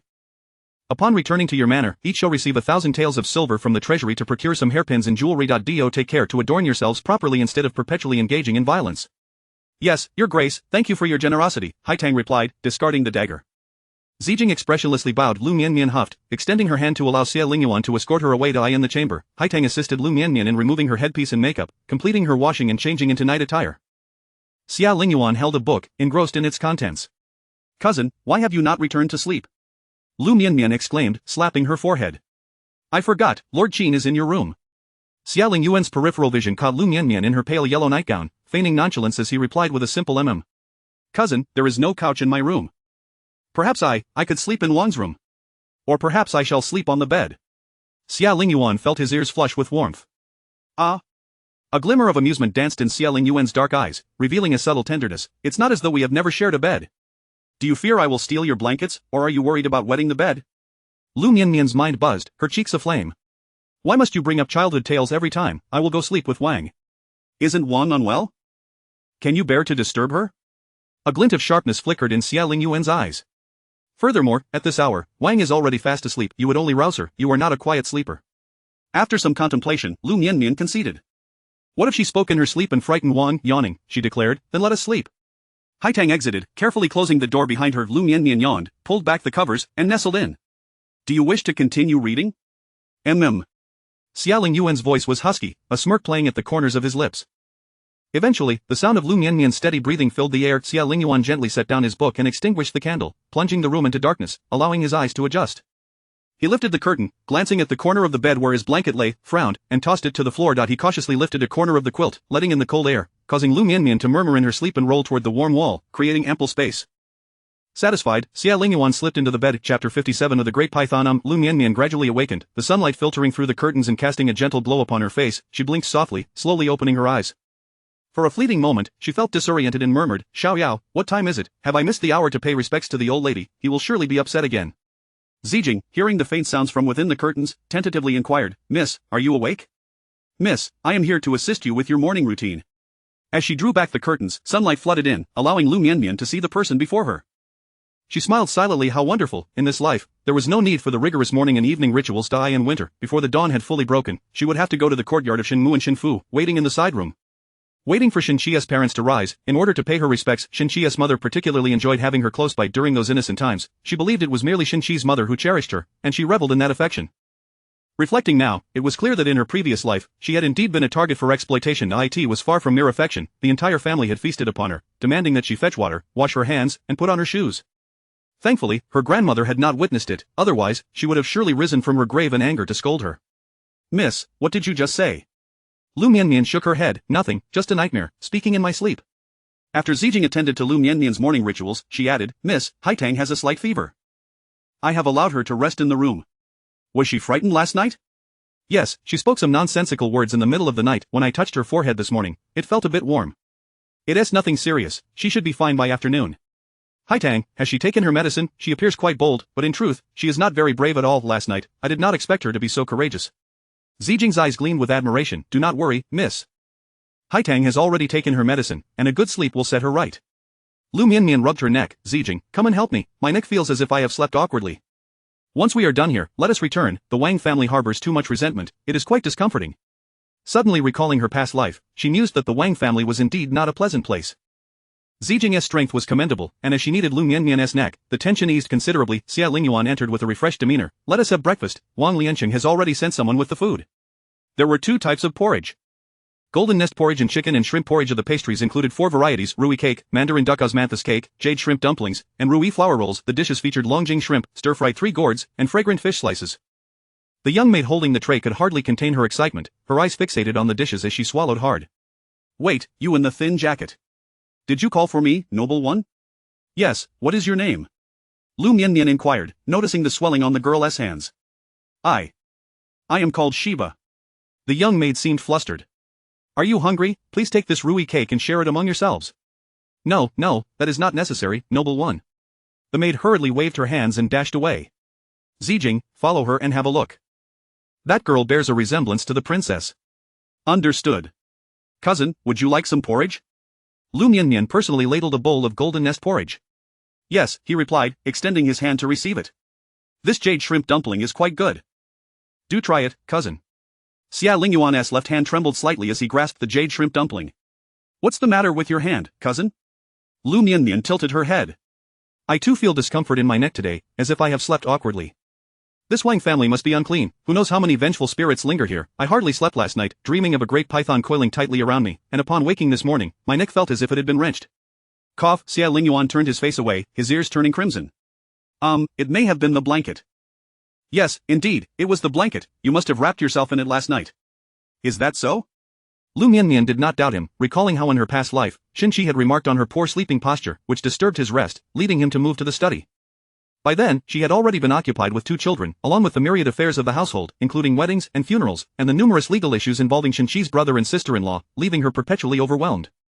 Thus, she had not felt much sorrow with the great python. Xie Lingyuan nervously touched his nose. Indeed, after breakfast, I shall take you out to the streets. Liu Mianmian set down her bowl. I have heard my uncle mention that the donkey meat fire buns and donkey rolls from Jizhou are particularly delicious. Cousin, let us go eat them now. Xie Lingyuan placed the golden nest porridge into Liu Mianmian's hands. We shall go after breakfast. Should you not take to the donkey meat fire buns, well, you would be left hungry. Liu Mianmian shook her head. Cousin, I only wish to eat the donkey meat fire buns. I have no desire for anything else. I implore you. Who could resist the plea of a pitiful little rabbit? Xie Lingyuan's face visibly flushed, his gaze seemingly entranced by Liu Mianmian. He leaned and slowly Liu Mianmian's heart fluttered as she instinctively tried to retreat. Xie Lingyuan playfully flicked her forehead. Little glutton, let us go. Upon hearing of the excursion to enjoy donkey meat fire buns, Haitang's illness was suddenly cured. Lord Qin, too, wished to join, but he was occupied with training an eagle. Without Wang Shuang'er's consent, he could not leave. Lady Wang also remained indoors, for she, the princess, had found herself with child. To maintain the illusion, she required bed rest. Miss, your food is truly delectable. Haitang exclaimed, one hand clutching a candied hawthorn and the other a donkey meat fire bun, calling out from behind. After indulging in meat, she sought a sweet treat to balance the flavors. Your lady is indeed quite delicious, Xiujing remarked with a sidelong glance at the beaming Xie Lingyuan. Haitang huffed, I am not speaking to you, so cease your attempts at conversation. Xiujing shook his head with a chuckle, have you never been chastised for speaking so? Haitang halted, sizing up Xiujing. I, Haitang, firstly, am not. Secondly, as the senior maid, who would dare strike me, I would retaliate. Liu Mianmian held a candied hawthorn in one hand and a jin cake in the other. The jin cake was adorned with delicate osmanthus flowers and filled with soft, glutinous red beans. It was sweet and delightful. I in her past life, Xinqi's elder brother often bought such snacks for Li Zhaodi. She would both disdain and boast about them. Liu Mianmian, in a playful pout, feigned anger, noting how Xinqi had never treated her to such delights. He claimed that the wives of noble families should not indulge in such trifles, as it would tarnish their dignified demeanor. After that, Liu Mianmian never again brought it up. At that time, she had forgotten that the Xin family was never truly noble. Perhaps it was not forgetfulness, but a reluctance to confront the truth. Eat slowly, no one is going to snatch it from you. Xie Lingyuan produced a handkerchief and gently wiped Liu Mianmian's mouth. Cousin, I truly enjoy these treats. I also love the wontons and lamb soup from the capital, will you buy them for me? I will buy them all, Xie Lingyuan replied, his gaze smoldering with deep affection. Liu Mianmian's lips curled into a smile. There are so many people at the turnip cake stall. Let us go eat turnip cakes. Xie Lingyuan took the half-eaten candied hawthorn engine cake from Liu Mianmian's hand and quickly devoured them in a few bites. Let us go. Chapter 58. Ruishua, my dear Ruishua, you have returned, old man. Look, it is our Ruishua. Ruishua, where have you been all these years? Your mother has been searching for you with great sorrow. Liu Mianmian was cradled in the arms of an elderly woman selling radish cakes. The old man slapped his thigh, exclaiming, Alas, your hands are dirty, you've soiled the noble one's clothing. Noble sir, my wife has lost her mind, I beseech your forgiveness, I shall bow an apology.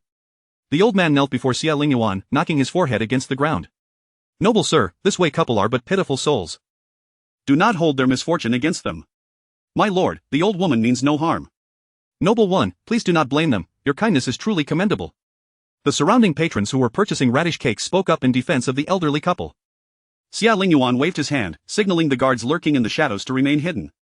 Qiujiu, assist the elderly gentleman to his feet. Haitang stuffed the items in her hands into Qiujiu's grasp. She helped the old man rise, saying, Kind sir, please get up, my young lady will not hold it against you. The old man stood, his eyes brimming with tears as he gazed at Liu Mianmian. Indeed, she resembles her. Do not speak lightly, she truly looks like Ruishua. A young man selling hot tea from a nearby stall handed over a bowl of steaming tea. It is cold, noble sir, please have a sip of this warm tea to fend off the chill. Noble sir, please do not take offense. The old man's wife has been quite unwell for 2 to 3 years, mistaking you for her daughter. Where has her daughter gone? Haitang inquired. Does she resemble my young lady? Her daughter is named Ruishua.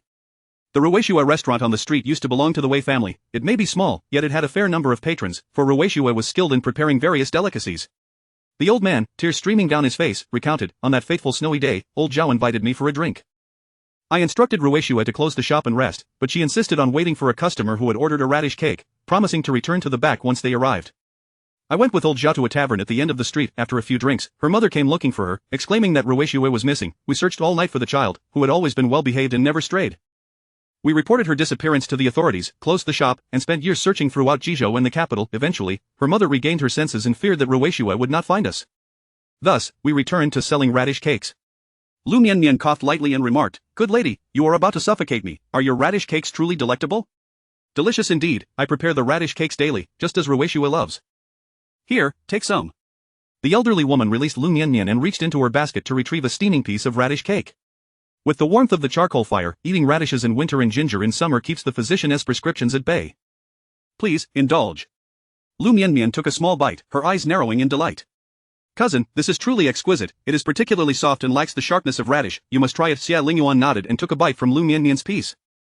Amidst the gazes of the crowd, Xie Lingyuan elegantly bit into it. Liu Mianmian lowered her eyes, her eyelashes fluttering, her cheeks flushing a deep crimson. She merely expressed her enjoyment, hoping he would purchase another. Ahem. Xie Lingyuan cleared his throat, turning his head, unable to suppress the smile curling at the corners of his mouth. Oh dear. The bond between the noble sir and madam is truly delightful. Such a young couple, their affection is surely admirable. The elderly woman scrutinized Xie Lingyuan before lamenting, Ruishua, who is he, have you forsaken your parents for him? They are not unyielding, you could speak to them. The old man sighed, Wife, she is not Ruishua, just look at the noble sir's attire, is this something an ordinary commoner could wear? The elderly woman gradually released her grip, the sparkle in her eyes dimming. You are right. She is not Ruishua, how could my Ruishua don such fine fabrics? If she is not my Ruishua, then is she dead, woe is me. The old woman turned away from Liu Mianmian, clutching her basket. Ruishua radish cakes, she began to wander down the street, calling out to passers-by, Young sir, would you care for a radish cake? Wei Dinyang, do you not recognize me? How do you know my surname is Wei? Young sir, would you like a radish cake? I must sell them quickly once sold, I shall return to keep Ruishua company. Radish cakes, Ruishua radish cakes. Wife, do take care, the road is slippery. The elderly woman smiled faintly, let us hasten our sales, so I may buy Ruishua a piece of patterned cloth for a new garment. The new year approaches. Very well, let us procure some red fabric, and I shall buy you a piece as well. In her past life, did her mother not do the same, calling out, Mianmian? Was she not engaged in helping Shenxi combat the floods, distributing rice to the needy? She had merely thought her mother was ill, a minor ailment, not realizing it would lead to eternal separation. Letters home were penned repeatedly, yet none reached her. Years later, upon Shenxi's death, she discovered those letters hidden within his study. Shenxi, he possessed no heart. Young sir, does her daughter resemble my young lady? Haitang wiped her tears away. The young tea vendor lowered his head, unable to meet Liu Mianmian's gaze. The noble one is far more beautiful and refined. They do not bear much resemblance, save for their fair complexion, the kind that does not tan, unlike us common folk. Even before reaching maturity, many suitors approached Old Wei for her hand, yet, Old Wei insisted that his daughter choose for herself, and no match was ever secured. The old woman stood at the street corner, inquiring of each passerby, "Have you seen my Ruwei?" The old man nodded and bowed, offering his apologies. "Is she always like this?" The tea drinkers shook their heads. "Not at all. She will improve in a few days. Every year, upon seeing fair-skinned maidens, she falls ill, yet after a few days without sight of them, she recovers. This has become a familiar cycle for those on this street." The tea vendor glanced around and whispered, "Noble sir, you are not from around here, are you? It would be wise to avoid lingering on this street. You should return home soon." "Is it unsafe?" Xiaojiu asked, his brow furrowed. The tea vendor hinted, "It may be safer for now. I've heard the third prince is accompanying the princess for a family visit. Once he departs, safety will be a concern." "Ah, you seem well informed. Care to share?" Xiaojiu suddenly placed a hand on the tea vendor's shoulder. The young man was taken aback, his demeanor growing more respectful. "Sir, we tea vendors often come and go, and in doing so, we overhear bits of information. Naturally, we know a little more, but only a little." Xie Lingyuan produced a silver ingot. "Today, I shall cover the cost of your tea." Chapter 59 Serenity 2 years ago, a merchant traversing the Jiangnan region spent a considerable sum of silver to redeem the freedom of a pipa player from a brothel. Not long after returning to Jizhou, the pipa player mysteriously vanished. Speculations arose that she had ascended to a higher social stratum and left of her own accord. Many advised the merchant to move on, asserting that courtesans are heartless and entertainers are unfaithful. Yet, the merchant remained unconvinced, persistently beating the drum of injustice at the Yamen daily. Eventually, he was met with a brutal response from the county magistrate, who broke his legs, rendering him a cripple unable to pursue his trade, leading him to open a blacksmith's shop on Huajie. "Was that pipa player beautiful?" Liu Mianmian inquired, her brow furrowed. The young tea vendor, too timid to meet her gaze, replied, "Indeed, she was lovely, reminiscent of the maidens depicted in the paintings of noble women." She spoke with an accent from Jiangnan, her words melodious and delightful to the ear. "Madam, this Jizhou is perilous, and this street is unsafe. Families of high status should refrain from venturing into our impoverished neighborhoods." "How can you presume to know that my young miss hails from an affluent family?" Haitang questioned. "Ah. Miss, it is evident from your attire alone that you are not clad as a commoner. Your cloak, lined with raccoon fur, and if I am not mistaken, the embroidery is interwoven with gold thread. Who but a lady of noble birth could afford such finery? I have spent my youth selling hot tea in winter and cold tea in summer alongside my father, encountering many people, and I have developed a keen eye for such matters. The daughters of royal merchants do not possess such an air about them." Liu Mianmian unfastened her purse and retrieved a silver note worth 100 taels. "Please give this to that elderly couple. Should any issues arise, direct them to the Wang family's villa in the south of the city." Once the group departed, the tea vendor smacked his forehead. "The Wang family's villa in the south. You truly encountered a person of great stature today, old Uncle Wei. You have met a genuine noble. After the evening meal, Mianmian, are you playing chess today?" Upon entering, Wang Shi observed Xie Lingyuan seated at the table engaged in a game. "The prince is also here," she said, her face falling in disappointment. I shall return to rest for the baby," she sighed. Hearing from Zijing that Wang Shuanger had lost her ears, Wang Shi felt an uncontainable joy. "Sister, come in quickly, assist me." On the chessboard, Liu Mianmian found herself besieged and suffered a crushing defeat. Wang Shi, sincere in her response, remarked, "I am unable to assist. I only know how to play a game of horse and pole. My mother taught me only how to play and to do accounts." "Then let us play a game of horse and pole." Liu Mianmian stood up, seemingly dropping a piece casually. One piece placed, and the entire board came to life. "Suifeng, quickly fetch my capital." Wang Shi beckoned. Haitang arranged the table and retrieved a set of bamboo-carved mahjong from the chest. Xie Lingyuan set down his chess piece and took a seat at the eastern wind position. Everyone was taken aback. "Cousin, aren't you going to interrogate Wang Shuanger?" "Prince, I lack sufficient funds." Wang Shi's face displayed her reluctance to engage further. It would be improper for the servants to play for a mere penny with the prince. Haitang too felt the weight of the prince's presence was too great. What if she ended up at the prince's table? Should she feed him tiles or not? Should she open the door for him or not? Such dilemmas were rather troublesome. Zijing, with an expressionless demeanor, stated, "Prince, Lord Qin seeks you." Xie Lingyuan frowned, realizing that no one wished to play with him. Feigning anger, he declared, "The 1,000 taels from last night shall be reclaimed." Haitang's face fell, her tone one of grievance. "Miss, I had already envisioned how to spend it, and now it's gone. The prince is merely jesting with you. Surely, there shall be some left for your dowry." Upon hearing this, Haitang's expression turned to one of terror. "I do not wish to marry. Life is quite pleasant as it is, with food, drink, and rewards. The miss still dotes on me. Why would I seek marriage, idling away my time? I would still have to serve in-laws, care for men, and bear children. After all that, when the children grow up, I would age as well. A lifetime spent laboring for others, such a fate does not appeal to me. I have resolved to remain by the miss's side. Serving her well is sufficient. I cannot be certain that marriage will bring me as much comfort as I experience now. Why gamble my current contentment for uncertain future joys or sorrows?" Zijing nodded slightly. Wang Shi regarded Haitang with approval. Though young, Haitang possesses profound wisdom, yet, in this world, there are indeed men worthy of lifelong devotion. You are still young and shall encounter such a one in time. Young Master Kong is betrothed to Miss Yu Wei, a match made in childhood. Many young ladies in the capital envy her, yet what of it? Young Master Kong saves one girl today and another tomorrow. Is he wrong to rescue them? Yet, he cannot simply stand by and watch. Is he right to save them? Then it is Miss Yu Wei who suffers. And what of Fangji? She forsakes her role as a fine maid and now toils for the Shin family, cooking and washing for their numerous members. From this perspective, I seem to be living the most comfortable life. Xie Lingyuan's expression darkened further. The notions of comfort and distress were lost on him. If you do not marry and bear children, who will care for you in your old age? Surely, you cannot depend on Mianmian. It was unthinkable to spend every day playing horse and pole in his quarters.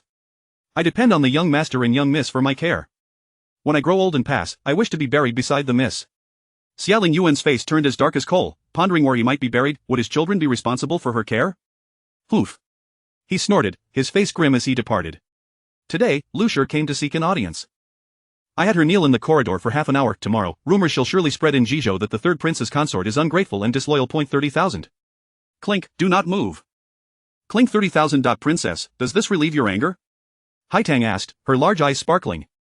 Indeed, it is most satisfying. Wang Shi laughed heartily. And then there is Wang Ying. She knelt in the corridor, claiming fear that the princess might be with child and unable to attend to the prince, thus she came to share the burden. I almost called out Wang Shuanger to frighten her. After all, Wang Shuanger has already lost her ears. 2 tiles. Haitang gazed at the tiles in her hand. I am in trouble, princess. Why do you keep feeding me tiles today? Wang Shi opened her purse, cheerfully producing silver. Not at all. Wang Shi wished to feed Zijing tiles as well, but the girl's impassive face left her unable to discern what she might be discarding. As night fell, Wang Shi, satisfied, lost the silver from her purse. I take my leave, she curtsied respectfully, avoiding Xie Lingyuan's scowl. Are you hungry? I instructed the kitchen to prepare a late-night meal for you. Was today a win or a loss? Xie Lingyuan naturally placed his hand on Mianmian's shoulder. The warmth of his fingertips glided across her shoulder, causing her body to tense momentarily. His proximity made her heart race, and her ears flushed red. A gentle pressure from his fingers sent a tingling sensation across her shoulder. What late-night snack, cousin? I am not very hungry. Could you please distance yourself a bit? Xie Lingyuan lowered his head, creating an illusion of intimacy. Mianmian, I am your husband. You should address me as husband or Lingyuan. Chapter 60 of the brave Liu Mianmian nestled her little head into the pillow. Cousin, I feel a bit dizzy. Could you fetch me a glass of water? Mianmian, call for Lingyuan. Xie Lingyuan's gaze was gentle as water, a smile gracing his lips. Never mind, I shall endure my thirst. The words felt too rebellious to utter. She buried herself under the quilt, mumbling, my head is spinning, as if I've been drinking. Even the rice dumplings could intoxicate me. Truly, I am becoming like an old lady, year after year. Xie Lingyuan chuckled softly, for it was indeed the osmanthus wine that had been used to prepare the dumplings, infused with sweet rice wine. Mianmian, drink some water. Mianmian, a bit further in. Mianmian, are you asleep? Liu Mianmian's cheeks flushed crimson as she poked her head out from the quilt. Cousin, why haven't you gone back to sleep? Xie Lingyuan sighed softly, Lord Qin is in my room. It is cluttered, and there is also Wang Shuanger and her incessant chatter. Even if I were to overlook these matters, Lord Qin is meticulous and dislikes disturbances. Mianmian, I too have a home that is difficult to return to. The Wang family is still unwell, and it wouldn't be appropriate to intrude, wouldn't you agree, Mianmian? Achoo, someone is scolding me. Lord Qin sat in his own chamber, holding a teacup in his hand, gazing at the opposite Wang Shuanger. Miss Shuanger, would you care for some tea? I wonder if the typing monkey kuei suits your taste. Wang Shuanger's wound, untreated, had begun to ooze yellowish fluid. Lord Qin was not one to pity the weak. He had no intention of summoning a physician or bandaging her. Wang Shuanger glared at Lord Qin with bloodshot eyes. I told you everything. Lord Qin frowned. Ah, so it was indeed you who was scolding me just now. Achoo. Madame Wang covered her nose with a handkerchief, muttering, Sui phone, brew me a bowl of ginger syrup. It is cold, I fear I may catch a chill. Mianmian? Mianmian? Do not make such a racket, you're even noisier than my elder brother. Liu Mianmian pulled the quilt over her head. Noticing the quilt at his feet, Xie Lingyuan tugged at his own quilt. Gradually, Mianmian's breathing became steady. He kicked off his quilt and quietly lifted a corner of Liu Mianmian's quilt. After drinking, Liu Mianmian slept soundly, resembling a silkworm nestled in a corner. Xie Lingyuan tugged twice but couldn't pull her over. With a sigh, he threw off his own quilt. In her dreams, Liu Mianmian felt as if she were in a snowy expanse. The surroundings were a white blur with cold winds blowing. Save for a single source of warmth, she gradually approached, leaning against the fire. Xie Lingyuan watched her snuggle closer, chuckling softly. He embraced her and covered her with the quilt. In the depths of night, sensations were magnified. The air was filled with the sweet aroma of rice dumplings. Suddenly, he felt a pang of hunger. His lips, feather-light, brushed against hers in a restrained caress, causing his heart to nearly halt. Mianmian murmured softly, thirsty. Aha. Some things were instinctively understood. Mianmian. Xie Lingyuan whispered, his body ablaze with longing. Ah! Xie Lingyuan sighed, releasing the inebriated girl from his embrace. Alas, some matters must unfold naturally. He walked directly to the bedside, pouring himself a glass of cool tea. The following morning, Xie Lingyuan awoke refreshed, unable to suppress the smile that lingered at the corners of his mouth, his gaze inadvertently drifting toward Liu Mianmian's lips. Liu Mianmian touched her own lips. What kind of dumplings did they prepare for me in the kitchen yesterday? Was there alcohol in them? Why do I feel so dizzy? And why are my lips swollen? That is impossible. Miss cannot consume alcohol. The cooks in the small kitchen are all from the Wang family and should know better. Haitang was equally puzzled as Zijing, with an impassive expression, remarked, perhaps it was due to the cold wind when you ventured out yesterday. I shall prepare some ginger syrup for you. I heard that the princess also had ginger syrup made last night. Haitang suddenly enlightened, Sister Zijing, are you suggesting that the princess passed her illness on to the miss? Or perhaps we are both in good health. Oh, the prince is quite well too. Xie Lingyuan, feeling guilty, rubbed his nose, cough, as a man, naturally, I am in good health. Zijing smirked, perhaps the prince should return to his own chamber tonight. Do not catch the illness. Cough, cough, cough, I want a bowl of ginger syrup as well, cough, cough, cough. Xie Lingyuan held his forehead, realizing that the maidservants from his grandmother's side were indeed cunning. Just then, a small dumpling rushed in, Your Highness, there is someone outside, frozen stiff. The guards discovered him at dawn and brought him inside. Now he is awake and insists on seeing you and the princess. He claims he will die in the room if he cannot see you. To the main courtyard. Xie Lingyuan rubbed his nose. Today, he was in good spirits. It was not a day for bloodshed. In the main courtyard knelt a burly man, over 8 feet tall, clearly strong and robust. Upon seeing Xie Lingyuan and Liu Mianmian enter, he called out 3 times, I am Guo Kuei. I used to be a merchant running trade, and now I work in a blacksmith shop. 3 years ago, I was ambushed in Jiangnan and fell victim to a certain drug. I was rescued by a pipa performer from a brothel named Nansai. To my surprise, that woman was a virtuous and upstanding person, known as Nanji. The madam of the brothel was exorbitant, demanding a price of 10,000 taels of silver. I spent a year gathering the money. 2 years ago, I redeemed Nanji, intending to grant her freedom. However, she stealthily followed me back to Jizhou, and we grew fond of one another. One day, she was harassed on the street, and the assailant revealed her identity. Upon returning, she refused to marry me, insisting on being a concubine instead. She said she did not wish for me to be mocked. A few days later, she disappeared. Is she afraid of causing you trouble by returning, or has she gone missing? Liu Mianmian furrowed her brow. Her intuition told her that Nanji might be in the celestial palace of the Prince of Xiang, and that Guo Kuei likely knew something. Guo Kuei asserted firmly, replying to the princess, Nanji has no family, she would not abandon me, and she is loyal and affectionate towards me. She is not heartless. She must have been captured by thieves. Guo Kuei? Liu Mianmian frowned. Brave Guo, I am not the princess, I am Liu, the side consort. Please lift your head. Liu side consort, is she the legitimate daughter of the Liu family in the capital? Guo Kuei exclaimed, kowtowing even more fervently. In his heart, as long as Liu side consort was willing to assist, there would surely be a way. Liu Mianmian chuckled softly. How many Liu families could there be in the capital? How many legitimate daughters did the Liu family have? Naturally, there was only her. The earnest Guo Kuei finally raised his head, his forehead red and bleeding. He had a fierce appearance, the kind that could frighten a child to tears. Liu Mianmian bit her lip in excitement. Guo Kuei, indeed, was the notorious water bandit leader, a scourge of the waterways, causing distress to both the young emperor and Shenxi. Guo Kuei had slain many officials, and Shenxi had scolded him more than once, calling him disloyal and unkind, unworthy of being human, a ruthless bandit. Yet it was this very Guo Kuei who, when enemies attacked from the north, led his band of water bandits to the borders, bravely fighting the enemy and sacrificing his life on the battlefield. From then on, the citizens of the capital praised him as Brave Guo. Chapter 61 of the Celestial Dew and 5-Stone Powdered Guo Zhuangshi, please take a seat. Perhaps it was the death of Nanji that compelled Guo Kuei to confront the specters of his past. Guo Zhuangshi, please take a seat, she reiterated. Guo Kuei could hardly believe his ears, raising his head in bewilderment. He forced a smile, attempting to appear less intimidating, unaware that his blood-soaked visage only heightened the fear he inspired.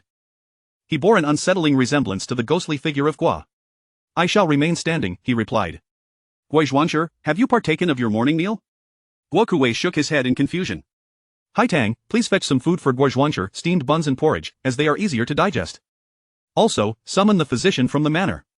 Yes, Haitang complied and exited. Guo Kuei stood there, caught in a dilemma of whether to sit or remain standing. Liu Mianmian observed that Guo Kuei was likely taller than 8 feet, significantly exceeding that height.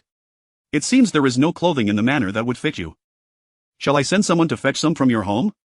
Prior to his arrival, Guo Kuei had contemplated being silenced, beaten, or dismissed without incident, but never had he anticipated being treated with such courtesy. He dared not lift his gaze, fearing he might frighten the young lady. Your Highness, no. Lady Liu, please do not trouble yourself, I shall manage shortly, my constitution is robust, there is no need for concern. The morning meal was swiftly brought in. The enticing aroma of the steamed buns caused Guo Kuei's stomach to grumble audibly, leaving him feeling somewhat flustered. You should eat first, we can talk afterward. Guo Kuei extended his hand, the contrast between his darkened skin and the soft, white buns was stark. Gui Zhuangshi, please cleanse your hands. Zijing offered a cloth, her demeanor as respectful as her mistress. No, it's unnecessary. The towering man suddenly choked on his words. A gentle voice urged, please eat first, do not rush, I shall assist you. Ah.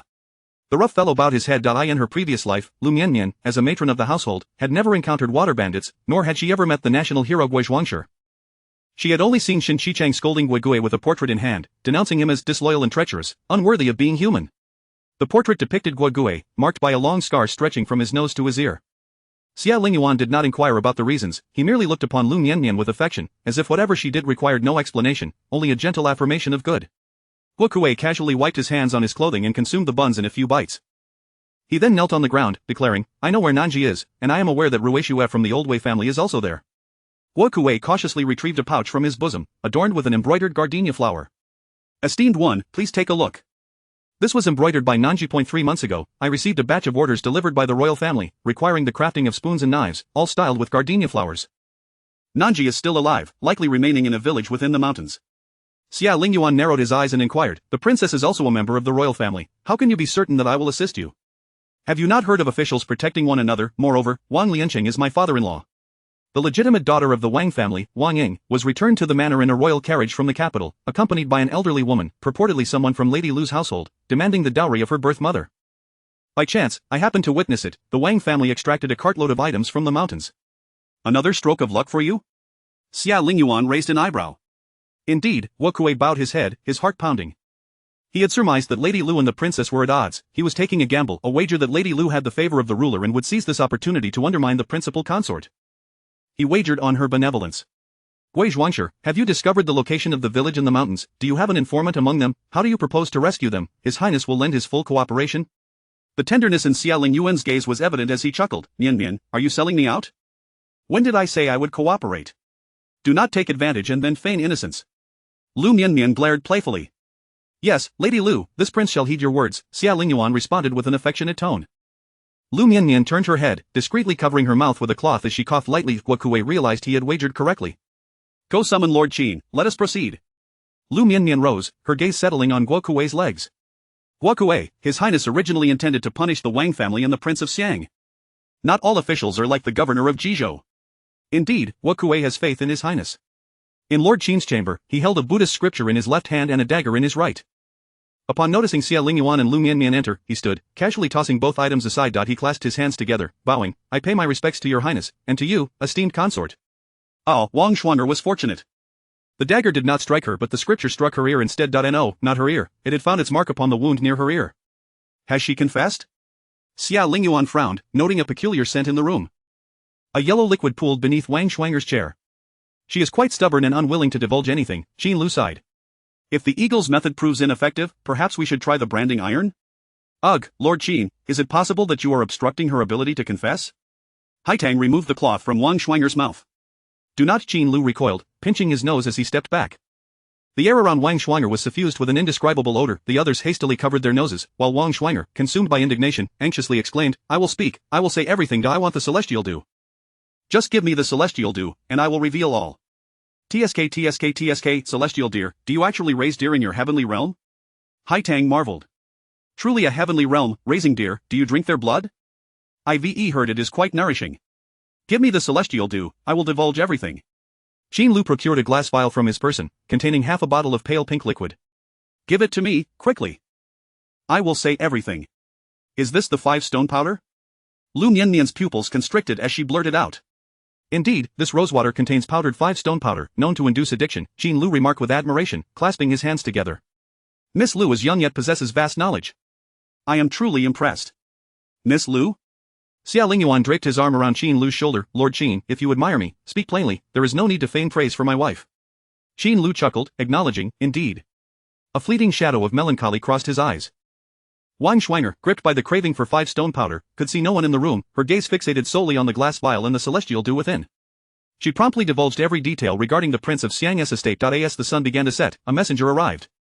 Your Highness, young Master Kong has arrived with the Imperial Guards. They are unable to enter the city for fear of alerting the enemy. They are stationed outside Jizhou.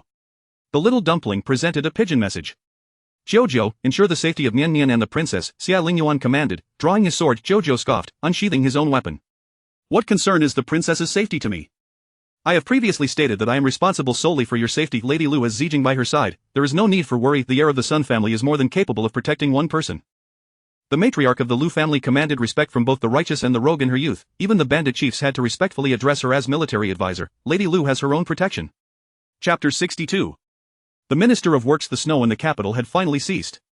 Lord Shen's strategies have been frequently lauded by His Majesty, truly, a young hero, destined for a brilliant future. Lord Zhao, you flatter me. Lord Zhao chuckled, but tell me, is Lord Shen content with his current position? The Crown Prince has certainly spoken highly of you before the sage. Content, certainly not. In the previous life, at this very moment, Xinqi had already ascended to the position of Minister of Justice. Though the role of Minister of Justice might seem inconspicuous in the capital, it wielded substantial power. Wherever he went, people would bow and greet him with respect, calling him Lord Shen, not content. But such thoughts must remain unspoken. He clasped his hands together and said, "Thank you, Lord Zhao, for your concern, and my gratitude to His Highness for his commendations on my behalf." Mr. Zhao patted Xinqi on the shoulder. "Do your best for His Highness, Shen. The Ministry of Works is one of the 6 ministries and holds great significance. The Crown Prince has high hopes for you." From the 5th rank of the Ministry of Works, Xinqi forced a smile. "I am grateful for the support from you and His Highness. However, I fear I am not well versed in the affairs of the Ministry of Works. I have heard that there is a vacancy in the Ministry of Revenue. Might that position be available?" The Ministry of Revenue? Lord Zhao dismissed the thought internally but feigned warmth as he wrapped an arm around Xinqi's shoulder. "Oh, Brother Shen, the position of Assistant Minister of Revenue is of the 6th rank, while the Minister of Works is of the 5th. What dissatisfaction could you possibly have? You shall learn steadily. There are ample opportunities by His Highness's side." A hint of warning flickered across Lord Zhao's face. Xinqi lowered his gaze and clasped his hands. "Indeed, I wonder when I might have the honor of meeting His Highness? I have long admired his grand vision and would like to pay my respects." Lord Zhao's expression turned cautious as he murmured, "As the year draws to a close, His Highness is exceptionally busy. You are aware that the 3rd prince has accompanied the princess to her family home. The sage has his own moments of solitude during busy times. His Highness must fulfill his filial duties to the sage.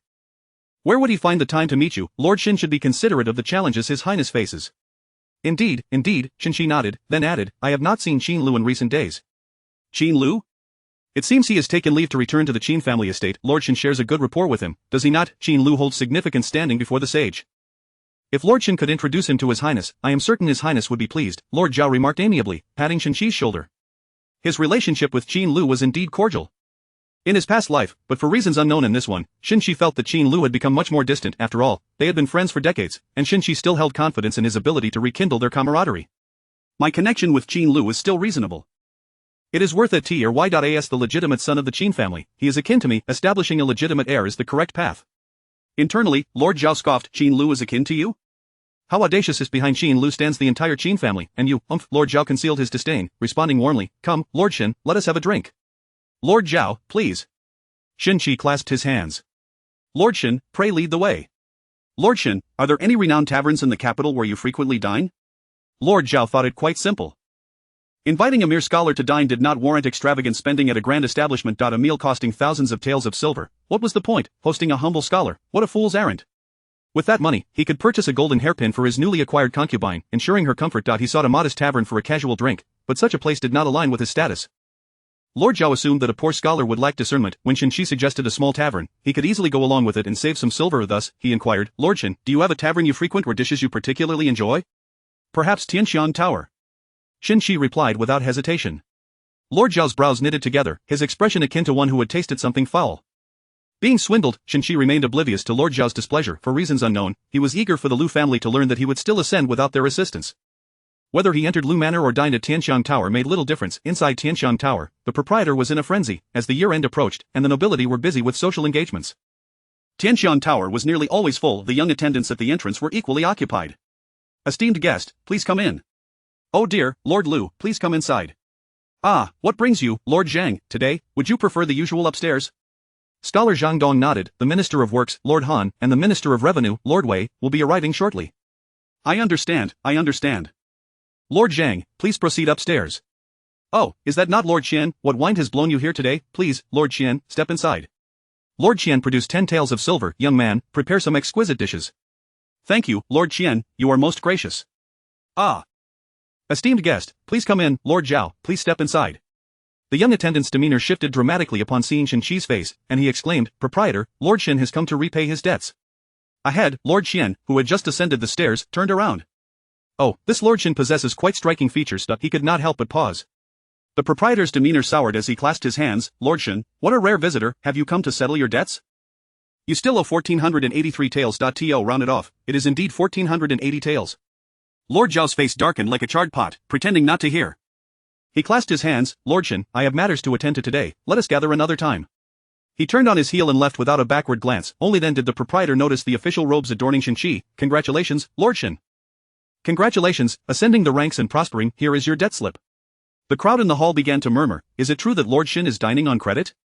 Did you not know Lord Shen serves in the Hanlin Academy, and every month, Lord Zhang deducts Lord Shen's salary to pay Tianxiang Tower? I was unaware. Lord Shen, dining without means? The surrounding chatter cast a shadow of displeasure across Shen Qi's face. Anger brewed within him. Why are you still here at Tianxiang Tower? Shen Qi's expression hardened, unwittingly adopting a tone befitting a superior. Indeed, in this lifetime, Liu Mianmian was absent from his life. It was likely that no one would uncover the collusion between the proprietor and the account manager in falsifying accounts. He scoffed inwardly.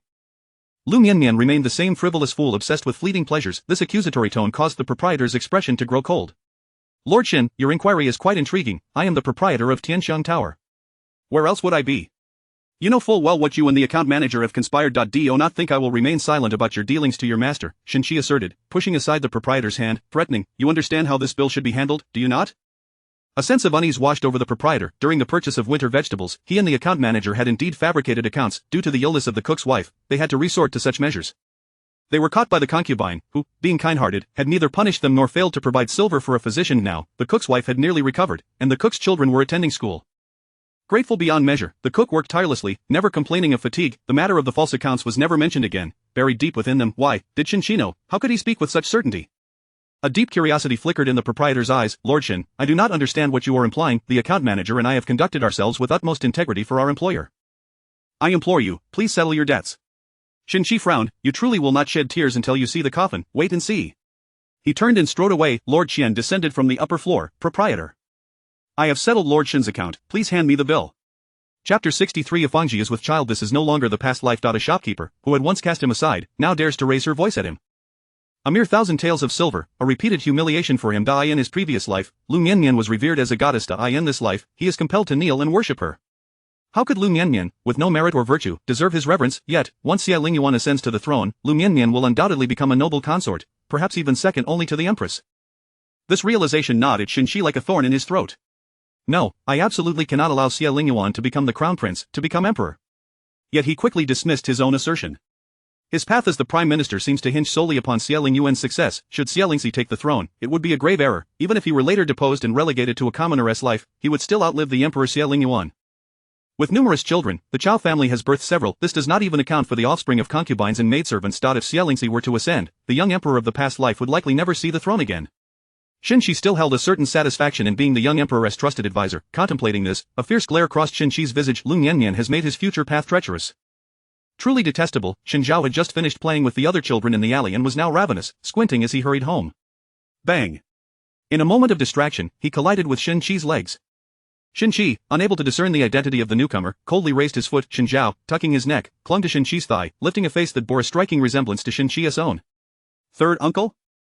Why are you back so early today? Did you bring back something delicious? Third uncle, you smell of vegetables. Shen Zhao sniffed at Shen Qi, searching for the source of the aroma. Rock candy pork knuckles, 8 treasure chicken, fragrant crispy duck?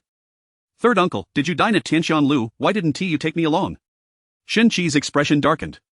Shen Zhao, what manner of foolishness is this? Have you just returned from school? Where is your attendant?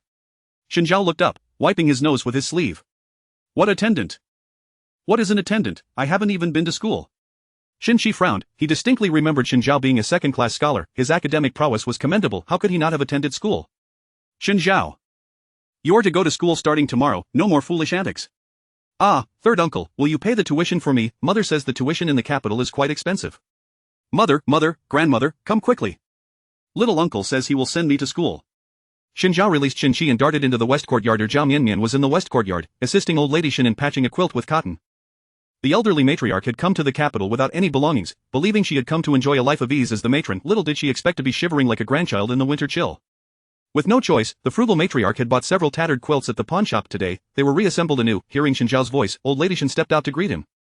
Slow down, ancestor. If you fall and tear your clothing, it will be the only new clothes you have that can be seen. Zhao Mianmian glanced at the needle that old lady Shen had thrust into her hands, her brow furrowing. She snapped, Fangji, come here and sew. I cannot, my husband has returned, I must attend to him for washing and dining. Fang Ji rose to her feet as Liu Mianmian threw down the needle in her hand. You are not to call Qi Gu your husband. Do you believe I will let Qi Gu sell you off, a fine young lady from the Ministry of Rights, forsaking her status to chase after a man? How disgraceful. Fang Ji halted her steps, her lips curling as she caressed her abdomen. I shall be a noble consort. My husband has promised me. No need to inform you, a mere merchant's daughter from a small family, and you think yourself worthy. Fang Ji, with her hair styled like a married woman, caught Liu Mianmian's attention. You wait. Liu Mianmian stomped her foot and rushed out, colliding with the entering Shen Qi. Shen Qi's gaze deepened as he tightened his arm. Why so flustered? Did you hurt yourself, Mianmian? The affection radiating from Shen Qi's features made Liu Mianmian forget all her questions. She leaned into Shen Qi's embrace. Qi Gu, when will you marry me? Seeing the two, Fang Ji caressed her small belly and retreated into the inner room. Shen Qi held Liu Mianmian tightly, as though wishing to meld her into his very being. Mianmian, we shall marry in the spring of next year. I will ensure you have a bridal procession worthy of 10 miles, with a wild goose as your betrothal gift. Qi Gu, I believe you. Only my Qi Gu could leap from an editor at the Hanlin Academy to a minister in the Ministry of Works. You are the most formidable. Liu Mianmian looked up at him, her eyes filled with admiration.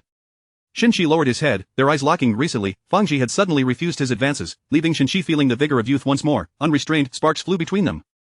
Qi Gu, Fang Ji is still in the inner room, she might hear us.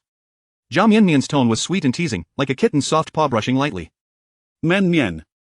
Liu Mianmian's words faded against Shen Qi's lips. In the inner room, Fang Ji lovingly caressed her belly, letting out a disdainful snort.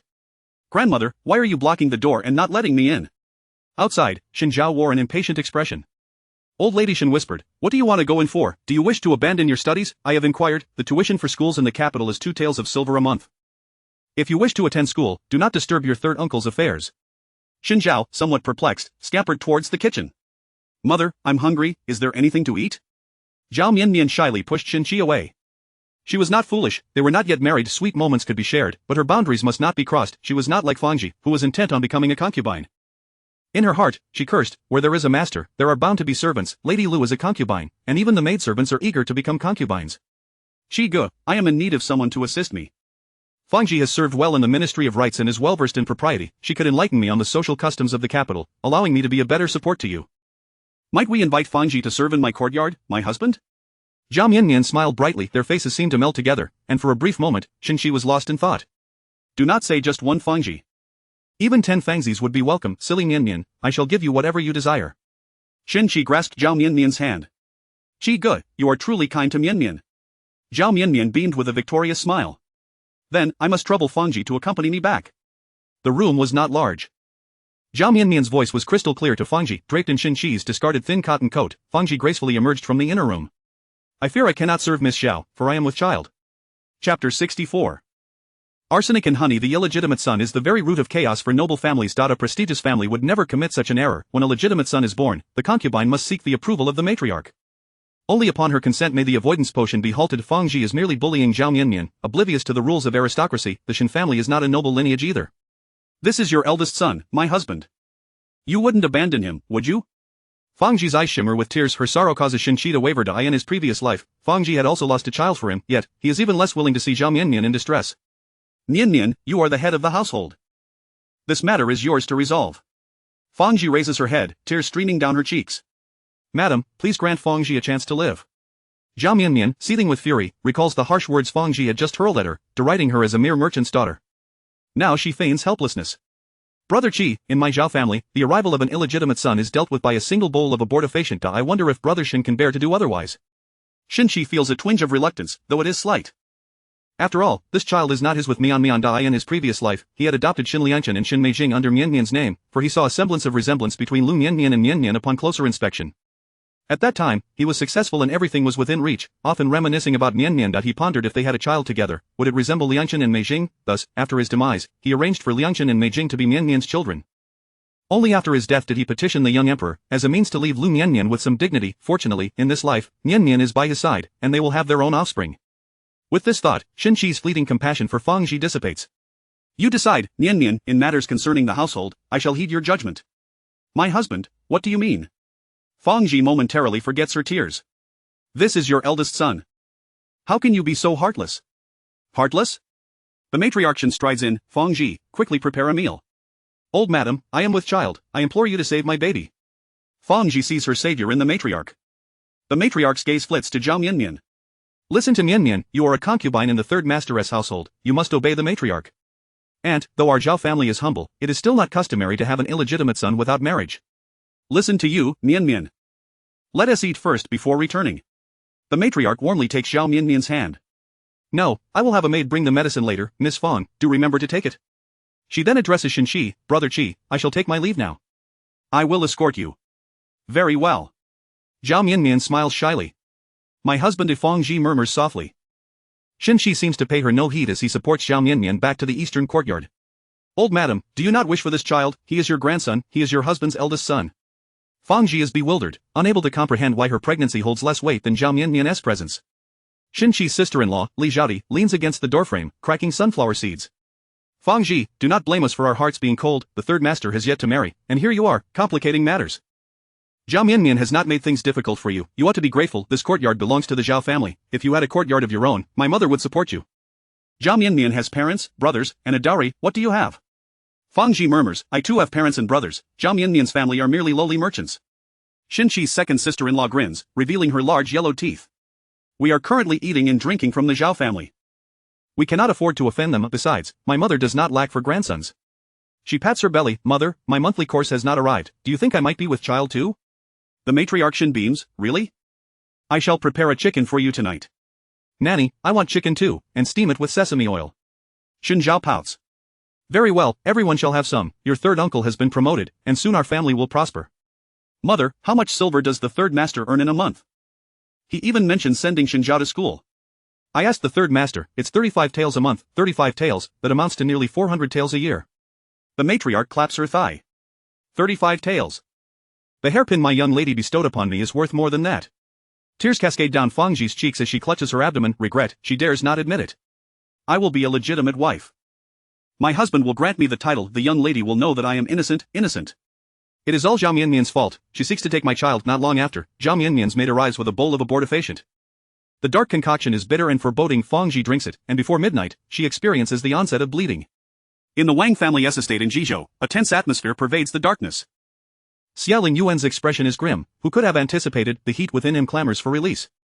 Before Liu Mianmian can utter a word, Xie Lingyuan suddenly pulls her into his embrace, his arm tightening around her like an iron band, sealing her lips with a force that seems intent on devouring her whole. The fiery heat scorches them both as Liu Mianmian beats against his chest. Mianmian, it's me. His voice is hoarse, laden with restraint, yet he struggles to contain himself. Cousin, what is wrong? It is so hot. The abnormal warmth threatens to consume Liu Mianmian entirely.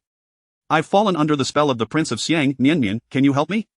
Each breath Xie Lingyuan takes is fraught with restraint and desire. Liu Mianmian is no Navi girl. From the mountains to the estate, have you endured until now? Sweat beads on Xie Lingyuan's forehead, his clothes thoroughly soaked. Is it permissible? He asks cautiously, his restraint palpable. It seems that if Liu Mianmian were to refuse, Xie Lingyuan might plunge himself into cold water. In the darkness, Xie Lingyuan is like a panther, and Liu Mianmian is his sole prey. Is it permissible? His body temperature continues to rise. Having rushed back from the mountains, Xie Lingyuan's horse collapses at the entrance of the estate. In the pitch-black night, she can almost feel his heartbeat echoing like thunder. Liu Mianmian nods, offering the affirmation he desires. With a force that brooks no refusal, Xie Lingyuan seals her lips with his own. Like a fragile boat, they weather the storm. Mianmian, call my name. Exhausted, Liu Mianmian feels too weary to speak. Xie Lingyuan, are you a dog? She mumbles weakly, her voice barely audible. Mianmian? Chapter 65 of the bed warmer. It felt as though 2 carriages had rolled over her, leaving her body aching profoundly. Why not 3 carriages? Because 3 might have crushed her entirely. Good heavens, is it not yet dawn? Liu Mianmian opened her eyes briefly, then, in a state of drowsy contentment, closed them once more, slipping back into slumber. My dear, take your medicine and return to sleep, Xie Lingyuan said, placing a golden pill into Liu Mianmian's mouth. It melted upon contact, the ache throughout her body gradually subsided. Were Qiao Jiu to witness this, he would surely decry the wastefulness. Liu Mianmian let out a faint murmur and drifted off again. Outside, Haitang sighed, her expression laden with concern. Sister Zijing, the sky is darkening, do you think the young lady will starve? No, a normal person would not perish from hunger and thirst in just 7 days, Zijing replied impassively. But what of the prince?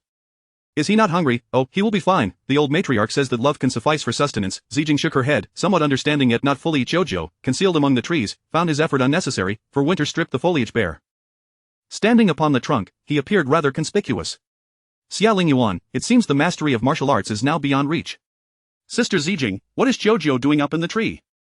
With the wind so fierce, does he not feel cold? Haitang mused, sensing a hint of foolishness in Jojo's actions. He is covertly protecting the prince, Zijing stated, her expression unyielding. There is nothing covert about it. Anyone with sight can see him, truly foolish. Fangji, do have something to eat. Li Zhadi brought forth a bowl of dark, unrecognizable soup. Everything at home is under the strict control of my mother-in-law. This is what I have secretly saved up. Hurry, eat. Fangji's complexion was pale, leaning against a support. Thank you, sister-in-law.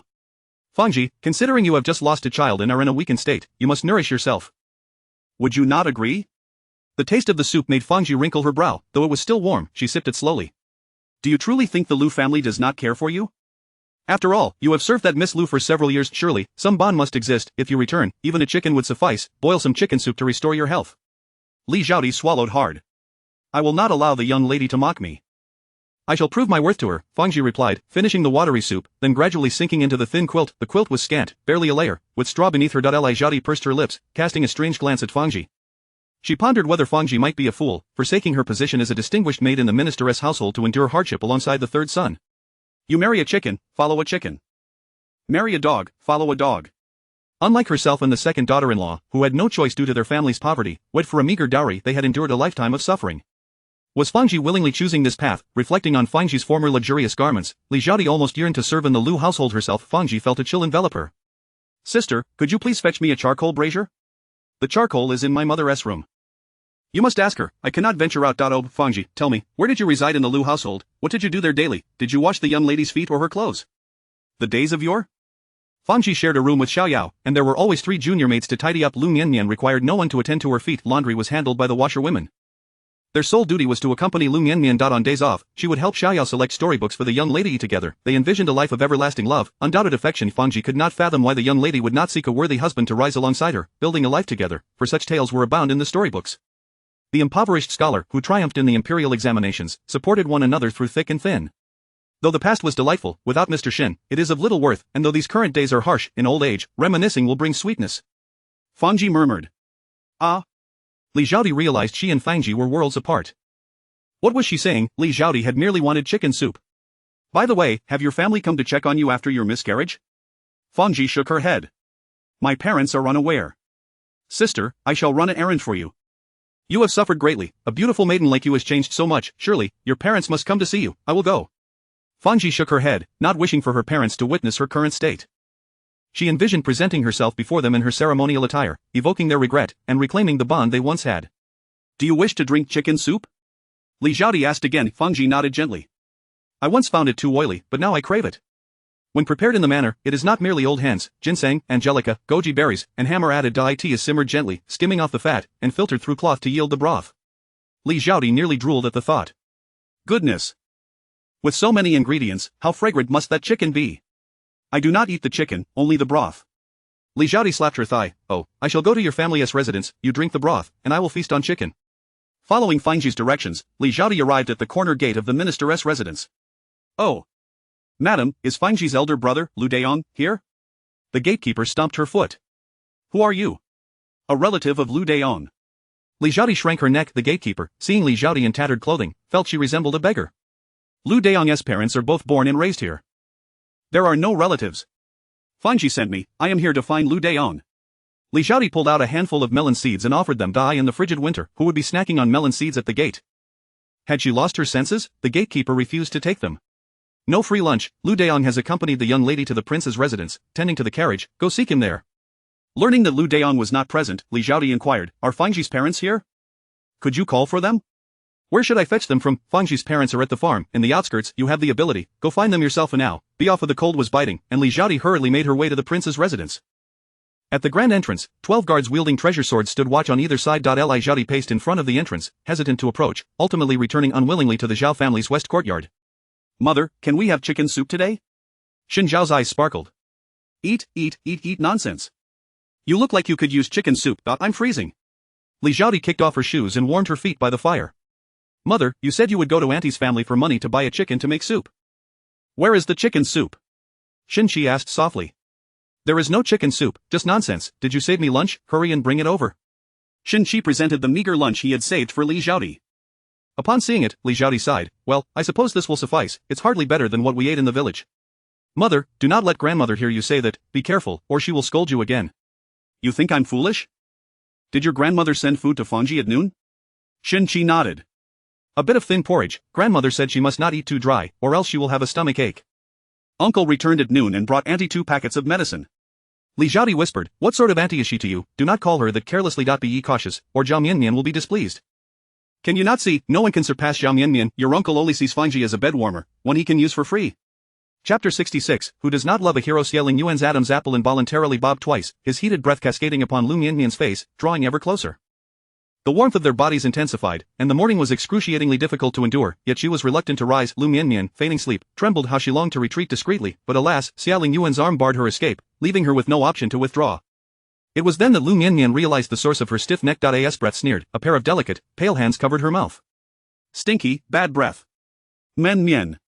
His arm tightened around her. Xie Lingyuan, I am hungry. At this moment, merely calling his name was insufficient to convey Liu Mianmian's irritation. I am hungry too, Xie Lingyuan blurted, his ears flushed a deep crimson. Liu Mianmian's cheeks turned equally rosy. She understood, clearing her throat, her voice came out raspy. You. She wanted to scold him. Haven't you seen a woman before? There is rock candy bird's nest porridge, I shall bring it to you. Xie Lingyuan tucked the blanket snugly around her and, barefoot, descended from the bed. While Liu Mianmian slept, the disheveled bedding had been replaced with fresh linens. She noticed her undergarments had also been changed. Now a vivid red. Liu Mianmian froze for a moment, her cheeks flushing bright red. Come, Mianmian, drink your porridge. Liu Mianmian was propped up, leaning against the bed. Mianmian, open your mouth. I have hands of my own. Ah, open your mouth. I am not a child anymore. I can drink porridge by myself. Lingyuan. Call me Lingyuan, I want to hear it. Suddenly, I don't want to eat anymore, I am full. Liu Mianmian's face blushed like the dawn as she turned her head away. Princess, the prince has not emerged with concubine Liu for 2 days. Shoufu bit her lip, feeling wronged. Yes, I know. So what? Wang Shi replied, her fingers deftly manipulating the abacus as she calculated the year-end accounts. Princess, you cannot be so unambitious as others will think you easy to bully. Will the prince still hold you in his heart afterwards? Wang Shi paused her work, he never held me in his heart before. Why should he now? Am I silver? Why should he cherish my presence? Shoufu, filled with a mix of grievances and unexplainable emotions, retorted, but he married you, you are the princess. Wang Shi, slightly angered, replied, who says that just because he married me, he must love me? I am not silver. Shoufu, have you forgotten, without the prince, you, I, and Suifeng would have long been mere dust. Now that we have food and drink, is that not enough? Why must we crave an ethereal love? I once misunderstood, thinking the prince had a hidden ailment and needed to maintain appearances to save face. Now, I see clearly, the prince has someone in his heart, with a rose in his soul, no other flowers catch his eye. This life, for me, is not it a breezy comfort? Shoufu lowered her gaze, but do you not feel bitter, princess? Without the Wang family, how will the future princess consorts of the first and second princes regard you? They have always looked down upon you. Wang Shi, mimicking Haitang, lifted her chin. I look down upon them as well. Do they think they are worthy of my regard? The Chao family are mere commoners. How dare they consider themselves above me? But, the Wang family, what will happen if there is no Wang family?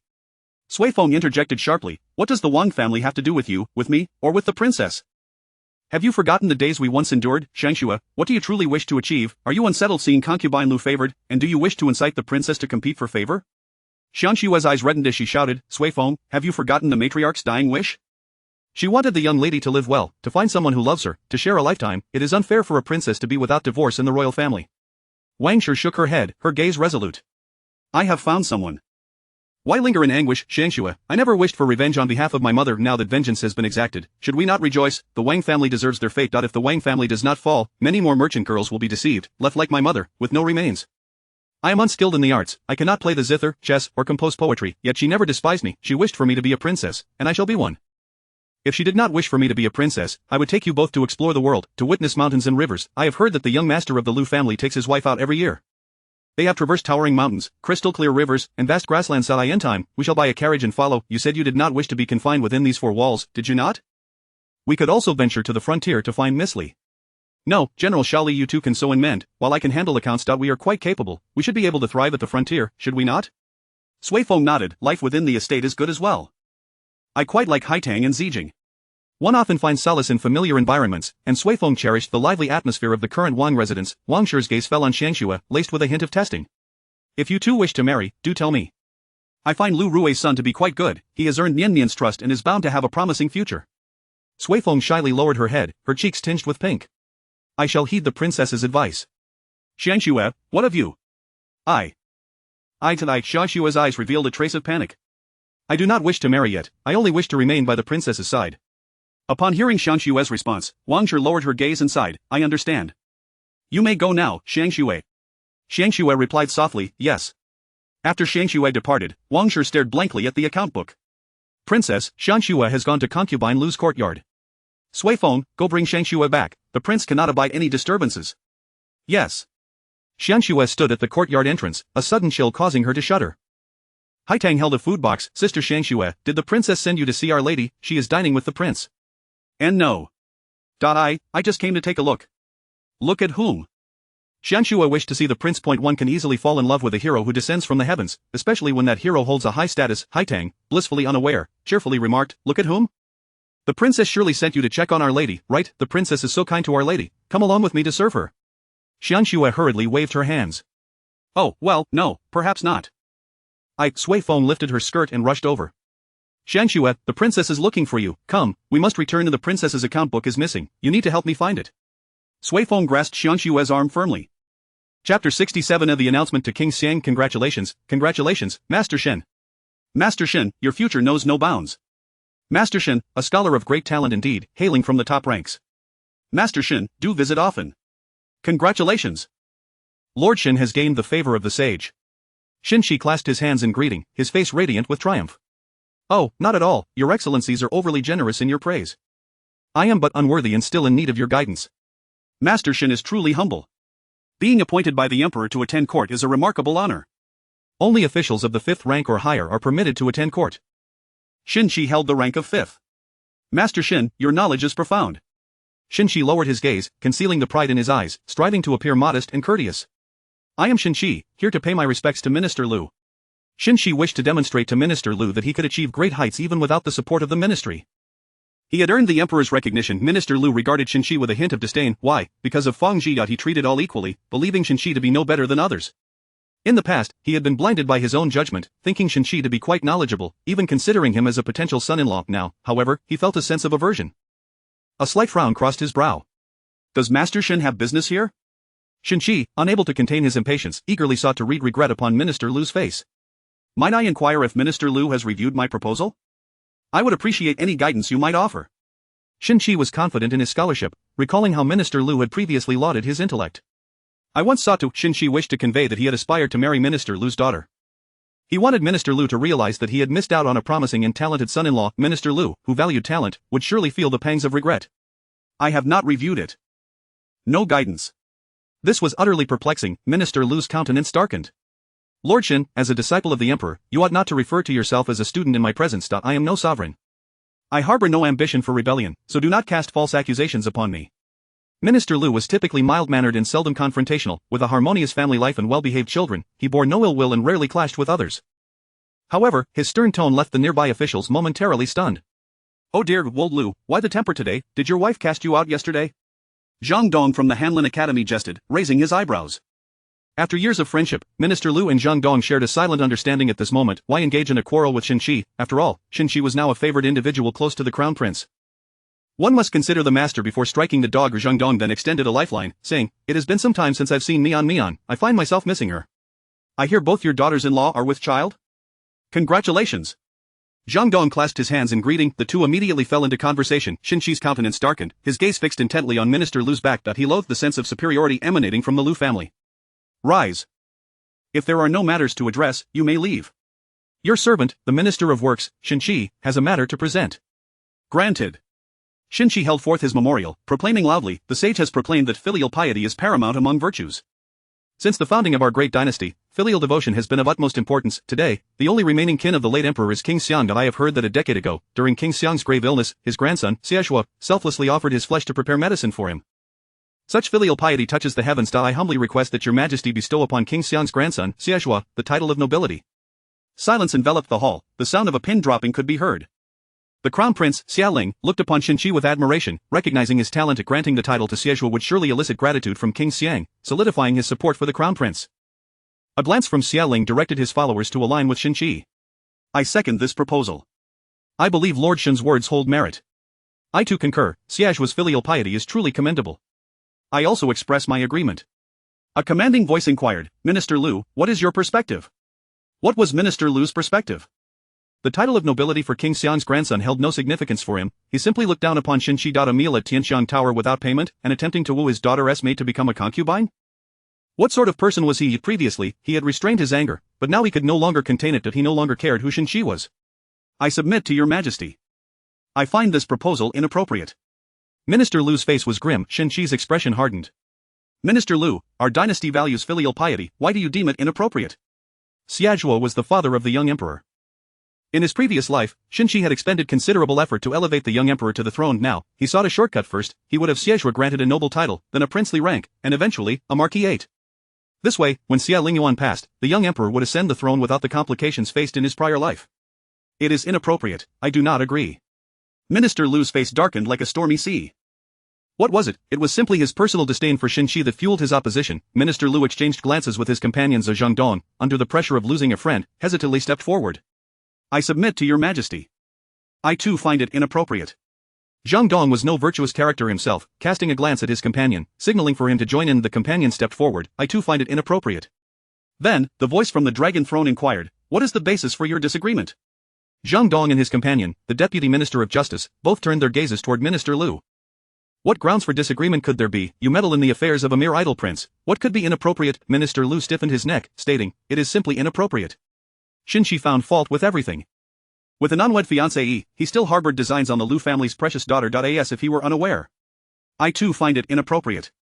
Xie Lingyuan, clad in a four-clawed dragon robe and donning a golden crown, strode forward, speaking assertively. The hearts of men are hard to placate, yet the grievances of the people are profound. I accuse King Xiang of forcibly seizing maidens in the territory of Jizhou for his own enjoyment and that of his officials. I further accuse King Xiang of consuming and trafficking in the forbidden drug Wuxia San from the previous dynasty, using it to control numerous officials for his own purposes. I also accuse the Wang family of Jizhou of colluding with King Xiang to harm the common folk.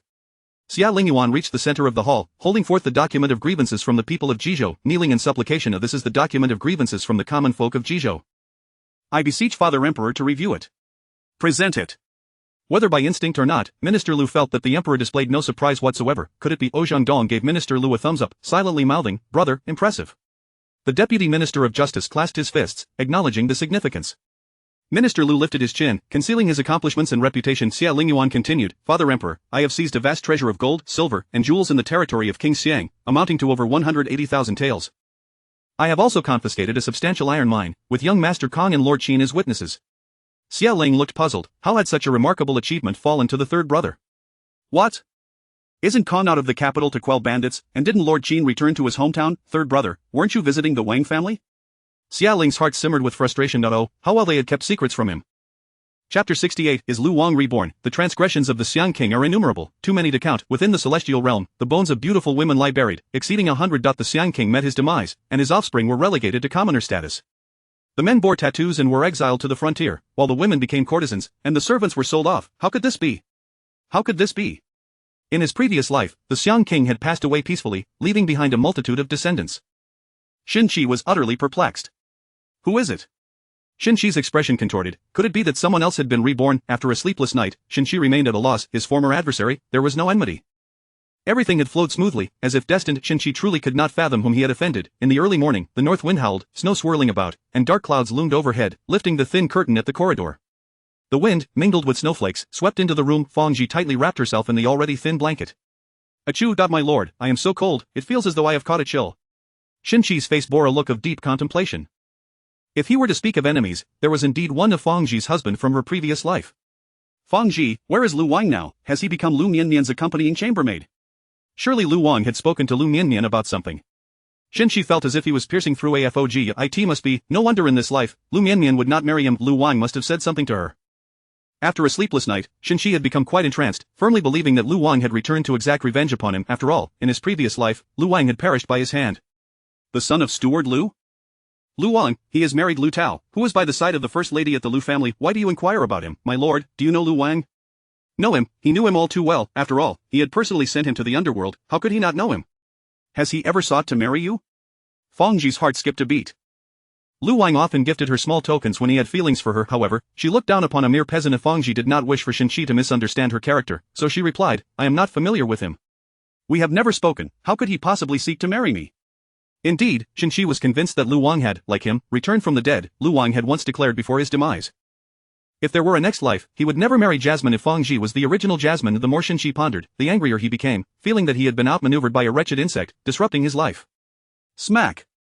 Jasmine, you have harmed me. Fang Ji covered her face, staring blankly at the person before her, as beautiful as jade. Your Highness, Princess, Lu Concubine, Scholar Shenxi requests an audience with Lu Concubine. The inner servant Baozi rushed to report. Refuse him, 4,000, Xie Lingyuan deliberated. Wang Shi silently overturned her. Fooled. Cousin, you've blown the cannon, pay up, sister who has 4,000. Haitang looked at her, which was a combination of 3 to 5,000 and 4,000. How atrocious the prince's play was, she dared not speak out, nor could she win. As Xie Lingyuan frowned. Let me see, how could you possibly blow the cannon? What combination of 4,000? Are you sure you're not mistaken? Wang Shi propped up her, perhaps, I misread it. She accepted the threat with a steady heart and an unflustered face. Your Highness. The Minister of Works, Shenxi, requests an audience. Baozi repeated once more. He seeks to see me? Xie Lingyuan was engrossed in his mahjong game. He seeks to see Lu Concubine. Lu Concubine does not meet with male outsiders. Let him leave at once. He then turned to ask, is that not so, Mianmian? Xie Lingyuan's dog had no need to dirty his eyes. Please inform Shenxi that this concubine is not acquainted with him and has nothing to say. Yes. The wind carried snowflakes, and Baozi, dressed in thick winter clothing, still shivered with cold. Minister Shen, please return. Our concubine has stated she is not familiar with you and has nothing to convey. Shenxi, enveloped in wind and snow, felt colder than the weather itself. At this moment, he spoke respectfully, my concubine, Fang Ji, has fallen gravely ill and longs for her former master. There are a few words I wish to convey to Lu to concubine. He retrieved 5 taels of silver from his sleeve. Please accept this as a token of goodwill. This servant does not drink, thank you for your kindness, Minister Shen. A third-rank official at the Prime Minister's door, let alone in the royal residence. Baozi was not someone who would accept just any reward, hence, he did not extend his hand, it was too cold, too lazy to reach out, freezing to the bone. Please wait a moment, Minister Shen. Battling the wind and snow, Baozi hurriedly made his way to the inner chamber. Concubine, Minister Shen says his concubine, Fang Ji, has fallen gravely ill and wishes to convey a few words to you. Xie Lingyuan's gaze deepened, like a bottomless abyss. A maid who has betrayed her master, it is already merciful that she is still alive. Should she dare to bring her up again, this prince shall not be so patient. Yes, it is time for the servant to pay respects, I take my leave. Wang Shi rose to bow. Xie Lingyuan's face darkened like ink. Wang Shi grasped Liu Mianmian's hand. Mianmian, let us play another day, the snowstorm is fierce today, Mianmian, do not venture out lest you catch a chill. She squeezed her hand. Today's snowstorm was severe. She had planned to spend the day idly playing cards. Her gambling urges were rising, how could she not play, wanting to win but daring not to? Wang Shi and Haitang felt like they were sitting on needles. Miss, I shall escort the princess. Haitang quickly stood behind Wang Shi. Well, be careful on your journey, sister. Liu Mianmian handed a golden hand warmer to Wang Shi. Wang Shi nodded vigorously, escaping before the raging storm arrived. At the door, Shenxi stood against the wind and snow, his handsome face as cold as ice. His figure, which should have appeared somewhat disheveled, instead exuded an air of ethereal detachment. Frosty beads clung to his lashes, further accentuating Shenxi's striking beauty. Even Baozi, who was accustomed to handsome men and beautiful women, could not help but exclaim, Minister Shen is truly a dragon among men. It is no wonder the prince forbade Lu Concubine from meeting Shenxi. Minister Shen, please return. Does Lu Concubine not wish to see me? The bond between master and servant has ended. There is no need to convey certain matters, Minister Shen, please leave. Shenxi blocked Baozi's path. Esteemed servant, I wish to see the prince. To see the prince was with the concubine. A diversionary tactic, perhaps to rescue Zhao. To meet the concubine, Baozi's expression turned frosty. Our prince is not in the residence, our princess and concubine do not meet with male outsiders, you should leave at once. Pushing Shenxi's hand aside, Baozi hurried to the door and addressed the guards, Guard Zhang, it is cold today. Shut the main gate, do not let the wind and snow enter. Understood. Guard Zhang clasped his fist. You lot, come and close the door. Shenxi watched as the crimson gate slowly closed. Hatred. He had once entered through this gate without the need for announcement. Hatred, humiliation, unwillingness. Wait, young Master Kong rode through the wind and snow. Please inform the servant, I seek an audience with the prince. Oh, young Master Kong, please enter, the prince said you need not announce your arrival. The gate gradually opened, and young Master Kong dismounted, tossing the reins to Baozi. His steps were urgent. "Hey, young Master Kong, wait for the servant!" Bao Zi shouted. This martial artist is full of vigor, even in this frigid weather, he does not wear a cloak. The crimson door slowly closed. A singular gate inside and outside, it had become an insurmountable chasm for Xinqi. Chapter 69 Life and Death and Uncertainty. Young Master Kang's face was alarmingly pale, glistening with beads of sweat amidst the howling winds and blinding snow. He entered Liu Mianmian's Mingyue residence without prior announcement. As he crossed the threshold, he stumbled and fell with a thud. "Who is it, making such a grand entrance?" Liu Mianmian exclaimed, stepping back in fright. Upon recognizing the figure on the ground, she patted her chest in relief. "Hey, I didn't touch you, don't accuse me." Young Master Kong made a few muffled sounds, then fell silent entirely. Hearing the commotion, Xie Lingyuan sat up from the couch with a stern expression. Who could it be? In this snowy weather, visiting unannounced? How idle. Upon seeing the fallen figure, Xie Lingyuan's expression changed. He is injured and yet refuses to rest, how can he be out here? He helped Kong Junwo onto the couch, furrowing his brow. Why has this lad become so emaciated? Kong Junwo's face burned with fever, muttering incoherently, the name Yue Wei barely audible. Xie Lingyuan retrieved a porcelain bottle from his sleeve, pouring out a golden pill. He grasped Kong Junwo's jaw and forced the pill into his mouth. With a swift motion, he cut open the dark robe of young Master Kong. Fresh crimson blood seeped through the bandages on his back. In pain, the unconscious Kong Junwo furrowed his brow, his lips pressed tightly together. Devoid of color, Haitang picked up the tattered pieces of clothing from the ground, discovering they were soaked in blood. This young Master Kong is truly a tough one. Even with all this blood loss, he didn't utter a word. Impressive, right? Isn't that right, Sister Zijing? He has fainted, how could he speak? Zijing replied coldly, producing a vial from her pouch. Your Highness, this is a hemostatic powder. Xie Lingyuan accepted the hemostatic powder, looking at Liu Mianmian with newfound awareness. Liu Mianmian, her eyes fixed on Kong Junwo, did not blink. Xie Lingyuan covered her eyes with his hand, saying, Mianmian, don't look, be careful not to get nightmares. In Liu Mianmian's memory, Kong Junwo was tall and handsome. Otherwise, he would not have attracted the attention of Chen Yuaner and Wang Ying, yet now, he appeared like a downtrodden uncle, gaunt and ghostly pale, with dark circles under his eyes, reminiscent of those addicts in the celestial realm who indulge in Wusher-san. How did he come to this? Has he succumbed to Wusher-san? Xie Lingyuan sighed, he was injured but refused proper treatment, and this is the consequence. Little Bao Zi went to the palace to summon the imperial physician. Today, it was Physician Wei and his son, young Physician Wei, on duty in the palace. Your Highness, young Master Kang's wound on his back has festered. Fortunately, he is robust, otherwise, had it been another, we might as well prepare for a funeral feast, Physician Wei declared as he packed away his golden needles. Thank you, Physician Wei, Xie Lingyuan replied, gesturing for him to proceed. Physician Wei quickly waved his hand. No need for such formalities, please arrange for a guest room for me. I shall return tonight to administer acupuncture to young Master Kong. Young Physician Wei cleared his throat and whispered, Father, I can stay tonight. You missed the acupuncture point at Chu Chi, and your needle was too deep at Igu. Physician Wei's beard bristled in indignation.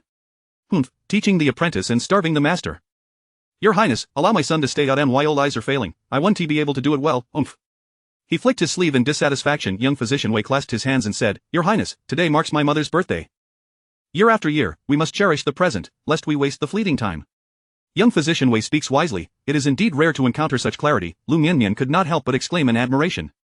Young Physician Wei had never met the legitimate daughter of the Liu family, thus he was unaware of her identity as the princess or the consort, but he merely heard his father clear his throat. Remembering his father's admonition to never offend the third prince and his consort, who were known to complain, he tread lightly. Physician Wei raised a foot. Young cub, Liu consort is speaking to you. Young Physician Wei quickly returned the gesture of respect. Thank you, Liu consort, for your kind words. Ah. So this is the Liu consort who was known for her complaints and wealth. Liu Mianmian smiled slightly. As today is your mother's birthday, you may return it soon. Someone from the Kong family will come to take young Master Kong back. There's no need to trouble the two of you. Understood. With a loud thud, Kong Junwo fell from the couch. Fresh blood oozed from the recently treated wound. It seemed he felt no pain at all. He whimpered, Yue Wei, I've come to find you.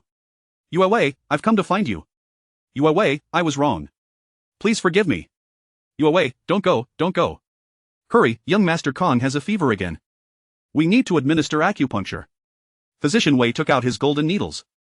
Your Highness, please carry young Master Kong back to the couch. Xie Lingyuan struggled to lift Kong Junwo back onto the couch.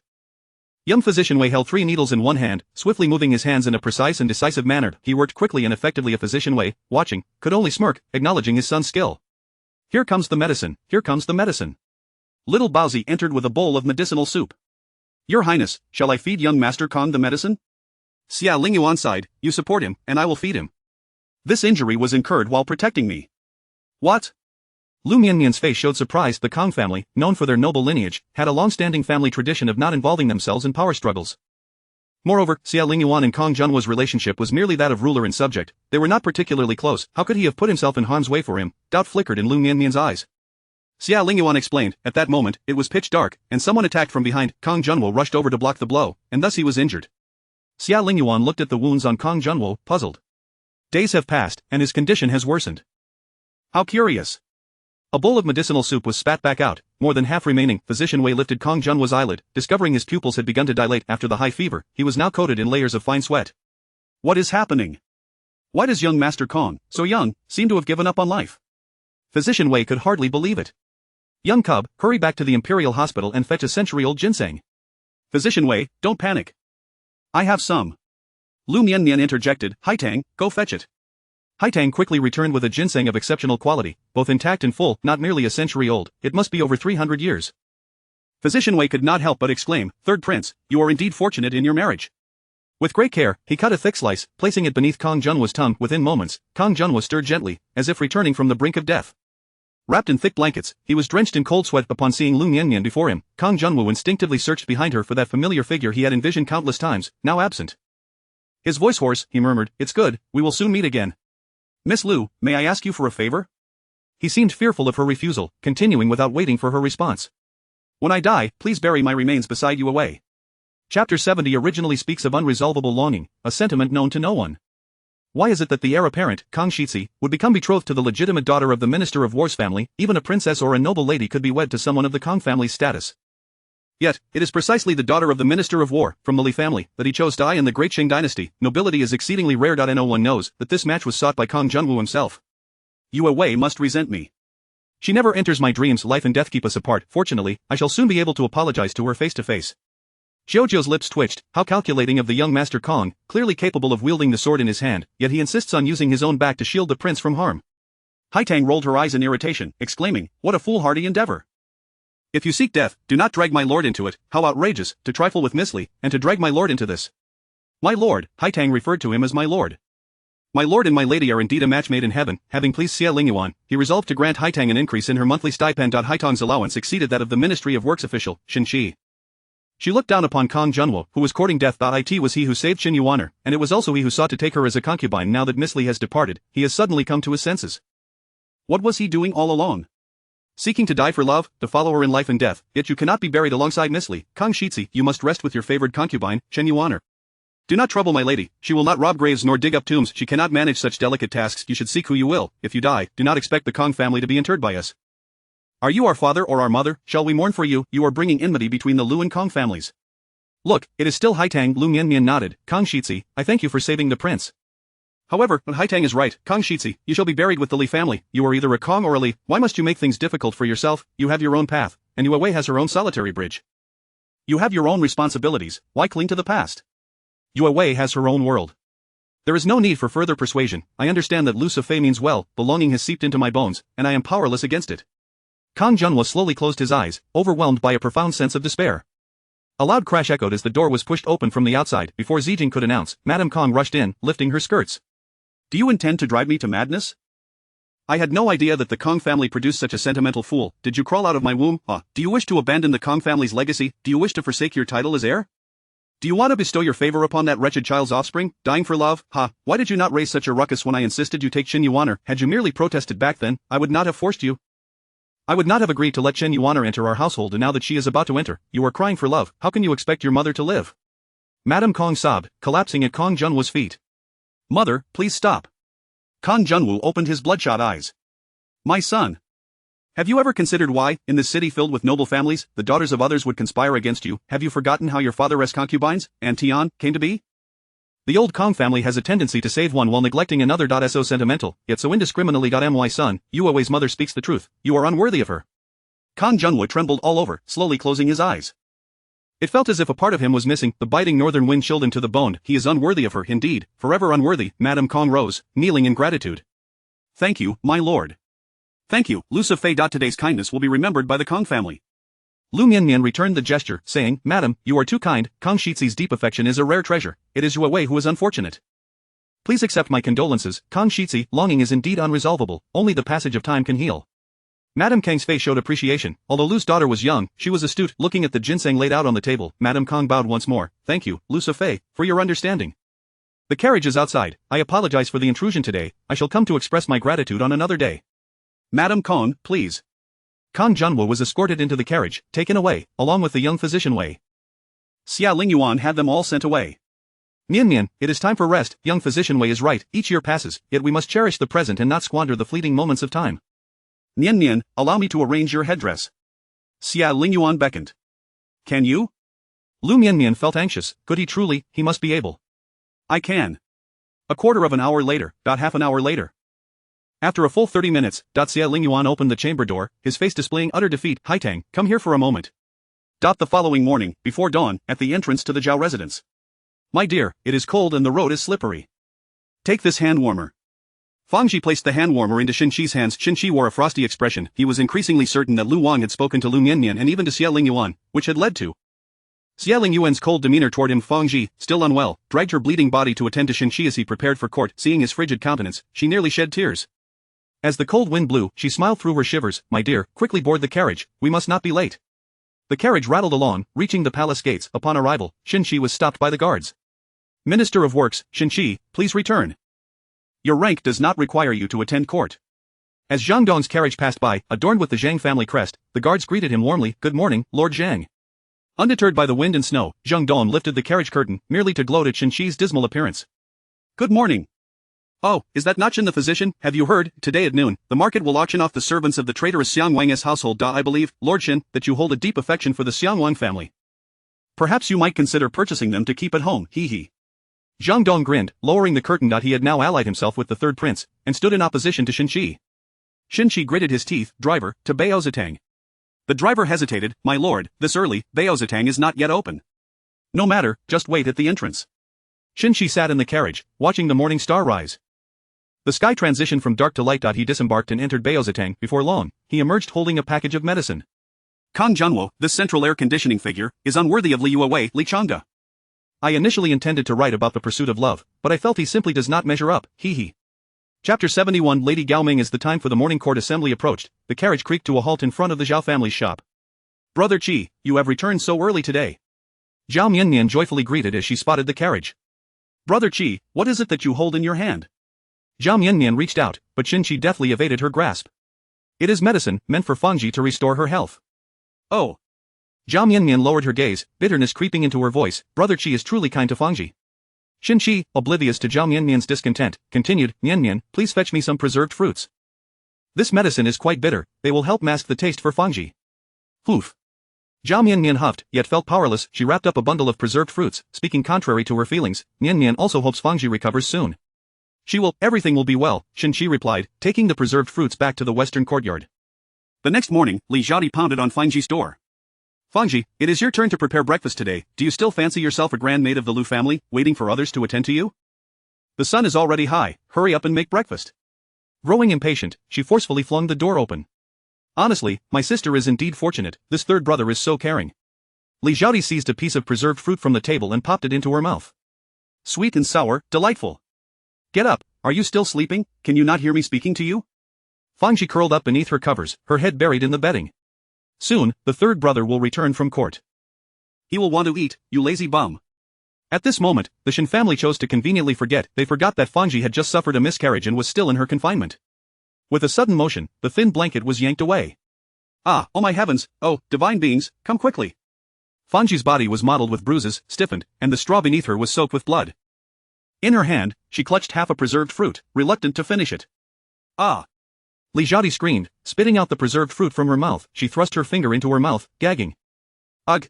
Not having eaten little that morning, she retched until there was nothing left to expel. Of Fangji, being a servant, had bled to death after her miscarriage. Wrapped in a straw mat, she was unceremoniously carried out through the Zhao family's gate, while 15 taels of silver were used by old Madame Shen to arrange for a posthumous marriage. The groom was a mentally unstable old bachelor named Hu Gaoming. Lady Gao. Old Madame Shen burned paper money in her hands. Fangji, I have fulfilled your wish. You did not wish to become a lady of rank, did you? As Lady Gao, do not haunt my third brother in the afterlife, rest peacefully as Lady Gao. Fangji's demise stirred not a ripple in the world. Her greatest contribution was merely 15 taels of silver, with which old Madame Shen purchased 3 jean of pork belly and a chicken. Shen Zhao savored the chicken soup he had long desired, filling himself to satisfaction. Li Zhaodi stealthily left the house and encountered her sister-in-law Qian Guo'er at the door.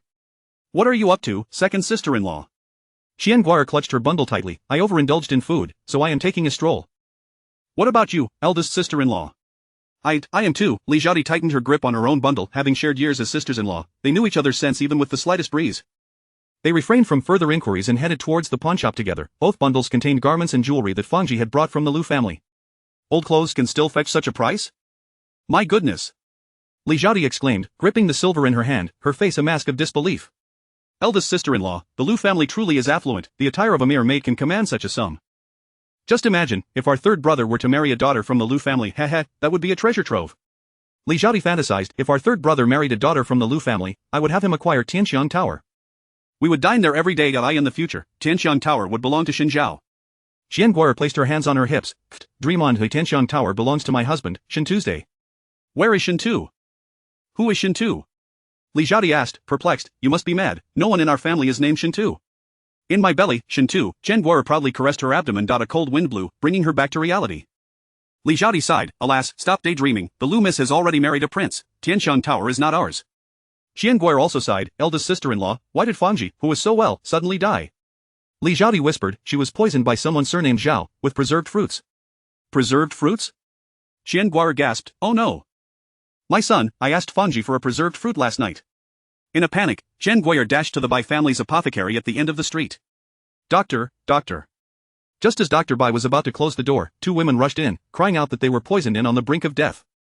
After taking their pulses, he found nothing amiss. They were both in excellent health. Madam, you are already 3 months pregnant, the fetus is quite healthy, you are both well, that will be 31. Such expensive pulse checking in the capital. Could you make it a bit cheaper, doctor? Please prescribe me 2 doses of medicine to stabilize the pregnancy. Dr. Bai nodded, come back tomorrow. My apprentice who dispenses medicine has gone home for the day. The two women, belatedly realizing the situation, made their way home. The cold winter wind blew, and Qian Guo'er nearly lost her balance, leaning against Li Zhaodi, trembling. Eldest sister-in-law, if the preserved fruits are not poisonous, how did Fangji die? Last night, I saw the third brother preparing medicine for her.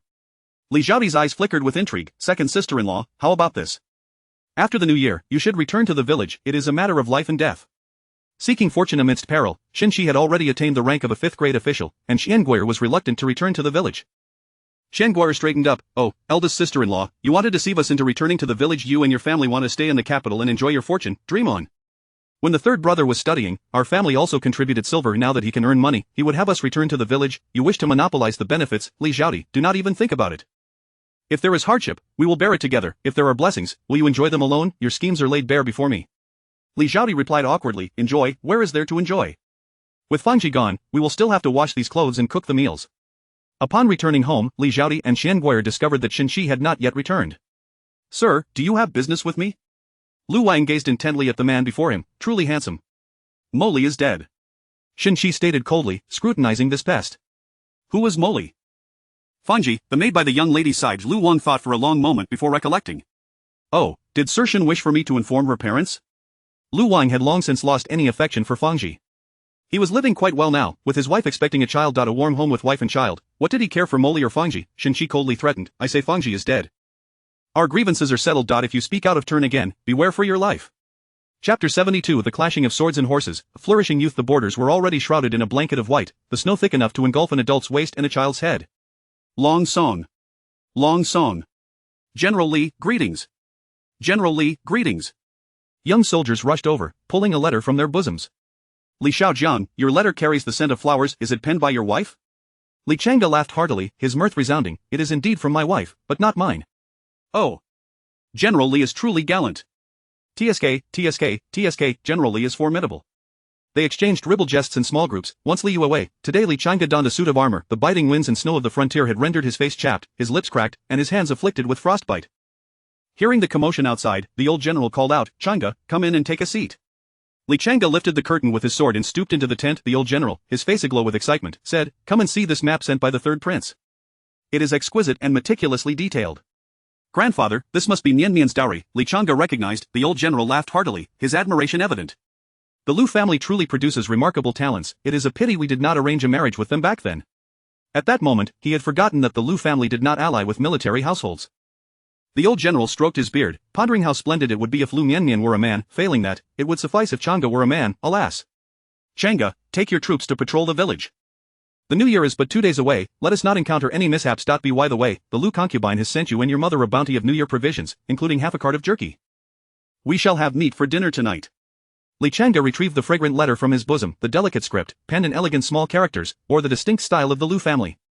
Li Chang'e read it word for word, tracing each stroke with care, his tone echoing Li Yuewei's endearing naivete.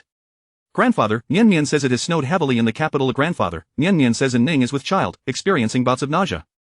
She eats and then throws up, a cycle of consumption and expulsion. Grandfather, Mianmian mentioned she has met a blacksmith named Guokue in Jizhou. Guokue is skilled in forging soft armor, and she has asked him to craft 2 pieces for me. They should be ready in about 2 months, just in time for spring. Grandfather, Mianmian says an elderly couple with the surname Wei gifted her many radish cakes. She cannot finish them all and has loaded them onto the cart. It is cold in the frontier, they should keep well.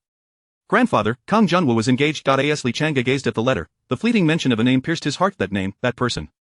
Never mind. Li Chang'e rose, holding his sword and clasping his fists in salute. Grandfather, I shall go inspect the villages. Watching Li Chang'e's departing figure, the old general sighed. Damn it, I merely wished for the children to be well educated and distanced from the battlefield, yet here we are again. Ah, old Kang's family, may I curse your ancestors. Once Li Yuewei, now Li Chang'e, traversed the snow with a small contingent. Little General Li, how is it that you, so slender and frail, can fight so valiantly? Your swordsmanship is remarkable. Li Chang'e replied with a hearty laugh. It is from years of practice, my skills honed over time. Mastery comes with perseverance, and speed is paramount. The practice of wielding a sword and the reality of battle are worlds apart. In practice, one contends with oneself, while in battle, the enemy is all too real, and defeat means death. With a light-hearted spirit, Li Chang'e smiled broadly, shedding the facade of the first-rate talent. This felt liberating. As they approached the village, children playing at the entrance caught sight of them. Little General Li is here, sister. Little General Li has come to inspect the village again. Little General Li, have you eaten yet? One child dashed out from a house, cradling a paper bundle. Wearing a fur hat, his cheeks were rosy from the cold, and snot dripped to his lips. Slurp, Little General Li, this is glutinous rice cake made by my family. My mother says you should have some. Little General Li, this is pickled vegetables made by my mother, to accompany your meal. Little General Li, this is a cake made by my grandmother. I hope you do not find it unworthy. Seeing the beaming faces before him, Li Chang'e's heartache began to fade. A girl with 2 braided pigtails, blushing, handed over a cake. Little General Li, this is a fortune cake I made myself, for you and your aunt. The girl smiled, her eyes crescent-shaped, utterly charming. She reminded Li Chang'e of Liu Mianmian, far away in the capital. Thank you, Eduo, I am certain your culinary skills are exceptional. His tone, unwittingly infused with affection, reflected his thoughts of Liu Mianmian. Eduo blushed, quickly waving her hands, stammering, no. It's all right, I suppose. In the capital, a small boy hurriedly reported, Your Highness, the concubine, the elderly couple from Jizhou who sell radish cakes has returned with their daughter to present more cakes. They wish to bow in gratitude for your kindness. Whom? Xie Lingyuan nodded. Shortly after, the boy led 3 individuals into the room. Old Wei donned a tattered coat, while old Madame Wei wore a floral new dress, both appearing clear-headed. We pay our respects to your highness and the esteemed concubine. You may rise. The 2 elders were helped to their feet by Haitang and Zijing. Rui Shui remained kneeling, repeatedly bowing.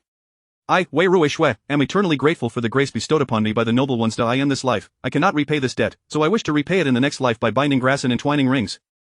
My parents and I shall return home after the new year. It may be difficult to meet again. Here is the recipe for radish cakes. I heard you enjoy them and wish to offer it as a token of gratitude. Lowering her gaze, Rui Shui presented the recipe, unable to meet Xie Lingyuan and Liu Mianmian's eyes. Thank you. Liu Mianmian accepted the recipe, which included not only the method for making radish cakes but also several other pastries. Did she just say thank you? Rui Shui questioned her own ears and cautiously raised her head. Upon seeing Rui Shui's features, Liu Mianmian was momentarily taken aback. Cousin, does she not resemble someone? Does she not resemble a person? Does she resemble a dog? Xie Lingyuan found it somewhat absurd. Lift your head, let me see. Liu Mianmian commanded. Rui Shui, confused, slowly raised her head. Xie Lingyuan, upon seeing Rui Shui's face, was also momentarily stunned. Indeed, she bore a striking resemblance to someone he could not quite recall. Are you returning to Jizhou? Liu Mianmian inquired again. In response to the esteemed concubine, we are not returning to Jizhou, but rather to Qing County. Qing County is our true home. Old Wei sighed, we have not many years left to live, we are aging and wish to find a good man for Rui Shui to marry. Rui Shui's reputation was tarnished. All had seen her humiliation. In the capital, not only would no one wish to marry her as a wife, but even as a concubine, none would ever. They hoped to return to their hometown to find a farmer or a hunter who would not mind her past, to marry off their daughter. Haitang. Haitang produced a purse, and Liu Mianmian gestured for her to pass it to Rui Shui. Ruishue stared at the purse being offered, momentarily stunned. They truly only wished to express their gratitude. Without the noble ones, she would have likely met a fate as a mere skeleton in Xiangwan village. She quickly waved her hands. Liu Mianmian smiled. Take it, this is a New Year red envelope. I felt an inexplicable kinship with you, as if you resembled someone I once knew, though I could not recall who. Perhaps this is fate. Ruishue was strikingly beautiful, akin to a lotus blossom. In her heart, she silently replied, I feel the same upon seeing you. Chapter 73, Who does it resemble? Dear friends, could you please help me rate this? Thank you so much. After the Wei family departed, Liu Mianmian lifted her gaze and caught sight of Xie Lingyuan's expression, somewhat reminiscent of someone resting her chin on her hand in contemplation. Xie Lingyuan waved his hand, prompting Haitang and Zijing to leave discreetly. He then reached out, teasingly saying, Mianmian, why do you gaze at me so? Is it that you miss me?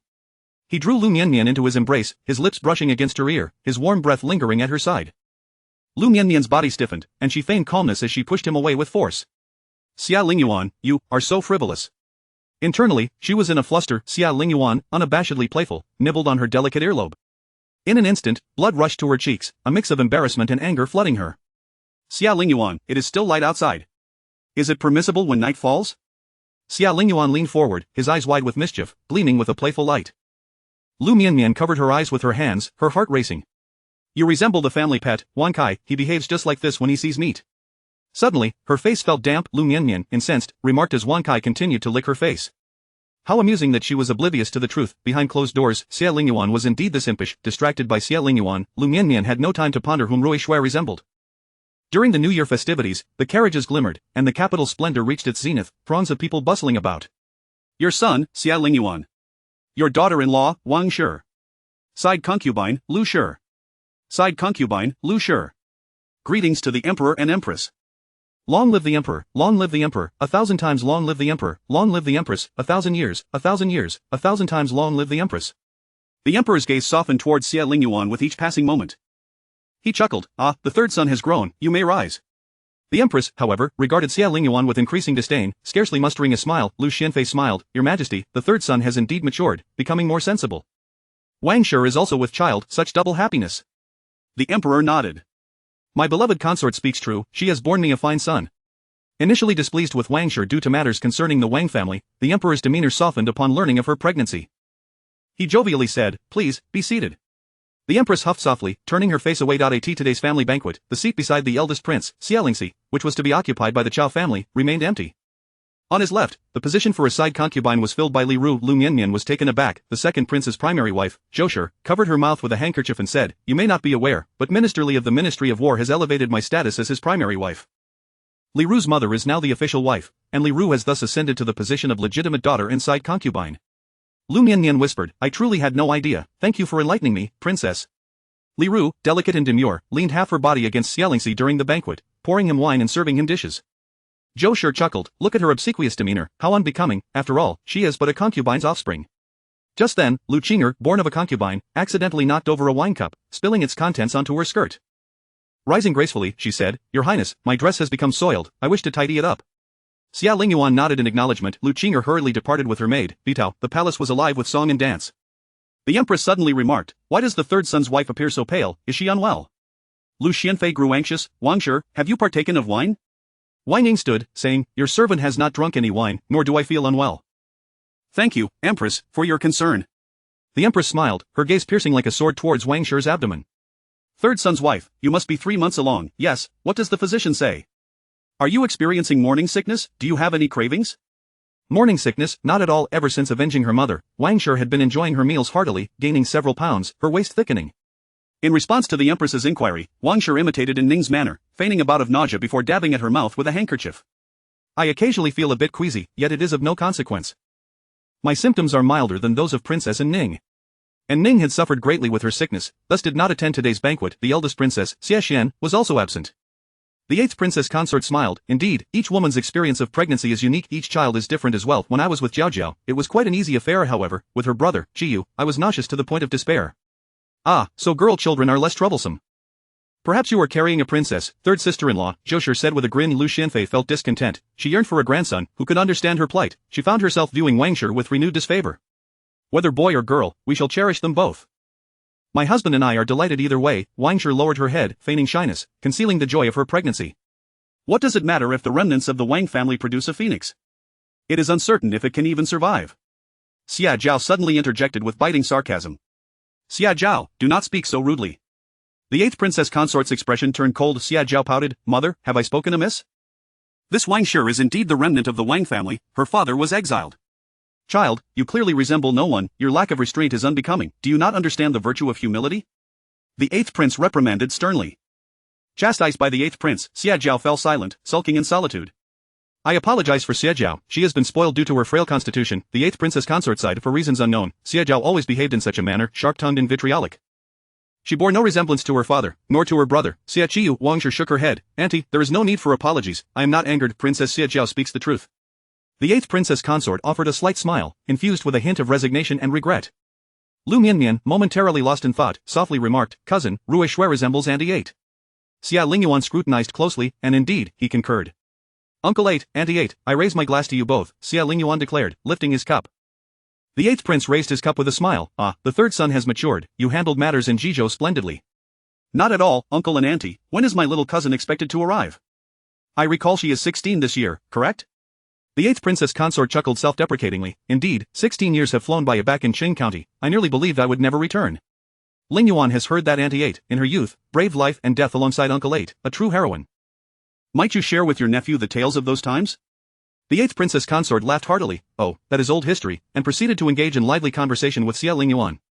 Where is the eldest prince? Just as Li Ru returned from changing her attire, she noticed the seat was vacant. Report to Li consort, the eldest prince has stepped out for some fresh air, a young attendant informed. Oh, I see. Thank you for your notification, you may leave now. Li Ru responded, somewhat displeased. Liu Mianmian gazed at the empty seat beside her, lost in contemplation. Lu Qing'er Xie Lingxi, could it be that bold? Chapter 74. Whose green hat flies high? Hai Tang gently tugged at Liu Mianmian's sleeve, whispering softly, Sister seems to be feeling a bit suffocated, how about I accompany you outside for some fresh air? Liu Mianmian blinked her eyes and replied, alright, I do feel a tad claustrophobic. Madame Wang stood up. Observing the two rising from their seats, the noble consort Liu inquired, Mian, is one feeling unwell? In response, Mother Empress, my sister and I wish to step outside and admire the plum blossoms. The red plums and white snow must possess a unique charm. Red plums and white snow, consort Liu chuckled, I recall that within this harem, Lady Li has an unparalleled fondness for plum blossoms. When she dances beneath them, she resembles a celestial being. The emperor even commanded that her palace be filled with plum trees. The empress's expression turned slightly frosty, Lady Li has been gone for over a decade. Do you not fear the emperor's sorrow by bringing her up? The emperor's sorrow, what a jest, it wasn't as if she had shattered his fishing rod. The emperor's gaze darkened as he struggled to recall Lady Li's visage, unable to conjure even a fragment of her image. Consort Liu extended her hand, Your Majesty, why not take a stroll by Taihua Lake and accompany the children to appreciate the plum blossoms? Taihua Lake, that was the emperor's sacred spot for night fishing. The angler's interest was piqued. I have heard that there is ice fishing among the common folk, my knowledge is limited, could your majesty enlighten me on the art of ice fishing? Very well, let us go. The emperor naturally took Consort Liu's hand as they rose. Stars twinkled, and the night breeze was cool, mingling with scattered snowflakes that fell upon the red plums. In the Qilua Palace, sounds of laughter and creaking beds filled the air. Little enchantress, am I not impressive? Third brother, what a waste. To forsake such beauty. What did you say? You claim third brother is lacking, what about Wang's child?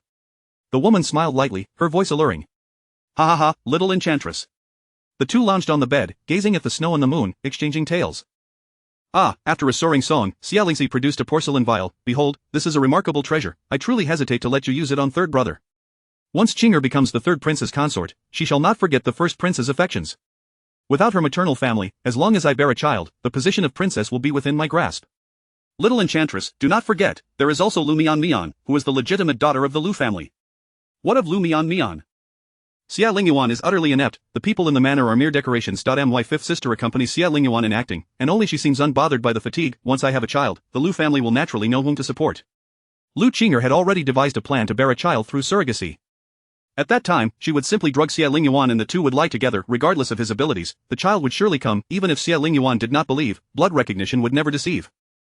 Blood brothers share a bond, so surely the children of blood brothers could connect as well. Xie Lingxi had also concocted a plan to gradually poison Xie Lingyuan through Liu Qing'er's hand. A twofold benefit. His imperial throne was within reach. Am I beautiful? Liu Qing'er, feeling flustered under Xie Lingxi's gaze, asked with a sultry demeanor. You are not merely beautiful, you have taken residence in my heart, Xie Lingxi declared passionately. Do not jest. We must return. Once more, the unmistakable sounds of intimacy echoed again. Qilua Palace, once the residence of Lady Li, had remained unoccupied since her demise. Lady Li was the mother of the second prince, Xie Lingchen. Xie Lingyuan would often come to Qilua Palace to commemorate his mother, thus the palace was kept clean, though no one resided there. I suspect Wang Ying's pregnancy is a fabrication. Wait, send someone to investigate. With the arrow drawn, Xie Lingyuan paid no heed to Wang Ying's identity, readily agreeing, I will follow your lead. I will heed your words, little enchantress. Who is mightier, I or third brother? You, Lu Qing'er muttered. Ah Bang, you are the most formidable, get down here. At this moment, the emperor's heart was consumed with pure hatred. He loathed his keen hearing, and he despised the late Empress Dowager, that venomous woman who had arranged this marriage with the Chao family in his youth. As a prince, the venomous woman feared he might gain support from a wife and family, using the daughter of a mere sixth-rank official to humiliate him. He loathed Xie Lingyuan, this fool who was his own flesh and blood. Fool, look at the mischief your son has created. The emperor struck him across the face. Empress Chao covered her face in disbelief. Your Majesty, you claim the person inside is Lingyuan? Impossible.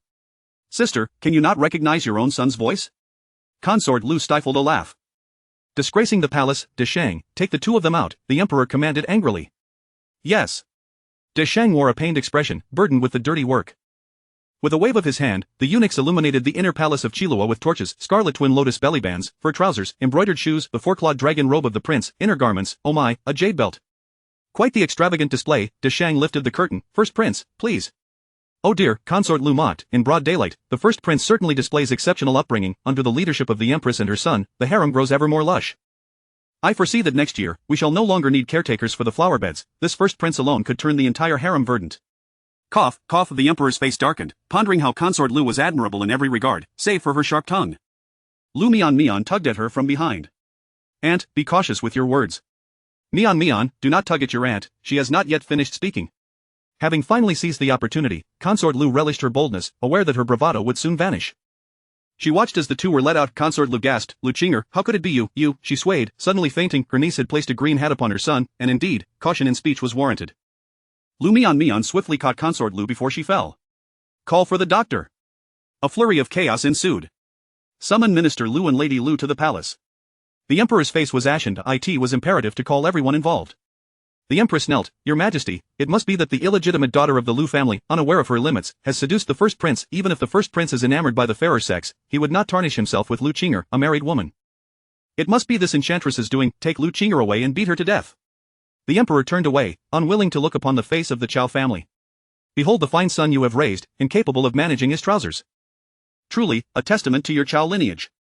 Empress Chao retorted, the first prince is also your blood, sons resemble their fathers, why do you lay blame on the Chao family? The emperor, in a rage, replied, how few are my concubines, yet your Chao family's courtyard resembles a henhouse. Do you think I am unaware? I have spared you for your age, granting you a semblance of dignity? The festivities were abruptly halted. In the vast palace, the sound of a falling needle could be heard. The first prince, Xie Lingyuan, has disgraced the palace and is hereby demoted to a prince. A prince? What prince? Xie Lingyuan looked up in bewilderment. Father, I am the legitimate eldest son, it was this vile woman who seduced me, she drugged me, father. Chapter 75 unfolds with Xie Lingyuan exclaiming, no. That is not the case. It is the eldest prince's betrothed, a missive delivered to me by his envoy. It was he who sent someone to escort me to Qilua Palace. Father, I am unfamiliar with the palace and have no one to guide me. I simply cannot locate Qilua Palace. The emperor, lost in contemplation, recognized the truth in Lu Qing'er's words, which only fueled his ire further. What sort of offspring had he sired? A mere breeding stallion. Thankfully, there were the second and third sons. The emperor gazed lovingly at Xie Lingyuan, noting how this child had matured, enduring such grievances without a whimper. Truly, a good child. Xie Lingyuan interjected urgently, silence, Lu, father, you must trust your son, I am your true-born child. Lu Qing'er is merely a concubine born of the Lu family's illegitimate daughter, nothing but a willow-like figure. How could I ever be enamored of her? I possess a letter, revealing that it was Lu Qing'er who first ensnared my affections. She claimed that the third son is incapable of fulfilling his duties, and that the women in his household are mere decorations, all untouched. At that moment, the drowsy Lu Xianfei stirred, uttering a cry before fainting again. Your Majesty, this servant discovered this in Qilua Palace, De Shang announced, producing a piece of cloth stained with red, a remnant of Lu Qing'er's lost virtue. What did you just say? Repeat that. What is amiss with the third son? The emperor trembled with trepidation. Xie Lingyuan raised his chin, a mocking smile adorning his face. Father, the third son is incapable of performing his duties. He is impotent. Once more, Lu Xianfei revived, channeling the spirit of an indignant matriarch. How dare you utter such foul nonsense, you scoundrel dare speak of my son, I shall not let this pass. Has my benevolence for so many years led you to forget your place, you dare to speak slander against my child? With that, Lu Xianfei slapped Lu Qing'er across the face, stunned. Lu Qing'er clutched her cheek in disbelief. Aunt, you have struck the wrong person. Lu Sufei retaliated with another slap. Silence. You are no better. How could our Lu family produce such a wanton creature, identical to your mother? Lu Qing'er covered her face, a smirk of derision curling at her lips. Your son is incapable. Crash. The emperor hurled his teacup in anger, the cup narrowly grazing Lu Qing'er's face. Wang, you are with child. Cease your slander. Imperial physician, attend to Wang's pulse. The taciturn and withdrawn physician Wei was summoned, steeling himself to respond, yes. He delicately placed a handkerchief upon Wang's wrist, which was slick with perspiration. Her lips turned pale, and her gaze wandered. She feared her charade of a false pregnancy would soon unravel. I am the daughter-in-law. Yet her belly bore only the weight of fatty meat. Wang resolved not to implicate Xie Lingyuan, her benefactor. Without him, she would have long ceased to exist. She could not burden Liu Mianmian either, who referred to her as sister, her own kin. Though she was perplexed as to why Xie Lingyuan insisted she feign pregnancy, Wang knelt before the emperor. Your Majesty, I beg for your leniency. Before she could finish, physician Wei interrupted loudly. Your Majesty, the princess has been with child for 3. He glanced at Wang's suddenly protruding abdomen. 4 months. Are you certain? Lu Xianfei exclaimed with uncontainable joy. I am certain, physician Wei affirmed with a nod. The emperor stroked his beard, relieved that his son was not a eunuch. Very well, reward Wang with a jade ruby and 10 pearls.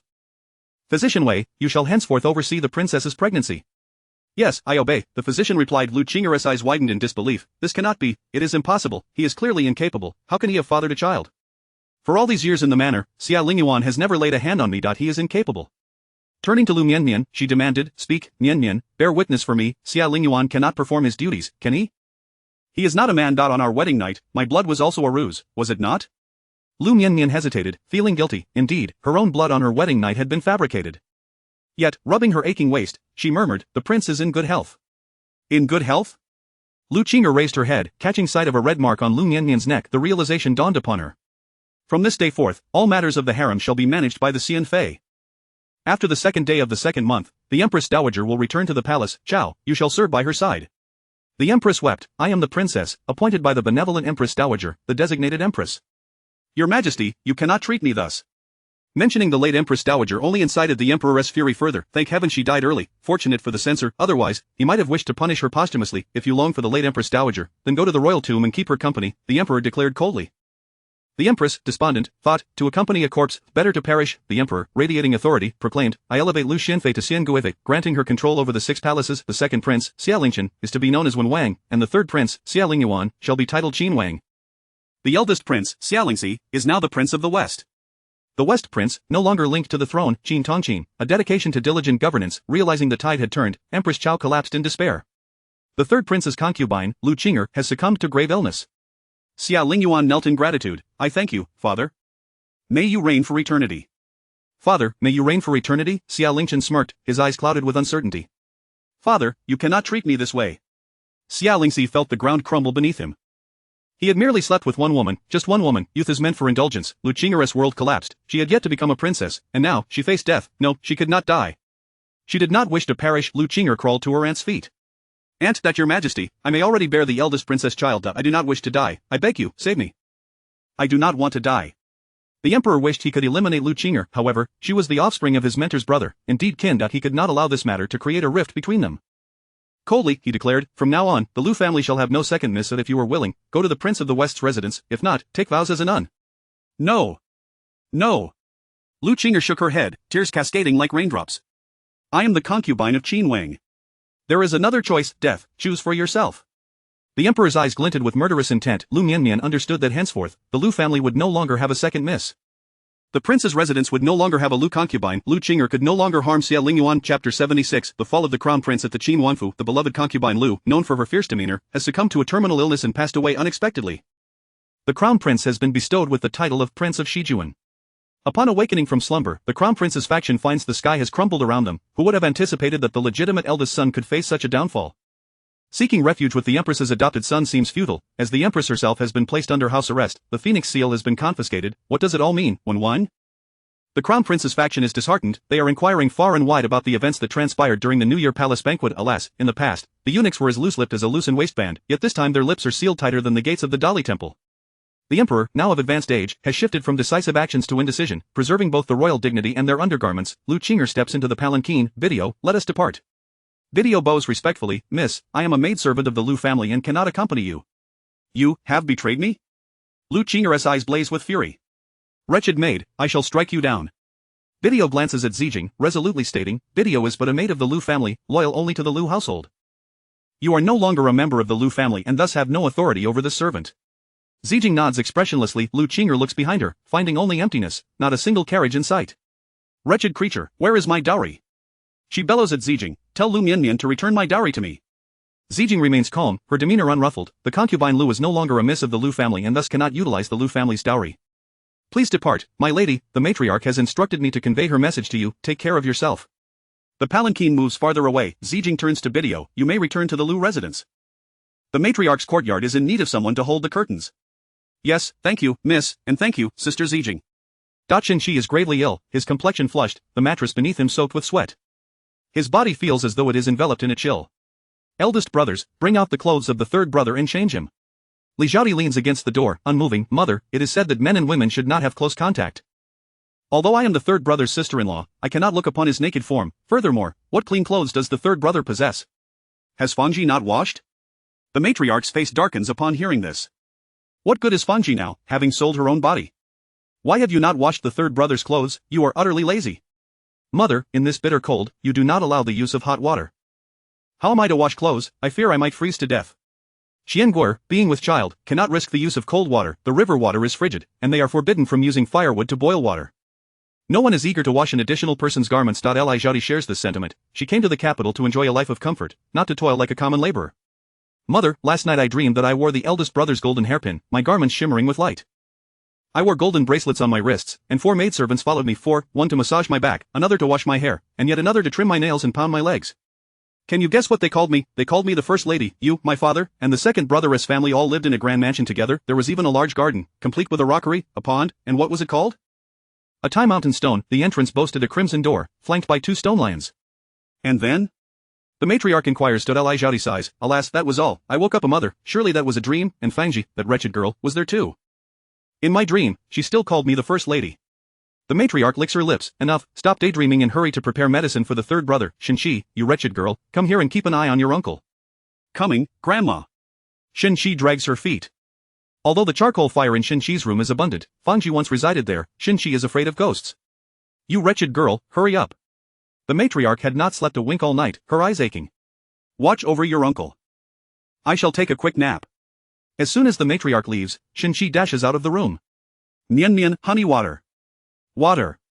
Xinshi burns with fever again, lying alone in bed, moaning. Lu, have the steward fetch me 2,000 taels of silver. Have you heard that Xinshi has caught a cold? Zhao Mu inquires tentatively. Zhao Mianmian is embroidering, offering a soft Mianmian, was that Fangji you? I heard you brought her some candied fruits. Oh. A round droplet of blood beads upon Zhao Mianmian's fingertip. Oh dear, how careless of you. Zhao Mu wipes away the blood droplet.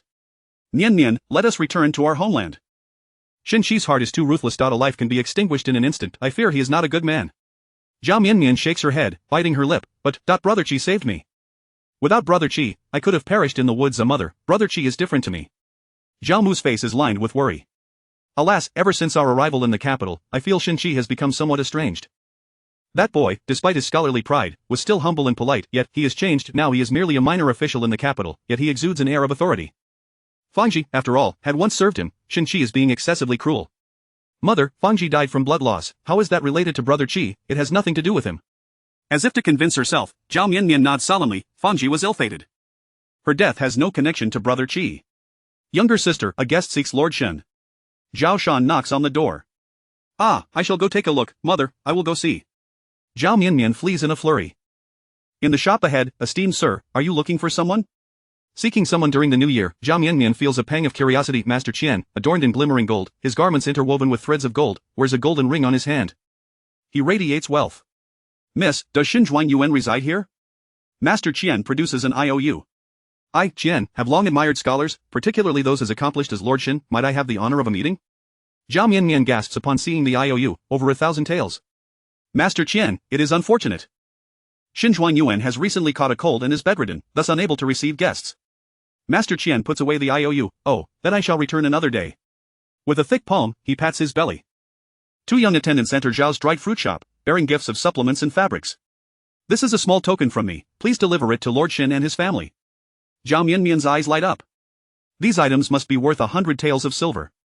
Please convey it, I must take my leave. The rotund Master Qian turns to depart. Zhao Shan lifts the curtain, coming out to examine the gifts.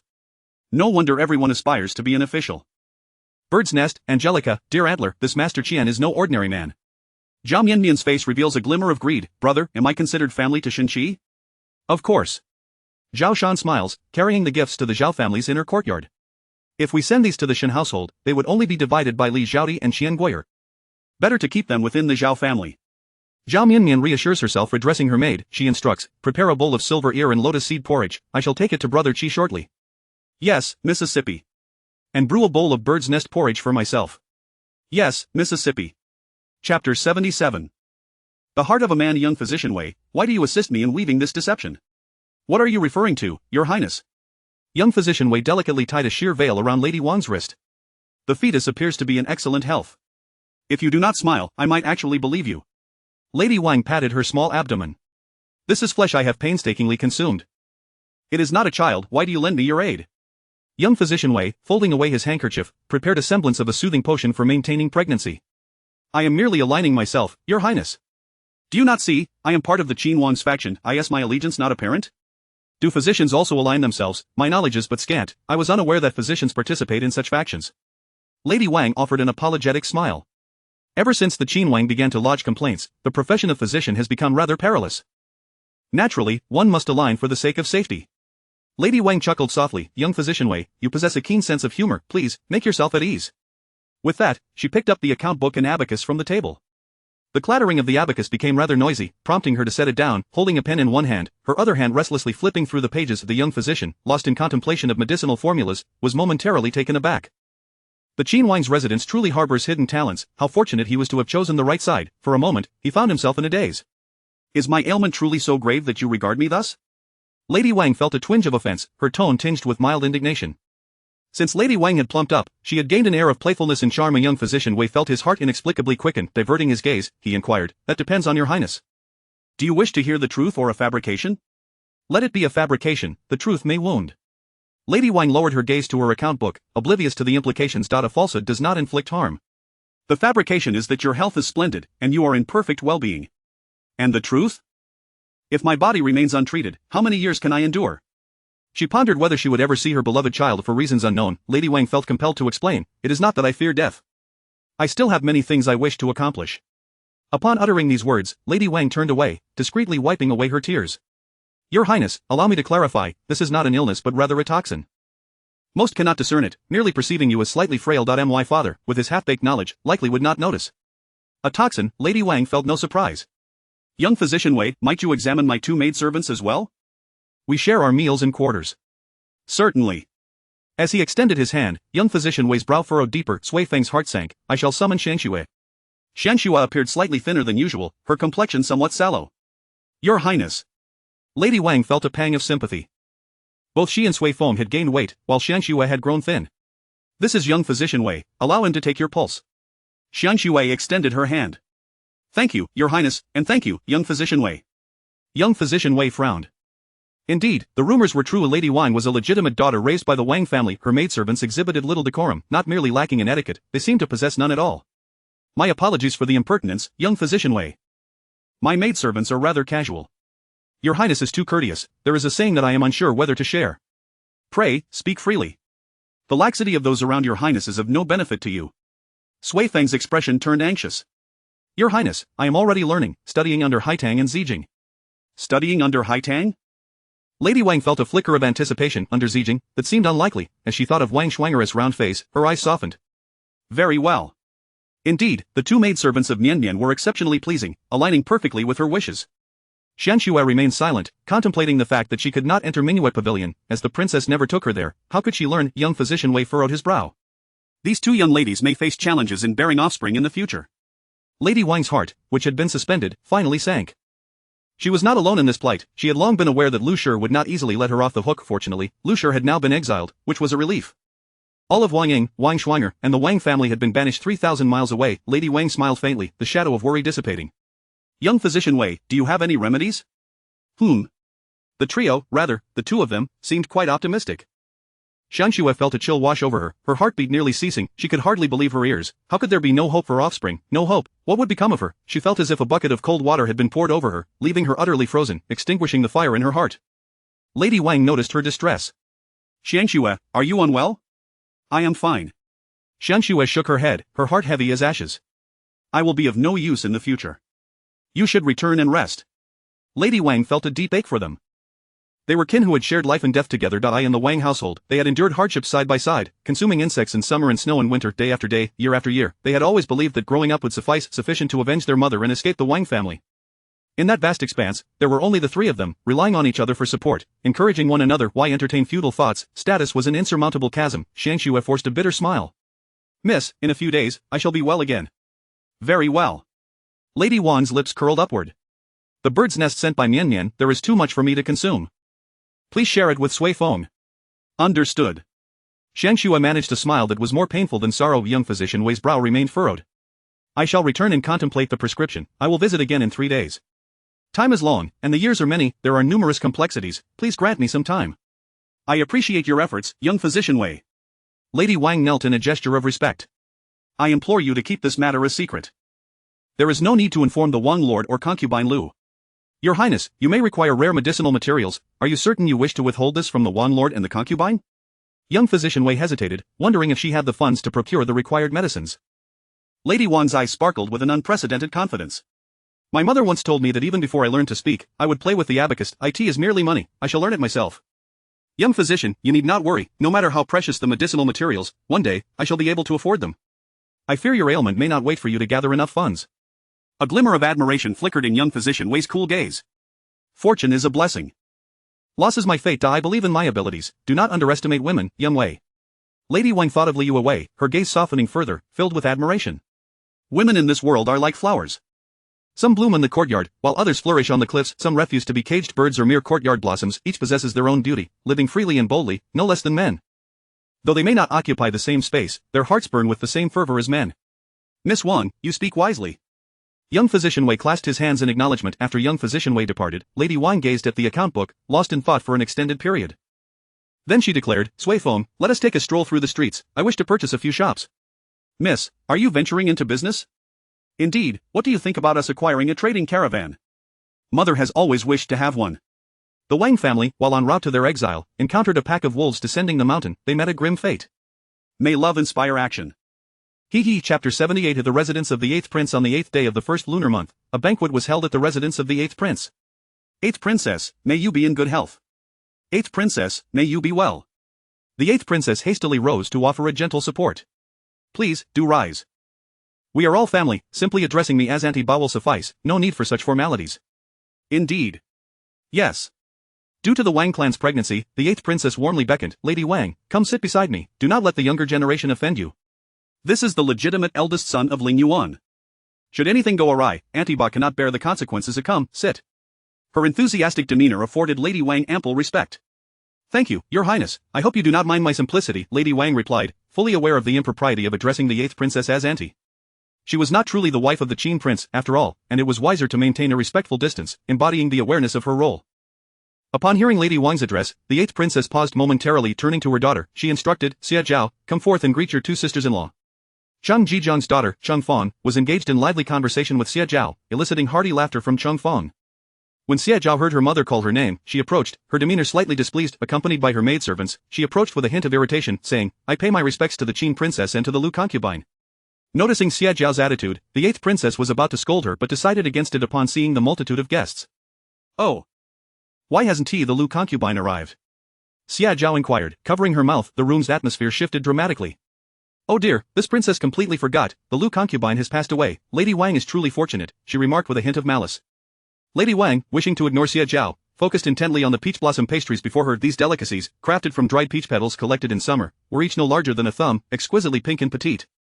Xie Zhao, unable to contain her amusement, exclaimed, Oh, surely, you have never encountered such delicate confections, have you? Look at you, a small household elevated to the rank of Qin princess, how naive you appear. I heard your mother was a merchantess daughter, is that true? What did your family originally sell? I've heard the Wang family squandered their fortune on 5-stone powder. Have you ever tried it? What does it taste like? After finishing her taunts, Xie Zhao covered her mouth, giggling uncontrollably. The 8th princess trembled with indignation, scarcely believing that such words emanated from her own flesh and blood.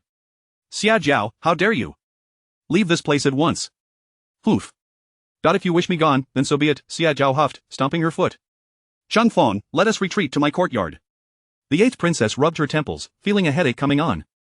A nearby matron advised, "Your Highness, the princess is still young, she will understand better as she matures, do not let her vex you to ill health." Young, if not born into royalty, she might already be a mother herself. Keep an eye on her outside. Do not let her cause trouble. Today's banquet had another purpose, to select a suitor for Xie Zhao. With her temper, the young lady drove away all eligible heirs from noble families in the capital. Who would wish to bring home a troublesome ancestor, forever offending others with her words? While other families had suitors flocking to their doors, at the Wang residence, only autumn winds and fallen leaves graced the threshold. "Oh. This child has been spoiled by both me and the prince," lamented the 8th princess, grasping Lady Wang's hand. Please, do not take offense." Lady Wang politely smiled. The princess is truly candid and remarkably frank, withdrawing her hand. She was not fond of being touched by others. "Sister, do try the peach blossom pastry, it tastes different from those we have at home," Liu Mianmian urged, offering a piece to Lady Wang. Lady Wang opened her mouth and sampled the pastry from Liu Mianmian's hand. Her gaze softened. "It is indeed different, exceedingly sweet." "Royal aunt, they say nephews resemble their uncles while nieces resemble their aunts. Yet, Xie Zhao bears no resemblance to the eldest princess, nor to the prince or the princess. Perhaps she takes after your brother?" The 8th princess recalled her brothers from her family, renowned for their striking good looks, possessing a cheerful and courteous demeanor so unlike her tempestuous daughter. Shaking her head, she mused, "Perhaps Zhao has reverted to ancestral traits. I cannot quite say whom she resembles. Having spent so much time away from the capital with the prince, she has grown increasingly unruly, and now it seems beyond my control." The 8th princess massaged her temples as her headache intensified. "Auntie Ba, I have someone by my side with exceptional skills. Let her give you a massage," Liu Mianmian suggested cheerfully. "Rui Shui, come here and massage the 8th princess's forehead." "Yes," Rui Shui replied softly. Dressed in a delicate green garment adorned with pearl hairpins and a hibiscus flower, she embodied elegance itself. Rui Shui was unaware of why Liu Mianmian had brought her here. Believing her intentions to be kind, her gentle hands began to knead the 8th princess's forehead, a task she had mastered in the heavenly realms. The 8th princess felt a refreshing clarity wash over her, involuntarily closing her eyes in relief. "The Lady Wang is here." Upon opening her eyes, the 8th princess exclaimed, "Lady Zhou has arrived." When Wang Fei, Lady Zhou, crossed the threshold with a smile, "Is this the daughter from your family?" "She bears a striking resemblance to you." "Whom?" "Whose daughter?" The 8th princess turned around as Rui Shui withdrew her hands, lowering her head. All the 8th princess could see was the hibiscus flower nestled in Rui Shui's hair, accentuating her fair complexion. "Come here, lift your head so I may see you," commanded the 8th princess. "Yes," Rui Shui's heart raced. Could her benefactor be intending to offer her to someone? Surely not. Lu concubine would never do such a thing. Kneeling, Rui Shui slowly raised her head. Both women paused, momentarily taken aback. Crash! The 8th princess inadvertently knocked over her teacup in surprise. They looked so alike. Rui Shui blinked, feeling a bit flustered, her gaze instinctively drifting to Liu Mianmian, who returned a reassuring smile. Rui Shui's heart calmed a fraction. This humble girl, Rui Shui, pays her respects to the princess. "Lift your head again, let me see." The 8th princess was startled. This girl resembled her niece so closely. Was she perhaps the illegitimate daughter of her brother, or the twin her sister-in-law had carried? "Mianmian, what is the meaning of this?" the 8th princess inquired uncertainly. "Royal aunt, what do you mean?" Liu Mianmian feigned ignorance. The 8th princess steadied her thoughts. "Rise, this girl is remarkable, reward her." A maidservant approached from behind the 8th princess, presenting a purse to Rui Shui.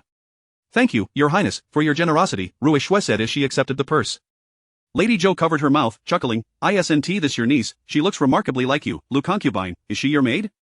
Liu Mianmian pursed her lips, a faint smile gracing her face, yet her eyes remained devoid of mirth. Was Lady Zhou seeking a quarrel? It seemed the second prince's recent elevation to Wen Wang had unsettled her. Lady Zhou continued. "Surely this is no coincidence, intentionally finding a maid to insult the royal aunt?" "Oh. Not merely seeking a quarrel, but attempting to sow discord. Quite clever." In the face of the allure of the throne, Lady Zhou had quickly sharpened her wits. Liu Mianmian's bright eyes sparkled with mirth. "Second royal sister-in-law, you are mistaken. Rui Shui is not my maid, she is my close friend today. I specifically brought her along for enjoyment." Upon hearing Liu Mianmian's words, Rui Shui was left in shock, her head rising momentarily before bowing once more. Chapter 79 Heartache. The princess is here, Madame Lu is here, and Princess Anning is here. Liu Mianmian rose, a gentle smile gracing her lips. "Sister, my mother and sister-in-law have arrived." Wang Shi hurriedly stood beside Liu Mianmian, her expression tinged with anxiety. In the crowded room, Lu Mu immediately spotted her beloved daughter, noticing that she seemed to have lost weight. "That little rascal, Xie Lingyuan." "8th sister." "Greetings, 8th princess." "Greetings, Lady Wen." "Greetings, Lady Qin." Princess Anning greets 8th aunt and all esteemed sisters-in-law. The 8th princess felt unworthy of the courtesy from Madame Lu, for she was the emperor's elder sister. To put it bluntly, in the emperor's heart, the status of this elder sister surpassed even that of the late consort Li, perhaps even rivaling that of the empress herself. As Lu Mu performed her bow, the 8th princess rose to support her. "There is no need for such formality, we are all family." The 8th princess felt somewhat flattered. The invitation had been sent out, yet she had not anticipated that the ailing Madame Liu would accompany Anning. It appeared that Madame Liu held great affection for her daughter-in-law, Anning. Greetings to the princess, I, your daughter, have come to see you, mother, and my sisters-in-law. Liu Mianmian took Wang Shi by the hand and approached Lu Mu. Wang Ying greets the princess, and greets Aunt Liu. Wang Shi knelt in reverence. Good child. Lu Mu's face softened with tenderness, for she recognized this child's plight. She supported Wang Shi. Xie Zhao's mocking voice pierced the air. Oh, the esteemed princess condescends to bow to a mere official's wife, what flattery. Nurse, did you call for this princess just for this? The 8th princess's face darkened, her anger palpable. The nurse was taken aback, fearing that this impetuous child might provoke the 8th princess's ire. She frantically gestured to Xie Zhao, urging her to behave. Princess, do not be upset. I have heard that the prince is hosting a gathering in the plum garden to appreciate the blossoms. Shall we go take a look? Hoping to distract Xie Zhao and avoid further angering the princess. Upon hearing the nurse's suggestion, the 8th princess shot her a fierce glare, her irritation escalating. She furrowed her brow and commanded sternly, Nurse, take Xie Zhao back to her courtyard. The nurse instinctively recoiled behind Xie Zhao. Seeing her mother's displeasure, Xie Zhao pouted, Mother, I do not wish to go to the plum garden. Must I go? I will stay here and accompany you, and entertain our guests. The 8th princess maintained her stern demeanor, her peripheral vision inadvertently drawn to the obedient Ruishua standing next to Liu Mianmian. A sudden pang of unease coursed through her, her gaze inexplicably captivated by the child, as if her heart had momentarily halted, the sound of a child's cries echoing in her ears. Xie Zhao remained oblivious to her mother's unusual reaction, mistakenly believing that her mother had acquiesced. She approached Liu Mianmian and Anning, exclaiming, Oh, is this not Princess Anning, pregnant, I see, congratulations, congratulations. She then turned to the Grand Princess Xie, saying, Congratulations, Aunt. You are about to become a grandmother. Grand Princess Xie lifted the corners of her mouth. Thank you, Zhaoer. Aunt, do you think the child in Anning's belly resembles you or the northerners? They say that children often revert to ancestral traits. Do you think Anning's child will resemble the northern prince? What do you think, Anning? Xie Zhao's eyes were filled with malice. Grand Princess Xie endured her irritation. This was the 8th prince's residence, and the 8th brother and sister-in-law had shown her kindness. Thus, she could only cast an apologetic glance at her daughter. Xie Anning's eyes glistened with unshed tears, feeling the weight of their kindness that rendered her unable to lift her head. She managed a forced smile. Zhaoer, you jest. Smack. Lu Mu slammed her hand on the table. Princess, be cautious with your words. Anning is the 4th young mistress of my Liu residence. Her child will naturally resemble those of the Liu family. Ah. The 8th princess turned, belatedly realizing, what is wrong with Anning, is she unwell? The concern on the 8th princess's face was genuine. Liu Mianmian feigned ignorance. Aunt, I find myself perplexed, might you elucidate a matter for me? What is it that you do not understand?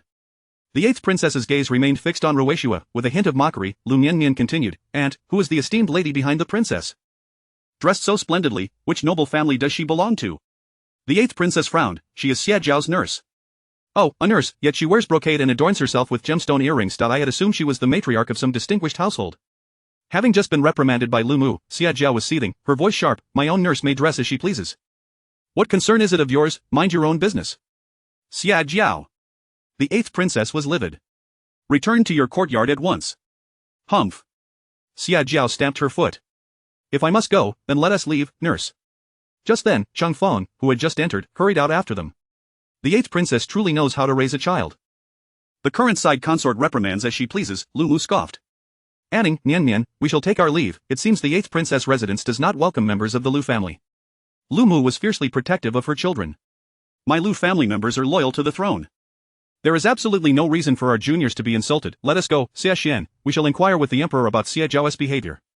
The crowd gasped in realization. Liu Mianmian intended to report the matter, revealing the root of the issue. Xie rose. In-laws, silence. If you wish to placate matters, that is your affair. My Liu family's daughters-in-law and daughters shall not be subjected to insults. She could not abide her own daughter being scorned by that wretched Xie Zhao. She could endure her own humiliation, but not allow her daughter to be insulted. Madam, sister, I apologize on behalf of Xie Zhao. The 8th princess stammered. This child is in need of discipline. It is all my fault. My husband and I have been away from the capital for so long, she has gone astray. Lu Mu scoffed. Your child certainly has gone astray. Not only does she not resemble either of you, but her temperament is entirely different. One might think that nurse was her true mother. The 8th princess sighed. Sister, you jest. How could I not envy you? Your daughter is so well behaved. Mine is a little demon, alas. The 8th princess felt both guilt and estrangement towards her daughter. The guilt stemmed from her negligence, resulting in the child's premature birth and frail health. The estrangement arose from the fact that the child had never been close to her, preferring the nurse instead. She had once considered changing the nurse, but Xie Zhao had fallen ill for 3 months, losing weight dramatically. Reluctantly, she had to bring the nurse back. Anning, Aunt apologizes to you. The child has taken more medicine than food since childhood, she harbors resentment, and that is why she speaks so thoughtlessly. On account of your aunt, please forgive her this once. The 8th princess was reluctant but knew she had to shield her daughter. She believed that if she did not apologize today, tomorrow Xie Zhao's title as a princess would be at risk. Liu Shangshu could concoct countless accusations against Xie Zhao. The 8th princess wiped her tears. Liu Mianmian, do not hold this against her. Liu Shangshu was even more protective. An apology was necessary. Ruishue, observing the tears on the 8th princess's face, felt an inexplicable pang of sympathy. Chapter 80. Second sister-in-law drinks tea. The esteemed Lady Zhou, the princess of the 8th Wang, maliciously incited, Your Highness, how could a dignified princess apologize to a mere minister's wife? The Liu family truly oversteps their bounds. Suddenly, the 8th princess interjected, Second sister-in-law, do enjoy your tea. Was this yet another attempt at sowing discord? Liu Mianmian's eyes glimmered as she playfully inquired, Second sister-in-law, have the little darlings in second brother's courtyard settled in nicely? Courtyard, little darlings? What courtyard, what little darlings? Lady Zhou furrowed her brow. Liu Mianmian leaned closer to Lady Zhou and whispered, dividing peaches and severing sleeves, do you not comprehend, second sister-in-law, surely you understand. Dividing peaches, severing sleeves, Lady Zhou felt a wave of despair. Liu Mianmian had caught on. She would report this, the entire world would know, Lady Zhou had married a male prince with a peculiar tastes. Oh, woe is me, this princess was facing insurmountable trials. Before her marriage, her mother had only taught her how to contend with women and how to suppress secondary wives and concubines. Within the confines of the Wenwang mansion, her skills were rendered utterly useless. Ha, second sister-in-law, do enjoy your tea, I adore tea. Lady Zhou lifted her teacup, tears brimming. Lady Zhou was at her wit's end, for today's auspicious calendar warned against leaving the house. Silence the witness, nonsense, that was the legitimate daughter of the minister. Lady Zhou lacked both the wealth and the ability to covertly eliminate a secondary wife's daughter who was protected by guards. Liu Mianmian's knowledge implied that the third brother was aware. Minister Liu would know, the emperor would know. Crash. The teacup slipped from her grasp. Lady Zhou, the princess of Wenwang, fainted at the horrifying implications of her own thoughts. Her maidservants were momentarily taken aback. Zijing hastily supported the dazed Lady Zhou. A flash of silver caught the light, and a droplet of blood appeared at Lady Zhou's philtrum. Ah! Lady Zhou regained consciousness. You faced with the emotionless countenance before her, the words audacious lodged in her throat. Very well. She chuckled awkwardly, the maids of the Qinwang mansion are rather impressive. A reward, Lady Zhou's maid, belatedly realizing the gravity of the situation, rushed forward. Your Highness, are you all right? Your Highness, are you all right? Liu Mianmian's gaze was a mixture of amusement and sarcasm. Second sister-in-law, you are not feeling unwell, are you? Oh, I am quite well, Lady Zhou nodded vigorously. In her previous life, the second prince had taken a liking to Shenxi, although he never openly expressed it. Shenxi had nonetheless discovered his feelings. Shenxi had been mortified and had lashed out with foul language. Reflecting on it now, Liu Mianmian felt compelled to commend the second prince. What a good man. Your Highness, the esteemed guests in the plum garden are composing poetry inspired by the plums, a maid hurriedly reported. The atmosphere within the room grew peculiar as the 8th princess weakly inquired, and then? The maid's face flushed. Master Qin Lu of the Dali Temple, along with Master Shenxi of the Ministry of Works, has emerged victorious. What of the others? The 8th princess had invited numerous unwed officials to the banquet. The maid, her ears burning with embarrassment, lowered her head and replied, the poetry of the others did not please the princess.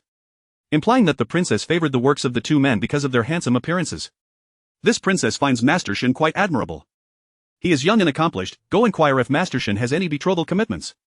The matron beside the 8th princess advised, Your Highness, I believe Master Qin is also quite commendable. While he may not match Master Shen in looks, he hails from the Qin family, which holds great promise for the future.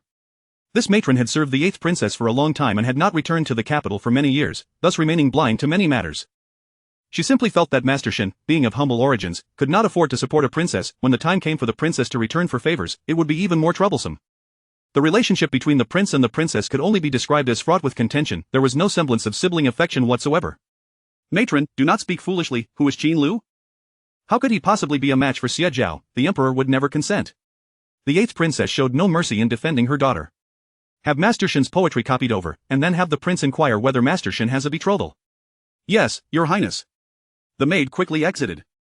Master Shen has arrived, indeed, he is of suitable age. The grand princess, Xie Xian, sipped her tea and remarked, Isn't Master Shenxi the renowned scholar? I recall he has a fiancée who attended the spring banquet I hosted. Princess and Ning chimed in, mother remembers correctly. He does have a fiancée named Mianmian, the name sounds similar to yours, Mianmian, which is why it stuck in my mind. Isn't that right?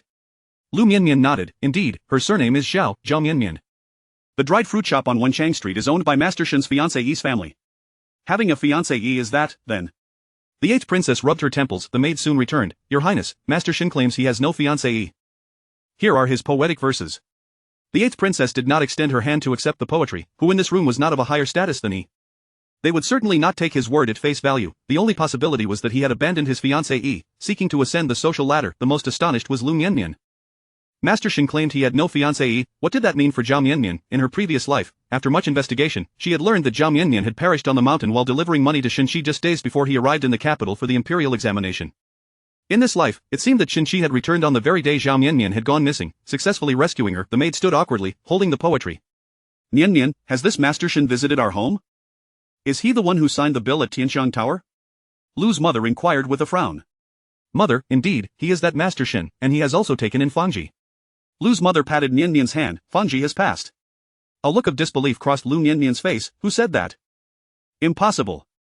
Fangji had lived to a ripe old age, with children who were devoted to her. Mianmian, it was Butler Lu who said so. Butler Lu had been Fangji's father-in-law in her past life, and Lu Wang's father. It must be true. And what of Lu Wang? In her previous life, Lu Wang had treated Fangji very well. All the family's finances were managed by Fangji, and he had even purchased a little maid to attend to her. Princess Ning chuckled. Lu Wang's wife is with child now. He dotes on her, always tending to her needs. What of my fourth brother? Does he dote on his wife? Liu Mianmian teased. Princess Ning shyly lowered her head. Lu Zhen was indeed a devoted husband. Even after she became pregnant, he remained by her side, more attentive than her personal maid, assisting her during the night and bringing her water, even massaging her legs. Lu's mother sighed. Everyone has their own fate. Butler Lu once sought to marry Fangji, to make her Lu Wang's wife. His aspirations were lofty, yet his fate was fragile. Mother. Xia Zhao, rarely seen with her daughter, joyfully dashed in. Having just been scolded by the 8th princess, she angrily stomped out, only to return in a childlike manner. Liu Mianmian found it hard to describe. Xia Zhao seemed uncharacteristically off. Mother, have you seen Master Shen's poetry? Xia Zhao's eyes sparkled. Is it not particularly exquisite? Xia Zhao, Master Shen has a fiancée. This worthless demeanor caused the 8th princess's expression to grow cold. Who said that? He does not. Xia Zhao glared at the assembled guests. Mother, do you trust outsiders or your own daughter? Chapter 81. Xie Zhao blushed within the confines of the room, and unspoken understanding prevailed among the attendees, who refrained from offering any words of counsel. Whomever Xie Zhao marries will inevitably have to pay respects at the ancestral graves. Such a temperament would surely incite frustration in any household. What counsel could be offered? A poor scholar who dines on credit is hardly acquainted with noble families, nor does he possess any connections. Even the loquacious Lady Wang, the wife of the king of literature, has fallen silent. Imagining the scene of Xie Zhao cohabiting with Li Zhaodi and Qian Gui'er elicited a laugh from Liu Mianmian. A wolf and a tiger make quite the pair. What did you say, Liu Mianmian? This concubine suggests that you are indeed a match made in heaven. Xia Zhao shyly murmured a reluctant acknowledging the compliment. The matron beside the 8th princess interjected, Your Highness, I believe that Lord Qin is quite commendable. The Qin family is. A flicker of disdain crossed Xie Zhao's eyes. Commendable? If he's so commendable, why don't you marry him yourself? With that sour demeanor, he dares to seek the hand of this princess. How absurd. Marry, there is simply no possibility. He does not desire it at all. The 8th princess admonished sharply. Given His Majesty's fondness for Lord Qin, it would be effortless for Lord Qin to propose to the princess. Xia Zhao, refrain from such talk in the future. Do not bring trouble upon your brother. I know, you all only care about your sons, never about me. Xia Zhao retorted, displeased. I do not care. I want Shenxi, she declared, stomping her foot before exiting once more. You, the 8th princess held her head in exasperation. Was this truly the manner of speech befitting a princess? To incessantly demand a man, the 8th princess's expression turned stern. The wet nurse, Xia Zhao's nurse, could no longer tolerate her behavior. Dear girl, please massage the princess, came the gentle voice of Rui Shui, like a refreshing stream. The 8th princess nodded in agreement. The girl's youthful fingers lightly pressed upon the 8th princess's head. Are you Rui Shui? Indeed, my mother said that on the day I was found, there was a heavy snowfall. Rui Shui signifies an auspicious year, hence my name. Found? Where? In a small village. My father was a traveling merchant in his youth. For reasons unknown, the 8th princess felt a pang of sympathy, exclaiming, You are also a pitiable child, as she closed her eyes. Your Highness, I am not pitiable.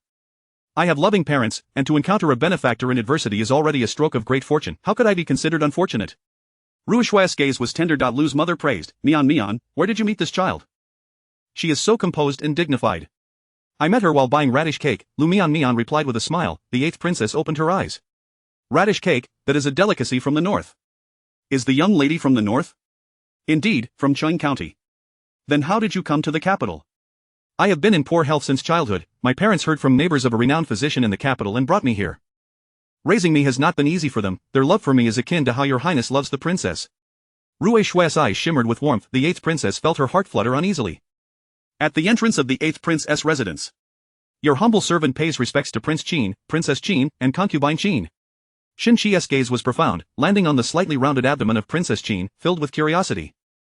He could not fathom why a princess who had borne no children would now be with child. In his previous life, the princess had not only been childless but had also met an early demise.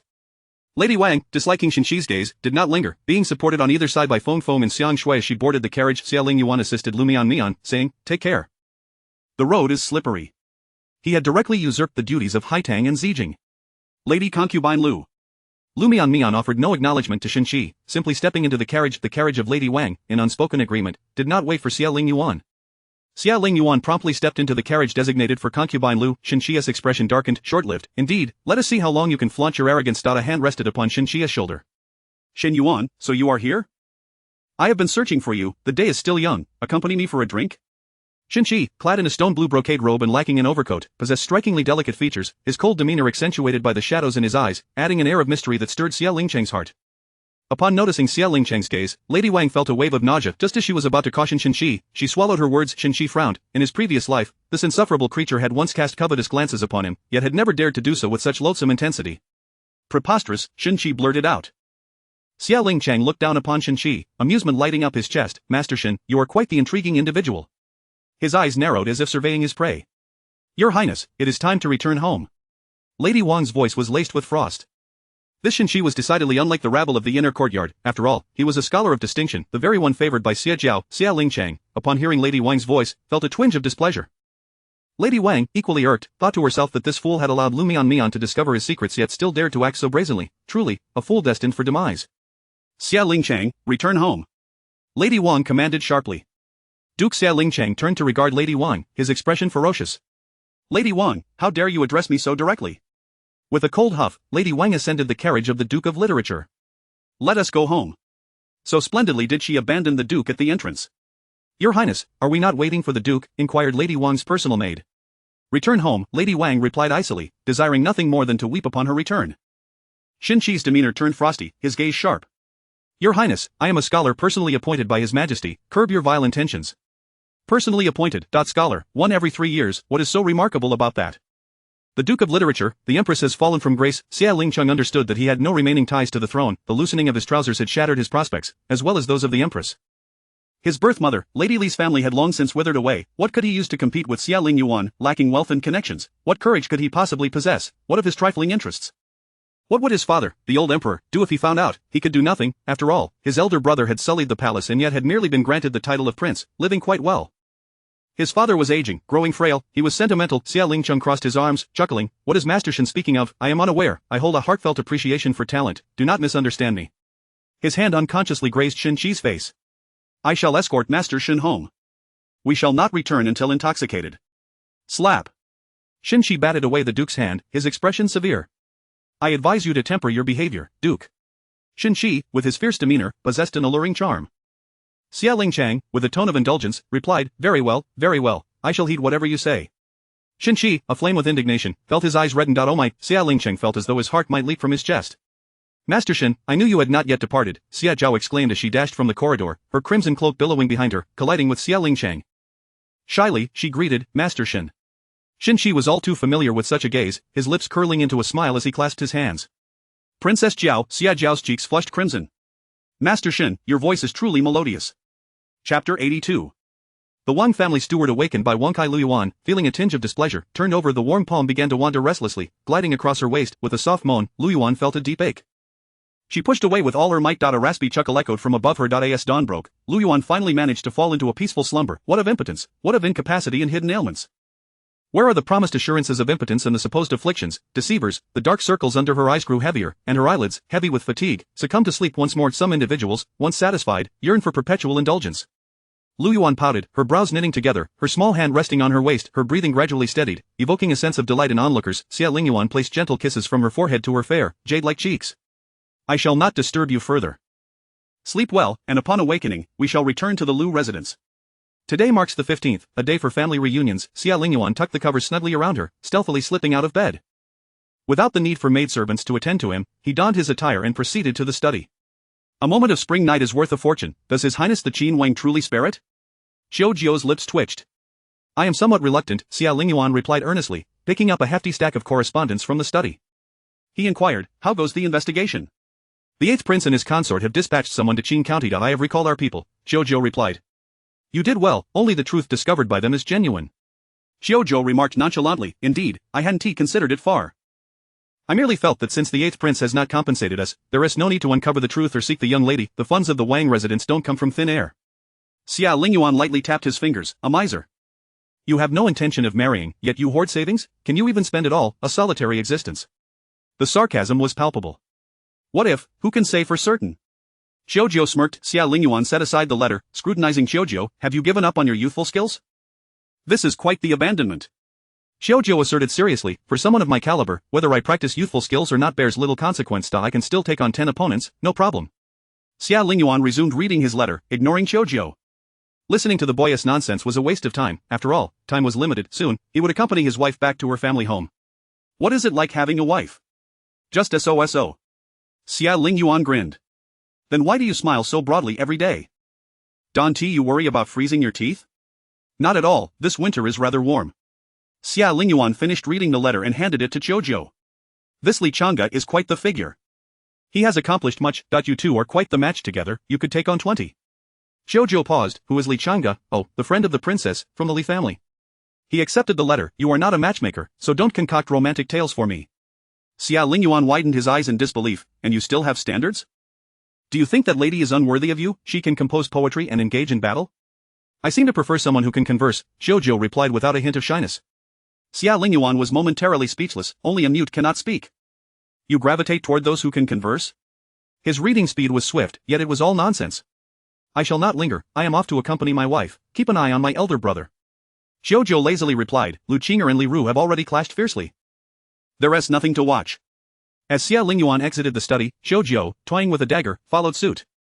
Princess, today the prince is accompanying Lu Fei back to her family, Shoufu stated while combing Wang's hair. That is also the prince's maternal family. Is there an issue? What do you wish to convey, Shoufu? Wang turned her head to look at Shoufu. She had thought Shoufu had let it go. Alas, the servant knows not, Shoufu murmured, her eyes downcast, choked with emotion. Sui Feng, come here and assist me with my grooming. Shoufu, you may return to your own quarters. Yes. Shoufu set down the comb. A simple hairstyle will suffice, nothing too elaborate. Wang gazed at her reflection in the bronze mirror and asked, Sui Feng, have I gained too much weight? Sui Feng examined her own chubby hands. Not really. You're not fat, miss. Today the kitchen prepared shredded meat porridge and sweetened pork knuckle, along with preserved plum ribs. Really, what about the pastries? The pastries include milk cake, chestnut puff, and the radish cake and preserved plum cake sent by Ruishui. Sui Feng's lips curved into a smile. Having often gone hungry in the Wang household, she and the young lady particularly relished meat and pastries. They had no desire for vegetables, which they regarded as mere weeds in the courtyard. They had more than enough to eat. Princess, the steward requests an audience, a young maid announced. Quickly, let the chief steward in. Wang straightened her posture. The chief steward was an elder in the Wang residence, a trusted confidant of Xie Lingyuan, who had served alongside the esteemed concubine in the palace. Wang did not dare to be negligent. Princess, His Highness instructed me to deliver this to you, the chief steward said respectfully. What is this? Wang inquired, puzzled. The household accounts. His Highness has directed me to present them to you. Surely this is a mistake? Wang waved her hand in haste. There is no mistake. His Highness has stated that from now on, the household accounts will be managed by you. Whatever you wish to do so. I have heard that you desire to establish a trading caravan? Wang nodded vigorously. His Highness mentioned that the household finances are at your disposal.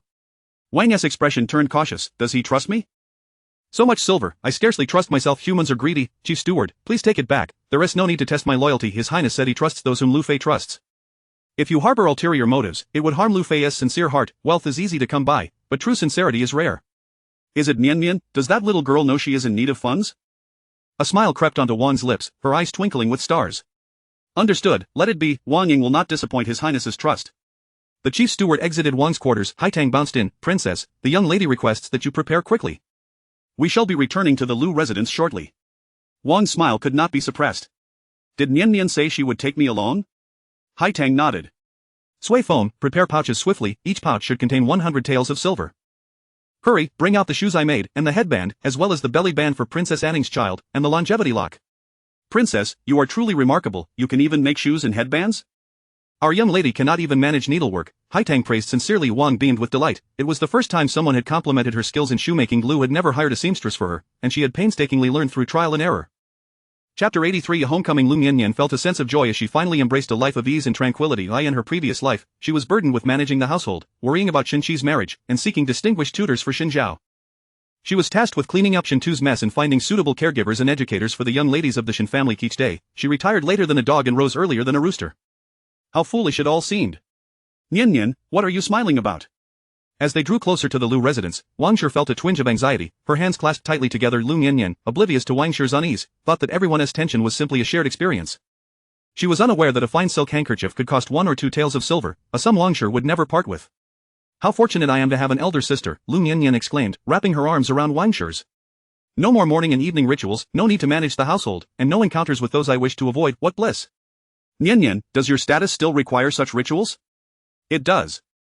The principle of filial piety outweighs all. Families of noble lineage place great importance on it, from the matriarch to the newlywed bride, all must pay their respects to the elder in the household daily. If one encounters an excessively demanding matriarch, they must attend to her bathing and meals. In her previous life, Liu Mianmian had indeed served Shenqi's mother without fail each day. My grandmother is different. She does not care for formalities. In the Liu household, there are no such rituals. Wang Shi's gaze softened as she looked at their entwined arms. Lady Liu is truly a good person. My grandmother merely wishes to live a few more years, believing that seeing us in distress would not be conducive to her longevity. Why is that? Liu Mianmian leaned her head on Wang Shi's shoulder. All who resemble my grandfather are quite vexing.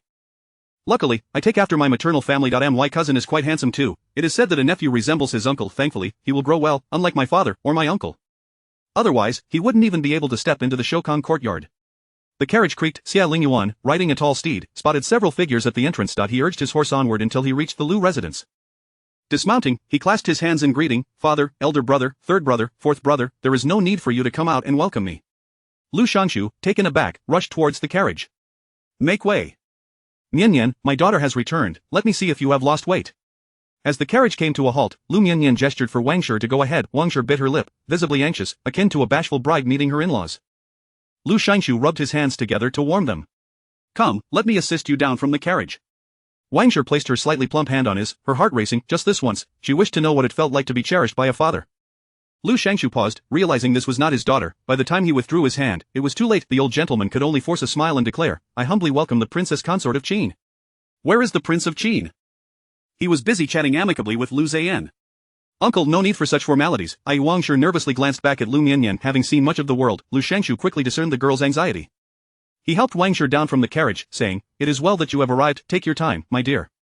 The term my dear brought tears to Wang Shi's eyes, nearly causing her to falter as she managed to choke From Liu Liancheng, she felt a paternal love she had never experienced before. I greet you, Princess Consort of Qin. I greet you, Princess Consort of Qin. I greet you, Princess Consort of Qin. Liu Kai, Liu Bo, and Liu Zhen all offered their respects. Wang Shi stepped aside, unsure if she should return the gesture. Father, did you miss me? Liu Mianmian followed closely behind, extending her small hand. Liu Shanshu took his daughter's hand and shot a fierce glare at Xie Lingyuan. His daughter had indeed lost weight. Xie Lingyuan rubbed his nose. Let us go inside, uncle of the ancestors are eagerly awaiting us. Get lost, who is your uncle? The chubby old man was not pleased. Liu Mianmian descended from the carriage. Mianmian greets elder brother, third brother, and fourth brother. Elder brother Liu Kai clasped his hands in greeting. I greet the princess consort of Qin. Elder brother, I am your sister. Mianmian, we must uphold etiquette. A gentleman does not falter in the presence of others, nor lose his composure. Liu Mianmian straightened herself, silently returning Liu Kai's bow. Liu Shanshu's jovial, plump face was filled with affection. Little one, let us go. Your grandmother has been waiting eagerly. Liu Bo and Liu Zhen promptly welcomed Xie Lingyuan and Wang Shi, leaving Liu Kai at the entrance, feeling quite disheveled in the wind. Before they even reached the Shoufu courtyard, Liu Mu emerged to greet them. Upon seeing Wang Shi, she was momentarily taken aback. Madam, I pay my respects to the Prince of Qin and the Princess Consort. Where is the Prince of Qin? He is over there, engaged in friendly conversation with Liu Zhen. Madam, madam. Wang Shi grasped Liu Mu's hands. Liu Mu was unexpectedly pulled forward. Mother, we are all family, you don't need to frighten my sister like that. Liu Mianmian squeezed Liu Mu's hand. Come, children. Your grandmother has been waiting for you for quite some time. Liu Mu beamed with joy. Lady Liu sat regally at the head of the room, her eyes alight with warmth as she observed the entrance. As soon as Liu Mianmian entered, she rushed into Lady Liu's embrace. Grandmother, did you miss me? Lady Liu chuckled, patting Liu Mianmian's back. You reckless child, you nearly knocked me over, you'll be visiting the graves next year at this rate. Do not speak nonsense. Grandmother is to live a long life. Poof. Lady Liu steadied Liu Mianmian. Enough now, your elder brother is about to enter. Upon hearing that Liu Zhi was coming in, Liu Mianmian straightened her posture and knelt in respect. Mianmian pays her respects to grandmother. May grandmother enjoy boundless longevity. I appreciate your concern, Princess Consort. Is everything well with Liu Consort in the household? Wang Shi and Suifeng stood in stunned silence, unfamiliar with the customs of noble families. Is this how they conduct themselves? Liu Zhi entered, nodding in approval. Satisfied with the formalities observed, he declared, I pay my respects to grandmother. Liu Hai kneels beside Liu Zhi. I, granddaughter-in-law Hai, wish grandmother longevity and good health. Lady Liu turned her face away, unwilling to look at Liu Zhi. These years have been hard on you, Hai. Rise. Hai never felt burdened by her circumstances, which noble family did not have multiple wives or strict rules, only the Liu household was different, unique in the capital. Even before her sons reached the age of engagement, matchmakers were already knocking at their door. Families valuing daughters sought to marry them into the Liu family. Lady Liu required no such rituals from her daughters-in-law, those in her household could sleep until the sun was high in the sky. Many believed Lady Liu to be unconventional, but only the women of the Liu family knew how carefree life could truly be. Lady Liu often said, in this world, it is already difficult for women.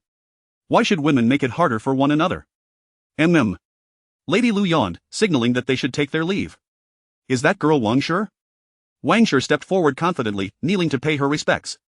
Wang Ying pays her respects to grandmother. She bowed 3 times. Lacking her own grandmother, she was unsure of the proper etiquette. Bowing was always correct. Oh dear, this girl is sincere.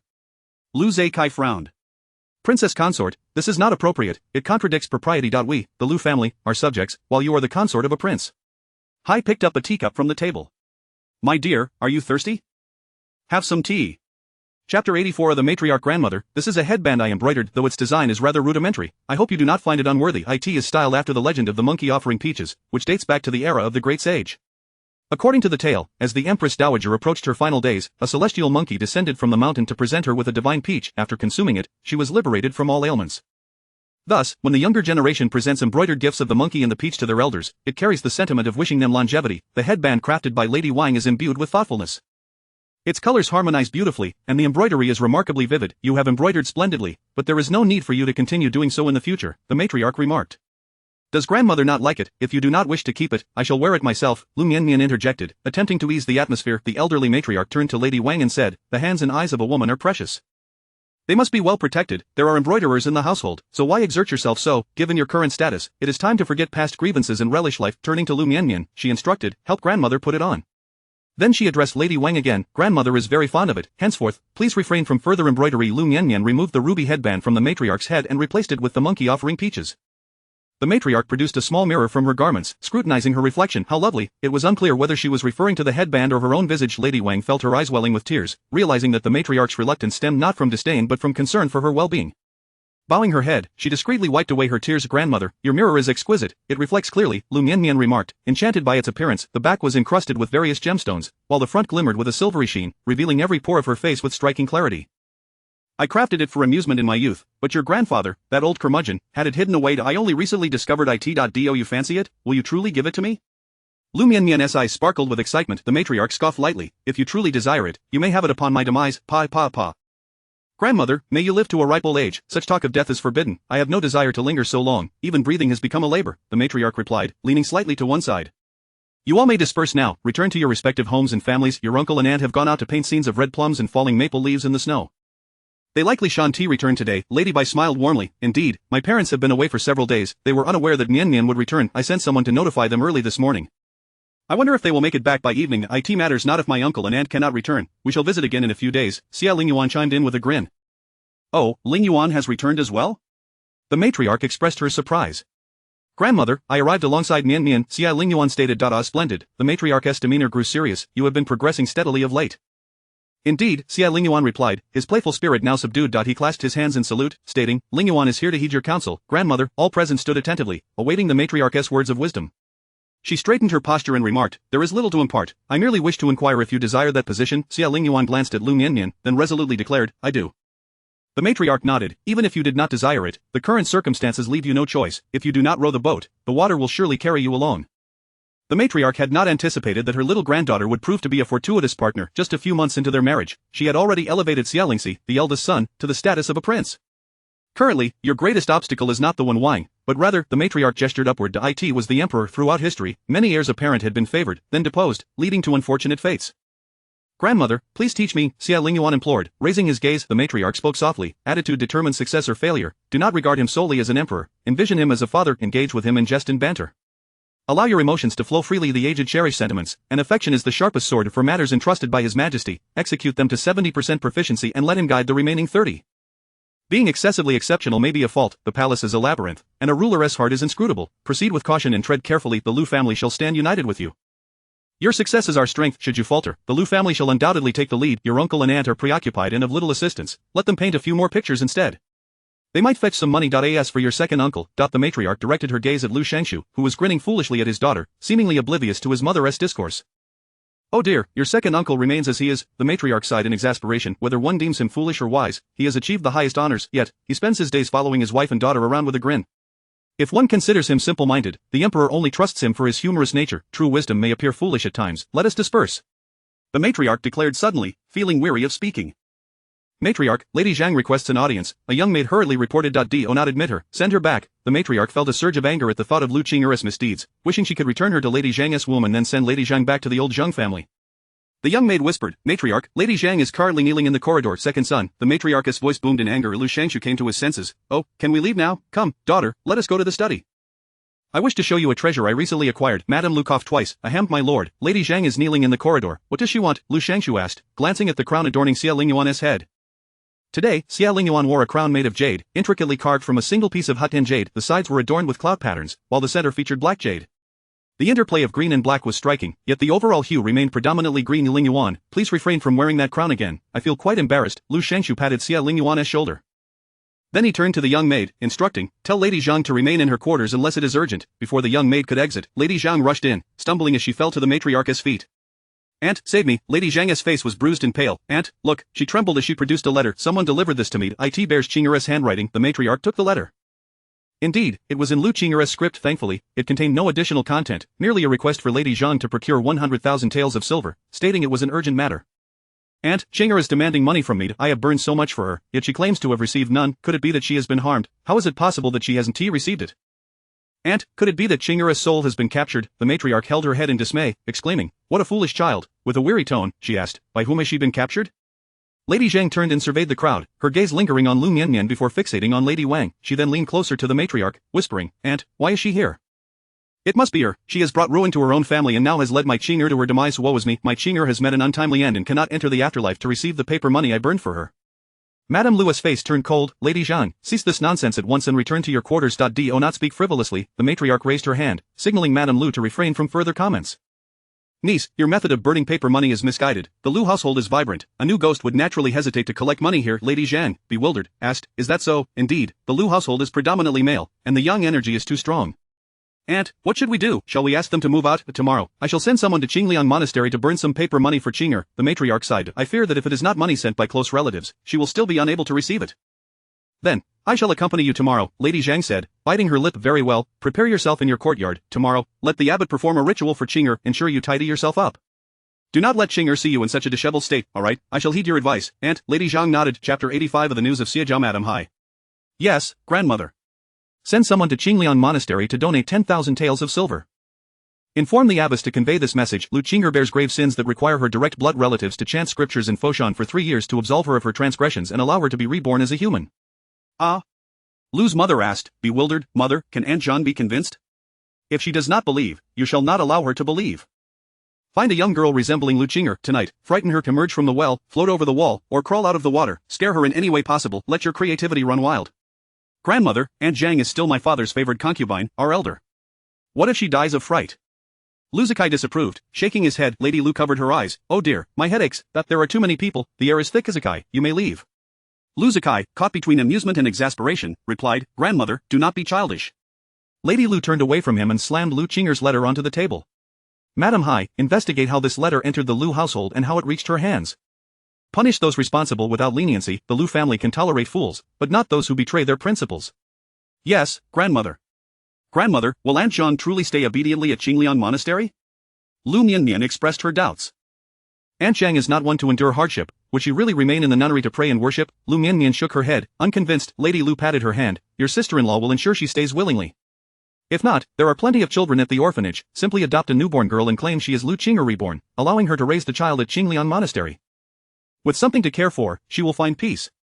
Lady Lu then turned to Lu Shangshu. In a few years, let the head of the Zheng family bring her back, claiming he misses her and wishes for her to visit. She absolutely cannot remain in the Lu residence. If one hesitates to act decisively, chaos will ensue. Your second daughter is foolish. I fear she may become both foolish and malicious. A mere false dragon robe and a treasonous letter could lead to the Lu family's irrevocable downfall. Lu Shangshu's expression deepened, and he clasped his hands. I understand, please rest assured, mother. If Lu Qing'er truly harbors unworthy thoughts, you know what to do, do you not? A fierce glint flashed in Lady Lu's eyes. I understand, please rest assured, mother. Begone, Lady Lu waved her hand dismissively. Oh. Madam Hai, take the little shadow to the shop to select some headpieces. The young ones should adorn themselves more. If you dress well, our Mianmian can dress even better. We must avoid being the subject of ridicule from those loudmouthed censors. Liu Mianmian clung to Lady Lu, playfully pouting. Grandmother, if you care for my sister, just say so. Why use me as an excuse? Lady Lu laughed, feigning annoyance. Go away, this old body cannot withstand your embrace. You all go play. Zijing, stay behind. Yes. Liu Mianmian and Wang Shi stayed at the Lu residence for 2 days before returning home. Wang Shi, Princess Anning, and Liu Mianmian resided in the courtyard where Liu Mianmian had lived before her marriage. Now that Liu Mianmian was married, the courtyard was kept tidy daily. The three shared endless conversations. Xie Lingyuan and Lu Zhan occupied the study, playing chess after chess, from the 4 books and 5 classics to the same again, cultivating a serene and unadorned mindset. Liu Mianmian's elder brother, Lu Zikai, who taught at the academy, felt a sense of satisfaction just as he contemplated joining them. Xie Lingyuan returned home. In the Mingyue residence. Am I better, or is Wang Shi? Xie Lingyuan cradled Liu Mianmian, a hint of grievance in his tone. Ah. You both are good. Liu Mianmian patted Wang Kai's face in consolation. Miss, the 8th princess has arrived. She is in the front courtyard, Hai Tang called out loudly, knocking on the door. Auntie Ba, greetings. The 8th princess appeared somewhat haggard, dark circles under her eyes. Mianmian, no need for excessive courtesies. Liu Mianmian pulled the 8th princess to sit down. Auntie Ba, today the kitchen made radish cake. You must try it. It is a recipe left by Ruixue. Upon hearing Ruixue's name, the 8th princess felt a tumult of emotions. Ruixue left it, has she departed? In Jizhou. That is good. Jizhou is not far from the capital. The 8th princess frowned slightly. Mianmian, do you not find Ruixue resembles me? Auntie Ba, what are you suspecting? The 8th princess shook her head, then nodded gently. When I gave birth to Xie Jiao, there were attendants by my side. That farming family appeared quite simple. They had no newborns, so the 8th princess spoke somewhat incoherently. She suspected that Ruixue was her daughter, yet there was no evidence. Similar appearances cannot serve as proof, for there are countless people in this world who bear resemblance without any blood ties. The 8th princess rubbed her forehead, slightly fatigued. Time has passed too long, it is difficult to verify. Your royal uncle has already sent someone to investigate. I do not know when we shall receive news. Blood tests for kinship are also not entirely reliable. Liu Mianmian's expression darkened. I have heard that the marriage of Princess Xie Jiao has been settled. Congratulations, Auntie Ba. The 8th princess sighed helplessly. Yes, with Lord Xinqi of the Ministry of Works. How wonderful. A match made in heaven for wolves and tigers. Liu Mianmian sipped her tea, concealing her amusement. Lord Xin is remarkably handsome, a perfect match for Princess Xie Jiao. It is only uncertain how Lord Xin's former fiancée will be dealt with. Concubine. The 8th princess's head ached further. What nonsense, concubine, which family would accept a concubine for their esteemed daughter? She had initially opposed it, but Xie Jiao's incessant crying, tantrums, and threats to take her own life had overwhelmed her resolve. She would marry no one but him. Chapter 86. The Toast to Drink. Master Xin, truly you are riding the winds of fortune, swift as a galloping horse. I have heard the engagement between Master Xin and the princess has been finalized? Congratulations, congratulations. Congratulations indeed, Master Xin is truly a dragon among men. Unfamiliar with the circumstances, the humble colleagues sincerely congratulated Xinqi. Those from noble families, well aware of Xie Jiao's character, discreetly distanced themselves. Marrying a plague bearer amidst the chorus of congratulations, Xinqi stood at the center, his exquisite features resembling a celestial being from a painting. A faint smile graced his lips, and his eyes held a deep, captivating gaze. This stark contrast transformed Xinqi from an ethereal immortal into a beguiling demon. Xie Lingyuan, her entire being thought, how utterly enchanting. Master Xin, congratulations. Xie Lingyuan approached the crowd, warmly draping her arm around Xinqi's shoulder, her hand inadvertently brushing against his face. Xinqi's body stiffened, trembling, his expression dark as ink. Xie Lingyuan, with her striking appearance and noble status, made the onlookers feel that the sight of Master Xin alongside the literary prince was particularly pleasing, each exuding their own charm. Your Highness, the literary prince. Greetings, Your Highness. Your Highness, you truly are approachable. Xinqi, I pay my respects to Your Highness. Silently brushing aside the literary prince's hand, Xinqi's eyes betrayed an enduring disdain. He was all too aware of the prince's proclivities. In his previous life, Xie Lingyuan had often regarded him with such nauseating eyes, leaving him utterly repulsed. Your Highness, I have matters to attend to at home, I must take my leave. Shenxi lowered his gaze, concealing the loathing within. As he turned to depart, Xie Lingyuan stepped in front of him. Master Shen, hold on a moment, I have no pressing matters at hand and wish to engage in a pleasant conversation with you, if that pleases you? A smile graced Xie Lingyuan's lips, tinged with a hint of affection. Master Shen, what great fortune you possess. To marry the princess, and to have the literary prince's favor. Indeed, the literary prince is truly approachable. How enviable, how enviable. The humble scholars were all filled with envy. Shenxi's clenched fists turned pale at the fingertips. In his previous life, Xie Lingyuan had often regarded him with such loathsome eyes, yet had not dared to be so brazen in her affections. Your Highness, I am already betrothed to Princess Xie Jiao, and I am quite busy today. It would not be convenient to converse with your Highness. Xie Lingyuan stood at an angle, her tone amiable, as if conversing with an old friend, her eyes filled with contempt. I am aware of your engagement to Xie Jiao. Have the formalities been completed? Has a matchmaker approached with a proposal? The 8th prince has but this one daughter, and Master Shen's betrothal gifts must not be taken lightly. I shall gladly offer my counsel. Xie Lingyuan placed her hand on Shenxi's shoulder, their posture intimate. Does one still require a betrothal gift to marry a princess? A 7th-rank clerk whispered. Liu Mianmian happened to pass by and overheard. With a cold snort, he remarked, if a man does not present a betrothal gift, that is called being a son-in-law, not a husband. The wind fortuitously carried Liu Mianmian's words directly into Shenxi's ears. Shenxi's expression darkened. To Liu Mianmian, a lack of a betrothal gift equated to being a son-in-law. Was this how he had perceived it in his previous life? It was evident that the Liu family regarded him as a mere son-in-law. Shenxi felt a surge of displeasure. Young Master Liu. Young Master Liu. Young Master Liu. The crowd greeted Liu Mianmian in unison. My humble opinion is not directed at anyone in particular. I ask that my fellow colleagues do not take offense. Liu Mianmian clasped his hands together. The others were reminded that Liu Mianmian had married Princess Anning and was also a prince consort. The Liu family's betrothal gifts had been grand, and Princess Anning's dowry even more so. The memory was still fresh in everyone's minds. Regret filled the air. Had they known, they would have sought to marry Princess Anning as well. What a pity. The gazes of the crowd flickered toward Shenxi. Shenxi's fists tightened once more. Liu Mianmian, not everyone is like the Liu family, disdainful of the poor and enamored with the rich. What? Liu Mianmian rubbed his ears, suspecting they had betrayed him. He could hardly believe that Shenxi dared to accuse his family of being snobbish. Does the Liu family disdain the poor and favor the rich? Who was it that introduced you to esteemed mentors? Who invited you to the Liu residence to have my father guide your studies? It was I, and yet you dare to say that the Liu family is disdainful of the poor. Liu Mianmian pointed at himself, feeling as if he were being mocked. Liu Mianmian had once considered Shenxi a peer, admiring his knowledge, even wishing to marry his sister to him. How fortunate, how fortunate. Disappointment filled Liu Mianmian's eyes, directed at both his former self and the present Shenxi. Shenxi remained confident. I require no counsel from anyone. He was well aware of the examination questions. All he needed to do was write according to the answers from his previous life, and the top scholar title would be within his grasp. The atmosphere grew tense. The literary prince observed Shenxi and Liu Mianmian with a bemused expression. It seems, my dear princess consort, that there is a misunderstanding. Misunderstanding, indeed. Do not refer to me as a prince consort. Liu Mianmian wished he could gouge out his own eyes. Tension filled the air. A humble official clasped his hands, saying, Your Highness, young Master Liu, Master Shen, I have matters to attend to and must take my leave. I must as well.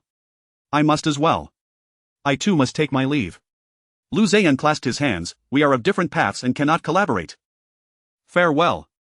The crowd hurriedly dispersed, leaving only Shenxi and Xie Lingyuan behind. Xie Lingyuan smiled slightly, affectionately remarking, Shenxiang, when you become angry, it is quite delightful.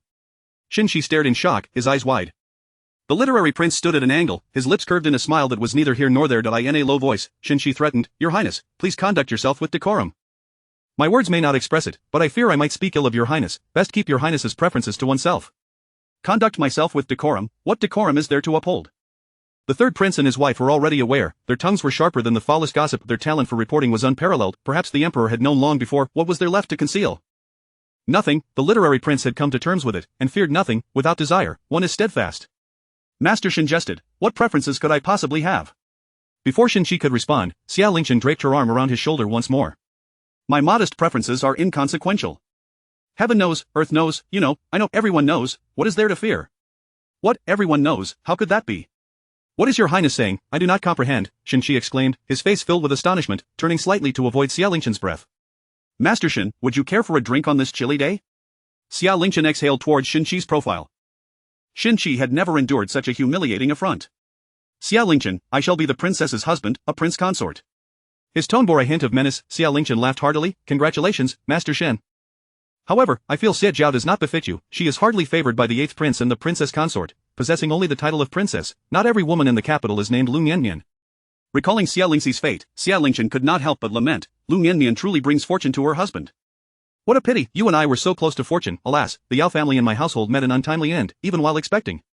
Though she spoke of regret, Xie Lingchuan's eyes held no warmth, as if mourning not a person, but an object. Had I known, I would have wished for Zhou to meet a similar fate. Ha, just jesting, Master Xin, do not be alarmed, I could never bear to see you harmed, rest easy. Chapter 87. Xie Mianmian as the concubine. Xi would not admit it, he regretted his actions. If given another chance, he would never have uttered those words, my family already has an engaged woman. He would have married Liu Mianmian and kept Mianmian as a concubine aside from the title of a legitimate wife, he would bestow upon her all his affection. Mianmian was kind and understanding, he believed she would comprehend his predicament. Brother Qi, why have you returned so late? Zhao Mianmian gazed at the marks on Shen Qi's neck, her almond-shaped eyes brimming with tears. Did you visit the princess at the Wang residence? Not at all. Then, did you perhaps go to the brothel?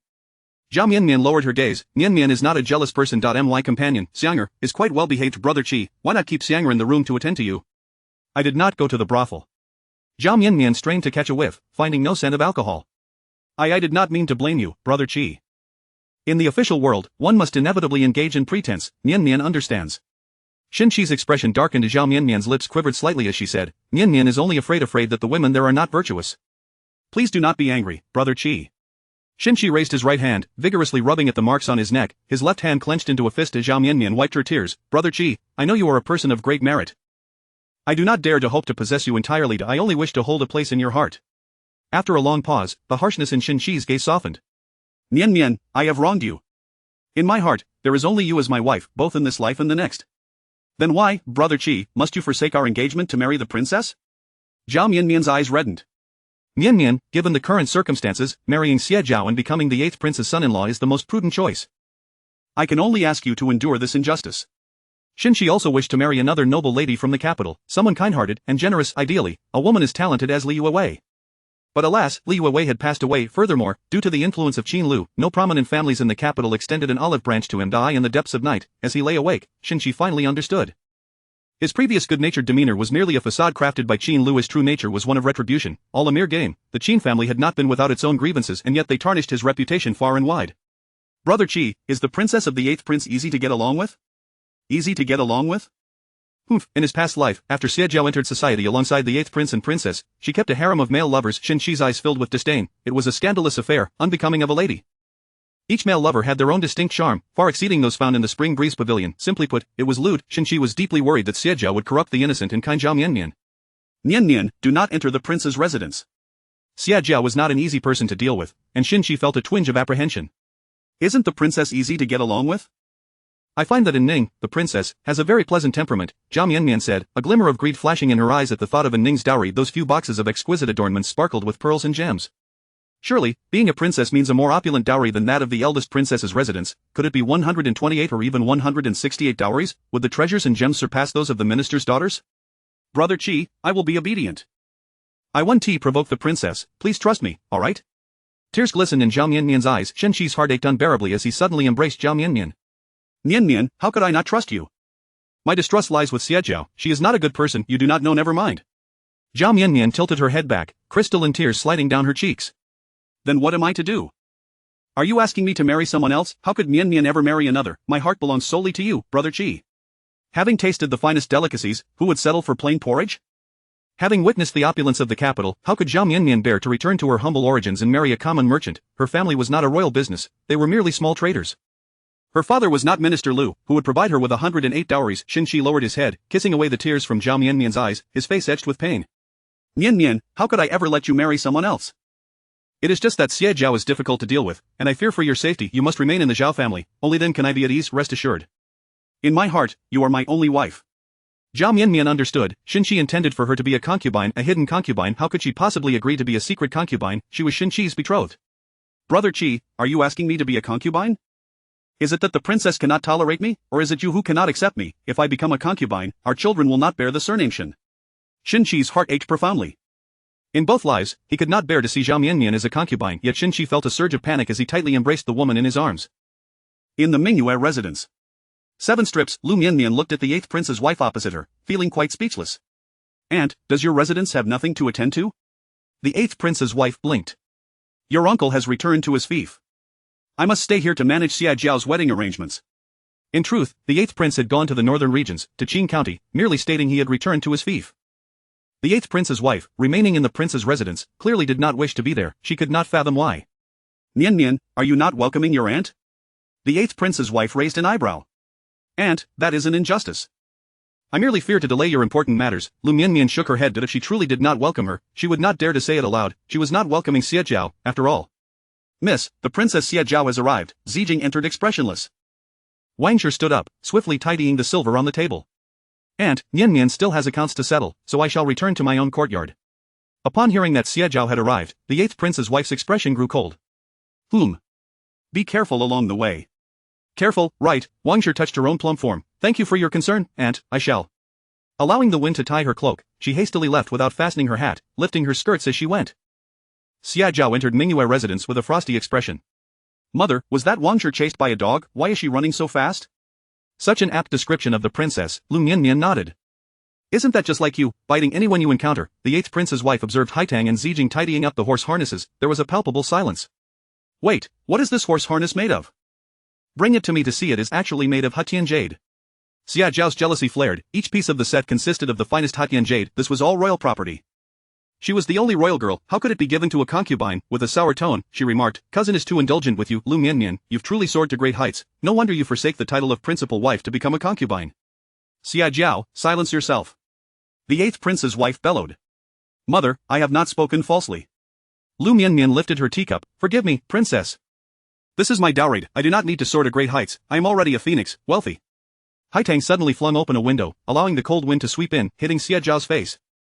Xie Zhao furiously exclaimed, you wretched servant, do you wish to freeze this princess to death?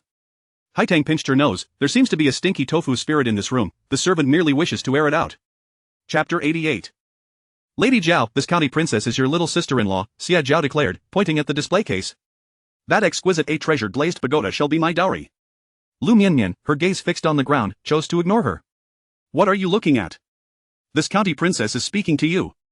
Whose face has fallen to the ground? Oh dear, it seems to be your face, princess. What a predicament. I wonder if it can be picked up. How unfortunate to be without face or skin. Liu Mianmian replied with utmost seriousness. Xie Zhao raised her hand, threatening to strike Liu Mianmian. In a flash, a glimmer of silver emerged from her sleeve, revealing a dagger that glinted ominously in the light. The dagger seemed to dance in her grasp, dazzling all who beheld it. Xie Zhao immediately fell silent, sulking as she lowered her hand. Mianmian, your wit is truly delightful, quite reminiscent of old Lady Liu, the 8th princess consorted, casting a sharp look at Xie Zhao. Xie Zhao glared at Liu Mianmian with resentment. Liu Mianmian feigned ignorance. Grandmother says that speaking brings comfort to oneself, curing 100 ailments. Speaking for the comfort of others, however, leads to breast hyperplasia. What is breast hyperplasia, Mianmian? Liu Mianmian shook her head. I am unsure, perhaps it pertains to some ailment of the chest. The 8th princess exchanged a knowing smile with Liu Mianmian. Xie Zhao let out a cold huff, her eyes blazing with fury. Mother, who is truly your daughter, her or me? Liu Mianmian replied with a smile, I do share some resemblance with Auntie, both of us possessing fair skin. One might even believe we are mother and daughter. In contrast, the county princess appears as though she has emerged from a vat of sauce. Xie Zhao's complexion, while not excessively dark, certainly did not reach the level of a fermented condiment. Liu Mianmian's intent was to provoke her. Haitang, standing by the window, covered her mouth, stifling a laugh. Liu Mianmian, you are crude. A maidservant of a noble family speaks of stinky tofu, while her mistress speaks of fermented sauce. Xie Zhao, unfamiliar with the terms, observed the expressions of the two, suspecting they were not complimentary, and seethed with anger. Uncultured, unable to distinguish grains, Haitang muttered. The 8th princess's expression turned stern.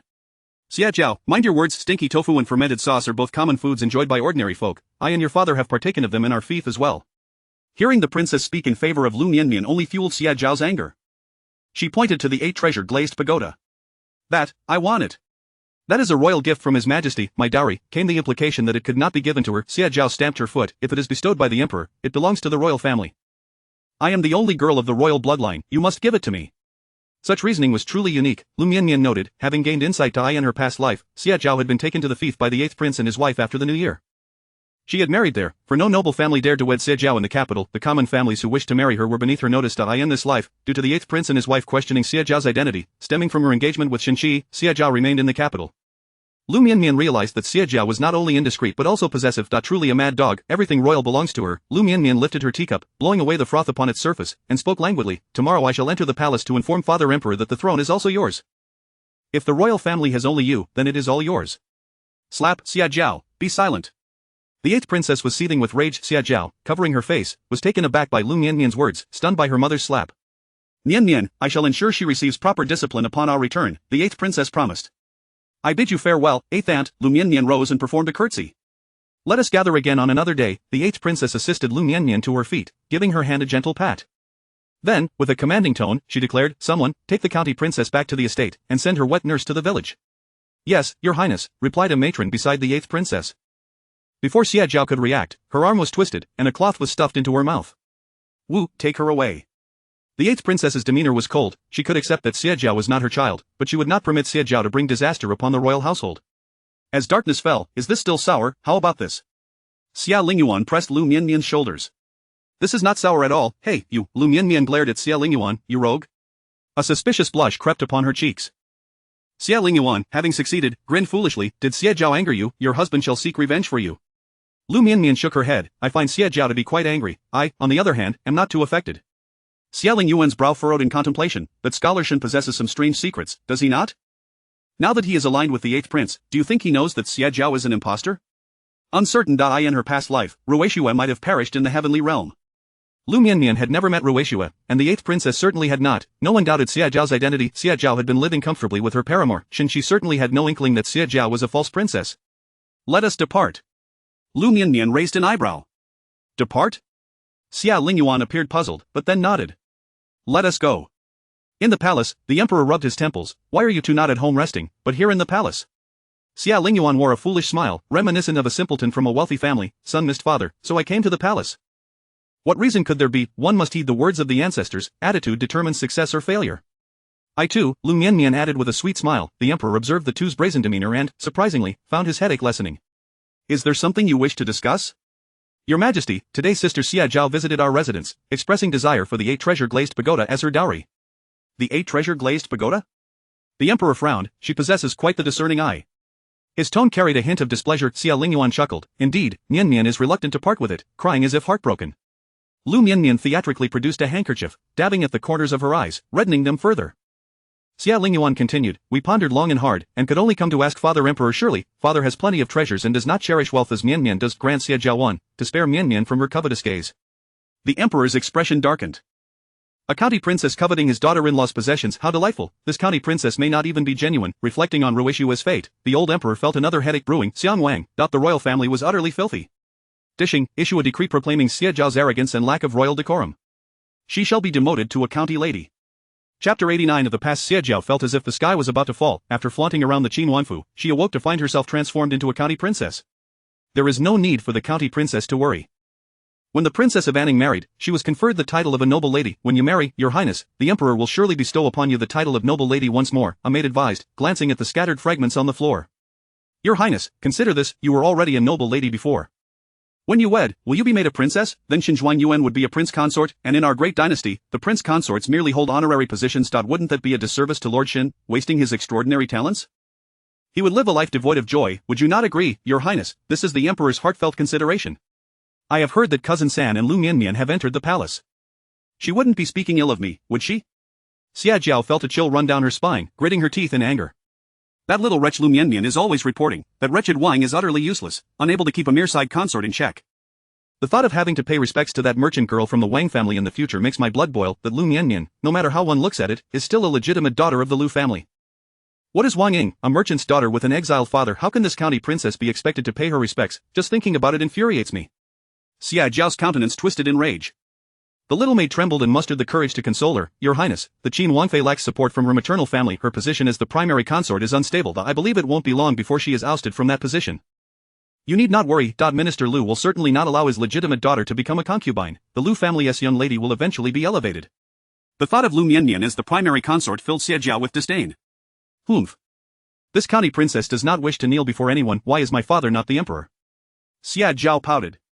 The wet nurse said that women from the north can become empresses, and there are crown princesses too. Why not in our great dynasty? With a resounding crack, Xie Zhao flung the teacup beside her. In a fit of rage, she declared, the wet nurse is right, I am the only girl in the royal family. All good things should belong to me, why should I not use a glass cup? The little maid decided against further persuasion. Let her smash whatever she wished. Remembering her wet nurse, Xie Zhao stood up anxiously. Let us go to the main courtyard. I want my mother to bring back my wet nurse. Your Highness, you are under house arrest. Ignoring her, Xie Jiao lifted her skirts and strode forward. The courtyard door was locked from the outside. Open the door. Let this county princess out. Replying to the county princess, without the Wang Fei's command, this old servant dares not open the door. Call my mother here, I have words to convey. Replying to the county princess, the Wang Fei has left. You old hag, open the door for me. Replying to the county princess. Without the Wang Fei's command, this old servant dares not open the door. Open the door for me, or I shall go out and end your life. Replying to the county princess, without the Wang Fei's command, this old servant dares not open the door. Xie Jiao lifted her skirts and kicked the grand wooden door, but the sturdy elm door did not budge an inch. Very well, you shall wait. Once my mother departs, I will sell you all. Xie Jiao pointed her finger at the door. The only response was silence. In the Mingyue residence. Mianmian, this is a token of goodwill from me and your 8th uncle. You are aware that Xie Jiao may be a. Do not let her anger affect you. Neither your 8th uncle nor I have ever harbored any ill intentions. The fisherman's cunning was known only to the 8th princess and the 8th prince. The late emperor had many offspring, but now only a few remained. More than half had been sent to the afterlife by the emperor. It was a pity that Xie Jiao was too young to understand. She still dared to demand this and that, a father walking on eggshells, a mother trembling in fear, a dutiful brother, and a Xie Jiao who could go mad at any moment. The ignorant are fearless. Do not bring trouble to your brother, had become the 8th princess's mantra. A token of goodwill, 2 large carts of items, a mere token. There were even 2 sets of exquisitely crafted headpieces, 1 set of rubies and another of blue crystals. 8th aunt, I appreciate your goodwill, but I cannot accept it. You and 8th uncle have always been the ones I respect most, alongside Xie Lingyuan, both in the past and present. Liu Mianmian refrained from mentioning the future, as it would depend on the 8th prince's attitude. Keep it. We are all family, your 8th uncle and I will always support our children, support you. The 8th princess made a promise, knowing full well what it signified. Choosing sides, she had aligned with the Qin Wang faction. She was willing to place her bets on the Qin Wang and Liu Mianmian, for they had saved Ruwei Shui in her heart. The 8th princess had come to believe that Ruwei Shui was her daughter. 8th uncle, have there been any updates from that side? The 8th princess nodded, a hint of resignation and a wry smile on her lips. There have been, and yet they're haven tea. That night, the snow was heavy, and I suddenly felt a sharp pain in my abdomen. I sought refuge with a family for a brief rest. Little did I know that as dawn broke, labor began, and my water broke. Your aunt was unwell at the time, carrying life-threatening burdens, and could not linger. She was escorted by the others. I remained in the village to give birth, enduring a day and night before the child was born. That household had only 1 daughter-in-law. Before this, I had never doubted Xie Jiao's identity. Here, take a look at your 8th uncle's pigeon letter. The 8th princess produced a note and handed it to Liu Mianmian. Liu Mianmian received it, finding only a scant few words, barely legible. Naturally, after all, if it were longer, the pigeon would not be able to carry it. Upon careful examination, she discerned the message. The farmer's surname was Gao, and the family had 4 daughters and 2 sons. At that time, neither of Gao's daughters-in-law was pregnant. The most challenging verification was that the entire Gao family had perished in a fire, leaving only 3 already married daughters. These 3 daughters had married far away, completely uninformed. What of that girl? How did 4 daughters become 3? Liu Mianmian inquired, astonished. There was no room to write more, the 8th princess replied sheepishly. To know how the story unfolds, please stay tuned for the next chapter. Liu Mianmian was somewhat speechless. Xie Jiao's wet nurse perished. She fell into a well while fetching water at night, and the next day, the villagers discovered her. Was Xie Jiao's wet nurse a native-born? Liu Mianmian felt something was amiss.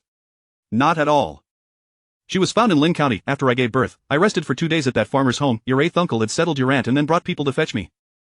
As we reached Lin County, Xie Jiao developed a fever, one that persisted, and she could not even take a sip of water. We stayed at an inn, where we sought several wet nurses for her. Strangely, Xie Jiao would only drink from her. This wet nurse claimed she had just lost her husband and child and, being alone, sought to return to her family. Her sister-in-law was in charge at home, making it hard to get alone, so she begged for our shelter. Seeing her caring for the child so attentively, I decided to keep her. Liu Mianmian's brow furrowed. Why would the 8th princess, heavily pregnant, travel to the north personally to bring the eldest princess back? Was there an unavoidable reason? The 8th princess continued. Your royal uncle opposed my journey, and I followed secretly. By the time he discovered it, there was no way to send me back. Is 8th aunt close to the eldest princess? Liu Mianmian asked, puzzled. The eldest princess is truly admirable. At that time, the northern forces were strong and repeatedly provoked along the borders. The civil officials wished for peace, while the military generals were reluctant to engage in battle. In desperation, they decided to send a princess to marry. The eldest princess, Xie Xian, a mere child, set forth with over 100 attendants. She traversed the ancient gorge paths and through the heavy snow to the north. She was gone for many years, until the emperor suddenly received a secret letter from the northern prince, requesting we send someone to bring back the eldest princess. Before we could verify the authenticity of that letter, news emerged of the northern prince's demise. With the northern prince's death, various factions began to stir. Seizing the opportunity, we brought the eldest princess back. Chapter 90. Two concubines, the 8th princess consorted with no words. She and Xie were alike in stature, both expectant mothers, making them difficult to distinguish at a glance. At that moment, she contemplated that if the northern kingdom refused to release her, she could masquerade as Xie to secure her return. If necessary, she would scar her own face or leap from a cliff, willing to face death without a complete corpse. This decision remained unspoken, a secret she dared not share with anyone. No one knew that beneath her skin lay a face mask, concealing her true visage. Of the long night stretched endlessly. Liu Mianmian knelt on the couch, her body bent over a low table as she penned memorials. Such a protracted night is better spent in shallow slumber, is it not? Xie Lingyuan, clad in his inner garments, reclined on the bed, loosening the ties at his chest. His well-defined physique was evident, the result of years of martial training, his sun-kissed skin captivating. He was unlike Xie in build. Not at all. Liu Mianmian did not raise her head, her quill dancing across the paper with the fervor of a scholar striving for top honors. Ah! A moment of spring night is worth 1,000 gold, yet Mianmian fails to appreciate it. Xie Lingyuan retied his garment. Pa, Liu Mianmian muttered, with a sigh of resignation. Xie Lingyuan could no longer lie idly. He rose, observing Liu Mianmian engrossed in her writing. Upon discerning the content of her work, he was momentarily taken aback, realizing how audacious his wife was. You wish to initiate maritime trade? This is no trifling matter, do you have confidence? Liu Mianmian set her pen down. This is no jest, confidence, a smidgen, contingent on whether my father consents. Xie Lingyuan shook his head, understanding that establishing maritime routes was not an endeavor to be undertaken lightly. Cousin, come here, Liu Mianmian beckoned. Xie Lingyuan smiled indulgently, taking her hand. Where are we going? The night is long. Mianmian, he lamented, was her path to enlightenment truly so protracted? In the study, Jojo, roasting sweet potatoes over a charcoal brazier, caught sight of Xie Lingyuan's momentary daze and offered him a piece. Not sleeping at this hour, but reading? You possess a remarkable leisure, care for a slice? Observing Xie Lingyuan draped in a cloak, his chest bulging, wrapped around a figure, Jojo stumbled. Youth is indeed invigorated, such vitality. Had the bedroom proved inadequate, had they retreated to the study? Off he dashed, disappearing into the night. Liu Mianmian peeked from Xie Lingyuan's embrace. Who was that just now? No one, merely the wind. What wind speaks? Liu Mianmian pinched his arm. Xie Lingyuan felt as if a kitten were scratching his heart, a mix of pain and ticklishness. In a hoarse voice, he asked, what brings you to the study? Should we not return to our chambers? Let me down, Liu Mianmian insisted. Hopping off, she approached the eastern wall, pointing at the map. Cousin, look here, here, and here. If 3 provinces could open maritime routes, the speed of trade would multiply manifold. We could establish a fleet to export goods from the great holy nation and import from Liang Kingdom and Persia. What say you? Liu Mianmian merely had preliminary thoughts, lacking a concrete plan. Xie Lingyuan examined the marked locations with admiration, recognizing his little lady's boldness. He found it delightful. Mianmian, do you have capable individuals at hand? Establishing a commercial fleet requires adept personnel. I do, Guokue. Guokue, Xie Lingyuan nodded, a fine choice. His comrades are commendable as well. I assumed you would employ the offspring of the Liu family. Shall I have them wield abacuses and the Book of Songs for mere bloodshed? Liu Mianmian replied, somewhat exasperated, feeling Xie Lingyuan jesting with her. With a huff, she turned her attention back to the map. Guokue had once been a water bandit, he would surely excel given the right stage. Xie Lingyuan secured his cloak, opened the door, and called out, Little Bun, summon Xingfeng and Shiyu. Xingfeng and Shiyu? What charming names! Liu Mianmian's tone held a hint of annoyance, tinged with jealousy. Was Mianmian feeling envious? Xie Lingyuan's lips curled into a grin, revealing his teeth. Are you not concerned about freezing your teeth? He chuckled, eliciting a voice from the trees. Bang! Xie Lingyuan shut the door. Before long, Xingfeng. Shiyu. Greetings, your highness. Achu, come in. Xie Lingyuan tightened his cloak, devoid of any flamboyance or charm. The two were clad in the attire of household maids. Xingfeng. Shiyu. Greetings, mistress. They knelt. Ah, arise, are you Xingfeng and Shiyu? Liu Mianmian regarded Xie Lingyuan with confusion. I cannot see it. Have you grown so miserly, your concubines are dressed as maids? Concubines? The two raised their heads, urgently clarifying, Mistress, there is a misunderstanding, we are not the master's concubines, the title is merely for convenience. Ah? Liu Mianmian's eyes widened in shock, momentarily frozen in place, until a realization dawned upon her, as if awakening from a dream. So that is the case. A pang of bitterness filled her heart. Was this the truth behind her previous life without children? Henceforth, you two shall serve the mistress. Understood. Xingfeng and Shiyu clasped their fists. Once the sisters departed, Xie Lingyuan intended to elaborate on their origins but was silenced by the sweet lips of Liu Mianmian. Xiaojiu perched in the trees, observing the extinguished candlelight in the study. Youth is indeed invigorated, such vigor. He cleared his ears and leapt down from the tree. Such vigor. As mist enveloped the surroundings, shifting in intensity, Liu Mianmian's voice emerged hoarsely, is it raining? She raised her hand, letting her loose inner garment slip, revealing the constellation of red marks adorning her arms.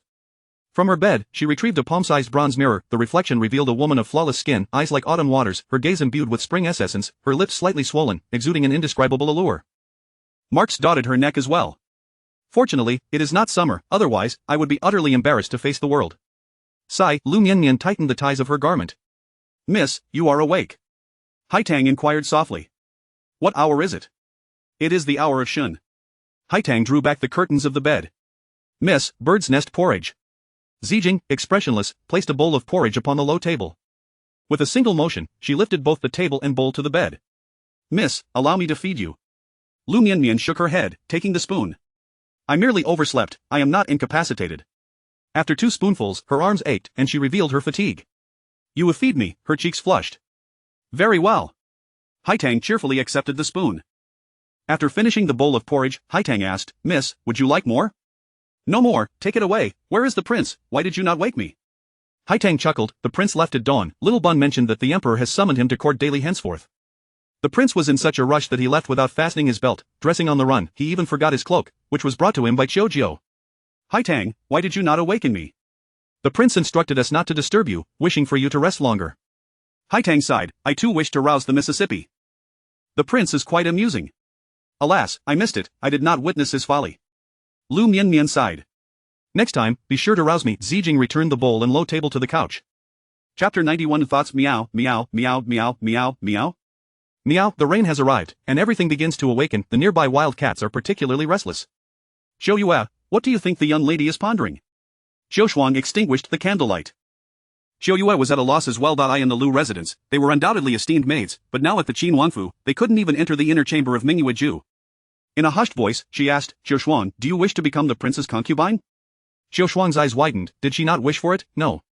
She did wish the Qin Wang was likely to become the future emperor. Once he ascends the throne, a concubine in the residence would at the very least hold the rank of a favored consort, would she not? If she bore a son or daughter, their future would be secured. If her son proved to be ambitious, he could even become the emperor. In the darkness, Xiushuang turned to Qiujio and asked, do you wish for it too, Qiujio? Qiujio shyly nodded, silently affirming in her heart. Even if it meant merely being a warm bed servant, she would welcome it. Xiushuang, do you think the young lady will favor us? Xiushuang had no idea whether Liu Mianmian would extend her favor to them. The current young lady felt like a stranger to her. The princess is with child. The other day, I saw Shang Xue peeking at the prince. Do you think the princess will show her favor? Shouyue spoke with a hint of disdain. The prince sleeps in Mingyue every night. Even if she were favored, she would not see the prince. A lengthy silence ensued. Neither spoke. Just as Xiushuang thought Shouyue had fallen asleep, she heard her softly say, I believe the young lady is capable of accommodating others. That Qingfeng and Shiyu sisters visit Mingyue daily, yet the young lady shows no anger. Do you think she might provide us with a future? A future? Xiushuang's thoughts drifted to Fangji, who was rumored to have had her bones sold. A shiver ran down her spine, and all her dreams dissipated. Shouyue, do you remember Fangji? I heard her bones were sold by Master Shun's mother. Who said that? Shouyue sat up in shock. Can bones really be sold? Liu Rui's household. Then it is likely true. Shouyue lay back down. The two tossed and turned, unable to find sleep. Outside the residence, the amorous wild cats cried out throughout the night. The next morning, before dawn broke, Haitang tumbled out of bed. Where are you going? Xie asked, still groggy, her voice lacking its usual cold clarity, imbued with a hint of softness. I'm going to wake the young lady. The prince is galloping about. Haitang fumbled in the dark as she dressed. Xie, can you see? Hurry and get up, or we might miss it. A cheerful voice chimed, even if you wake up now, you still won't see it. The prince has already boarded the carriage. Who? Haitang lit an oil lamp. It's Qiujio. Xie turned over. You eavesdropped on me, Qiujio, how shameless. Haitang shouted, quickly covering her mouth. She muttered, I almost woke the young lady.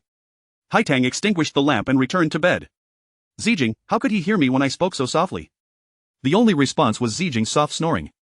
Xie Lingyuan was not returning for breakfast, as he was accompanying the emperor in the palace. He unwaveringly embraced the entertainment, laughter, and scolding. Liu Mianmian glanced down at the 5-layered meat served by Wang. She picked up a piece of leafy green and placed it in Wang's bowl. Sister, you should try this dish, it is quite crisp.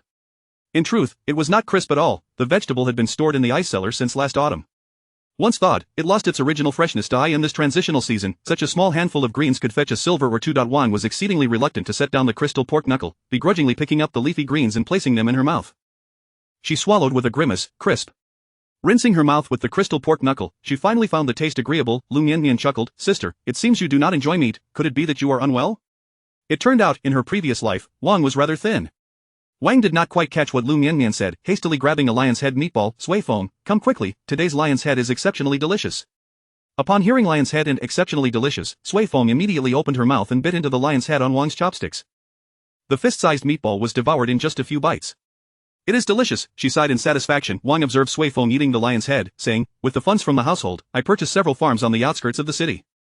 I wish to grow vegetables there. When Sui Feng, Shangxue, and I were at the Wang family, we also tended to a vegetable garden. We would use willow branches to construct a frame over the land, covering it with vine mats or torn cloth to block the wind. This way, the vegetables would mature more swiftly. If we plant seeds in this season, we can soon enjoy the greens. One of the farms has a hot spring. Vegetables planted near the spring should mature even faster. I will take Sui Feng and Shangxue to stay at the hot spring farm for 2 months. Liu Mianmian's lips drooped. What about Haitang and me? You two are so foolish. Wang's eyes brimmed with reluctance. I cannot take you. We are going to earn money, not to play. Once the vegetables are mature, I will return. Mianmian, be good. Wang longed to bring Liu Mianmian along, but the Wang residence still had Xie Lingyuan. A trio would be too crowded. Wang knew how to distinguish between the elder and younger Wang. When are we going to the farm? Liu Mianmian felt a pang of sorrow. Today, it is better to earn silver sooner rather than later. The seeds in the frame are all ready, the farm head is already waiting, everything is prepared, we just await the favorable wind. Liu Mianmian, filled with reluctance, watched as Wang finished her breakfast and boarded the carriage. Chapter 92 Warm Rain and Affection. Lord Wei, what brings you here? Lady Wang lifted her head from the vegetable patch, beads of perspiration glistening on her forehead. Lord Wei, burdened with a medicine box, gasped, Princess Jean, how could you leave the capital without informing the physician? Do you wish to court death? Lady Wang wiped the sweat from her brow with her sleeve. I forgot, my apologies. I shall certainly notify you next time, Lord Wei. Clad in coarse linen garments and donning a triangular headscarf, her unadorned appearance momentarily stunned Lord Wei. Has the prince driven you away? His tone bore a barely perceptible hint of indignation. Lady Wang, bending to dig a hole, raised her head. Lord Wei, please take a moment to enjoy some tea. I will finish digging these 2 furrows and return shortly. Does the prince not provide you with even a single coin? Must you toil in the fields yourself? A frown of anger crossed Lord Wei's countenance, for it seemed the prince was no benevolent ruler. Lady Wang, questioning her own understanding, wondered why she found his words incomprehensible. How absurd. I shall confront the prince regarding this. In such cold weather, allowing a woman poisoned to the core to labor in the fields is inhumane. Straightening up, Lady Wang remarked, poisoned, is it serious? You haven't cured me, but rather exacerbated my condition? How could that be possible, princess? Do not sully my medical expertise with such unfounded accusations.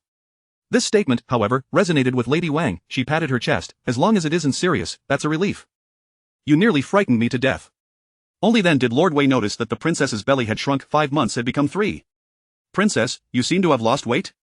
Indeed, working the land has caused me to slim down. Is that not commonplace? Observing the distant farmers tending to their crops, Lady Wang added, do not refer to me as princess, they are unaware of my status as the princess of Qin, and it would be unwise for them to overhear. Lord Wei furrowed his brow. Lady Wang continued, it would trouble the Lord if the people in the capital were to discover this. You may call me Jean Wan. Jean Wan, that is your given name, how can I address you by the name of a princess? Was the physician truly so pedantic? Lady Wang frowned. Jean Wan, why are you still here? Go eat, rest for a moment and then resume your work. Very well, Aunt Fat. Lady Wang waved her hand. Lord Wei observed a frail old woman in the distance also waving. Confused, he inquired, why call her Aunt Fat when she is so thin? Fat is her aspiration, thus, we refer to her as Aunt Fat. Is there an issue with that? Lady Wang bent down to continue digging. Those farmers all call me Manager G. Why not adopt that title? Manager G? Yes, my mother's surname is G. Before I returned to the Wang family, I was called Jean Wan, meaning warmth like the morning sun. My mother claimed that the morning sun is golden and thus attracts wealth, which is why she named me Jean Wan. Ha, Lord Wei chuckled awkwardly, a lovely name. I think so too, Lady Wang replied, wielding her hoe with great vigor. Loosening the soil, digging a hole, tossing in a seed, counting 1, 2, 3, 4, 5. Digging away, each task was a testament to her expertise. Lord Wei could only watch in astonishment as she worked with such finesse. Princess Jean, oh no. Manager G, how is it that you are skilled in agricultural labor? After consuming wild grasses for so long, one gradually learns to cultivate vegetables. Speaking of wild grasses, there was no hint of shame on Lady Wang's face. It was as though it were the most ordinary of pursuits. The Wei family had practiced medicine for 13 generations, amassing considerable connections and wealth. Having interacted with many prominent families, Lord Wei had never encountered anyone quite like Lady Wang. The daughters of noble families often harbored ulterior motives and concealed malice, while others were timid and cowardly and unpossessed the openness and clarity of spirit that Lady Wang exhibited. High in the distance, a cart slowly entered Lord Wei's line of sight. Several farmers shouted, Manager G, your sister has brought you some food. Manager G, someone is delivering food to you. Upon hearing the commotion, Lady Wang straightened up, cast aside her hoe, and brushed her hands against her clothing. The delicacies from Tianshan Tower are upon us, Lord Wei. You are in for a treat, let us hurry and see.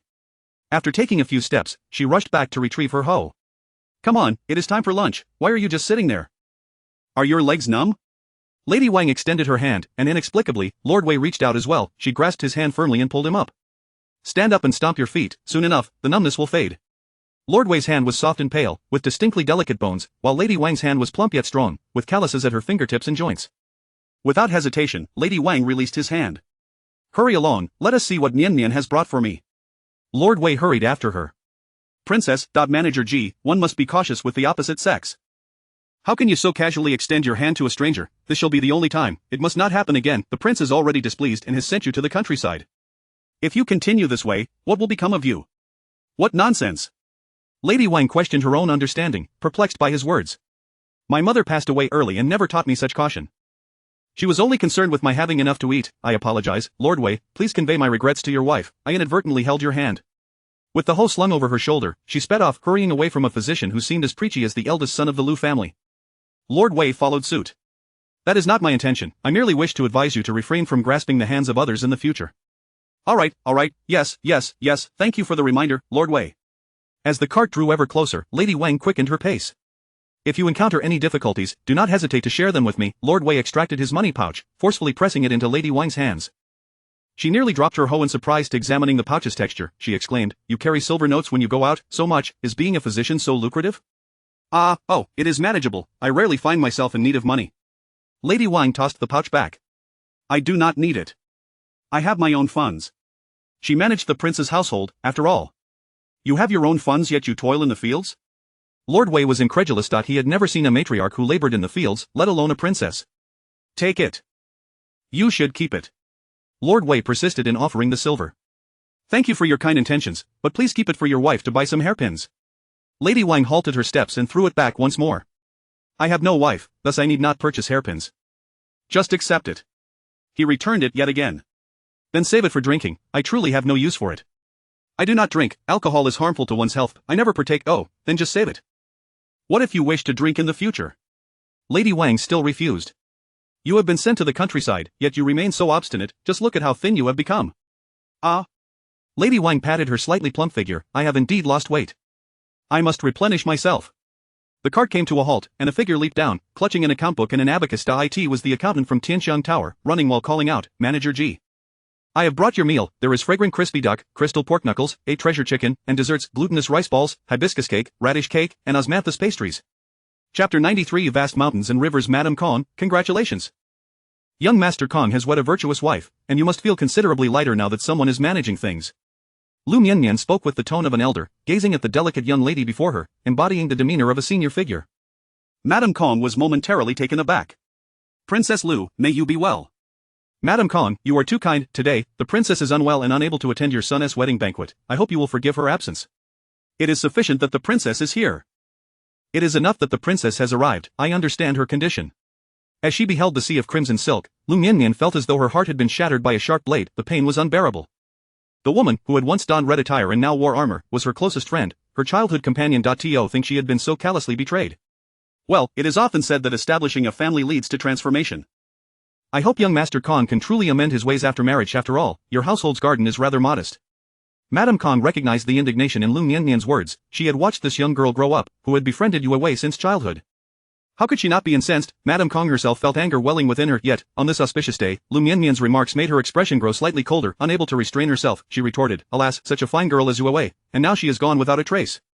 Noticing Liu Mianmian's expression darken, she quickly amended her statement. Junwu is also unfortunate. The two were destined to miss each other, and Yue Wei is equally bereft of luck. Liu Mianmian's lips curled into a knowing smile. Madame Kong speaks the truth, those blessed do not enter the doors of the unfortunate. Some missed opportunities are indeed misfortunes, while others may be blessings, who can say for certain? Once calling her Aunt Kong, she now addressed her as Madame Kong. Liu Mianmian's double standards were quite clear. Princess Liu, is this the appropriate way to speak on such a joyous occasion? Madame Kong was incensed. Were they truly an unlucky family? Did I utter any words of blasphemy? Please point them out, Madame Kong, and I shall refrain from saying them in the future. It was evident that she was here to disrupt, and Madame Kong perceived this. Princess Liu, tread carefully. There is not only one prince in this capital, Qin Wang is not the sole one with a side consort. Wait, that other Princess Liu has vanished. Now, there remains only one. She corrected herself, Qin Wang is not the only man. I advise the princess to maintain a low profile. In terms of legitimacy and seniority, there is still one Wang above Qin Wang. As Madame Kong observed Wen Wangfei, Lady Zhou, gracefully approaching, she greeted her with a radiant smile. Esteemed lady, I pay my respects to you. Lady Zhou's smile was as bright as the sun as she breezed past Madame Kong. Sister-in-law, why did you arrive before me? You could have waited. Your presence at the Kong residence truly elevates its stature. Oh dear, your complexion is looking increasingly vibrant. I have heard you enjoy horseback riding. How fortuitous. Ever since the 8th day of the month when Liu Mianmian had confronted her directly at the 8th prince's residence, Lady Zhou had been in a foul mood. Her chest had ached with vexation upon hearing that Xie Zhao had been demoted from princess to county princess. Her discomfort had suddenly dissipated. She could not win against her father, nor could she prevail in complaints. Unable to fight, she decided to join forces. What else could she do? The empress was already in retreat. Xie Lingxi had been elevated to a county prince, and Xie Zhao had become a county princess. Lady Zhou's stubborn heart had been soothed by sheer force. She had initially not intended to attend today, but after contemplating the possibility of encountering Liu Mianmian, she had changed her mind. Her current state was one of reliance, as Xie Lingyuan was infatuated with her. Whoever wished to wield the stirring stick could do so. She had no desire to use it. Establishing a good rapport with Liu Mianmian was a priority. She must remain unyielding. Xie Lingyuan was her ally. Sister-in-law, shall we have a few rounds at my residence later? Upon recalling the chaos in her own home, she swiftly corrected herself. Let us go to your residence for a few rounds. I've brought sufficient funds. The sudden warmth of her invitation left Liu Mianmian momentarily speechless. Wen Wangfei? Lady Zhou's obsequious demeanor also rendered Madame Kong momentarily nonplussed. Oh, Madame Kong, you are here. Congratulations. Lady Zhou's smile vanished in an instant. Wen Wangfei, may you be well. Wen Wangfei, my well-being depends on the individual beside me. Madame Kong smiled. Wen Wangfei, shall I summon you honor to keep you company? This child is indeed fortunate. She has conceived in such a short time. On any other day, Madame Kong would never have made such an error, allowing her son as concubine to accompany a princess at his wedding banquet. Today, she was rendered muddled by frustration. A company who, she only wished to bond with Liu Mianmian. Let no one disturb her. We are returning home. The young master has brought the bride back. Where is the lady? Where is she? The bride will enter soon. She must pay her respects to the elders. Madam, the master is searching for you everywhere. Madame Kong regained her composure. Her son's wedding could not have a concubine present. Awkwardly, she curtsied. Wen Wangfei, Princess Liu, I must attend to some matters. Madame Kong, bygone matters are in the past. Rather than fostering resentment, it is wiser to forget them amidst the rivers and lakes. Henceforth, let us not speak of you away. You are undeserving such egregious treatment. Must we not even mention her? Madame Kong directed her gaze towards Wen Wangfei, Lady Zhou. Princess, you must grant me justice. Indeed, indeed. What my sister-in-law says is correct. Nodding, what my sister-in-law says is entirely accurate. Liu Mianmian was quite pleased. In this lifetime, everyone was exceptionally obedient. Sister-in-law, shall we engage in horseback riding, shall we? Let us go. Lady Zhou beamed with joy. The carriage rattled as it returned laden with gifts. Haitang glanced at the offerings celebrating young Master Kang's wedding. A discerning silence enveloped her. Liu Mianmian sighed. No matter, since young Master Kong has married the daughter of an imperial merchant, he must surely look down upon my trifling gifts. Even a firewood stick would cause her distress. Young Master Kong had taken a concubine even before marriage, and the concubine was the princess's cousin, who was already with child. If families in the capital, who cherished their daughters, would avoid such entanglements. The families that had initially agreed to alliances with Madame Kong had all retracted their promises, and now, the bride was the daughter of the Qian family, an imperial merchant. Before the feast even commenced, both Wen Wangfei and Qin Wang's side consort had departed. The ladies attending the banquet wore varied expressions. Did the Liu family not send anyone? Madame Liu is of advanced age and has been in poor health. Nor did we see the Hai family from the Liu clan. A woman who was close to the Hai family remarked, Madame Hai is heavily pregnant and has long ceased attending social gatherings. Did Princess Anning not come? Princess Anning is also with child. It is said she has been suffering from morning sickness, and the eldest princess is so eager to move to the Liu residence. What do you think? Has young Master Kong offended Qin Wang and the Liu family? Surely not. I have heard that both Qin Wang and Wen Wang are present. Xie Lingyuan shared a good rapport with Kong Junwo. Back in the heavenly palace, Kong Junwo had shielded Xie Lingyuan from a sword. Although Kong Junwo often sought death, Xie Lingyuan remained grateful. Congratulations, brother Kong. Even you wish to mock me? Kong Junwo forced a bitter smile. Self-deprecatingly, he remarked, two major joys in life, marriage and fatherhood, have coincided. You ought to congratulate me. He downed his drink in one go, the bitterness lingering on his tongue. What can alleviate sorrow but wine? Xie Lingyuan was at a loss for words. Brother Kong, you should try to be more optimistic. Is Kong Junwo a good man? Yes, yet, he is simply too good. Chapter 94 Farewell to you, Kong Junwo. The mist gently caresses the mountains, and snowflakes gracefully descend. You away, in this life, I, Kang Junwo, shall only grow old with you. The vow lingers in the air, yet the world has changed beyond recognition. Martial arts are but a passion, studying literature is for him. Li Changa sits astride a massive rock at the foot of the mountain. Clad in a crimson cloak, adorned in silver armor, wielding a sharp blade and a pot of murky wine, he raises his hand, brushing off the snow that blankets his head, revealing a cascade of black hair. If we were to share the snow once more in the future, it would still count as growing old together.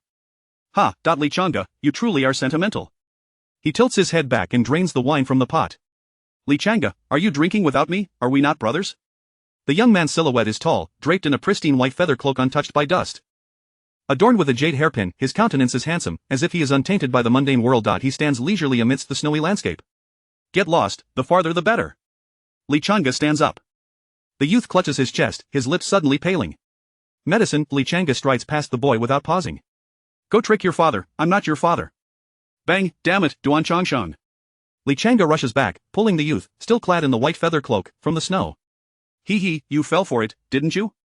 The boy is covered in snow, his eyes sparkling with mirth, the pallor of his lips now vanished. You lunatic, are you sick? Duan Changsheng. Li Changa, seething with anger, releases his grip. It's not that Duan Changsheng matters so much to her, it's that the old man with the surname Duan is too cunning. The young man sits cross-legged in the snow. I told you, don't call my full name, Duan Changsheng. I feel like I might breathe my last at any moment. You complain too much. Li Changa turns to leave, but her crimson cloak is tugged from behind. This cloak was crafted by the princess of the Qin, embroidered with a soaring eagle. Li Changa treasures it immensely.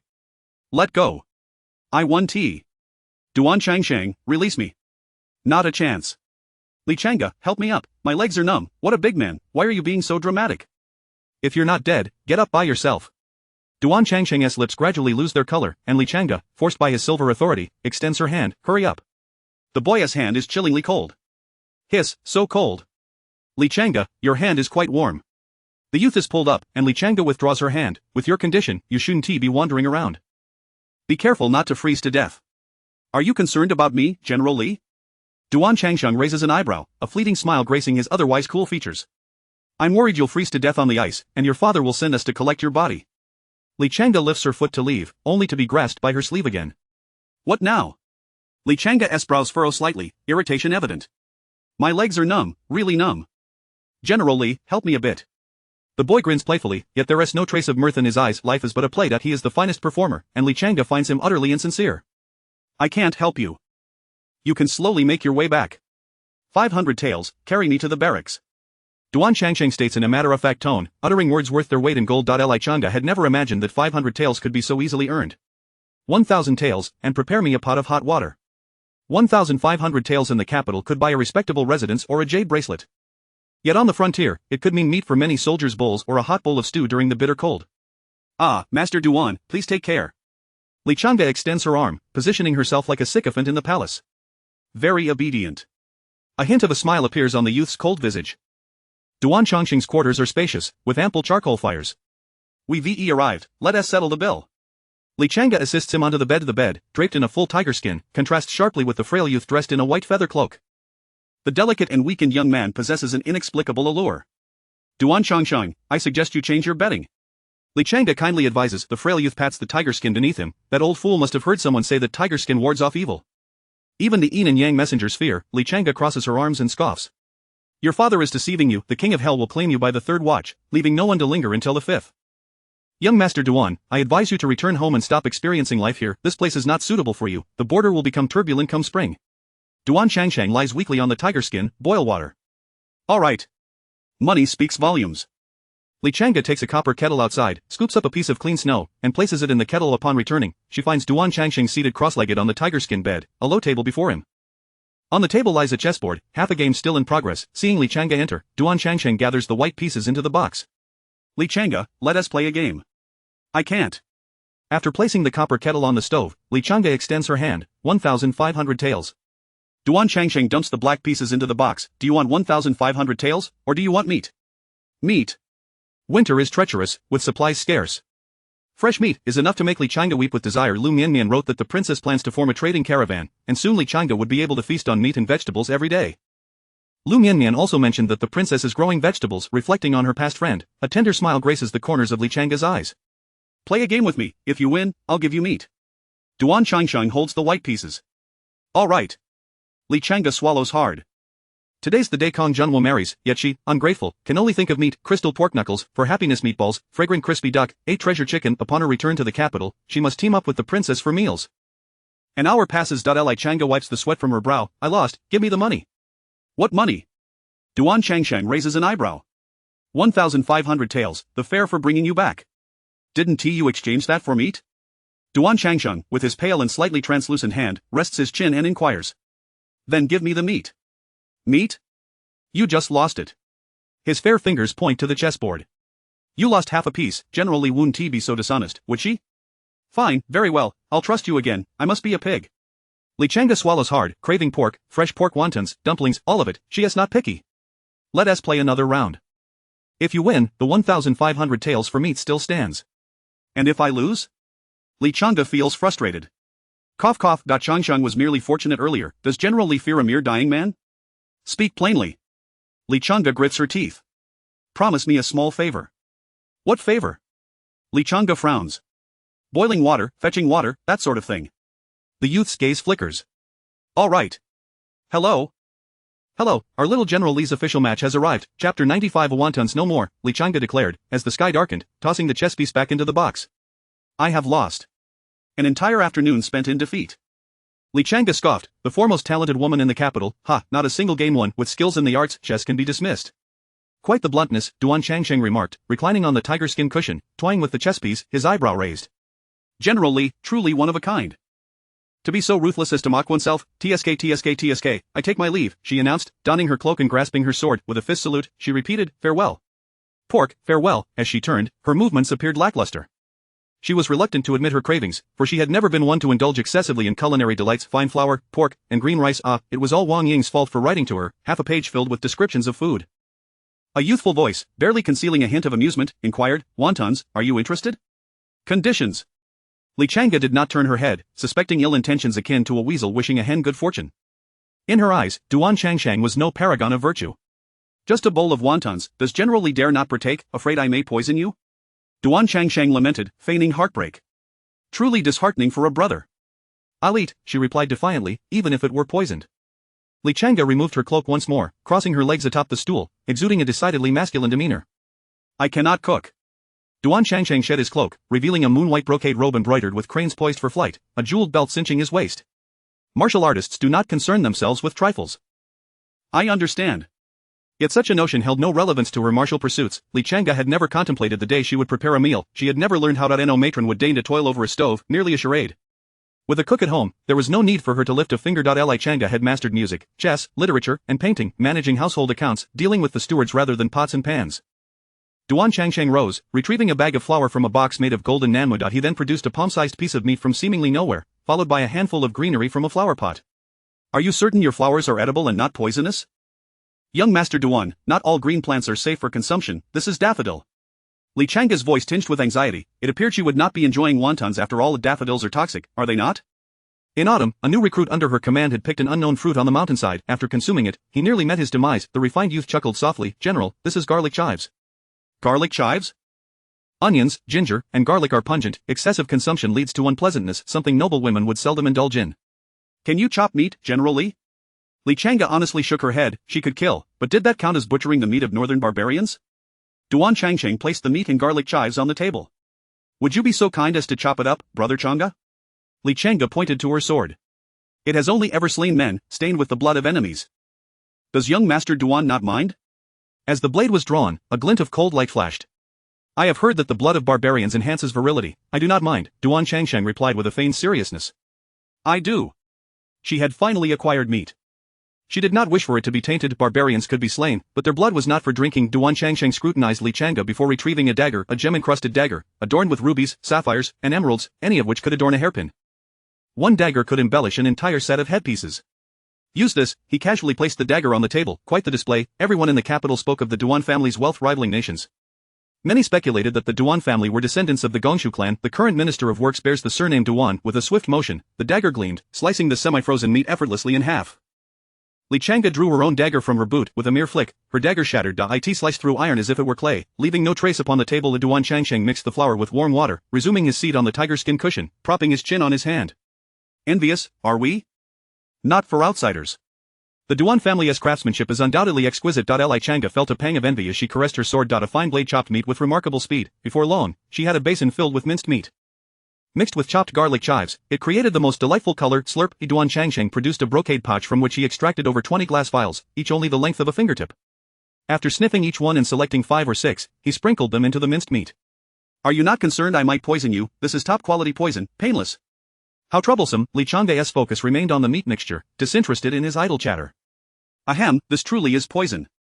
If I were to perish, I would like a companion in death, so I wouldn't be alone. The road is being cleared, it will soon be passable. Do not rush to your demise. You can afford to wait a while longer.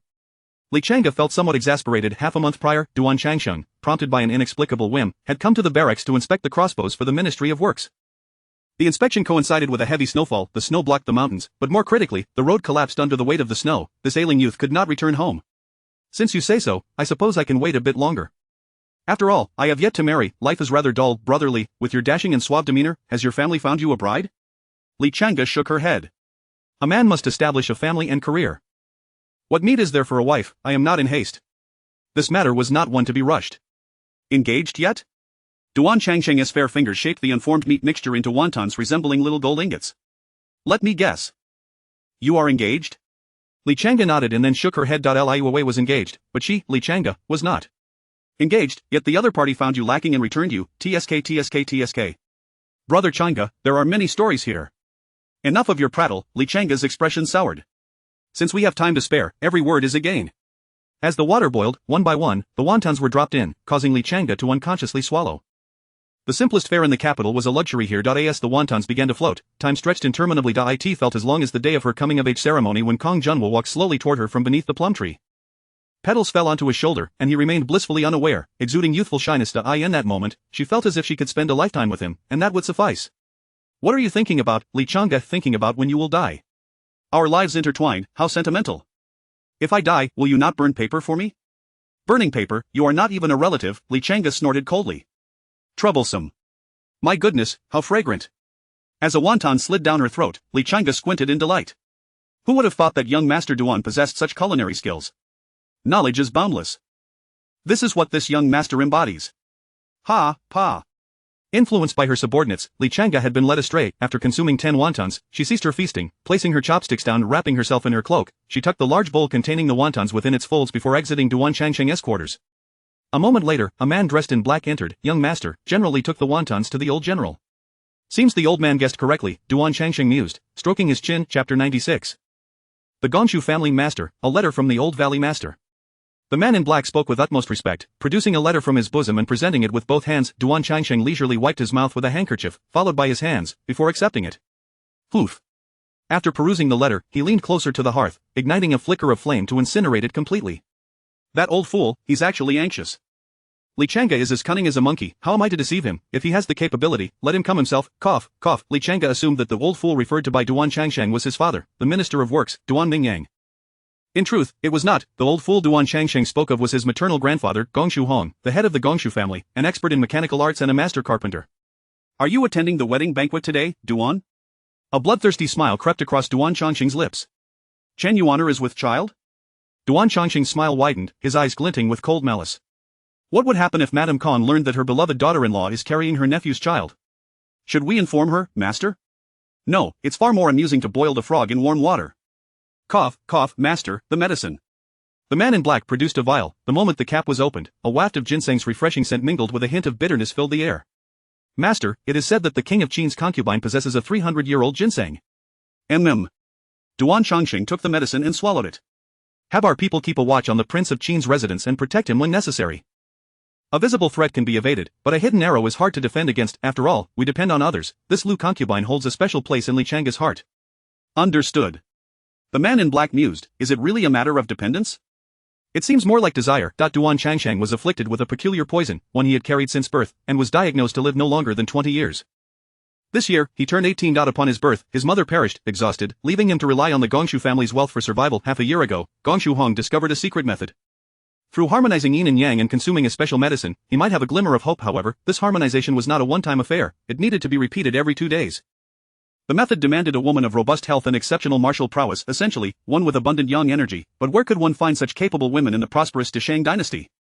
With the populace living in peace, how many virtuous women practiced martial arts? Time was running out. His grandson had less than 2 years before meeting the king of hell. Unwittingly, Gong Shuhong stumbled upon Li Changge.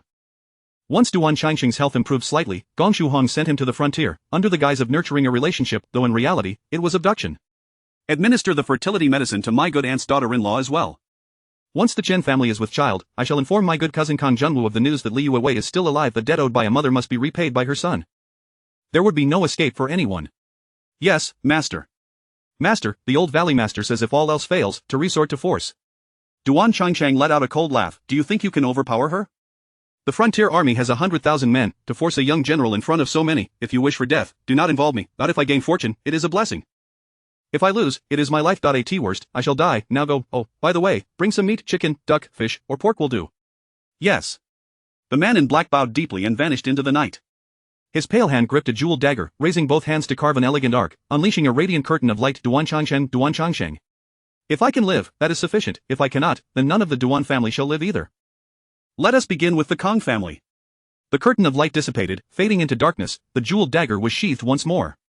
Grandfather, would you like some wontons?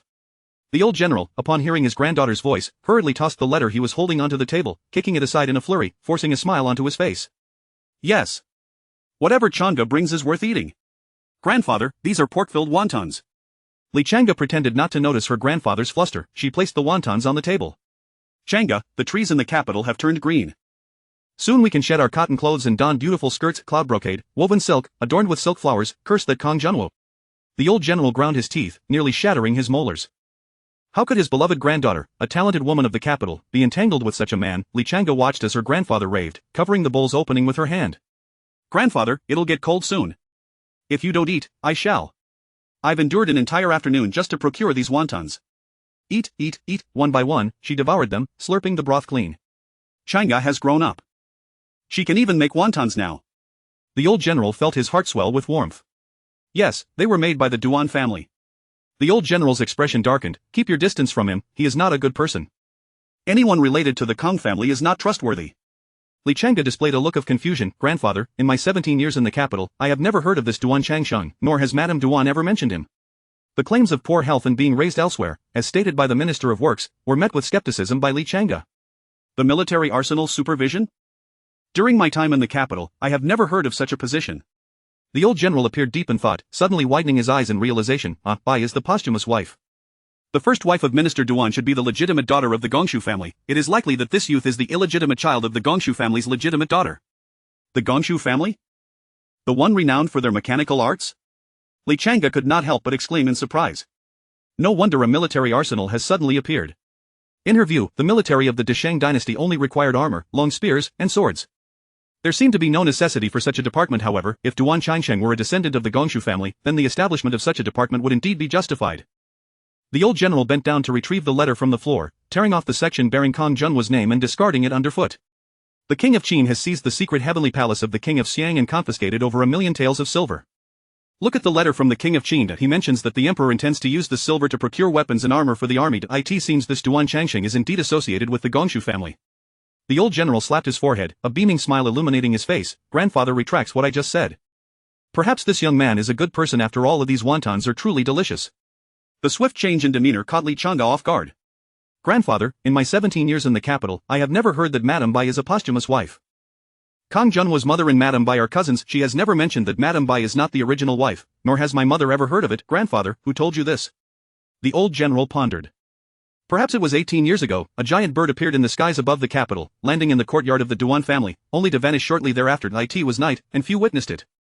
Those who did claim that the giant bird was a person who proclaimed to be from the Gongshu family, there to retrieve their young master. That time, the old man of the Kong family had yet to pass. While we drank, he once mentioned that his daughter-in-law's cousin from the Bai family was unfortunate, marrying a rooster and being reduced from wife to concubine. He also said that we martial generals would witness the clouds parting to reveal the moon. Later, when he sobered up, he denied it. The seasoned general, with a twinkle in his eye, stroked his chin and said, Changge, since Duan is in poor health, you shall move next door to him tomorrow. Oh dear. I have been subjected to a malicious review. My rating is a disheartening 6. I feel like crying. My dear friends, could you please bestow upon me some 5-star ratings? Chapter 97 is dedicated to you. Today, Li Changge is on duty. As dawn breaks, the air is so crisp that each breath can be distinctly seen, clear and unequivocal. To describe today's chill in the words of the rowdy soldiers, it is as if your entrance to ice. Training one's own troops, they ran 3 kilometers under the biting cold, emerging with a light sheen of sweat driven by an insatiable craving. They ascended the mountain. The creatures of the mountain are far more attuned to their surroundings than humans, cunningly elusive and difficult to capture. They managed to rummage through 2 hare nests and shot a solitary wild chicken. Each soldier carried a bundle of firewood down the mountain. Teams 1 and 3, deposit the firewood at the village entrance. The rest returned to the barracks.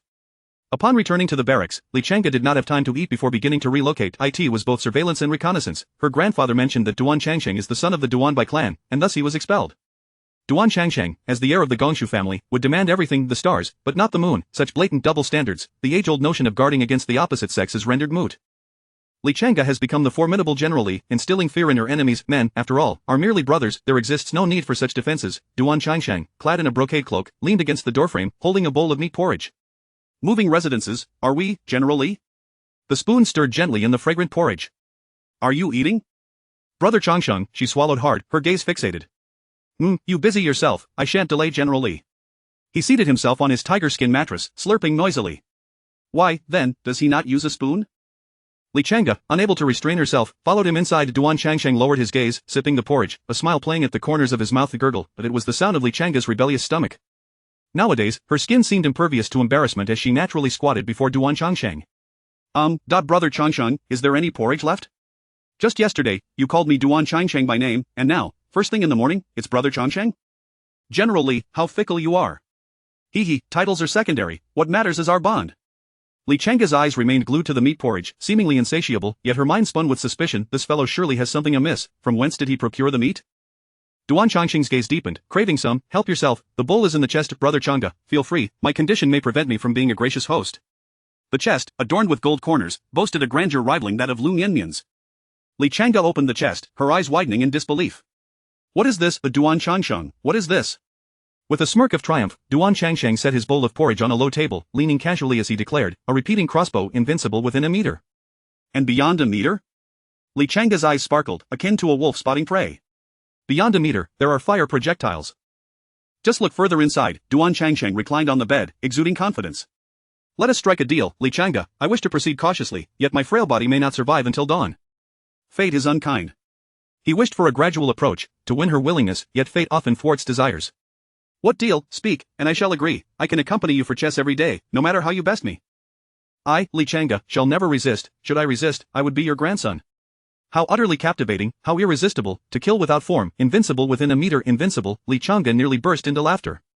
The northern barbarians shall meet their demise. Duan Changsheng began to speak slowly. I seek one thing. Speak, and if you desire the moon, I shall pluck it down for you this very night, Li Chang'e readily promised. I desire you. Liu Mianmian. In the 28th year of the late emperor, the old general acquired a secret elixir from the previous dynasty, reputed to revive the dead from their bones. This pill was placed in your mother's dowry. When you were 7, after being pushed into a pond by Li Ru, you nearly drowned, and upon being rescued, you suffered a high fever, teetering on the brink of death. Your mother administered this pill to you. Li Chang'e aimed the repeating crossbow at Duan Changsheng. Who are you? How do you know this so precisely? Cough, unrefined methods. I shall explain everything to you later. Cough. Duan Changsheng wiped the blood from the corner of his mouth. I only desire you. Only you can save me. You must agree to save me. The Gongshu family is yours. I am yours too. You see my condition. A single woman suffices. My wealth is vast. I possess the only set of swords and daggers capable of cutting iron as if it were mud. All for you. Li Chang'e's eyes sparkled.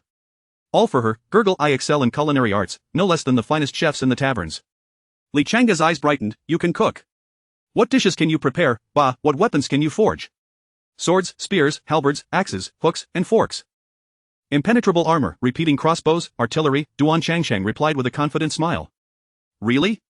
Li Chang'e's eyes gleamed. Indeed. He only claimed proficiency, the artillery had yet to be perfected, hardly a lie, right? I can fry, saute, roast, and stir-fry. I can make anything you desire. What I do not know, I can learn. You have a day to consider it. If you refuse, what if I refuse? Li Chang'e swallowed hard. Duan Changsheng smiled knowingly. Refuse? All of this, I shall take to my grave. What a bargain. Li Chang'e set down the repeating crossbow. I will not marry. Liu Mianmian has perished, and what remains is the valiant General Li Chang'e, protector of home and country. So, am I to be merely a paramour? Duan Changsheng raised an eyebrow. Cough.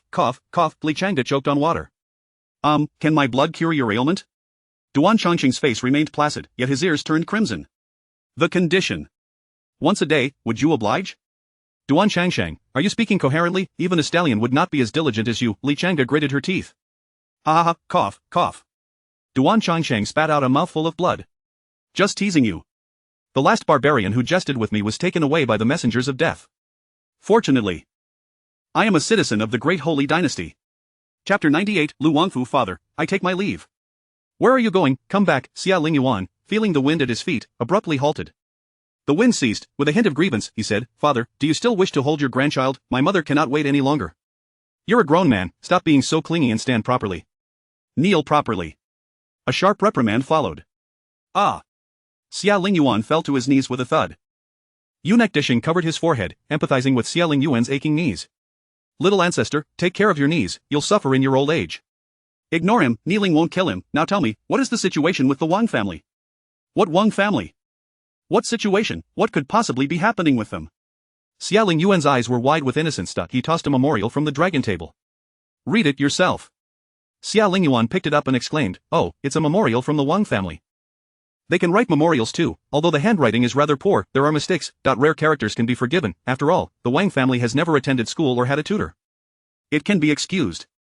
The emperor slammed the table. You little brat, do you have nothing to say? Look at the content. The content revealed that not only had the Wang family grown plump, but they had also grown bold.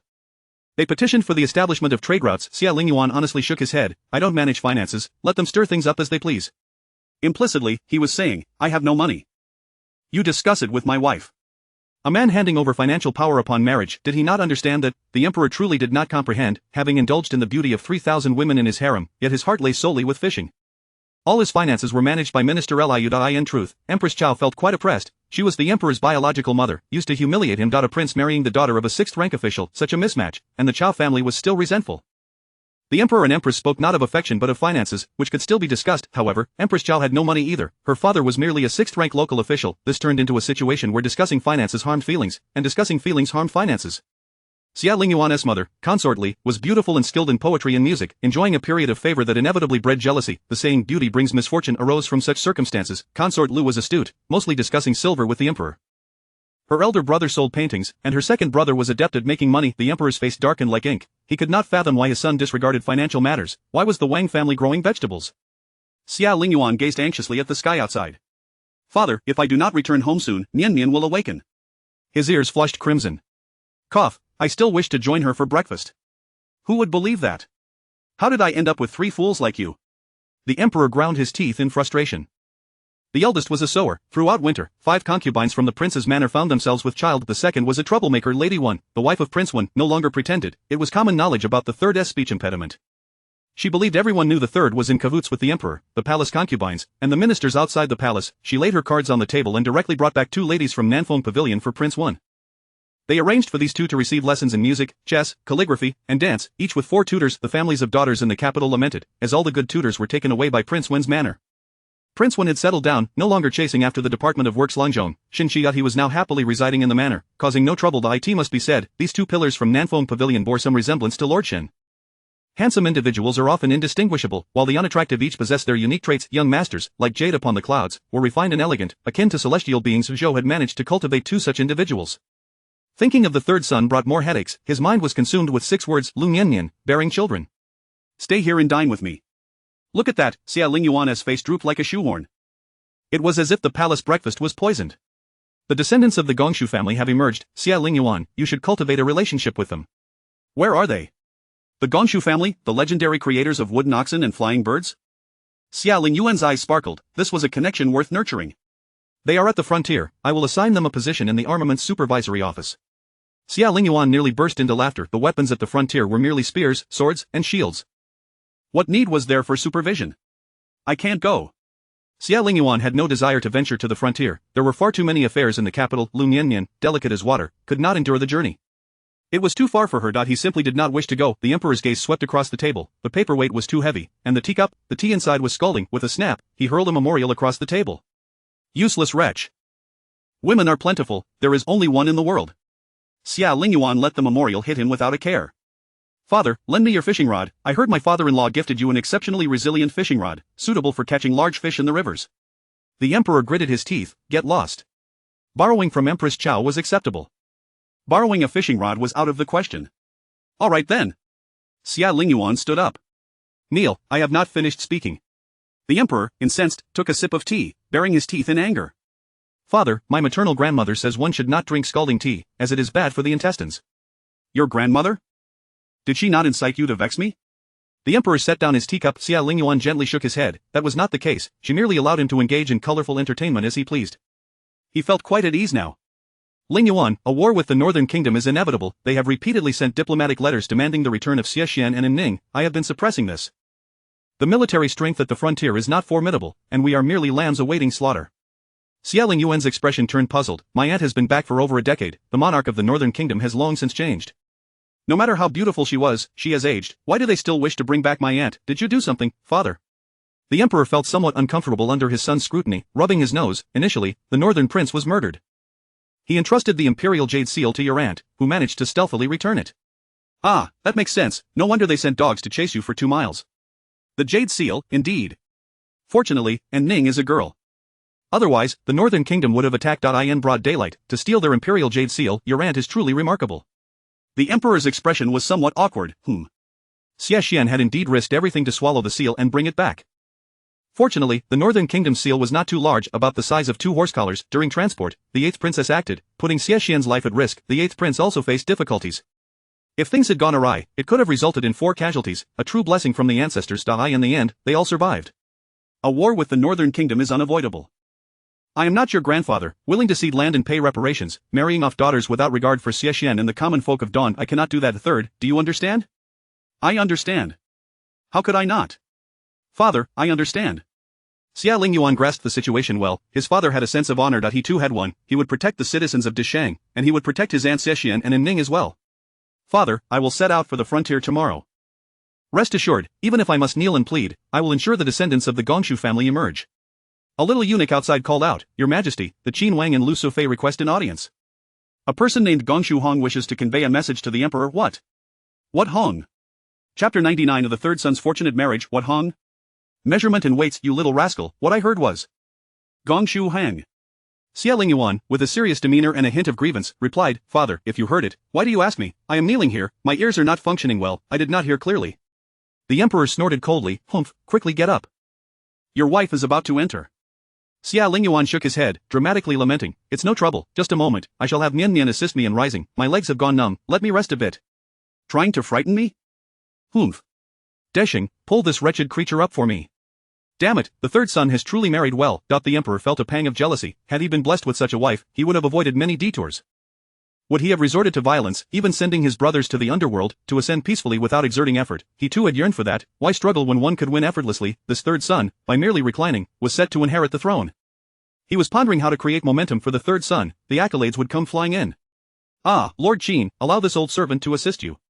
Disheng's attitude was exceedingly respectful. He mused that what Lady Lu had said was indeed correct. One's birth is a matter of fortune. This third prince was exceptionally fortunate. Disheng understood clearly that among the 3 princes, only Xie Lingyuan was unrestrained, fond of a carefree existence, and disinterested in the throne. Before marrying Lady Lu, he had never contacted court officials and spent his days wandering about with a guard, indulging in frivolities. But now, he had done nothing, and the court officials were all rallying to his side. The physicians of the Imperial Medical Bureau were eager to reside in the Qin prince's residence, fearing that the precious one would come to harm. The fluctuating size of Wang's belly had rendered the physicians collectively blind, turning a blind eye to it. The safety of the woman was paramount. The emperor, with a flick of his tongue, commanded, Summon the Qin princess, the side consort, the side consort. Disheng, instruct the royal kitchen to prepare some crab roe pastries to send over, none of that rose cream. Disheng paused, pondering whether he should inquire about the specifics of the command. Where could one procure crab roe at this time of year? How to make crab roe pastries? Your Majesty, Disheng found himself in a quandary. Xie Lingyuan interjected, Sweet osmanthus steamed chestnut flour cake and walnut pastries. Add some black honey to the sweet osmanthus steamed chestnut flour, and include some honey dates from Shoufu in the walnut pastries. Brew a cup of rose flower dew, or better yet, honey chrysanthemum tea. The spring is warm and blooming, and my temper has been quite fiery lately. 2 cups, please. Prepare a cup of honey chrysanthemum tea for me as well, with some goji berries, and add more. The emperor mused, considering a visit to the palace of the virtuous consort shortly. Xie Lingyuan's complaints about his wife and his own irritability had inadvertently stoked the emperor's temper. Alas, at this moment, he wondered if the 4th son would arrive in time. The emperor was troubled. With more children, there would be mutual strife. Just like with his brothers, there was no love, only enmity. Either you live, or I perish. Half-brothers fought, as did those with the same parents. The emperor hoped that fewer children would lead to greater peace. Alas, things were relatively calm now. Xie Lingxi was preoccupied with procreation, while Xie Lingchen was busy with. In this light, Xie Lingyuan appeared quite agreeable.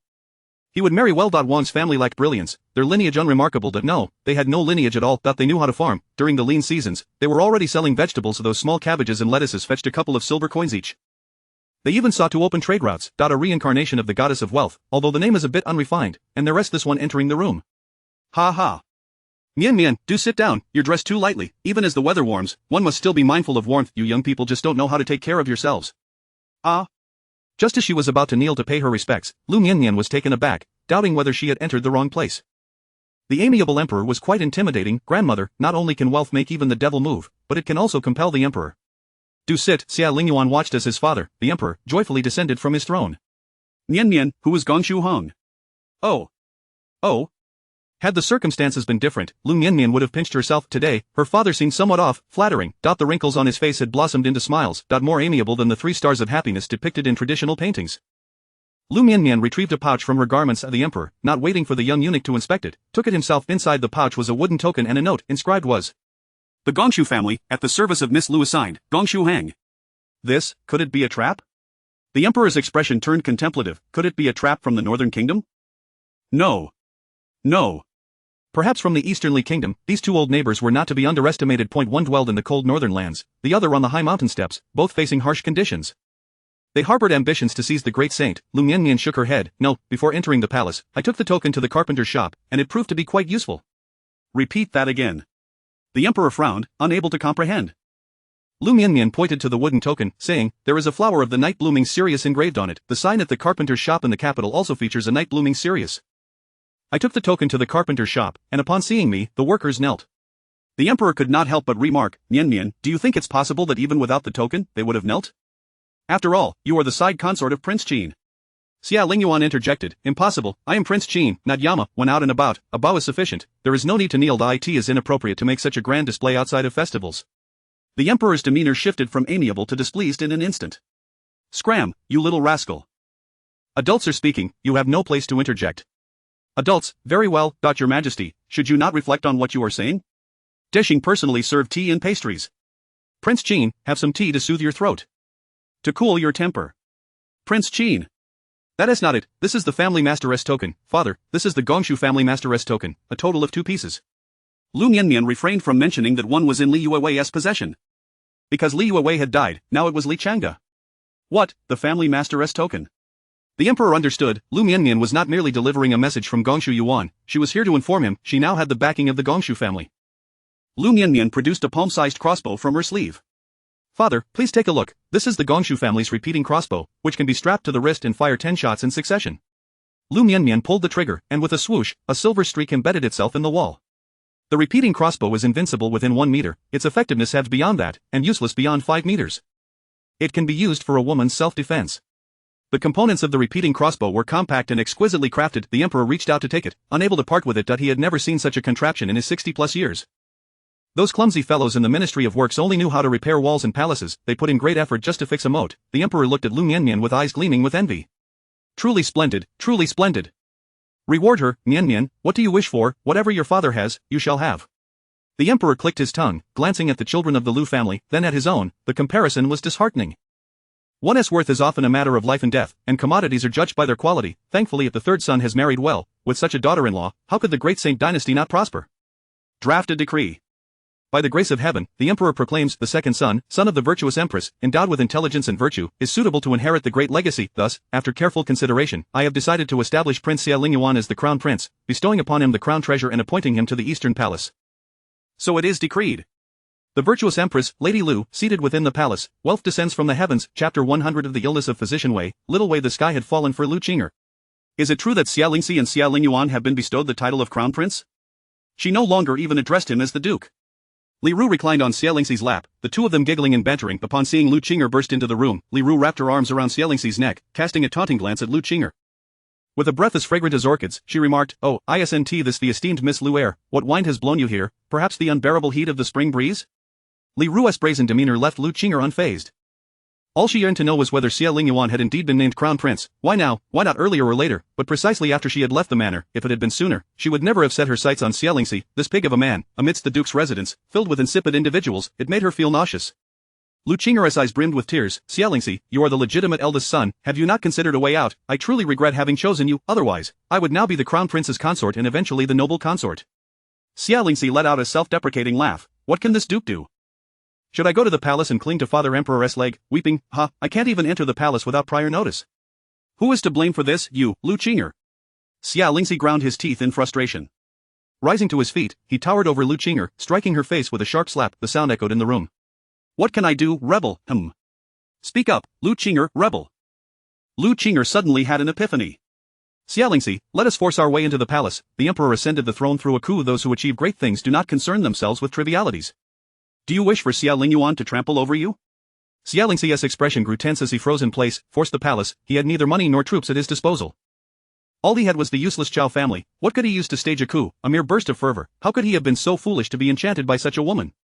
Loosening his belt had cost him his throne, all for a woman like her. Xie Lingxi pointed an accusatory finger at Lu Qing'er. You wretch, how dare you incite this duke?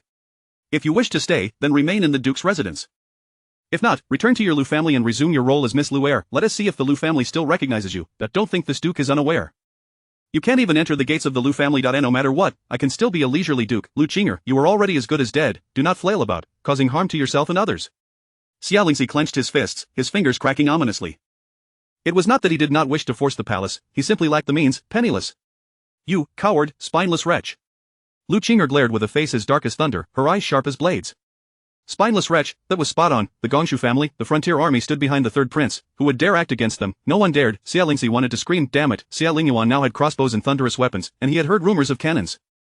Rebel, force the palace. Was he tired of living? He would rather believe that Xie Lingyuan would remain childless and short-lived, needing to adopt an heir. He would rather have more children, than dare to act against Xie Lingyuan. Xie Lingxi looked at Qing'er as if she were a corpse. You should be thankful that you once bore the surname Lu. Someone, escort the concubine Qing back to her quarters, and do not let her out unless necessary. In Lu Qing'er's quarters resided a group of people, including the former princess, Lady Chao, and the mother and child of Xiaoshui. All those living there were individuals whom Xie Lingxi had cast aside. Fortunately, they shared common topics of conversation. At the hot spring villa on the outskirts of the city. Jinwan, why are you not anxious? Little physician Wei felt a knot in his heart. Lady Wang squatted on the ground, resting her chin in her hands. I am quite anxious. If these seeds did not thrive, Mianmian would not have sweet melons to eat. Do you think that person can deceive me? Are these truly the seeds of sweet melons from the western regions? Why aren't they sprouting? 10 days prior, a beggar had come to the villa, exchanging seeds for 2 meals and a bag of dry food. It was said to be sweet melon seeds from the western regions, and Lady Wang wished to cultivate them, knowing Mianmian would love to eat them.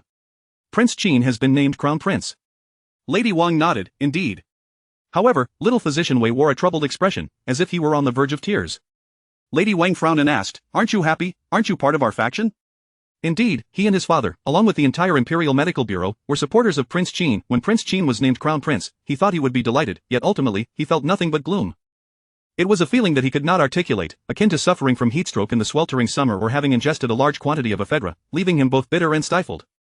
The emperor has named Prince Qin crown prince, yet he has not conferred upon you the title of crown princess. Jinwan, are you not worried? The imperial family is heartless. What will you do in the future? Anyone with eyes can see that the crown prince cherishes the Lu concubine. Little physician Wei almost shouted with all his might, you will die alone, old and lonely in the palace. Lady Wang trembled at his outburst, causing several seeds to fall from her hand. What nonsense! You scared me to death. My seeds have fallen. Lady Wang squatted on the ground, digging through the freshly fertilized soil to retrieve her seeds. Physician Wei, just wait. With hands reeking of chicken excrement, Lady Wang was on the verge of madness.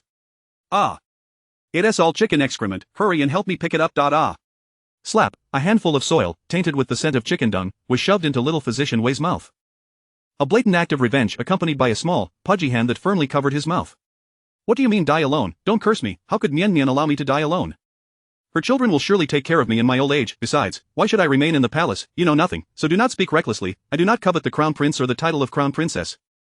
I truly do not care. If I find out you are a threat to Mianmian, I will ensure your demise before my poison takes effect. Men do not have the fragrance of sisterhood. Having sisters is far better. Little physician Wei's mind was consumed with only a few words. She did not covet the crown prince, not at all. The small pudgy hand released its grip.